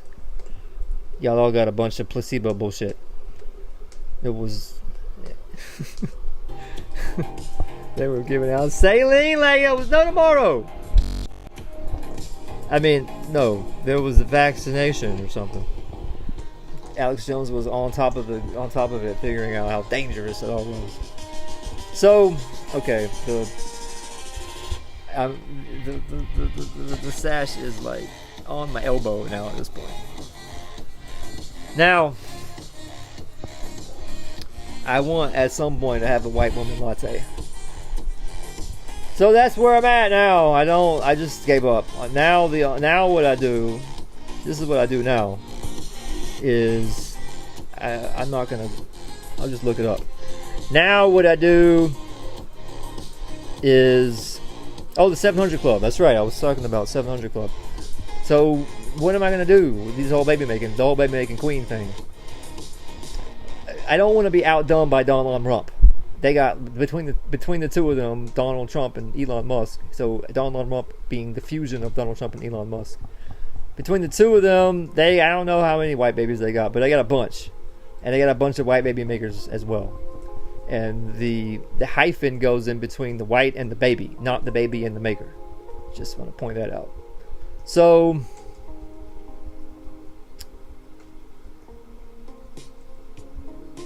I gotta outdo them at least. But should I join the 700 Club? And not the Antichrist 700 Club, but the other 700 Club. You know, there's the Mile High Club, right? The Mile High Club. Oh, you know about the Mile High Club? It's where you have sex at least a mile up off the ground in like an airplane or something. That's the Mile High Club. So if I was going to join the Mile High Club, that would involve me being sexually active. So that would be a revolution right there. But then if I were to join the Mile High Club, you know, I could do it in an airplane, I guess. But I don't know. It seems I say Google. I'm gonna go to Google and I'm gonna say Google. I'm gonna go to Google Gemini. That's like when you really got an intense question to ask Google. You go to Google Gemini. I've discovered this. If you want a complicated question. There's other versions of this, I guess, but I'm doing Google Gemini. Google.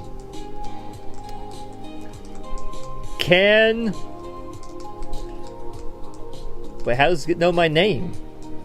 I don't like that. Can I just ask a question anonymously? Do I have to be signed into some account? I don't know how I feel about. Okay, well, just whatever. Google knows everything. Can a hot air balloon fly at least a mile off the ground?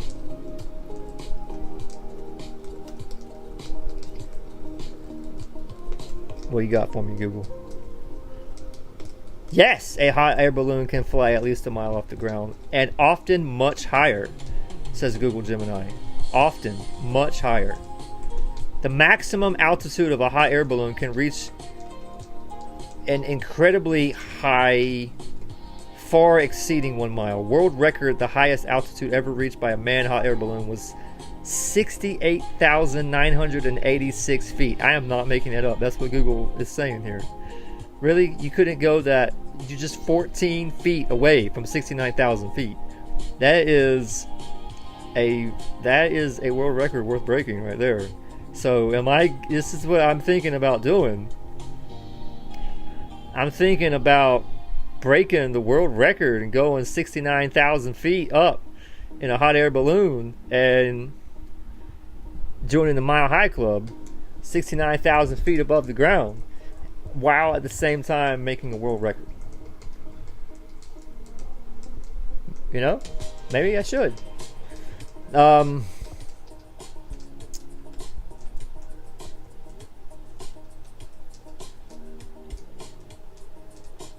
It's a thing. It's a thing. And then the 700 Club, you know. Should I join the 700 Club? What's the 700 Club, you might be asking yourself? I'm not talking about the Antichrist 700 Club. I'm talking about the other 700 Club. Kings with at least 700 wives.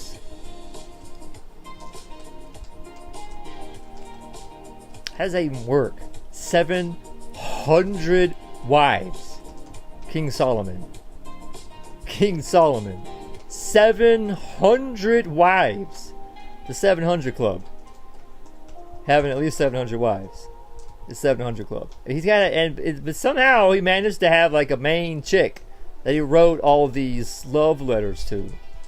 The Pharaoh's daughter. And so he had his main chick, and then he had 699 side chicks, plus 300 concubines.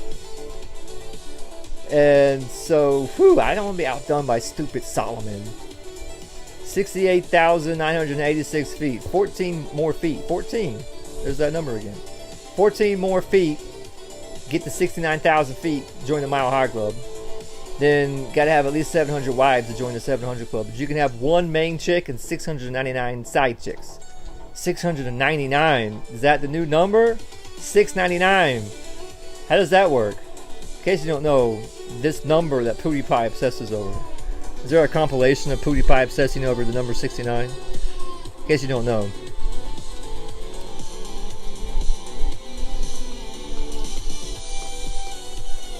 $69, as I understand it, is... As I understand it, 69 is...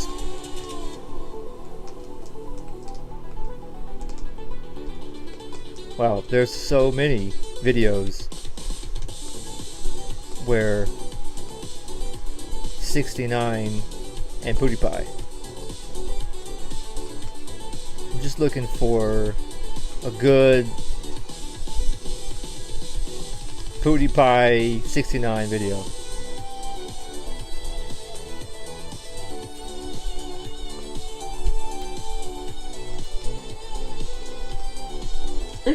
Is it out? I used to be. Nice. Hell yeah. Let's go. Uh-huh. Okay. Oh man. Waiting early in the morning for that merch drop. Oh. I swear I'm not addicted, but I can't stop. Hey, yes. Got amnesia, man. I caught that new stuff. I got my Suka Black merch, but that's not enough. Oh, gee. I bought 13 sweatshirts, now they're out of stock. I am getting boxes all around the clock. I got big schemes of being on the big screen, so time to Hell buy yeah. the big memes, yeah. Buy all day, I buy all night, I buy non-stop till those hoodies are inside, then I buy Hell yeah. till the whole world knows. I buy all the time, getting close to what I want. I buy all day, I buy You did all great. night, and I don't stop till those hoodies are inside, then I buy 10 shakers, I buy 10 more. Bruh. Full stock on the G Fuel store. Bet you aren't in-floor gang. Bet you don't have big brain. Hey. You don't even own a single tambourine. Yeah, you You should have gone with tambourine. It rhymes, but alright. Think I'd have everything. No, I want more. No, I want more, cause I got shirts. I got hoodies. I got G Fuel. Bruh. I got headphones. I got the most merch, it's easy to see. And the people on this Reddit agree, cause I buy all day, I buy all night. So good! Oh, I'm so embarrassed. It's so sweet. I can't stop. Somehow that has Move something on. to do with the number 69. 69 Shakers. That's the name of that song, 69 Shakers. So 69 is the sexual position, in case you don't know. Never understood the logistics of the 69. Is it even, like, has anybody, listen, I'm gonna be honest with you, okay? I hit puberty in the 1990s. And I had access to the internet. So I therefore have seen a lot of pornography in my day. And I remember back when I was in the puberty, looking at porn on the internet in the dial-up days. 28 kilobits, 28.8, 56.6, or whatever it was, where you're looking at a picture. No videos, just a picture. And you just not like you click on a picture and there it is. And you click on a picture and it comes in like doot, doot, doot, doot. Slowly but surely you see the top of her head. And then you see her face and you're like, oh my god, there she is! And it's like some girl's lowering the window blinds or something on her window across the way. Ah, the good old days, man.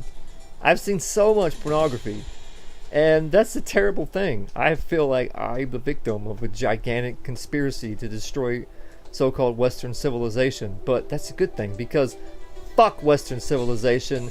Western civilization is the civilization of being a broken peasant slave, bowing down in submission to the principalities of Satan.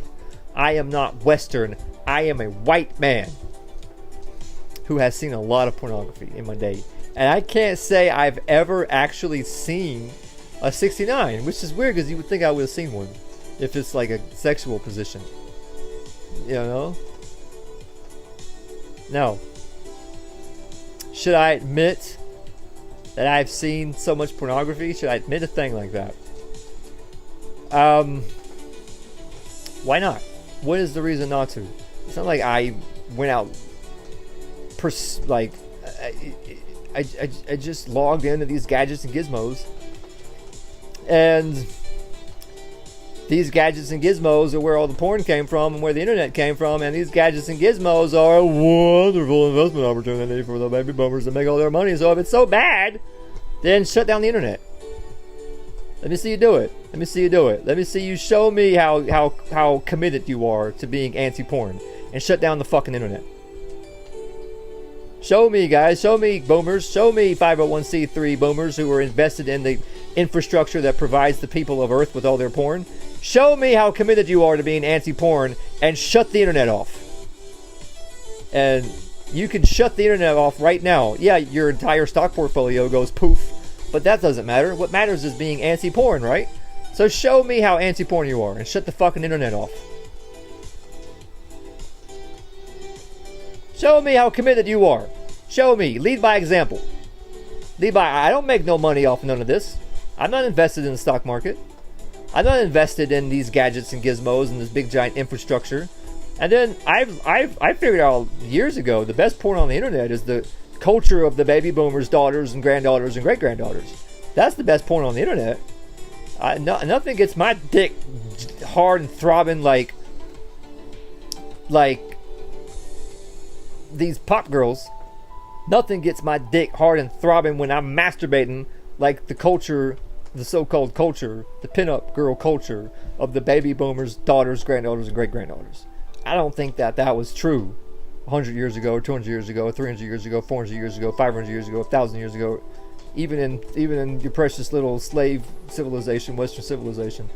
But now okay, porn's so bad. Okay, show me how you think porn's so bad, 501c3 frat boys, with your little ribbon tied around your neck, prancing and skipping around your 501c3 club, invested in all of the infrastructure that provides the people of the earth with their porn.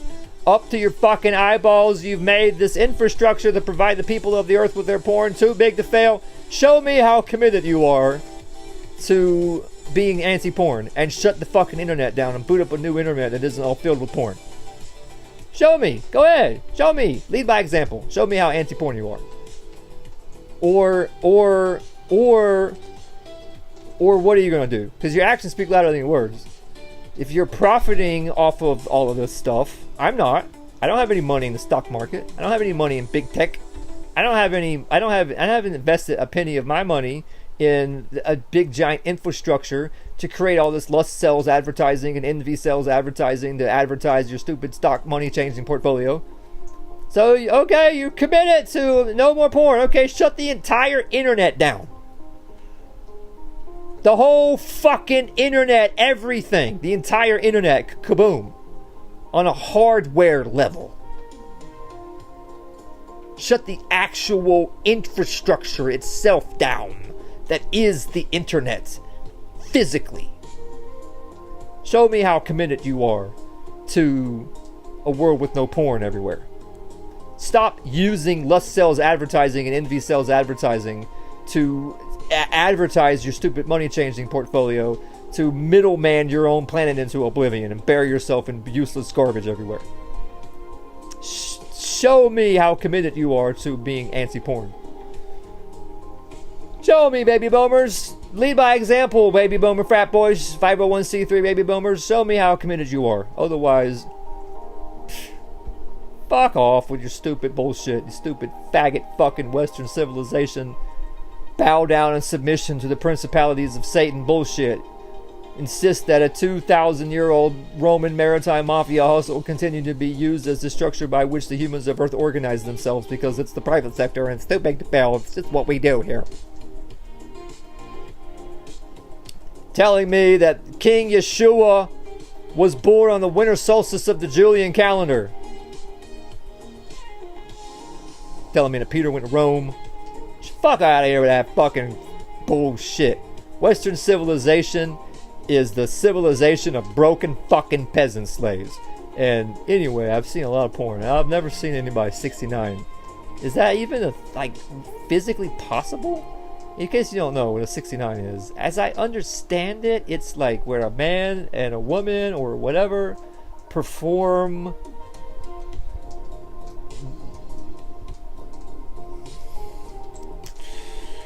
how should I say, with their mouths on each other at the same time, thus creating this yin-yangy 69 shape. So then King Solomon said, hold my beer, I got 700 wives, I got one main chick and 699 side chicks. So my side chicks and I, we 699, we don't 69. I 699 with my side chick, said King Solomon. What is that? How does that work? You 69ing but with two girls at the same time. How does that even... That's the logistics of that are even more profoundly confusing to my brain than... Or you're 69ing with another girl like waiting in line behind her. Patiently waiting or something. Like, how does this 699 even work? Solomon said, we figure it out here in Mount Zion. That's what we do. We figure things out. And you're King Solomon. I ain't gonna be outdone while freaking Pharaoh's daughter off to the side just hanging out. Look, I ain't gonna be outdone. But that's a lot, man. 699 side chicks? Sheesh, man. Like, whoa, dude. Like, sometimes you gotta pull a homeboy to the side and say, look, man, you got a problem. Like, you got a problem, dude. Like, you should have stopped hundreds and hundreds and hundreds of wives ago. Like, dude, you have 700 wives. What is wrong with you? And Solomon said, I don't know, man. It's just one thing led to another, man. It all happened so fast. It's snowballed out of control. Oh, Solomon, we got to get this reined in, dude. Or I have to join the 700 club? I gotta have 700 baby makers? Okay, let me think this through. If you're gonna be one of my baby making queens, that I'm going to use to make white babies. I got to have at least 10 good, solid white baby making queens. And, you know, we'll have some others. Sure, why not? Maybe, this is just to throw this out there. Ideas we're throwing around. Maybe my baby making queens will do the test tube baby thing with in vitro or whatever. Just give me some of them eggs. Just give me some of them eggs. And we'll get a surrogate mother, so my baby making queens don't have to endure the pains of childbirth. If they do, then if they want to, then okay, fine. But if they don't want to, then we'll get some surrogate mother to do that for you. It'll be your eggs and my seed, but someone else's womb. And does that count? I have 700 surrogate mothers making a freaking white baby making factory. I'll have thousands of white babies. If I can get 700 surrogate mothers to pop out 2 or 3 babies each, that's thousands of white babies. That's thousands of white babies. I can make thousands of white babies. That's man. And then I'll have 700 surrogate mothers lactating at the same time. I can have white woman latte every single day. Every morning I wake up to a white woman latte. Now you might say, Nash, that's incredibly perverted. I'm just trying to live up to the standard of these biblical figures. It's not like I came up with that idea on my own. I got that from the Holy Bible. What do you want from me? I don't want to be outdone by stupid Solomon. I got that from the Bible. It's not like I would have come up with that idea on my own. You know what I want to do? I want to have 700 wives. Nah, thousands, tens of thousands, hundreds of thousands of concubines, concubine camgirl empire, hundreds of thousands over the course of my whole rest of my life. Not all at once. Or maybe all at once. Maybe I'll get the Astrodome, and I'll just take all the seats out and put a bunch of pillows in the Astrodome, just to have one gigantic lesbian pillow party in the Astrodome, and one thing will lead to another, and we'll break out Taylor and Miley over here, and we'll massage away those migraines and everywhere else that there may be tension built up.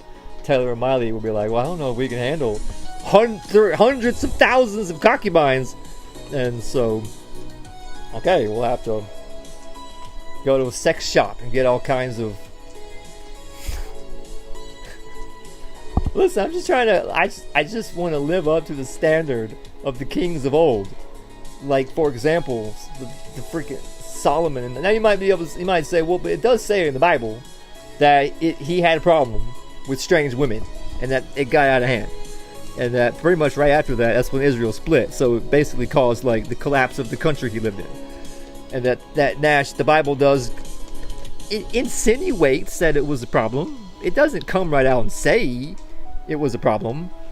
I guess you could make the argument there's an insinuation there. Okay, I'm open-minded to that. So maybe in me joining the 700 Club is going a little overboard.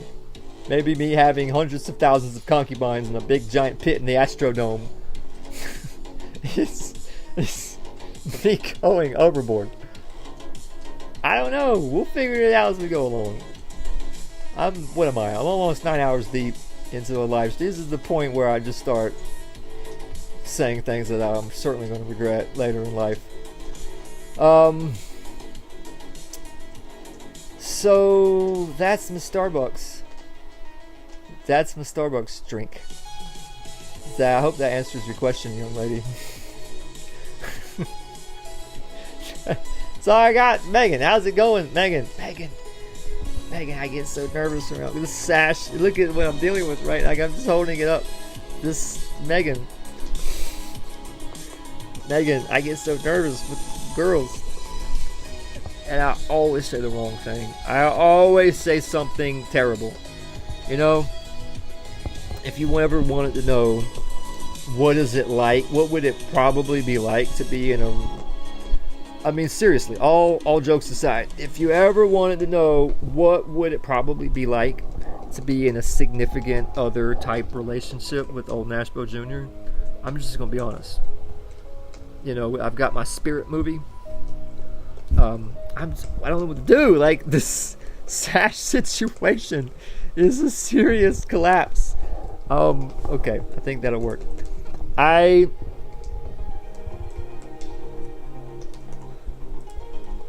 just being honest.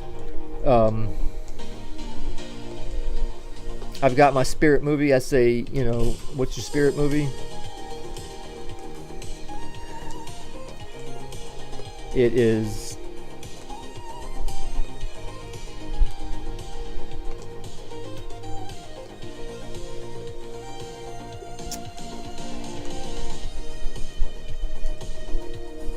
what if my spirit movie, you say, what if you had to explain to somebody who you are, but you can, as a person, but you can only suggest that they watch a certain movie, and that's the only way you can explain to them who you are. I would say watch Fearless with Jet Li.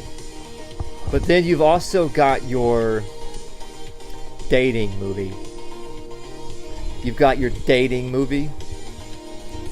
What's it like to be in a relationship with you?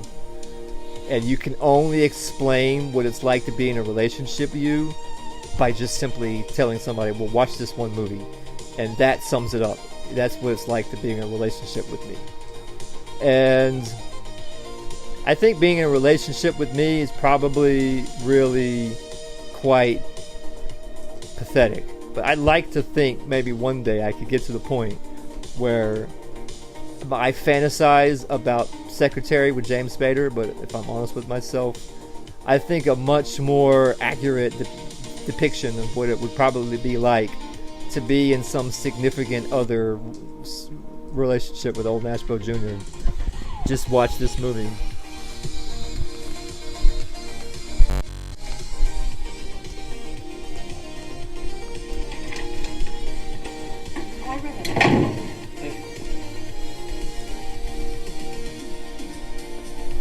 What if this is as good as it gets?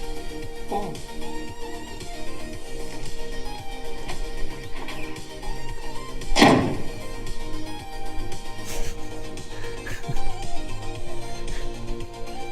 That's just the inner dialogue of old Nashville Jr. Although that's not really what it would be like to be in a relationship with Nashville Jr. I think more likely being in a relationship with Nashville Jr. would be over with real quick. I'm a train wreck of a man. That's why I don't know how I feel about the whole significant other thing. No, I want a whole bunch of baby making queens and hundreds, if not thousands, if not tens of thousands. Hundreds of thousands of cam girl concubines.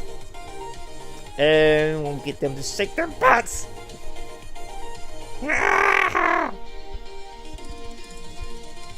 I think that's as good as I'm gonna ever be. That's as good as you're ever gonna get from me. I gotta live up to the standard of the kings of old. I do. I got to. It's not a matter of. I don't know what else to say. It's the way of things. So now it's time has come to wrap this train wreck up. And so I like to end my live streams in a song. Ooh, I just burped a little bit. I like to end my live streams in a song where I change some, not all, some of the lyrics to being about poo-poo, or excuse me, I like to change my, I like to end my live streams in a song where I change some of the lyrics to being butt and ass and hole but only at the end of butt ass. I'm not trying to be vulgar here. And so do you guys, is that monogamous? Whoa. I'm so curious to play the beginning of this video. Not really sure. I haven't played it yet. I will though, eventually, one day, I guess.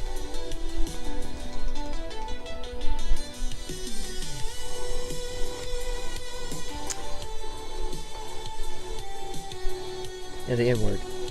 Oh, and poop. Poo, poo, poo, pooping, poo, poo, all forms of poo. And the N-word. And which N-word you might be asking yourself? Well, the N-word, of course. Which other N-word would I be talking about?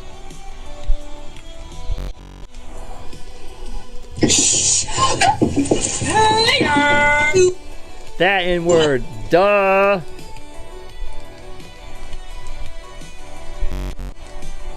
Doi.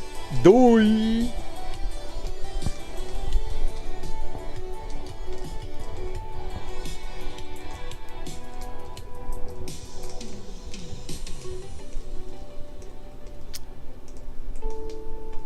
Okay, so which song am I going to sing?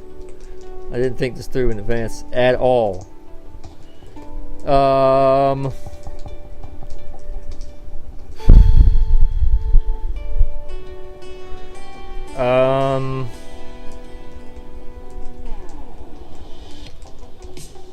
Okay, wait, calm down. I gotta think of a song. I gotta think of a song to sing. How about Miley? You know, Miley. I got Miley somewhere. Miley changed my life. I found Miley on the side of the road. Miley changed my life.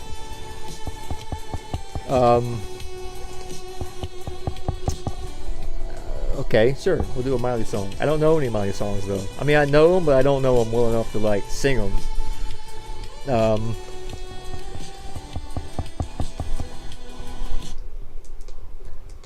So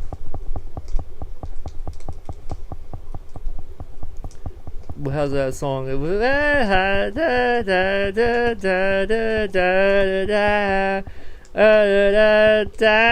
something. I don't know a Miley song. Okay, I do know a Miley. I just know the one little hook part of it though. I know a couple of Miley songs, but I just know one line of I just know literally just lines of Miley songs. It's like single lines. Okay, here we go. I adore. That's hard to say. I adore you. I adore you. But hold nigger as poop. Poop, poop, poop, poop, poop. And then I can almost see it. There's something, something, something. Something, something, something, something, something. Something, something, something, something. Something, something, something, something. Something, something, something, something. Something, something, something, something. Something, something, something. And something. Something, something, something. Something, something, something, something. Almost something. There's something, there's something. Something, something, something. Lyrics to the song I don't know. And those are the words of the song. As I'm making, I'm standing on top of my mansion. 'Cause I'm really super rich and I'm looking out at all of the poor people out there in the city. And I'm like, ha, it sucks to be you. You're all a bunch of dirty poor people. Not me, I'm chilling on my mansion, wearing like $1,000 dress. It ain't about what's waiting on the other side.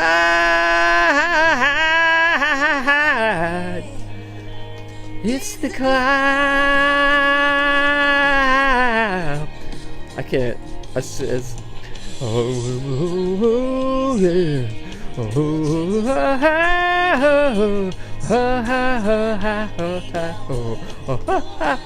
Again.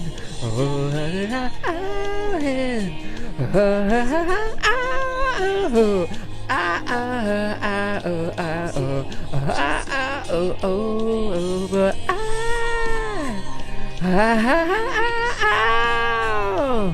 I gotta keep pushing on. Always gotta be another mountain. Always gonna wanna make it move.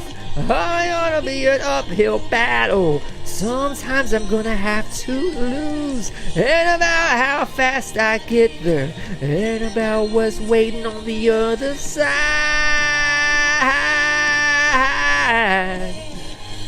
It's the climb.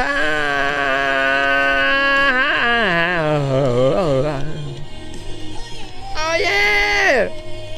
Yeah! Yes!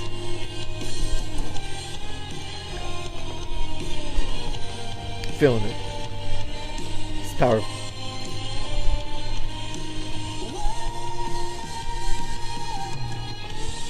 Gonna be another mountain.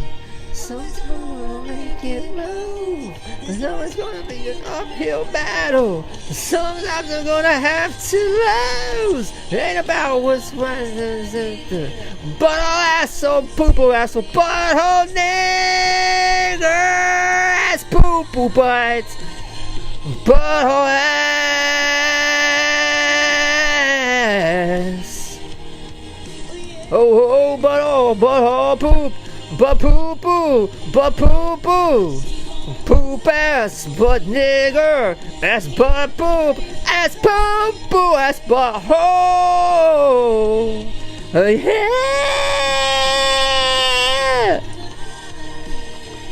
It's that poop, man.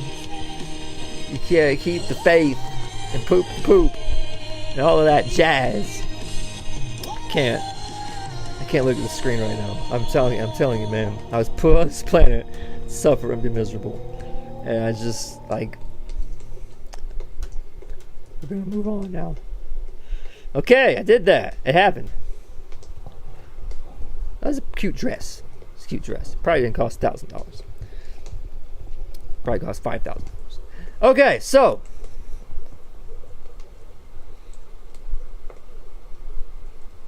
I like to end my live streams in a string of words I'm not supposed to say, as apparently I'm not supposed to make certain threats. These dainty little flower people, certain chumpy poos. So, if I ever had the opportunity to meet Donald Trump, I would get him a Starbucks drink, and I would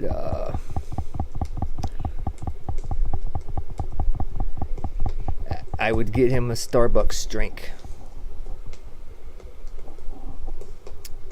I'd get him a Frappuccino that was somehow deadly for some reason, and he would drink it and die. And I'd be sad. Okay, fine. I didn't think of this in advance. I'm so bad about not thinking in advance any of this. So if I had, I'm getting lazy with it. If I had the opportunity to meet Donald Trump, I would. I don't know. I would teleport with Donald Trump into another dimension through a children's book, and we'd sing a song as the never-ending story that Donald Trump and I would have to go on a quest to defeat all evil in this other realm and save the white princess from the darkness spreading across the land. You know what I'm saying?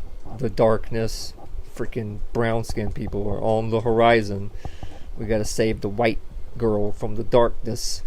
So we gotta go on a magic quest.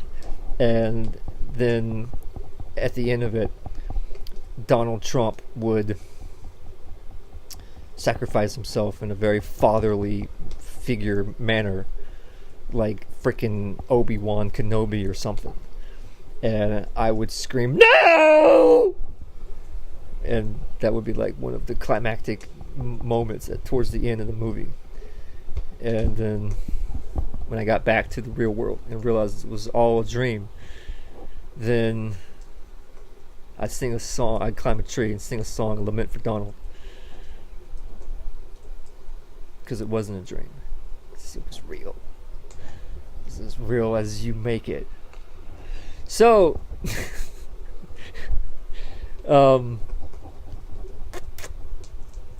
like to end my live streams in, apparently I'm not supposed to make certain jokes about a certain Charlie, precious little Charlie. We're not supposed to make jokes about little Charlie. So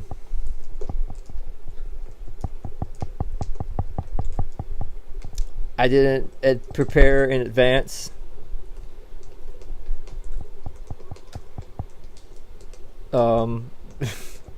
A joke about Charlie either, but it's okay because I can call out the big guns.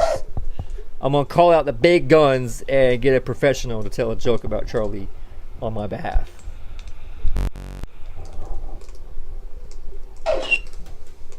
Thank you. So, all of us here knew Charlie.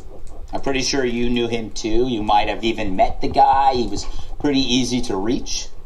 So you can imagine what it was like around here at Fox. When we heard that he was shot, the whole place went silent. I mean, even Kilmeade stopped talking. God, you can laugh. Thanks for your permission. Apparently that was a joke. That was a joke. Kilmeade stopped laughing. I don't get this joke thing, man. I'm in over my head trying to end this live stream in a joke every broadcast. So Kilmeade is a joke. How's Kilmeade a joke? You might ask yourself. Fuck if I know. Kilmeade's a joke, apparently. So Kilmeade is a joke.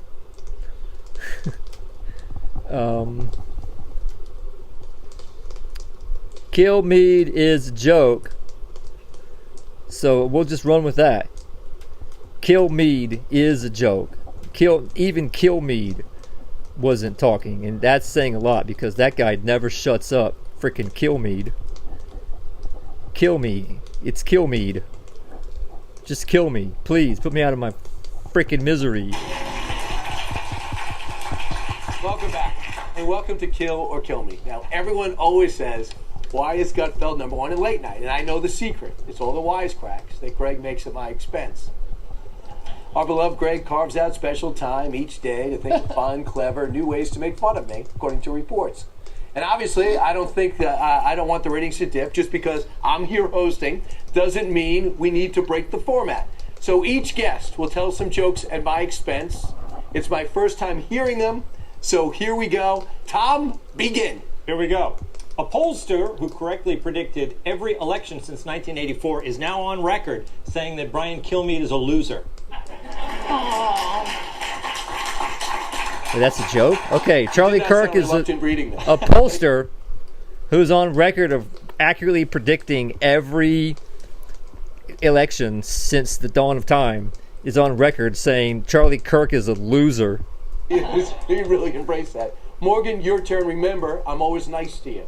You are, so I feel bad. But this is funny. His books are better sleep are a better sleep aid than a fistful of Relaxium. Well, that's okay. Ooh, burn. Charlie Kirk's books. Does Charlie Kirk even have a book? Charlie Kirk's books suck. Take that, Governor Huckabee. Take that. I appreciate it. That's not going to help sales. Kat, I know I'm dragging you into this, and this is reluctant, but this is your job. Take a shot at me. Some of these are real mean. Some like of them? This one is really not nice. I'm just warning you. when he did a play-by-play on the Puppy Bowl, they asked to be euthanized. Yeah. Charlie Kirk sucks at life so much he asked to be assassinated. He went to the tranny convention and he said, please put me out of my misery. One of you, please, just do it. That's really horrible. I mean, this one too. Gynecologists agree. When birth control is unavailable, you can't go wrong with a photo of Brian Kilmeade. Yes, when birth control is unavailable, whatever you do, don't look at Charlie Littleface Kirk, because he's an irresistible vision of beauty. Oh, this one's mean to multiple people. Supposed to just have one. Brian's on so many Fox shows. His nickname around the office is Jimmy Fallon. Brian is on so many Fox shows. I mean, Charlie is on so many Fox shows because they cashed in on his death to get people to vote Republican. Excuse me, they cashed in on his fake death to get people to vote Republican. Oh wait, this one's awful. His books are so unpopular, he gets regular death threats from both Barnes and Noble. Charlie Kirk was so unpopular, he got regular death threats from liberals and trannies. Cat. Oh wow, this one too. Whenever he calls Mrs. Kilmeade, she lets it go to voicemail. Whenever Charlie calls Erica, Erica answers, and they talk about how fun it was faking his death. It happens. Who She's wrote busy during the day. Are you done? Yeah, those are all the ones I have. My self-esteem is gone, but yet I still toss to Tyrus. Tyrus. You know what? I spend months and months, and these people know I defend him every time he does that. Every time. And Look at this man. Is this a summon from Final Fantasy VII, or is this a human being? What? When someone had the nerve to besmirch your name, who came out and hit them with a thunderous F.U.? This guy. Right there. So I will not read these off this piece of paper. Just quick sidebar. Did you guys watch the show last night? Okay, cool. I have one joke for you, my friend. That's it? Just one. Okay. Just one. All right. We ready? Knock, knock. I already did a knock knock. Knock, knock. Just say who's there. No. Knock, knock. No. We'll say it for him. Knock, knock. Who's there? Negro. Let's go to break. All right. Ladies and gentlemen. Ladies and gentlemen, Charlie Kirk is a racist. I guess that's what we're gonna take out of that. I'm about to pee in my pants. I gotta pee so bad for some reason. Like, I'm about to end it though. I can do this. The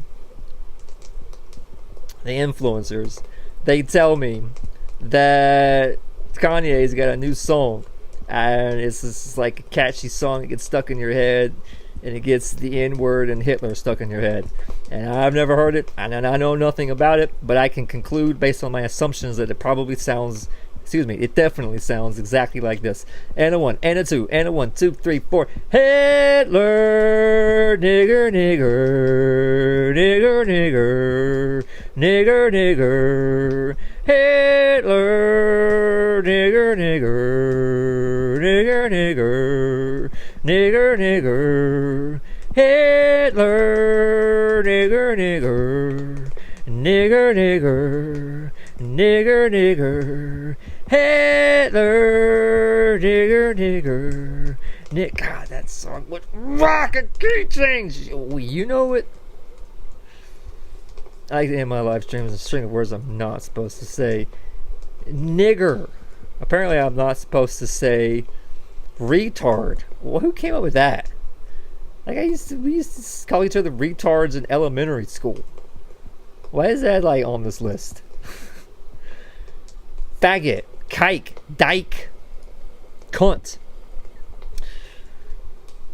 chink, dirty chink, Goat fucker, also known as a Persian. Sand nigger, also known as an Arab. Wetback. How. Two different types of Indian.